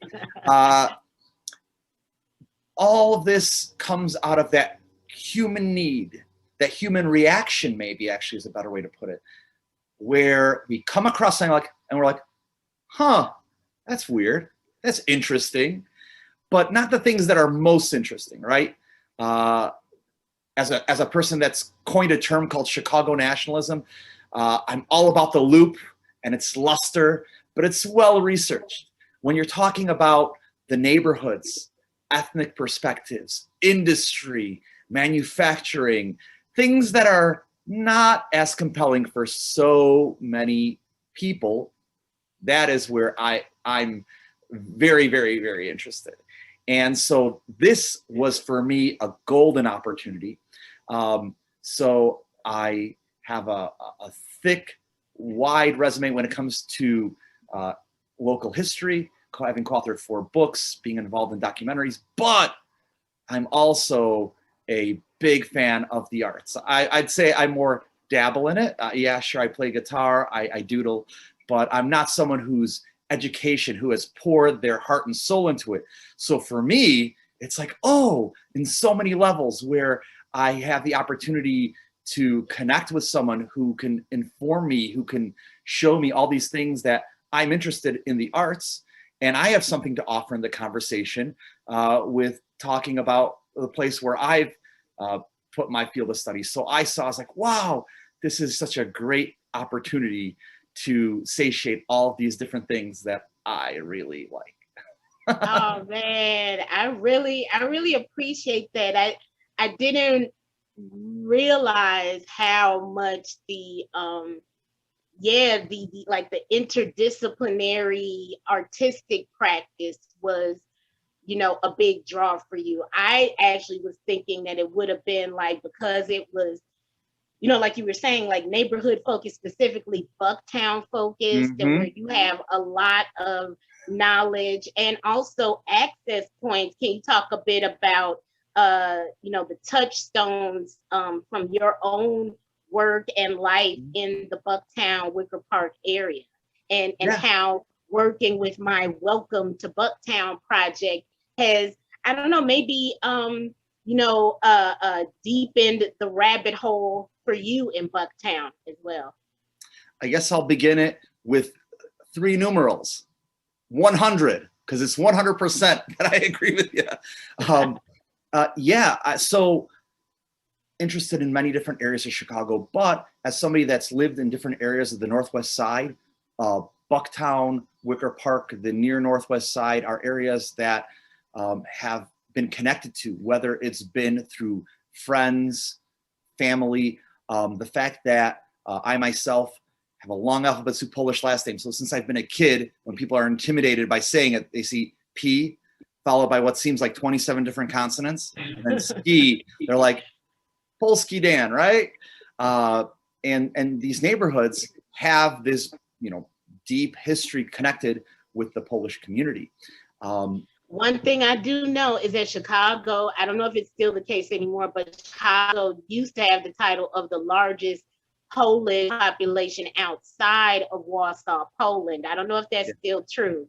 I'm sure that it was, as in over the span of the 20th and 21st century, Warsaw's become a bigger city. I'm sure that was true, and that's probably why it's repeated so often. But to kind of highlight your point, Wicker Park, Bucktown, the East Village, these used to be the heart of an area that was called the Polish downtown. And it's interesting because we see in Chicago and in other municipalities all over the United States, we're a very diverse country. And so you'll see everything from, Tehrangeles, right? The Iranian area or areas or community of Los Angeles, and when you're talking about the Polish community, Poletown, Little Warsaw, Little Krakow, Little Posen, Radom, Illinois. But in Chicago, you had those communities, Bucktown and Wicker Park, were part of something called the Polish downtown. So it goes to show you how large this community was, that it wasn't just simply called, oh yeah, this is like Poletown, Chicago. No, it was the Polish downtown. But these areas have never been, any of these areas have never been mutually monocultural. Some of them were more than others at different times. But what I always loved is the dialogue of cultures that you have, right? So as a kid growing up in Polish Chicago, lived in Avondale, the Polish village, on Milwaukee Avenue, just a little bit further northwest. My Polish village experience was, hey, we go to the Greek for gyros. My dad, as kids, me and my siblings fed us all Korean, from Jongbu Market, Korean soups. It was natural, normal, right? And also, they gave out free calendars, and so that's what we covered our school books with, right? Not what one would have in let's say in the old world, right? Like with where my parents grew up in Europe, but that was my Polish experience, and that's what's awesome. I actually was just talking to a girl who came here at 20 years old. Now it's been 8 years. She just started her own company, spent 5 years in Chicago, and she came here because she read Barack Obama's book, Dreams of My Father. She said she loved that book. And what really piqued her curiosity was a mention that he made of Chicago, where everyone is a little Polish who lives in Chicago. And she was like, she loved the book. She's like, that's really interesting. And so because of that, she came to Chicago. She spent 5 years here. Now she's in Dubai, which is where she's launching a company. I believe it's called Laramel. But that is the wonderful dialogue of cultures that we have here, the most American of American cities. And what we mean by that, when we call it the most American of American cities, is this wonderful, extensive opportunity to cavort with folks from all over the globe and have that as part of who you are. Yeah. It's so interesting that because I too, being a native Chicagoan, we're native Chicagoans, and there is a difference in the experience of, you know, being a native Chicagoan versus, you know, a longtime resident versus a recent transplant. And so, you know, being connected with a local historian who isn't just a very, you know, zealous and enthusiastic transplant, although we love them, welcome, love you, Yeah. but to be connected with a native Chicagoan who has this, you know, depth of field and the nuance. That's the thing, the nuances. And so, like, as you were talking about, like, it's such a diverse city, however, it's inescapable.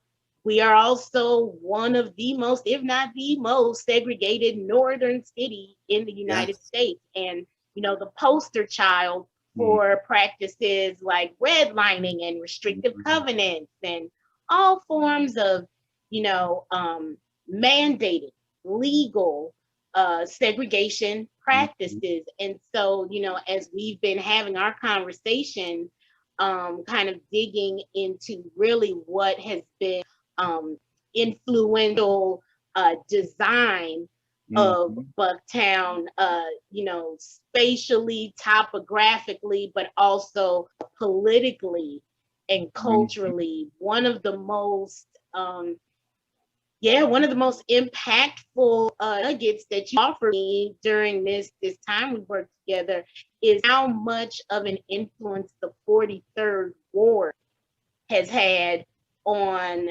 the, you know, political machinations and priorities of Bucktown.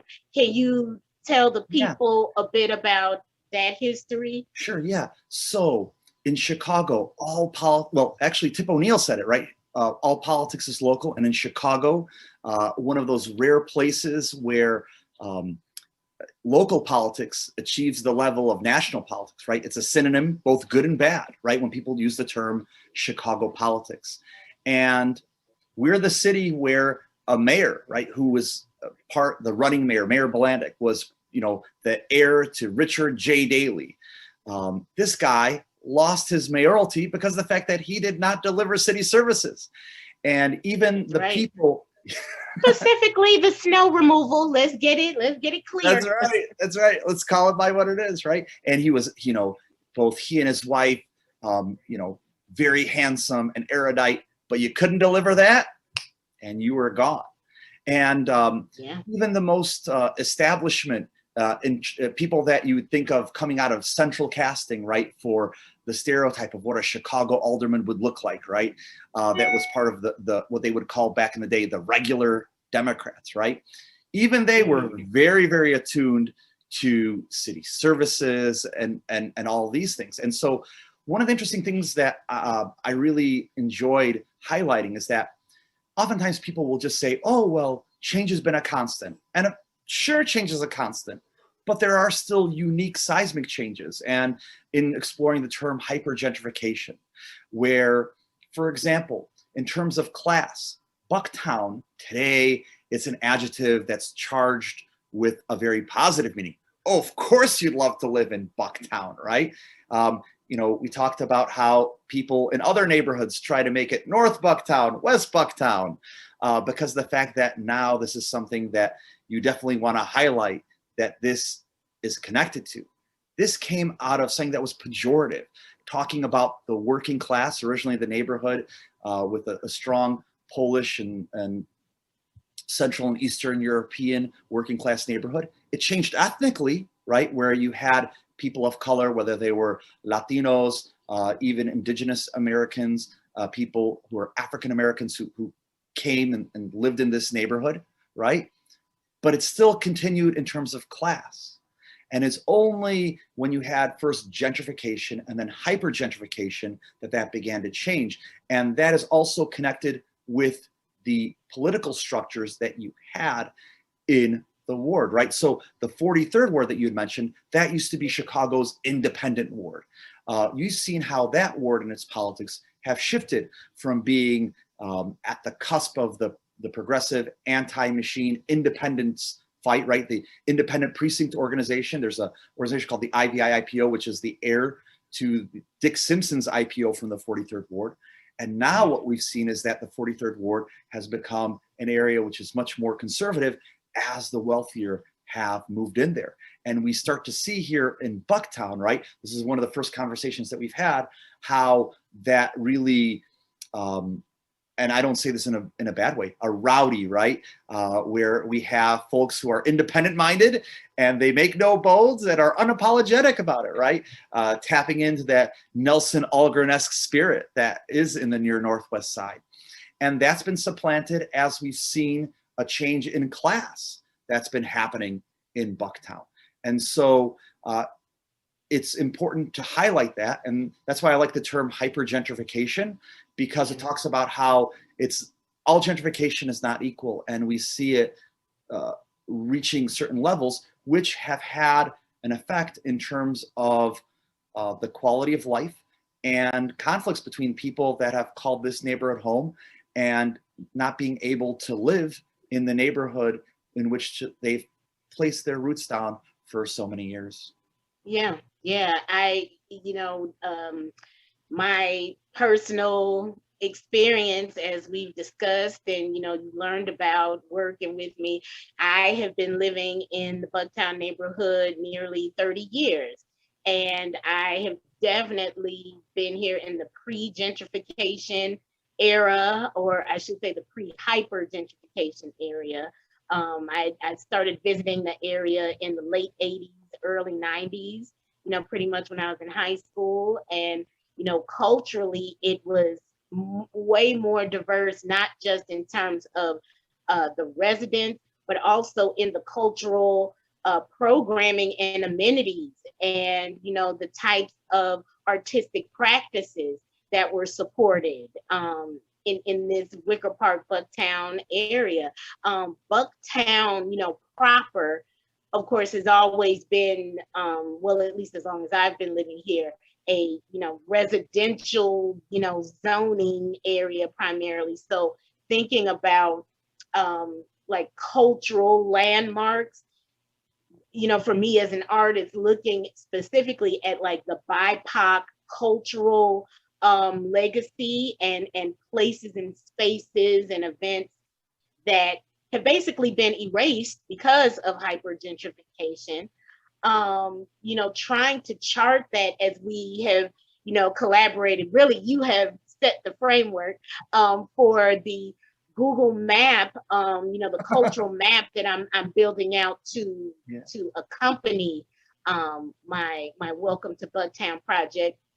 And so thinking about how the legacy of hypergentrification has, almost erased, people like myself who, are living archives of that time, who were here and participated and remember that it was such a bustling, vital time where so many Black, Brown, Asian, Eastern European, just so many people were, coming together and collaborating in spaces and events around the area, specifically for, creative expression and endeavors, and how it seemed to, as the times changed politically and, that neoliberal, really conservative patina just kind of started overtaking everything in the name of gentrification and development, right? And so, what I'm thinking about is the connection of hyper-gentrification, but then also going back even further, that the gentrification has roots in the, erasure of the indigenous people who, specifically in this Bucktown area, which used to be had an interchange, like a seasonal interchange. Can you talk a bit about that? Sure. So all of Chicago, you had where there's been a Native American presence here, as long as there have been Native Americans, or as some folks call it, the First Peoples, right. First Nations. This goes back to time immemorial, and this was indigenous land. And because of the fact that you had here the land's often swampy because of the fact that up until 10 to 12,000 years ago, at that time, what we now think of as Lake Michigan went all the way west to what is now Narragansett or Ridgeland. And so it was only more recently that this land, where the coast receded and it became closer to where it now is. And so maybe a good way, this is a good segue, is that because of the fact that it was at the nexus, and you had people that were living all over, some people lived in villages, some people had where there was more nomadic lifestyle. And so people would go across the region, come back with the seasons and the flows, the same way that the trees, they lose their falls over the winter, only to come back as spring brings them back to life. And so you had that. But the Chicago River, right, which also it's how Chicago became, because of the fact that even Joliet and Marquette had written about how if somebody created a canal here, they could rule the North American continent. But this river, the Chicago River, which have you ever seen what's called the municipal device? I know, a very archaic term. It's the letter Y.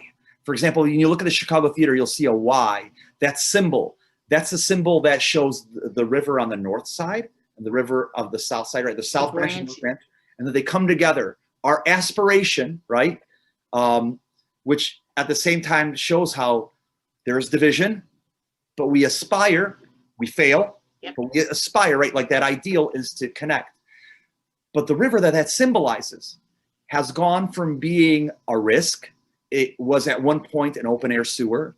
Areas which used to be part of manufacturing, part of industry, why people settled here, but also why it was not desirable by the white Anglo-Saxon Protestant elite that ruled our city for so long, has gone from being a risk of, even after we reversed the flow of the Chicago River, right, it was still an open air sewer, to an amenity, right? Now we have where there's the river run and their aspiration that the river walk that would be here being built incrementally will be something that attracts people, just like the Bloomingdale Trail, which goes through Bucktown is.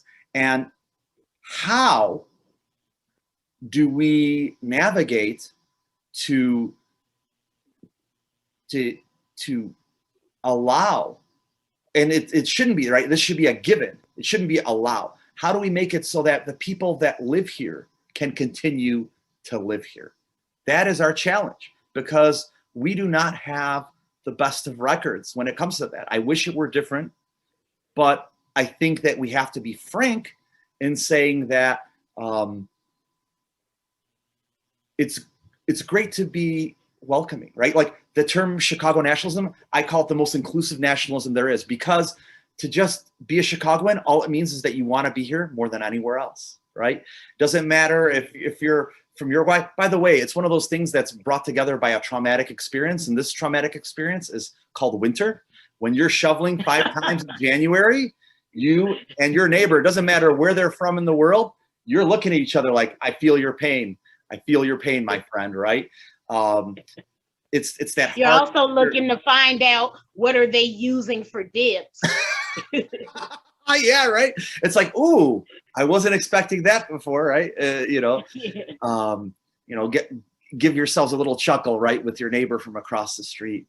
But for all of that beauty, right, and things that we have where we can really be proud of, there is this element which goes back, as you alluded to our expulsion of the indigenous populations, right? Going back to the 1830s. After Black Hawk's loss, right? Native peoples were expelled to the other side of the Mississippi. And the only reminder we have is the name of the Chicago Blackhawks. Not the only, but the most prominent, one would argue, right? And there has to be a reckoning with that, just as there is a reckoning with everything else that's happening right now. And that's important. It's one of the privileges that I have in being able to engage in this conversation with you. And so thank you very much for that.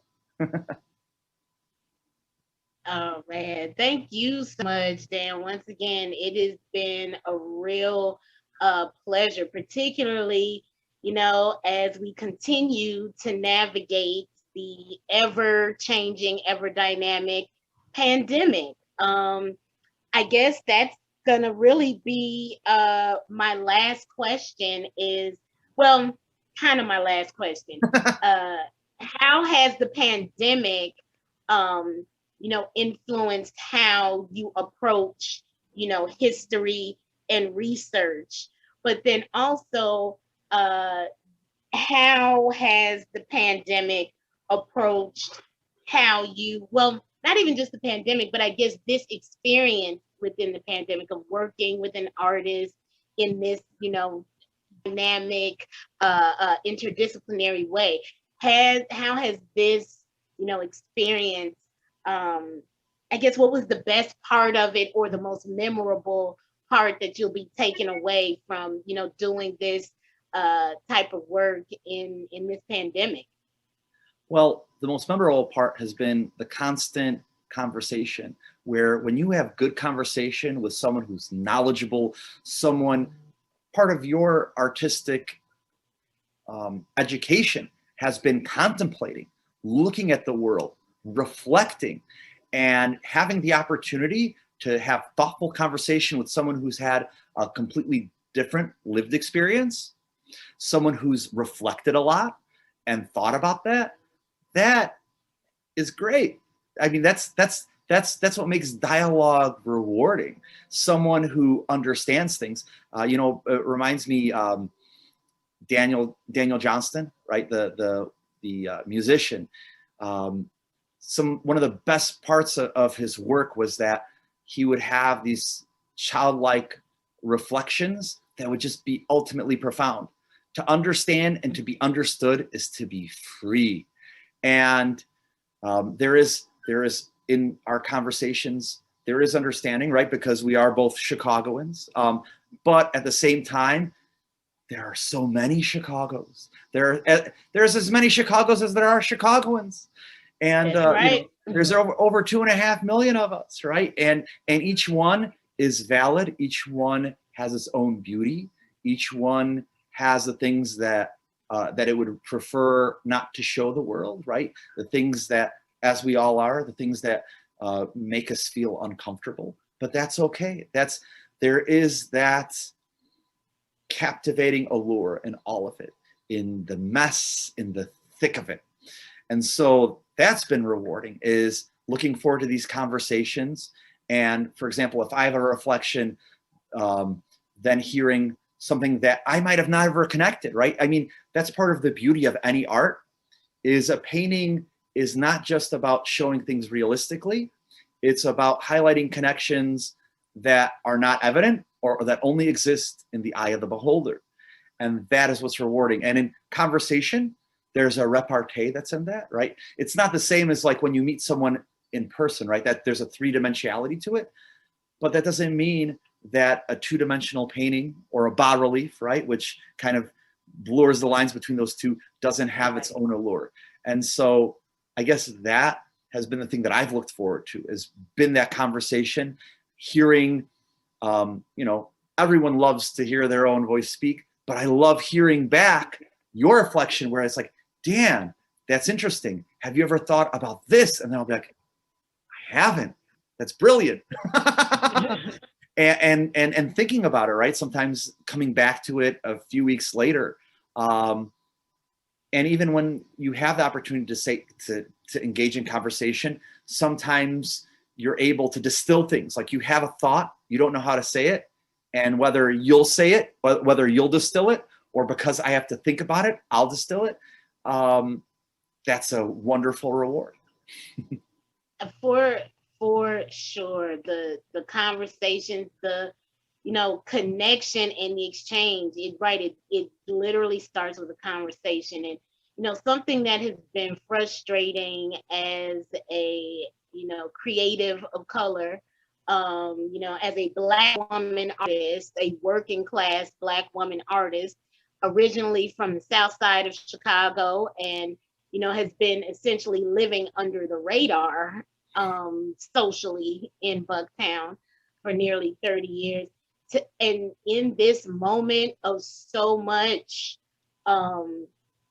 distrust and division and non-communication, non-connection, this has definitely been a real gem of an experience. It's been it's been organic, the organic and there's been vulnerability. There's been, a lot of, we're both, we're both talkers. So, but again, being able to build upon, and then what I really enjoyed too about our conversations is that they would build upon each other. It wasn't like starting anew every week. And, there's never really been small talk between us. Like, we've always just kind of got right to like some laser beam, like, whoa, have you gone down this rabbit hole? And have you tried this tangent? And so that has been really fantastic. And particularly, as you said, someone who is, we have the shared experience of being native Chicagoans, but, culturally in many ways, totally different experiences, but still, in this context of this project and of this work and finding those intersections, it's really, really special. And I'm grateful, so grateful to you, Dan. I think those are all of my questions. And we are now, we got about 13 minutes left. Did you have particular questions, burning questions for me? I guess I'll start with this question. This is the kind of art that you've undertaken, which is not just, and maybe I'm wrong, right? Maybe this is where you're like, no, Dan, this is not how I feel, but this is just my insight, which doesn't demand, but oftentimes begs a response, right? Where when you highlight, hey, this is where things are not as they ought to be, right? Oftentimes a human response is, oh, let me fix it, right? And so that's one of the things that I see in your project, where this is what you're doing and trying to highlight that. Highlight how, for example, one of the things that I'm hoping that maybe folks will remedy, people that are connected to Bucktown. I don't know if you noticed, they have signs that were put out like "Welcome to Bucktown," but they're only in English. Oh yeah, definitely. Why not? They're all in English. Yeah, it's simply English, right? You have a community which has a longstanding. Of course, I'm going to talk about the Polish community, right? But you have where Latinos have been living in this neighborhood for decades, right? Spanish. You also have, often overlooked, a Filipino community. So why not have, for example, in Polish, Spanish, and Tagalog, right? And have "Welcome to Bucktown" in all four of those languages, right? A small little thing like that, not done of malice, but done of oversight. But because of conversations like this, all of a sudden people are like, huh, yeah, Spanish, Tagalog, Polish, right? All of these communities are here. We should make everyone feel welcome, right? Because there is a history where people used to say, oh, English only, where you would come across people who get offended when you speak another language. And I don't think that's a value that is a Chicago value. Like, you'll find it in Chicago, but at least the way that I see Chicago, what it ought to be, it's definitely not. So I guess, is that, or how do you see that? Like, when you came across this in your mind, that this is how you want to address this project, did you want a response, or did you simply want to say, this is the state of affairs, I don't have a particular way that I would like to see this addressed? Thanks for that question, because it's interesting. The replace residency for me has been really a the research arm that is feeding my fellowship. So Replace, the residency with Buddy Chicago, has been for 1 year. I'm also a fellow with Three Walls and the Radlow Fellowship, which is a 2-year residency, a 2-year program. And so the research and the data and the archival digging that was afforded to me through the Replace residency and having you on my team, Dan, it's really feeding into the in a sense the tongue-in-cheek aspect of me naming my project Welcome to Bucktown, because what it really is, and it's still in development. I still have another year to go before I have a culminating project to present, but it's really a segregation intervention of Bucktown by shining a light on the veneer of progressive liberal ethos, but actually showing it that if you scratch that veneer just a little bit, you'll see that it's actually an ungated, gated community here. And so just as you pointed out, I mean, the Welcome to Bucktown signs, I actually used a photograph of one of the signs as like my event cover page for my Eventbrite conversation that I had during the first year of this. And so the idea of really questioning what it means to feel welcome in Bucktown. Like I said, I'm a longtime resident of this neighborhood, almost 30 years, but then I still get, flyers for, community events just labeled resident. Is it because I'm not a homeowner, that I'm a longtime renter? Is it because people don't know me because I'm a Black bean in a bowl of rice over here in the 32nd Ward? I don't know. But being a native Chicagoan, I have my suspicions. But all of that is to say that the idea of welcome, and under that umbrella of welcome, is also very real in this pandemic moment, of safety, of well-being. There have been a lot of displays of performative allyship in my immediate area, across the street from me, down the block, as I'm taking my little neighborhood walks just to get some sun in this pandemic. It's a lot of performative allyship, and also violence that has happened during this time, during this first year of my fellowship. There has been a Breonna Taylor mural that a fellow Bucktown-based artist put about 9 months ago now, and it has been repeatedly defaced about 3 times now. And so, the fact that it's getting repeatedly defaced, but that there has been a light that has been shined upon this example of cultural violence, of duplicitousness. You look at the voting record of Bucktown, and of course it's overwhelmingly blue, but then you'll also see thin blue line flags. You'll see, the repeated defacement of a Breonna Taylor mural.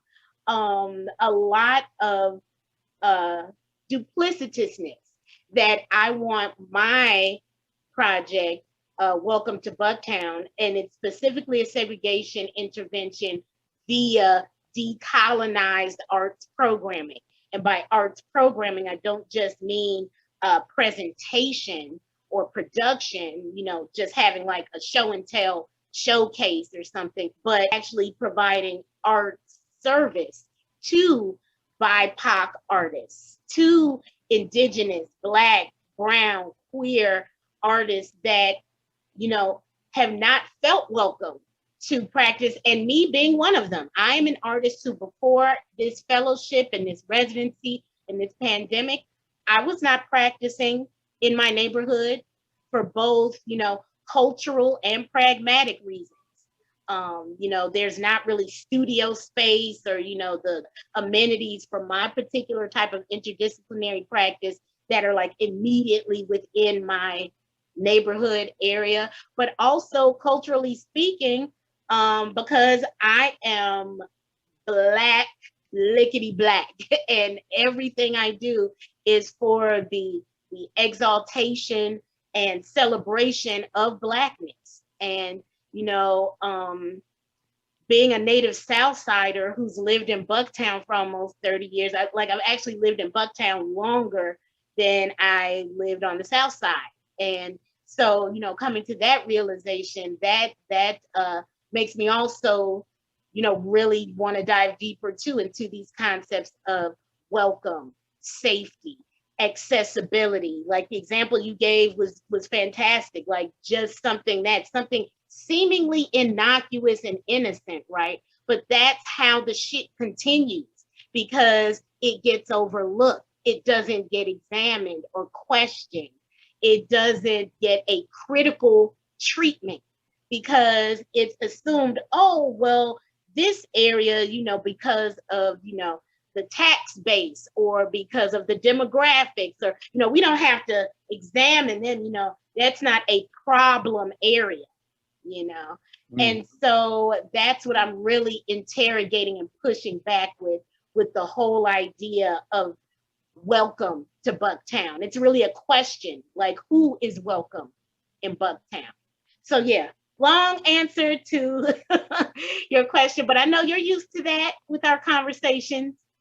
But yeah, I hope that, that gives you a little more insight as to, the impetus and the inspiration for really zeroing in on that particular concept about being welcome. And I think too, like the fact that, honestly, I have not felt welcome or safe to like really walk out around my neighborhood until like the vaccine became available because people, quite frankly, there were a lot of people not wearing masks or distancing because once the information came out that it was Black folks, Black, brown, working class folks, lower class folks who were, getting sick and dying, then it seemed like a lot of my privileged neighbors just threw caution to the wind in the sense of, oh, well, it's not us. So just like every other ism that we know in Chicago and in this nation, So yeah, all of that is what is informing my welcome to Bucktown aspiration for this project. So yeah, definitely, even though our collaboration is coming to an end because, been a year of Replaced, and thank you so much to Co-Prosperity and Buddy and the whole team over there. For we wouldn't have met without this connection and this conduit. So yeah, really appreciate you, Dan. Well, it's my pleasure, and to highlight, talking about, you have a very cerebral art here, but the virtue is exactly in examining, right? So I'm going to use that example that we alluded to, right? So let's take the older Filipino woman who's lived in the neighborhood for generations, who, is overlooked, and nobody's stopped to think, for example, well, how do we make sure that she feels welcome when, for example, because of rising property taxes, she's having trouble making ends meet, when she's been facing the challenges that have had as there's been a rise in anti-Asian sentiment, right, in the United States, right, all over the United States. When you have, for example, she goes, as an example, goes to St. Hedwig's, right, which has had a long time Filipino community, but now is in danger of being closed So the mission church closed in the 70s, but the church itself is in danger of being closed and being redeveloped for some type of housing, right? I believe there was already meetings with that part of the parish plant is going to be changed into turn into some residential housing. And so here you had where so many facets of her life, even the place where she went for spiritual refuge, right? There's a wonderful little chapel that's there where it shows like I might be an immigrant from another country, but here, this is for me, right? Don't see any signs that say welcome in Tagalog, but even that's being taken away from her. And so thanks to your art, she has an ally in you, right? Even as indirect as it might be, but asking people like, let's go outside of our narrow lived experience and look at all of our neighbors. Going back to the neighbors who shared this space with us but are long gone, to the neighbors that are here now and may be overlooked because of the fact that our society does not value whether it's artists or people that are of lower income, right? They're not as valued. Look at our streets, who we name them after. We name them after developers, generals, political elites, right? This is who we name our streets. You go to Europe and you'll see poets and singers and other creatives that are not acknowledged in that same way here in our space. So thank you, thank you, thank you for this call to thought, not a call to arms necessarily. It's a mental arms, right? And so thank you for asking questions. And it's a difficult business. We all remember Socrates, right? Was forced to be poisoned because he brought up uncomfortable truths that we all prefer to hide under the rug, but progress is impossible without it. That's right. Thank you, Dan. And on that note, that's a wrap. I'm going to hit stop recording and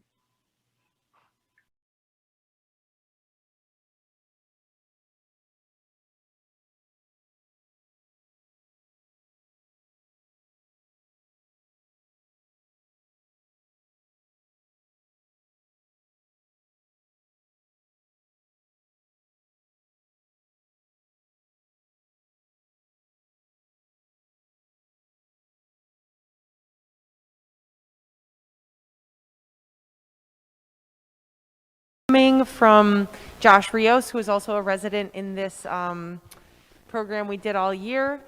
This is a project with ongoing research, from what I understand. As part of his research into the histories of Native and Indigenous urban relocation, beginning with the post-war era and moving into the current moment, this in-process presentation of what he's calling the wide-ranging importance of the First Nations garden focuses on the story of the First Nations garden as told by a founding member of the Shy Nations Youth Council who established the garden in 2019.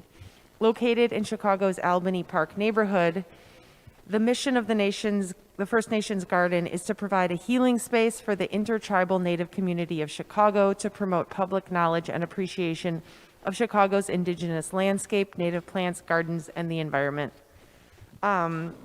And Josh, so I don't know what we're going to see, and I'm excited to see it because I don't know that much about the research that he's been doing.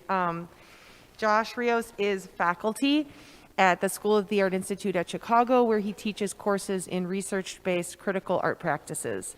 As a media artist, writer, educator, and activist, his projects deal with the histories and futurities of the indigenous and Latinx subjectivities and U.S.-Mexico relations, especially understood through decoloniality, globalization, and sound studies. So I'm going to give it over to him. Thanks. Oh, okay. Thank you so much. All right, yeah. Okay. So yeah, the title is now called "A Past Haunts Its Present, and a Present is Full of Its Past." And thanks to the folks. I want to express some gratitude to all the people from Buddy and also the Public Media Institute who've been putting together the residency programming and kind of creating the collaborative spirit over the year that's been very rewarding to be a part of, so I appreciate that. Deciding where to begin a story is a particularly melancholic process. Whatever gets left out just on the other side of the beginning is like a ghost, an aura and an absence walking through the walls of the narrative, a past that haunts its present, a present full of its past.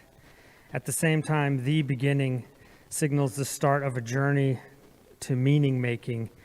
It starts to put the unendingness of potential into an order, not the final or authoritative order, but one order among other possibilities.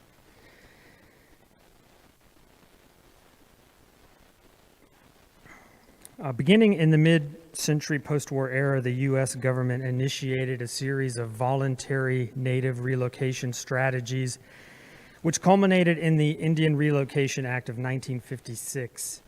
Induced by promotional materials and Bureau of Indian Affairs officers promising moving stipends, vocational training, and domestic and job-related materials, including home loans, large populations of Native people moved from rural reservations and traditional lands to a handful of urban centers, including Chicago and its outlying regions. A brochure here boldly states, Chicago Indians get good jobs. Some of the jobs listed include grinder, baker's helper, machine operator, machine helper, packer, car loader, dock man, punch press operator, general factory worker, assembler, stockman, and others. Another marketing document announces the arrival of 25 American Indian families, 106 persons, to a cluster of small towns near Chicago. The flyer, published by the Chicago Relocation Office, encourages its presumably native reader to ask your relocation officer for more information. A Chippewa man reports to work at an anonymous plant. A smiling white man indicates there's paperwork to complete. A Chippewa family gathers in their home for a visit. A Native youth chats with classmates at high school. I'm deeply suspicious of the wholesomeness, the neutrality of these scenes of the American dream.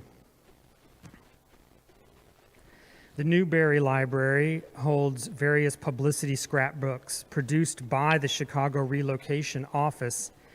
One page here indicates or states that the Trinidad Vargas family from Pine Ridge came to Chicago at the end of 1955, and that Mr. Vargas is employed as a laborer for a steel company. Some unknown hand has scratched through the caption and written, "Do not use." Clearly, the photographs were intended for advertising purposes. We can only speculate why they cannot be used.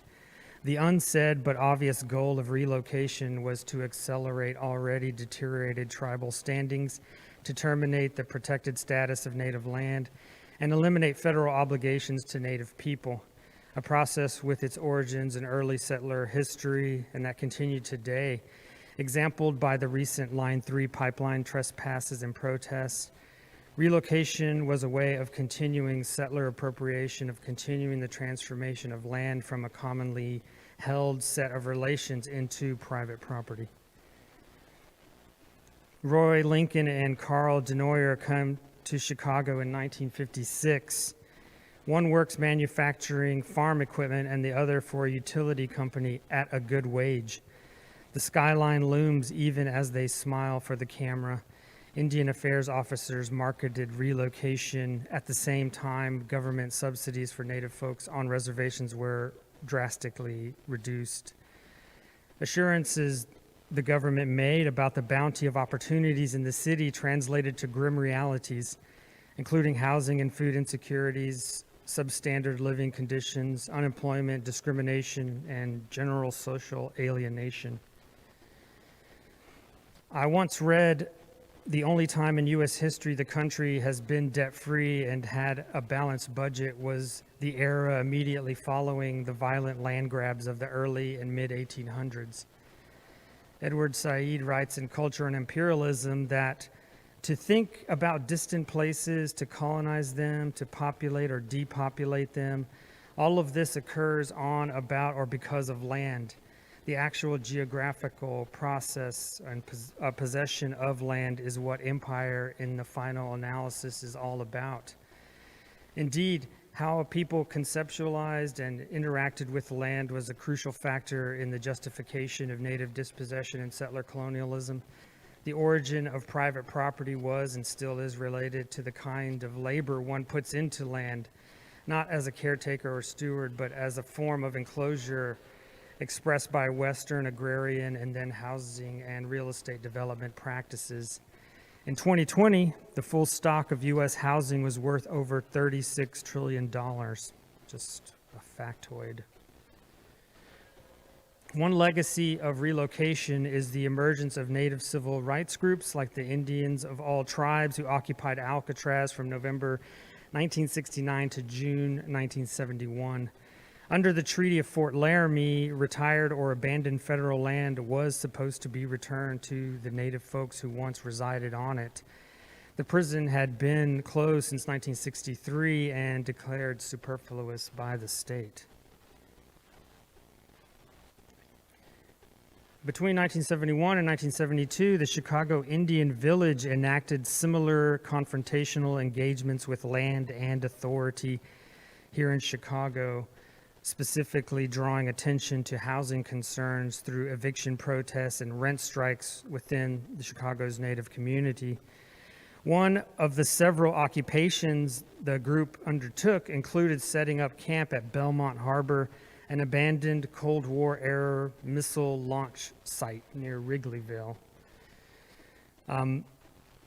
which I thought was kind of interesting to think of in relationship to the previous talk about missiles and so forth. Yeah, and Chicago's unknown history of all the missile site, Nike missile site, Cold War era spots all around Chicago. So that was extemporaneous apologies. Back to the text. The First Nations Garden is a community green space in Chicago's Albany Park neighborhood. It was established in the winter of 2019 by the Chi Nations Youth Council, working with the 35th Ward Alderman.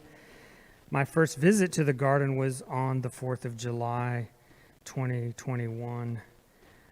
I went to support the council's Fraternal Forest Scholarship fundraiser and their action of keeping a fire from July 1st to July 4th to memorialize the wave of mass children's graves discovered at various Canadian residential schools that summer.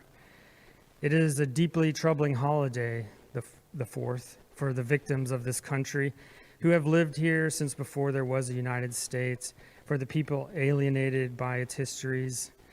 Waiting at the bus stop on Pulaski and Fullerton, heading north to Wilson, where the garden is located, I tried to stop thinking and to not stop thinking of everybody who was forcibly removed, forcibly brought here,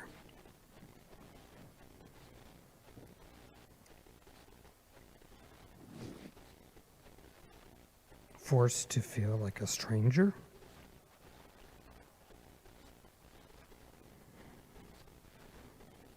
forced to assimilate, forced to loathe ourselves.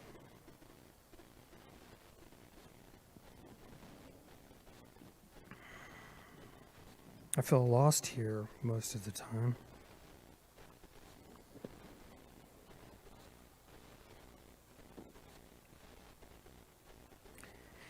In this place, in this history.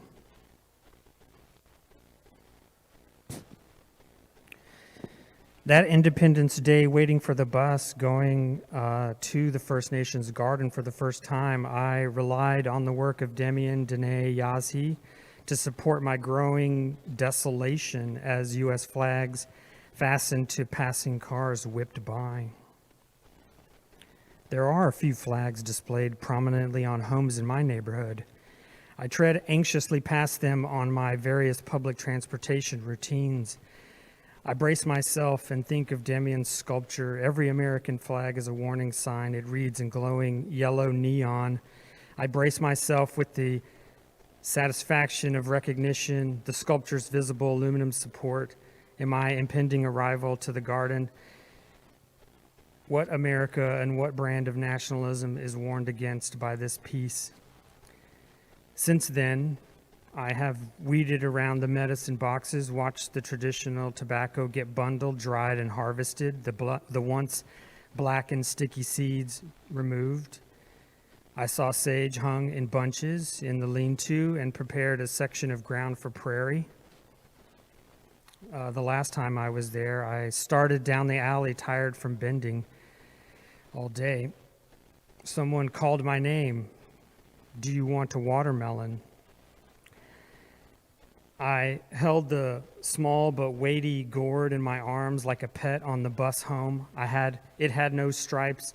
I was told it was like a sweeter cucumber. It matters who is telling which stories.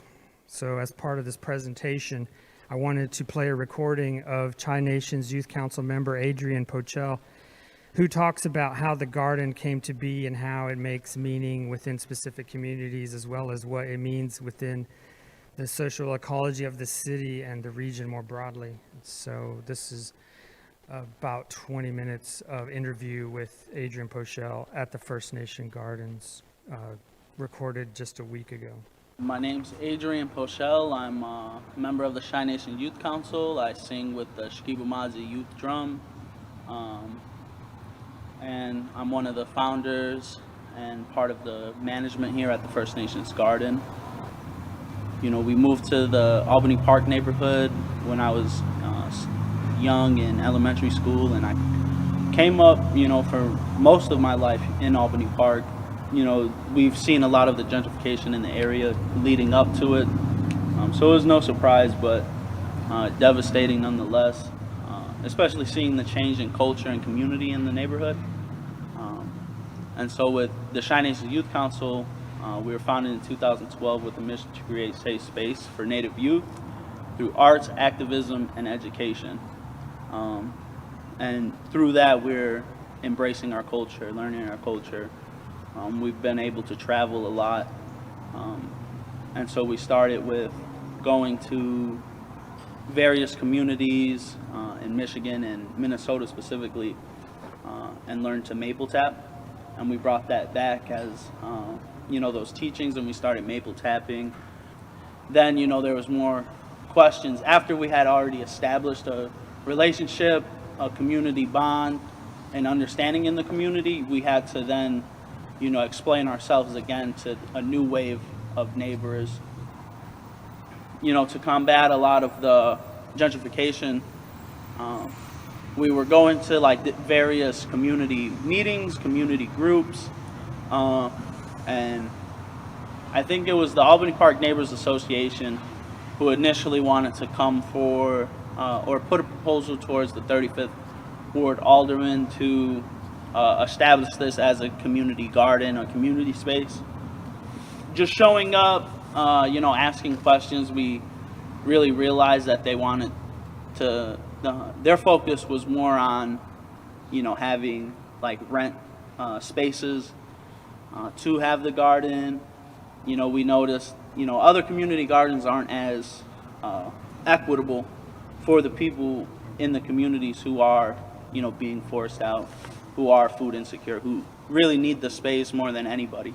And it wasn't until we realized like that the community group didn't really want to have Native representation in the management, in the leadership.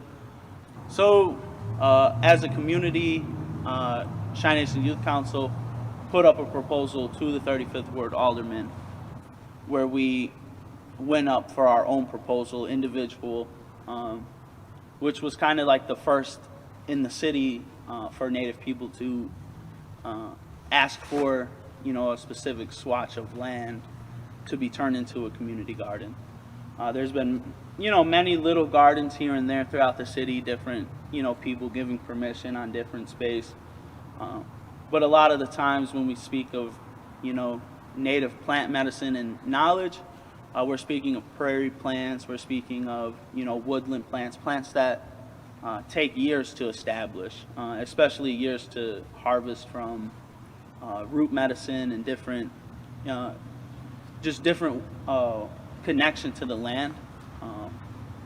Where I came up was at the Old American Indian Center when it was in Uptown, and it had a large space for native plants, and it was pretty well established by the time I came around to be in it. And so that when the Indian Center moved, a lot of it was lost or moved to various places around the city. And we even have some of the plants here, like some of the sage comes from different gardens that came from the American Indian Center. Within even that, we're gathering histories of, certain community members who, harvested this same sage at the Indian Center, who might not even be here anymore, because of the pandemic and the hard times that, the world's been going through. So we have, different plants from different places where we have stories with. We have a cup plant here from George Floyd Square. When we went and traveled up there, we have wild ginger from the Pokagon Potawatomi land, where we harvested the trees for our wigwam at the garden. So there's, even within the plants that we bring here and we grow here, we have stories, we have connections too. And so we kind of wanted to establish that so we can keep these and keep it going and have a place where people can come out and have, established prairie, established medicines that they can come and harvest from. And initially when we were given access to the lot, we put teepees up, and, it was something visual that we wanted people to really take notice of. And so, there was a lot of positive response and, some negative response. But for us, it was very positive because we were given access in November, and we were going into winter. So there was not really much we can do on the lot, but just some, removal of some couches, beds, just different things in the lot. And so we really spent our first winter on the lot in the teepee telling stories. And wintertime is the time that us as Native people, we tell our stories. There's cultural significance, but, also just, it's a lot of downtime. So we tell our, creation stories, our mythological stories, different cultural stories, just to get us through the winter, and to spread teachings. And so, with that space in the teepee around a fire, we were able to invite, community storytellers, elders, young storytellers, people of different backgrounds to share their stories. We had a lot of community, coming out, sharing, and, this was before COVID, so we were able to gather, in a teepee, 20 people deep to, sit around a fire, listen to stories, share food. And so COVID has affected us quite a bit out here, but this has still been a place where we can come out and have outdoor space, have, social distance space away from other individuals, and a place to just really relax and chill. And, with the storytelling in the winter, and, the different activities we have out here, one of the main things we say is it's 80% chill. Previous to that, we had a fundraiser for Line 3 out here, a dance party, to help with legal funds that are, that certain people might have, taken arrest in the fight against the Line 3 pipeline. So there's the GNU Collective and Line 3 legal funds are raising money to, continue to fight in the court now that the Line 3 pipeline is in service as of October 1st. And so as Chi Nations, we've also taken trips up to Line 3, and we were able to maple tap on Line 3. We were able to bring home this sap, and now we're having squash come up in the garden, and we're having different foods, and it's wild rice season is kind of wrapping up. Just our food sovereignty here, we're able to experience regional squash, regional beans, regional corn. We're watching plants that we grew from seed come flowering. We've watched plants go through their whole life cycle now. So going into winter, again, reflection, looking back on our past year. Something that Chi Nation Youth Council has done is when we first were founded, we had a 5-year plan. And a lot of within that 5-year plan, there was a lot of kind of fun or silly things like, or just big dreams. I don't even want to call them silly.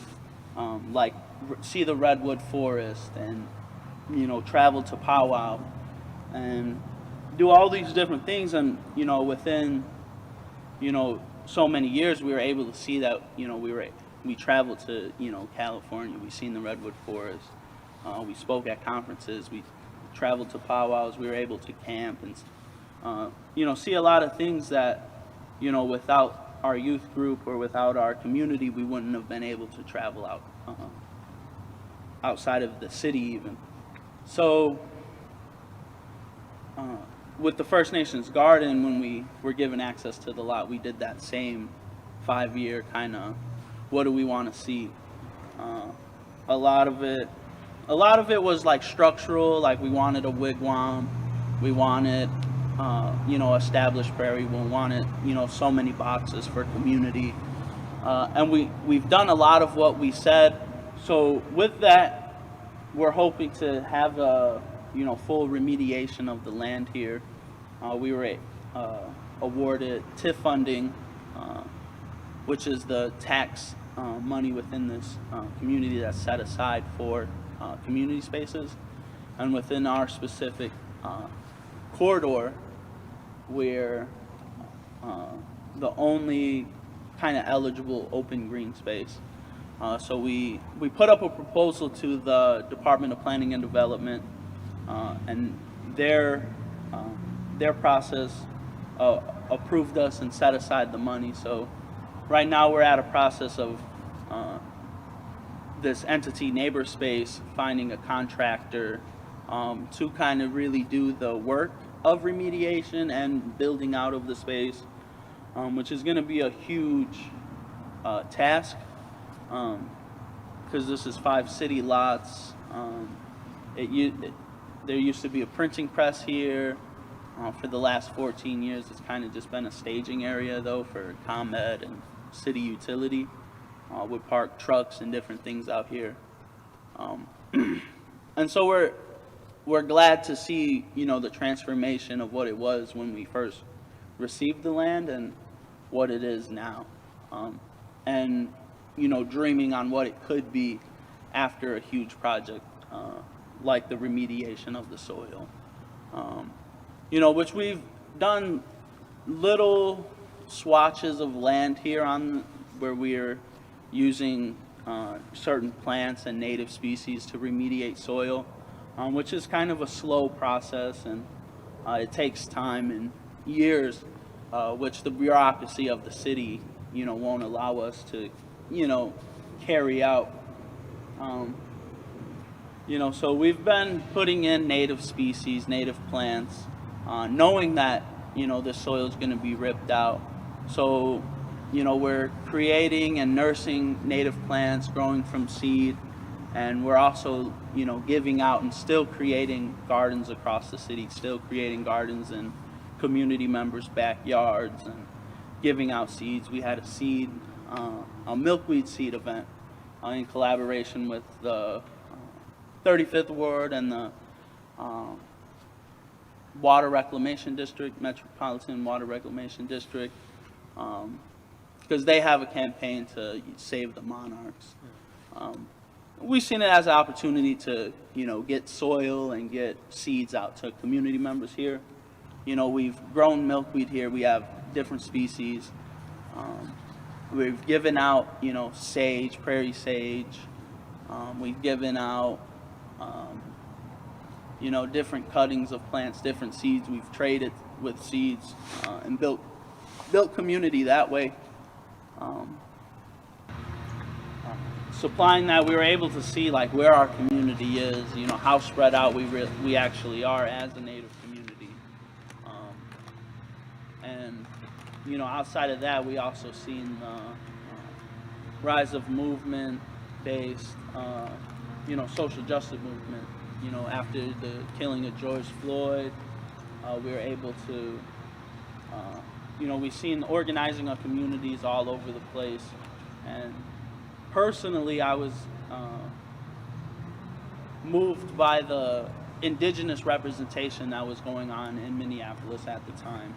I think it was the Unicorn Riot feed of the one of the a few nights after George Floyd, where like every third or fourth person that the Unicorn Riot, the interviewer spoke to was a Native person. Standing out in solidarity. So with that, we were inspired to have a Black Indigenous Solidarity rally in downtown Chicago, in Grant Park, at Buckingham Fountain, which is unceded land. The museum campus is unceded land, which also happened to be where the Columbus statue stood. And it was no coincidence that the Columbus statue was placed where it was. And so, we see a lot of these structures of colonialism, manifest destiny, erected in there on this swatch of land, which was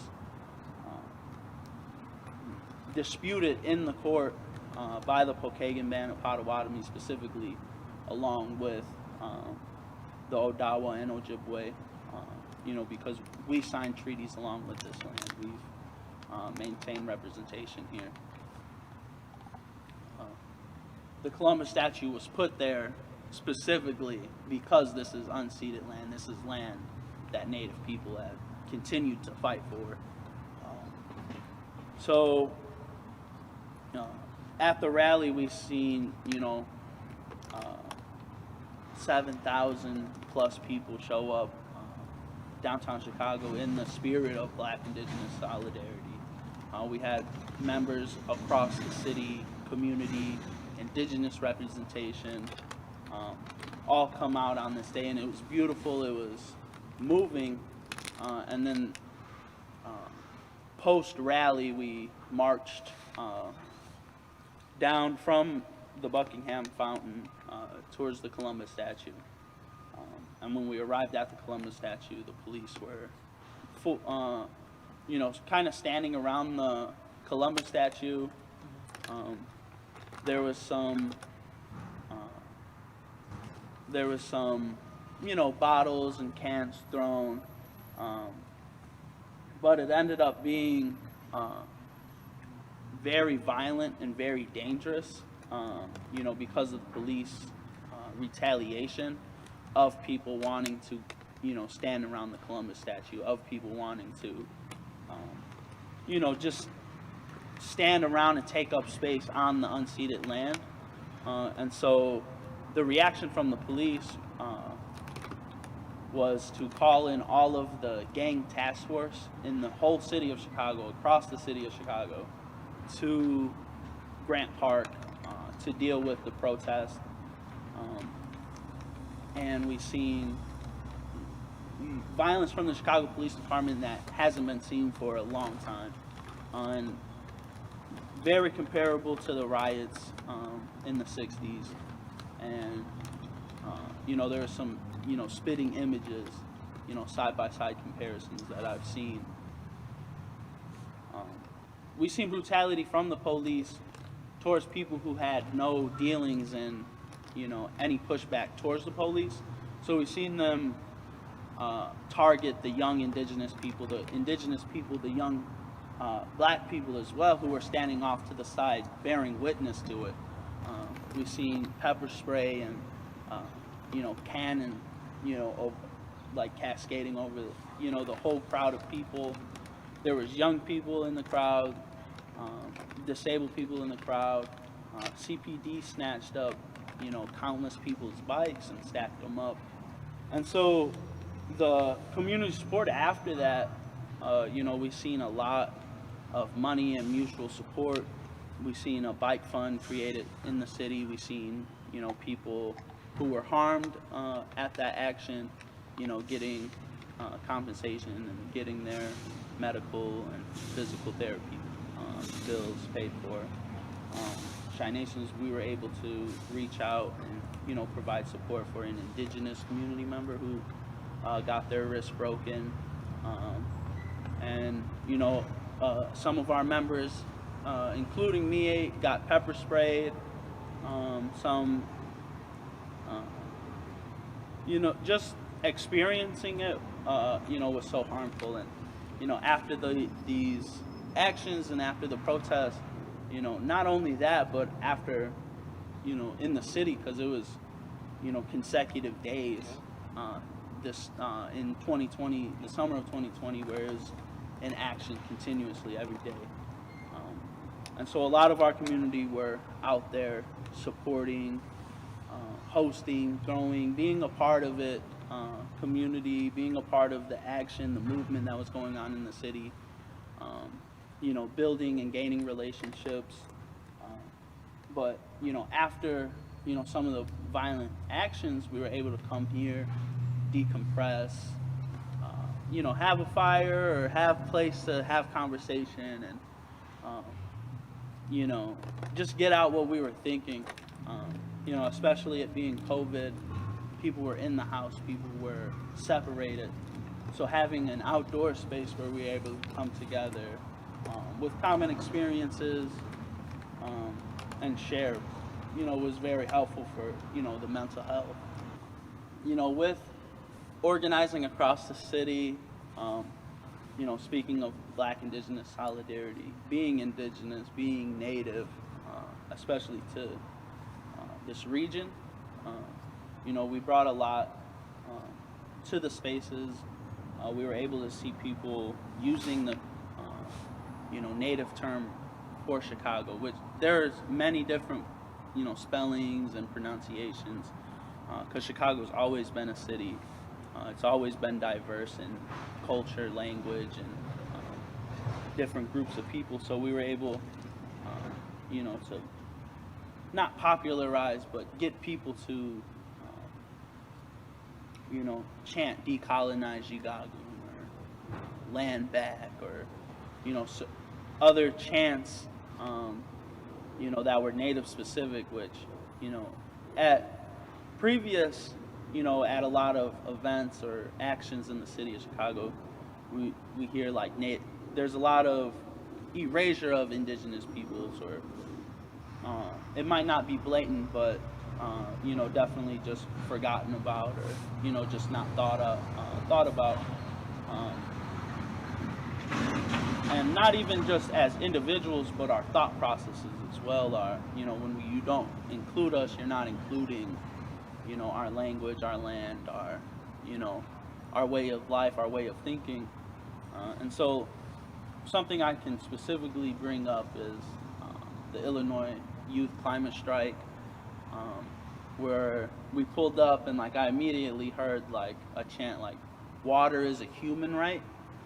And as Indigenous people, we believe, water should have its own rights. Water, we center water, which is why we fight against pipelines, which is why we fight for land remediation. Our main food systems, Monoman is wild rice, the season that's wrapping up, it grows on water, and it can't grow in contaminated places. To speak a little on, the background of, like land back and decolonize. Um, you know, colonial structures are asking us what is the best way to take care of land. You know, it's like land back, like it's an obvious solution for us. Um, you know, give us control of the land, give us stewardship of the land. You know, so, you know, like we can return to the processes of stewardship and creating connections to the land and to the space where we're at. But also for the health and benefits of everybody on this land.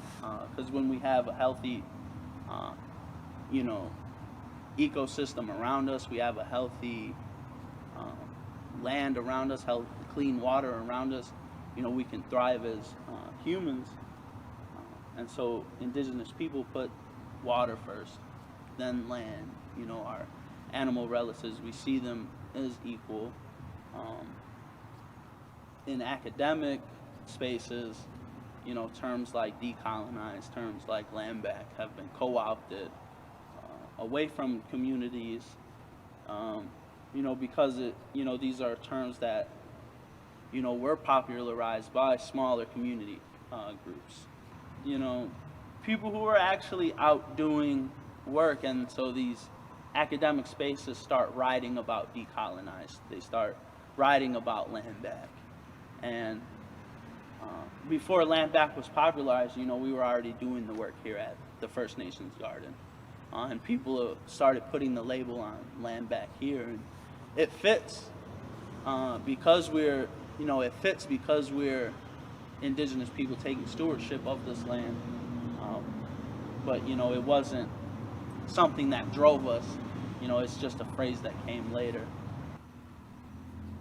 You know, that kind of wraps up what you have to say about the First Nations Garden. But, you know, this is a place where I've personally been able to heal, and I've personally been able to take time out and be mindful here. And I'm happy to share it and, you know, share my story.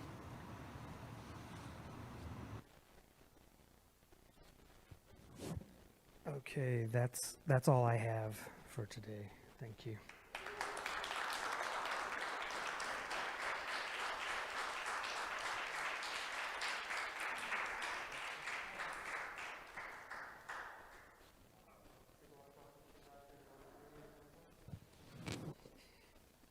Was that a lot? It might have been a lot to listen to, I don't know, but I felt like it was important to make the space for the Indigenous Native voice here in this particular time and this particular place, and in relationship to the mission of the residency too, I think. And so, yeah, hopefully it was okay. Yeah, sorry.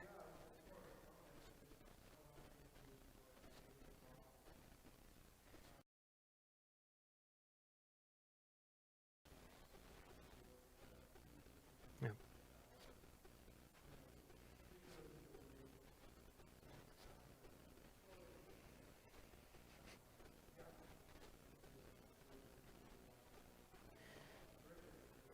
Yeah.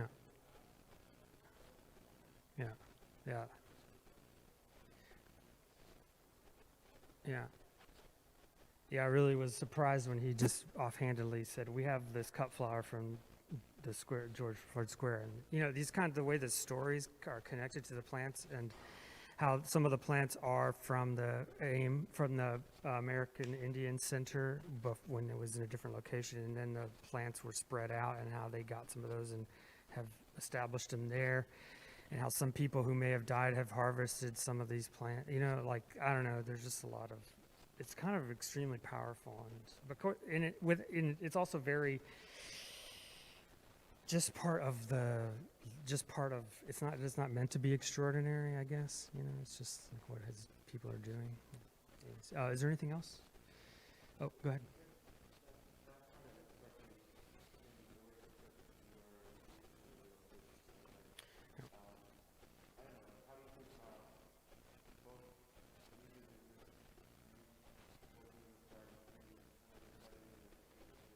Yeah. Yeah. Yeah, I guess it just was, for me, I was just trying to connect it up to that history because I do feel like it's part of it. You know. and it's kind of yeah, in Chicago, property is a big deal. I mean, yeah, it's like a city of real estate, right? And a city of urban development and urban renewal. And like, there's an image that I didn't show of this person, Fawn, who I want to bring this piece here, which eventually will. It was a painting made on an old Neighborhood Alliance sign, I believe, is what it's called. No, Neighborhood Alive. It was this city bond that got passed, and so the funds were supposed to go to like improving the different neighborhoods, but it ended up just being funneled into real estate development schemes, like buying, actively destroying businesses and buying up the lots and turning them into parking lots, like instead of what you would imagine it would be used for, right? Yeah, anyways, it's a really cool, it's a paint, and so Fawn painted this beaver on it, and she's Beaver Clan, but also because there's a funny kind of tension with the city and beavers. I don't know, they can like chop down trees really. They can be a kind of a nuisance, but they're also like, we're almost extinct. Now they're back, because of this pelt trading center that Chicago, why it had French settlers here, or French traders, I should say, and why eventually Euro-Americans would settle here. Yeah.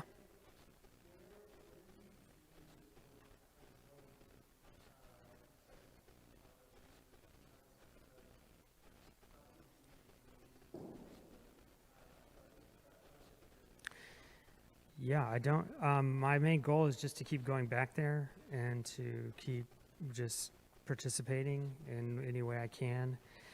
And it feels like I don't have to plot it or plan it. If I just keep going back, it'll just happen like the way it's supposed to, So for instance, the last thing when we made this recording, Adrian was like, oh, I was telling Adrian, I can upload it to this software and do a transcription and send you the audio. And he was like, oh yeah, send that to me, because his aunt, who's I don't know how to put it, is she's not a member of the youth council because she's aged out, but she's like is a supporter and a person there, an advisor maybe, yeah, is doing a kind of trying to organize some oral history. So just like, I don't know, might be just working on, hopefully I would be happy to work on something like that just with them, and whatever, however where it ends up, I don't know. Anything else? Oh.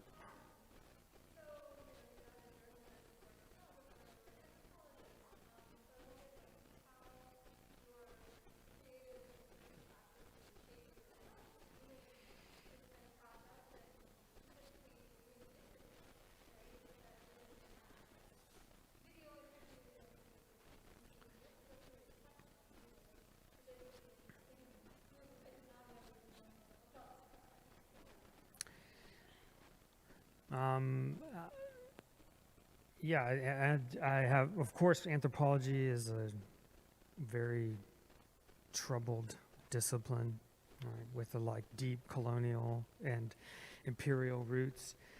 But, like a lot of things during the postmodern moment, it kind of underwent a lot of tortured self-analysis and maybe came out on the other side with some kind of, a reparative image of itself. I don't know. So it's a challenging thing, yeah. But yeah, as far as the interview itself, I didn't really have to ask a lot of questions, actually. I didn't really say much. In fact, I just said, I laid out a brief plan of what I thought we could talk about, and then that was it.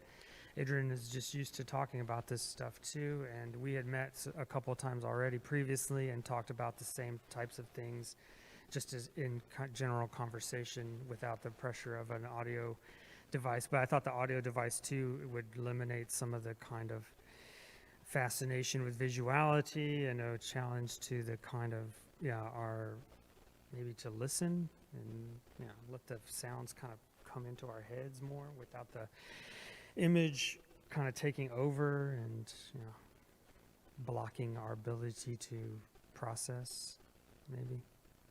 No. Is that good? Okay, thank y'all.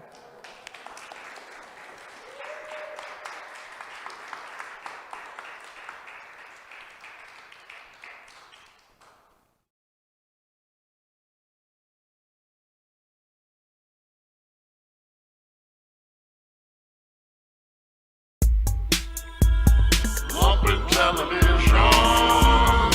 It's the greatest.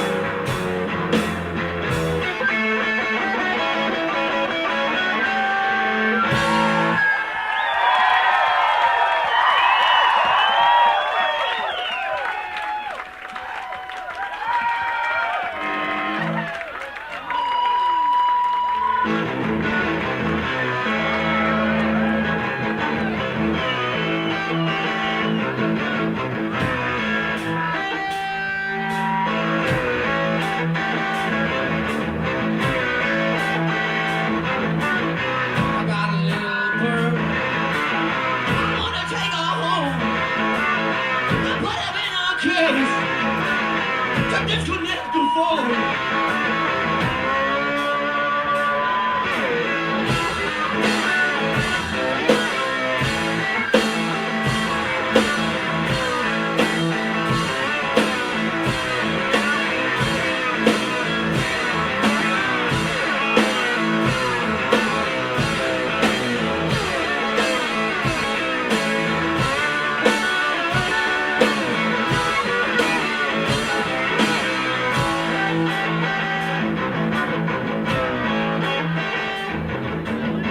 Yeah, give me a look. I wanna get the book.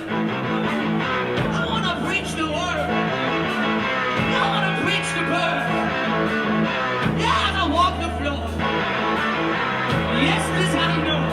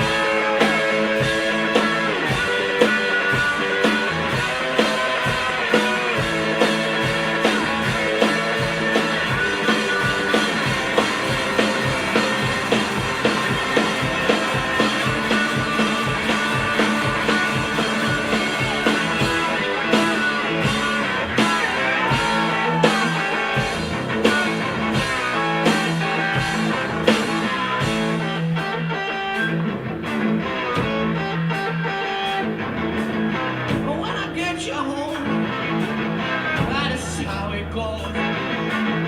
I got nothing to lose. I'll never let you go.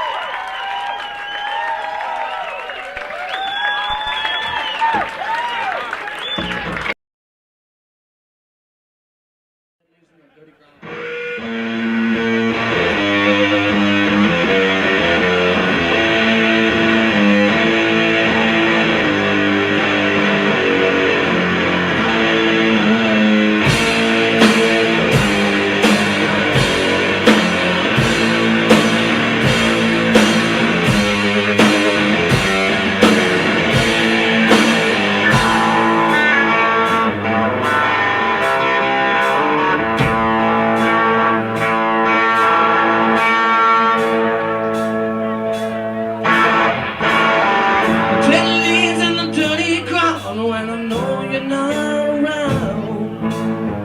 Shiny tops in the soda pop when I hear leaves make a sound. Dirty notes in the mailbox will tell you I'm coming home.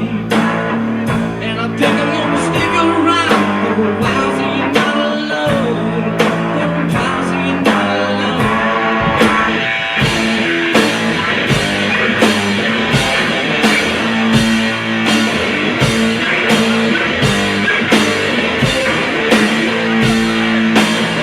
If you can hear a piano fall, you can hear me coming down the hall. I can just hear your pretty voice. I don't think I need to see at all. Don't think I need to see at all. Sun hair and a velvet tongue. I wanna give you what you give to me. And every breath that is in your lungs is a tiny little gift to me. It's a tiny little gift to me.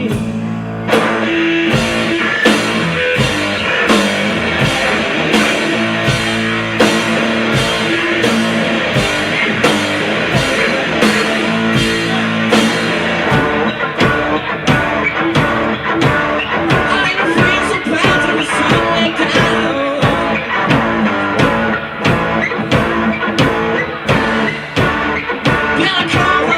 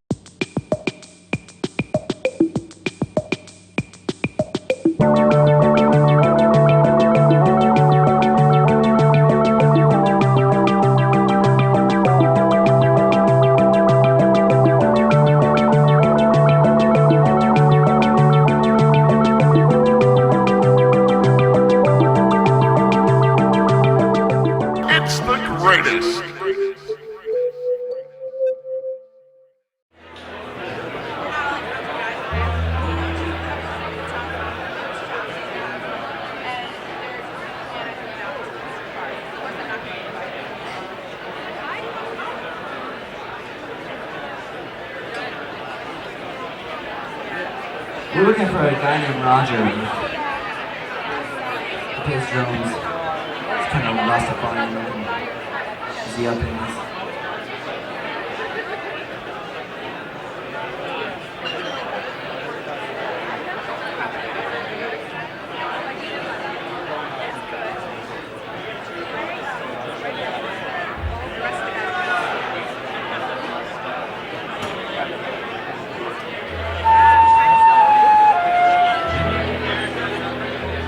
I'll just play one and then I hope he comes out here at some point.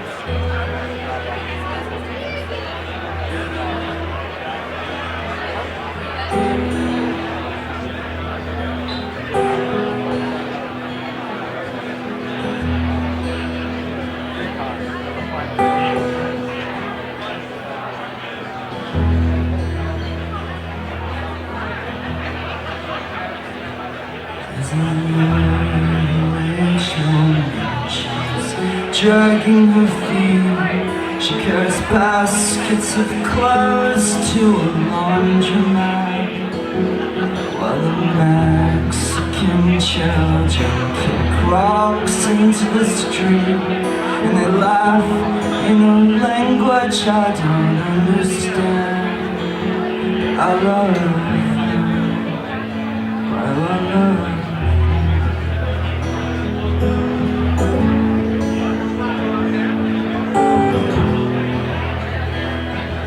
The neighborhood's dimming, smoke on the porch.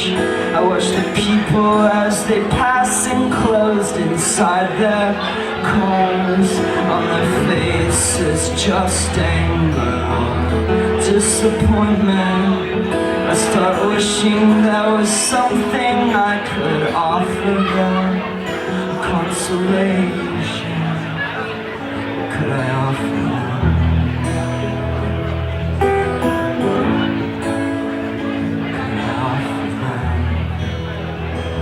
When they are sad in their suburbs, the robots water the lawn. Oh, everything they touch gets dusted, spotless. And so they start to believe they haven't touched anything at all. While the cars in the driveway fucking multiply. Well, they are lost in their houses. I've heard them sing in the shower, making speeches to their sister on the telephone, saying, come home, you come here, don't stay so far away from me, 'cause this weather has me wanting love more tangible, something I can't hold, 'cause it's getting cold.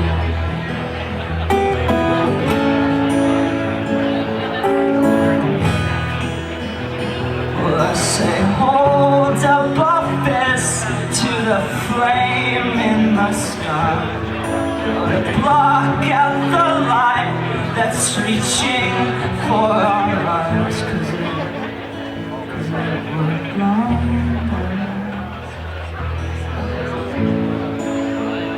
Yeah, we're blind.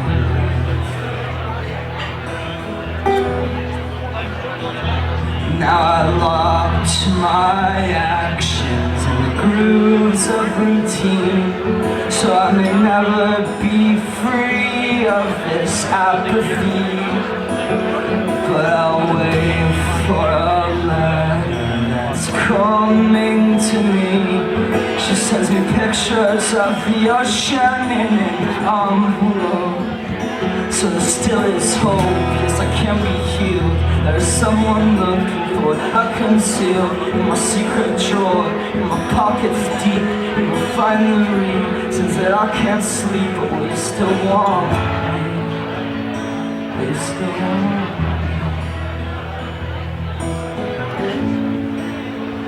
Will you still want me?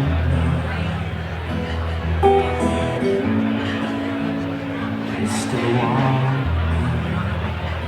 Well, I said, come for the week, you can sleep in my bed. I'll pass through my life like a dream through my head. It will be easy. I will make it easy.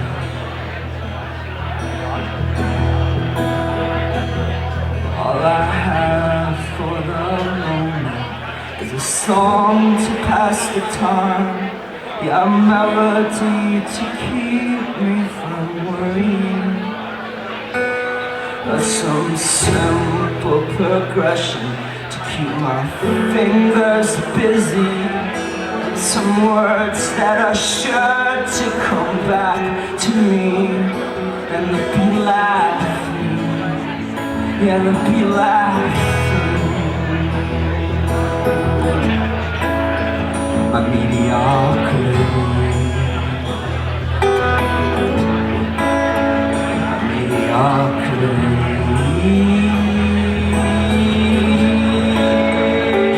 They'll be laughing like ha ha ha.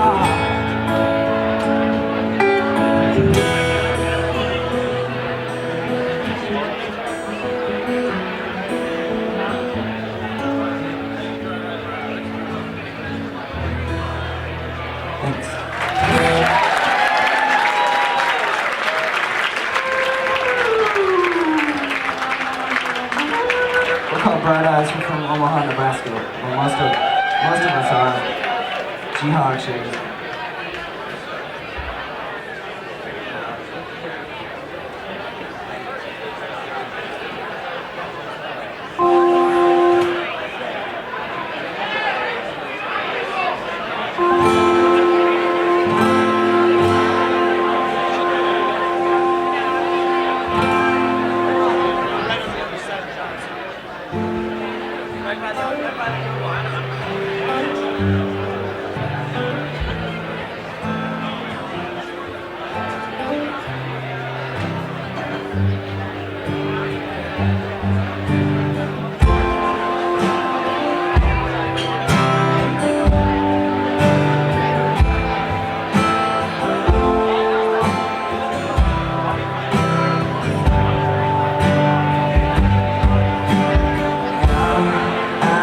It seems worse than it is.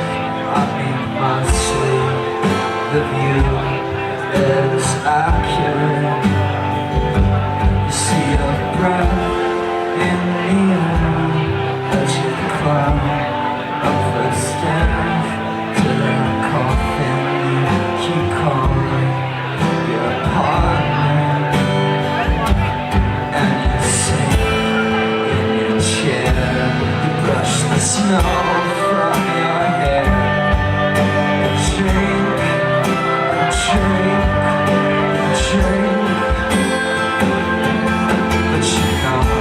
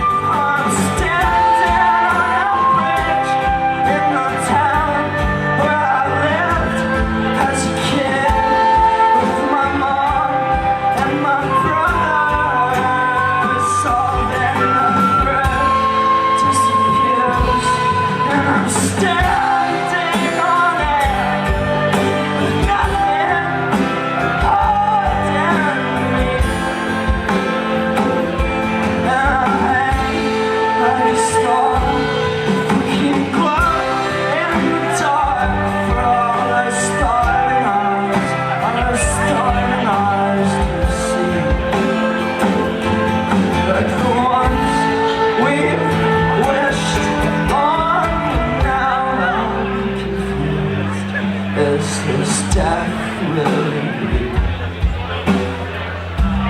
Do these dreams have any meaning? No, I think it's more like a ghost that's been following us both.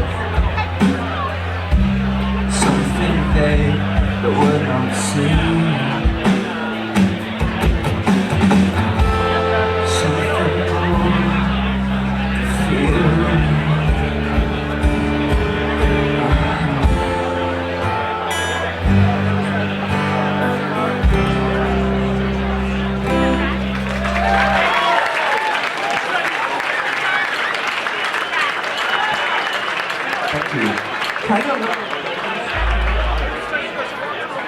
Check.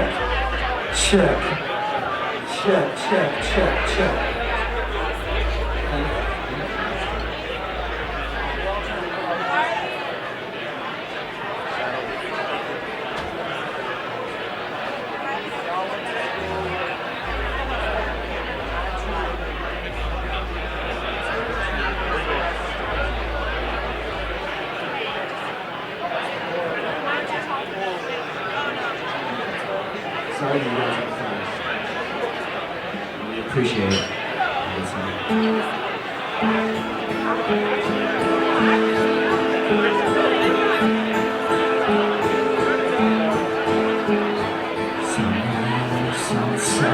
Sunrise, sunset, swiftly golden. Sunrise and sunsets, we wake up in one dress, and our eyes is the same. It's a sunrise and a sunset. You're lying when you confess. Keep trying to explain to me the sunrise and the sunsets. You realize and then you forget what you've been trying to retain.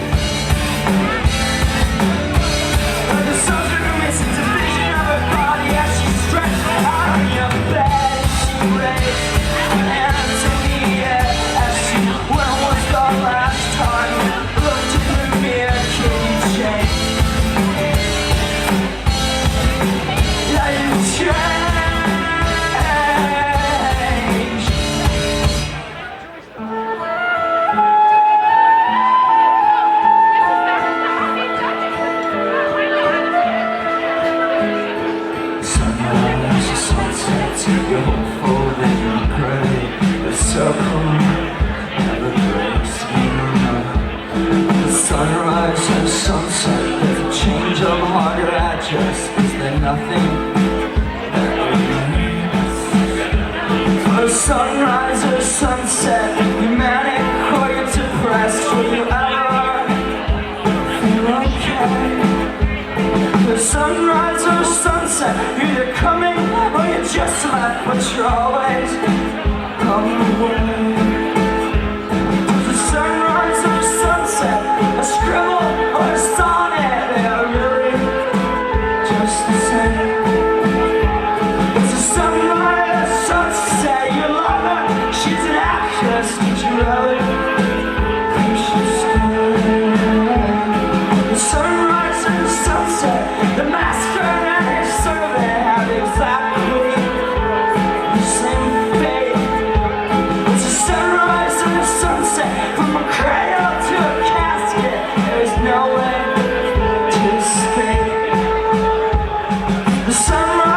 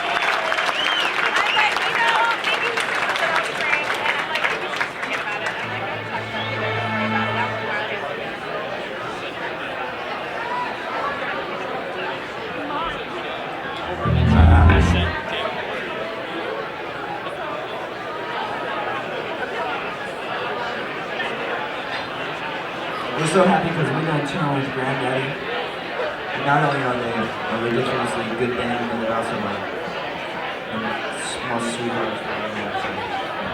They let us use their bass amp, Yeah. their drums, this whole tour. They fucking Like we're rock. completely amateurs and then you can sound like Yeah, they're so professional. I can't deal with it. I just can't. But I have a roommate in Omaha named Joe, and he has a band called Enemies. And we're doing a split record on Sound Creek Records in the fall. There's a song off of it. It's a new song.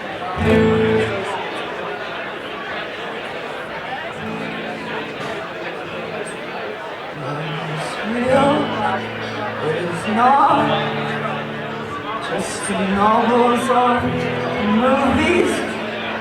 It is fact.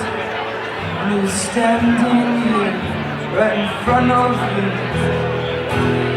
So if you open your eyes, what a sweet discovery.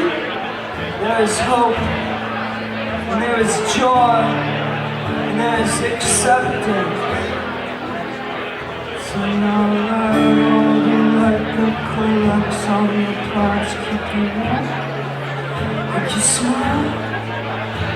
And I will be there with this pen in my hand to point. Otherwise, you'll be laughing so loud. I'll switch it with sound. Everything will be as new as the day it was found.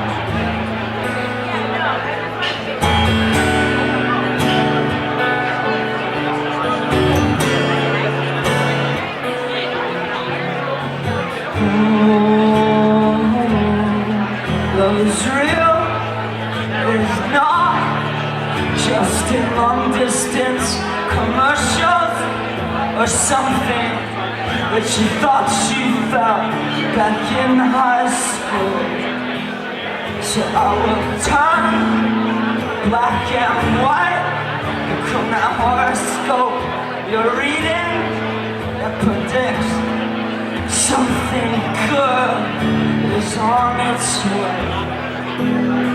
Oh, and then I will send you the world green and blue in a box through the mail. You can open it up, hold it right in your hand, and be glad that it's there. Or be glad that you're here. Now I can feel the knots in my stomach start to untie. And suddenly it's not too hard to say I'm alright.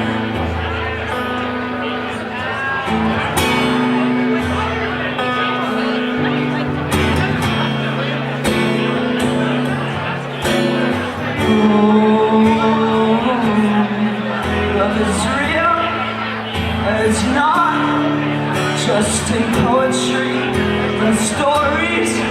It's truth, and it will follow you everywhere you go from that wall. So if you just cast off your doubt, then your lips would answer for you. Oh my darling, when you smile, it is like a song, and I can hear it now. And I say it now. And I say it now. And I say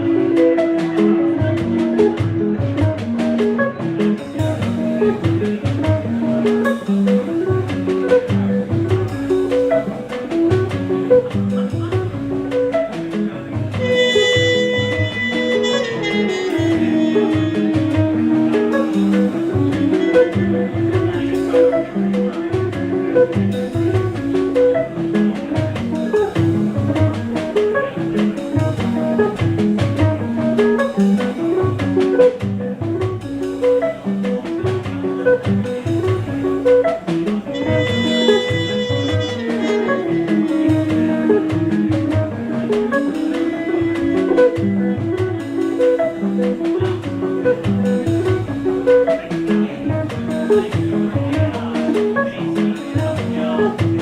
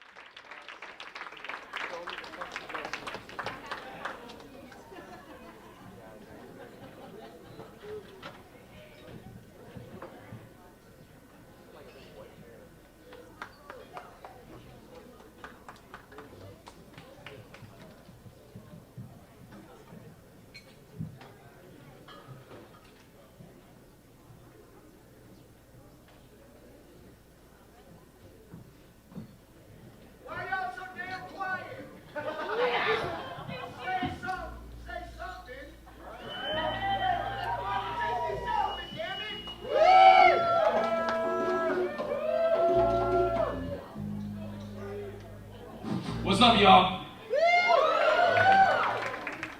Thank you all for coming out tonight. D-Settlement's in the house, as per usual, once every month here at the Hot House. We got special guest Foley in the house. Can we hear it, y'all? If y'all don't know yet, you're gonna know tonight, for real. So, all right.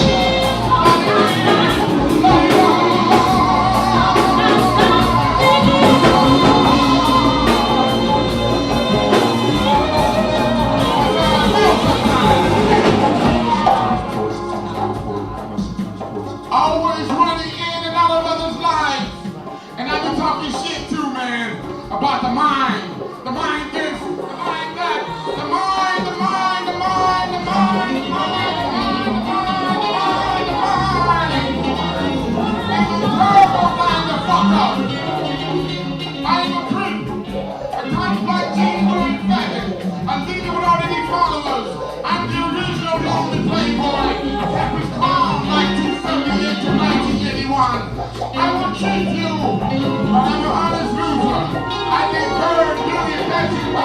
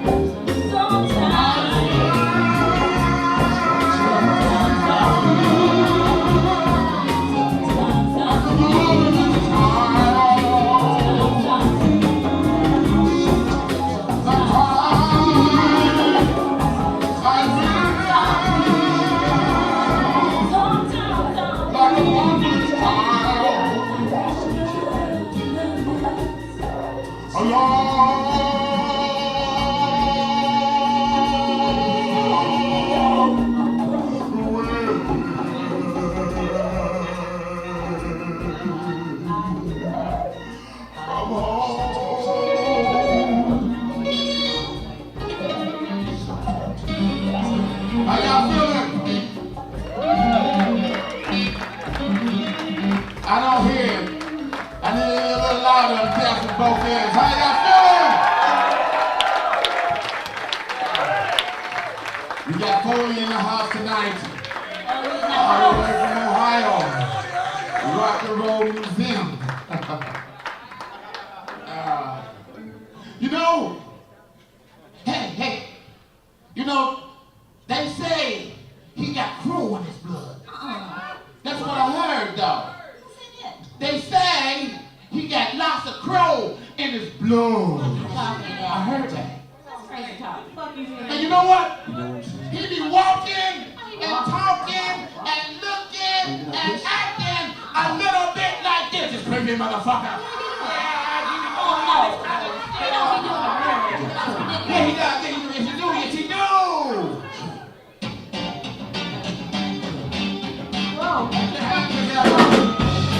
He's a fucking bro.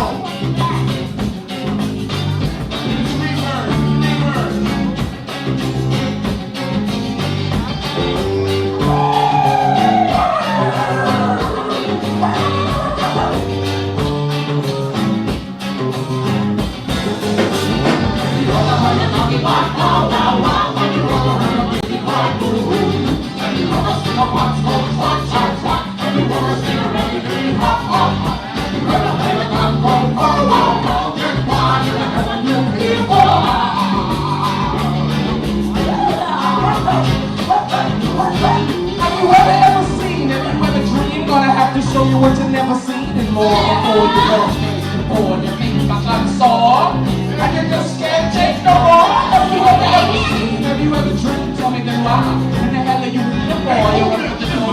You say what's it for? Suddenly you feel that you might need more. Have you ever seen a chord that might need more? Have you ever seen the shore on the seafloor? Have you ever heard that?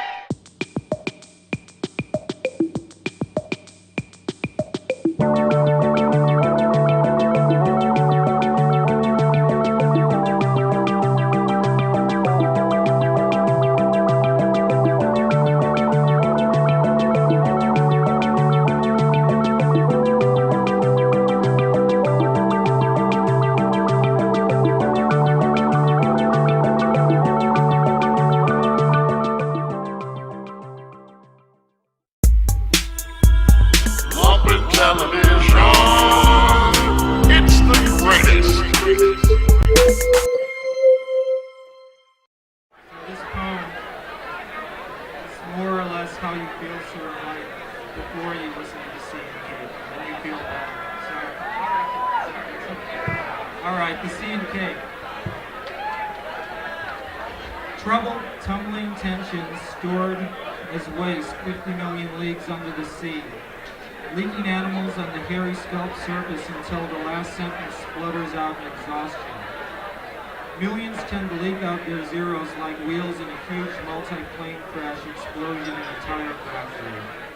And as the balloon deflates, the blood pressure drops and zeros bigly form pyramids like pornography crashing into old-fashioned, nostalgic TV-like snow, tumbling out into a tundra of waste, forcing the earth to be plunged far down into space like one kitten too many. Thank you.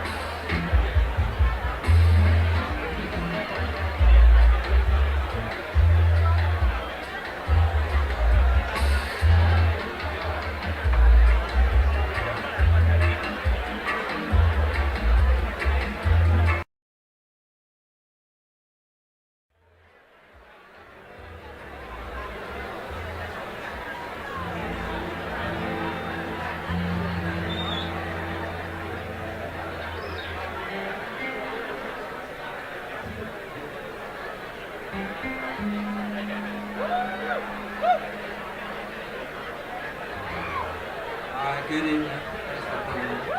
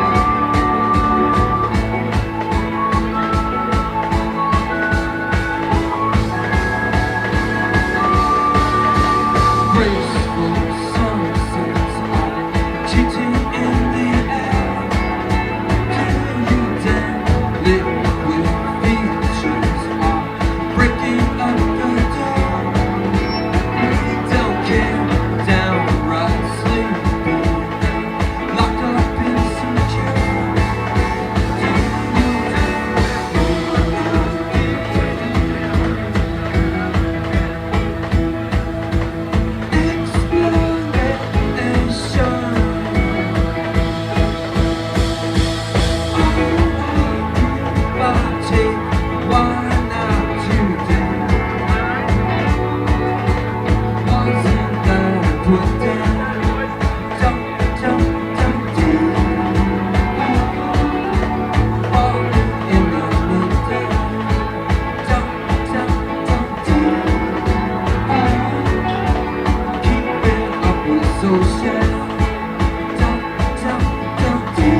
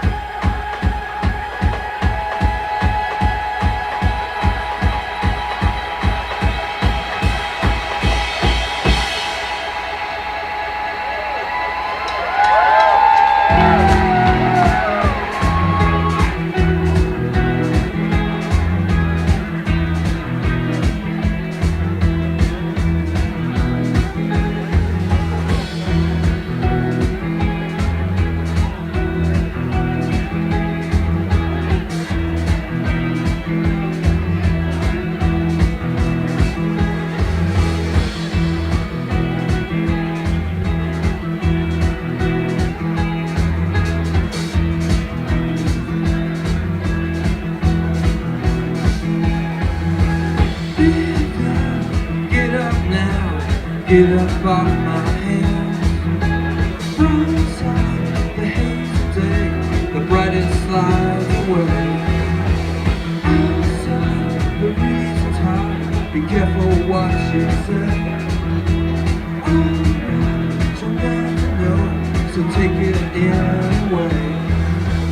Hold out, looking sweet, the pressure comes to play. Outside, shall we say, suspects fly away. Keep on, keep on, keep on, keep on. See, keep on, keep on.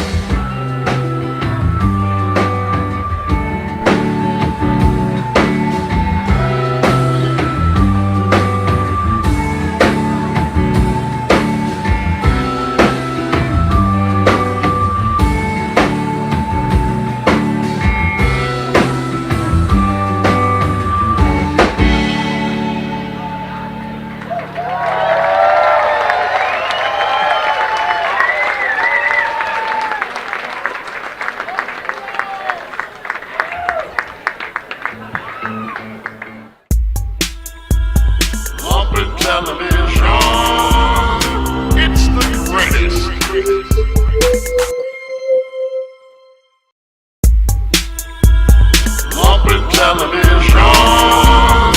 It's the greatest.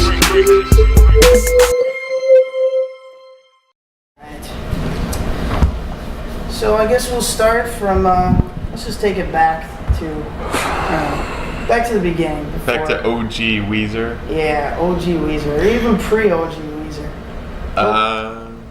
Well, it all started when I moved to Los Angeles, and everybody else did too, and we met there, formed a band, nothing happened, then something happened, and we got really successful as Weezer. So as, you know, obviously you guys were playing in the band. Before that, like what kind of influences were you listening to? What were you doing, you know, band-wise? Or? At the time, I really loved Primus, like Frizzle Fry, Just Come On. I just seen a concert in San Francisco of them, and I loved them.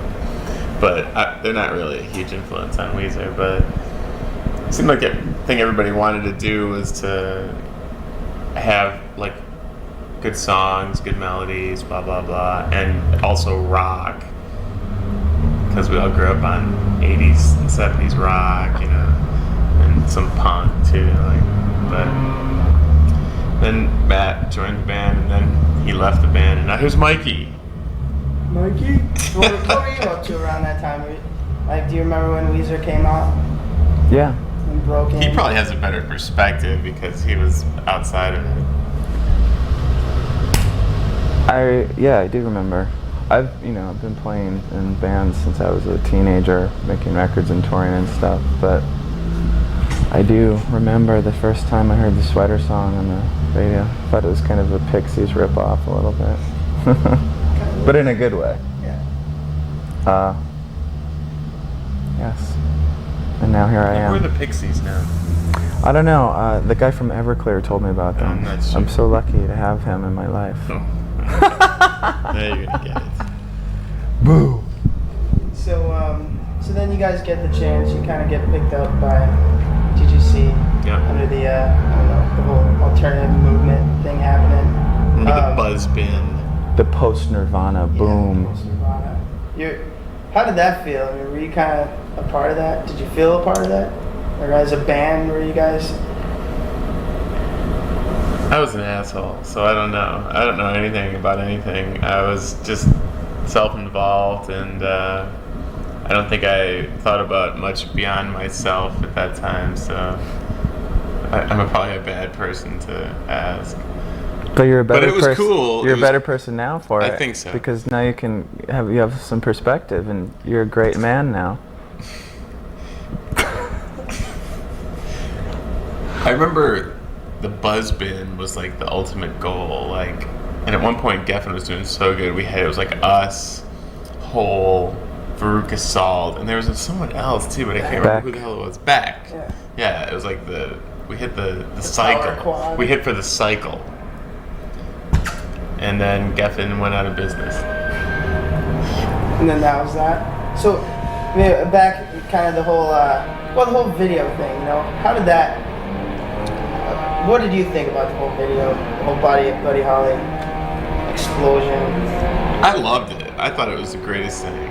I mean, I thought Spike was a really smart guy, and he made an amazing video for like no money. You know, everyone thinks it was like, I remember CNN was all using fancy Forrest Gump like digital photography. But it wasn't like that at all. It was like, let's go buy some footage and be clever. It was cool. What were the other ideas that he had? Did he bring anything else out, kind of other than the Buddy Holly video for that song? Other than the whole Happy Days thing? Do you have any other? Well, he did the other video. He did the Undone's video. Yeah, I'm talking like when he actually approached you guys with that concept. Did he have anything else that? No, he was all about that. Yeah, I was like, fine, that'd be great. You know, if you can do it, I'm into it. So then after that album comes out, does what it does, huge. Kind of what happened after that point? What was going on with the band towards, I think Matt started doing the rentals, and he was able to generate some considerable hype, and he just kind of went that way, you know. I mean, that became like his main focus, and that kind of changed some sort of creative dynamic in the band where Rivers kind of had to get used to not having Matt around in a weird way.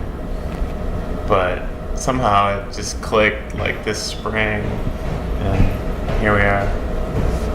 So, I'm sorry for not being so expansive. No, it's all right. I mean, I guess there's just like these huge lapses in time that I'm trying to kind of fill in. You know, there's the first lapse in time, which was everybody got introspective or something. That's what you read about. Well, you read about Rivers. I don't know what you guys were doing during that whole time. I know he was at Harvard. And, yeah, and then he went and got his leg fixed and all that. Yeah.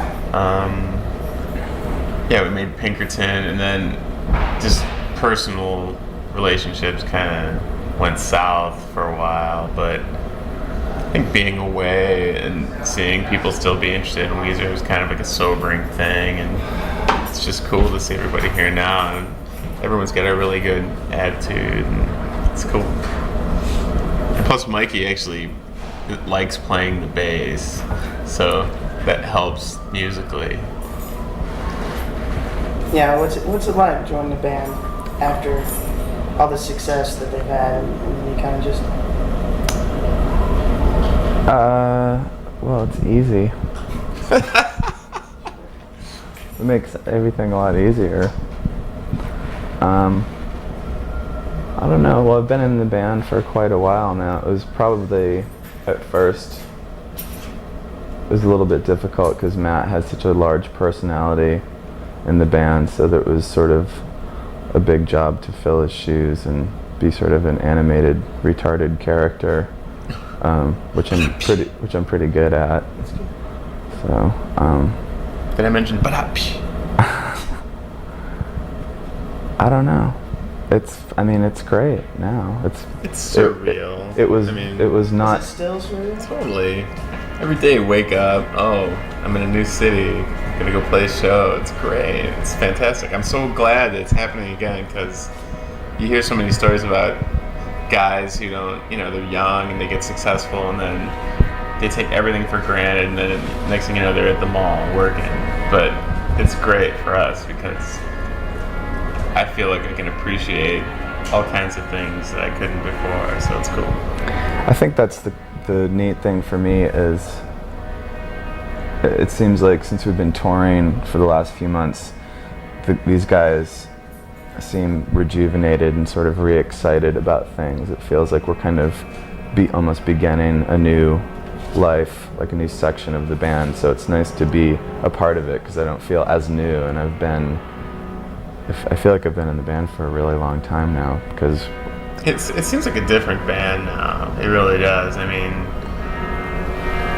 there's very little weirdness about anything, and we're probably like the healthiest band. We could probably pick a handful of bands and just tell you why they all hate each other and stuff, but we seem to be getting along so well that, and we're a little bit older too, and that probably helps. Yeah. Even in the last 2.5 years, it seems like everyone has learned a lot about themselves and how to interact and get along and keep each other happy, which is important. Otherwise, there's no band. Nothing will happen. You can't have any new songs, and you can't go on tour if everyone's hating each other and not trying to work things out. So it seems really good. Is the writing process kind of spread out a little bit amongst the band more? Well, Rivers writes the songs, but I think the last thing he wants is to have us be like kind of robotic. I mean, he likes it when like we'll flesh something out in a way that he hadn't thought of and stuff. Yeah. Oh, I think I don't know how it is for you.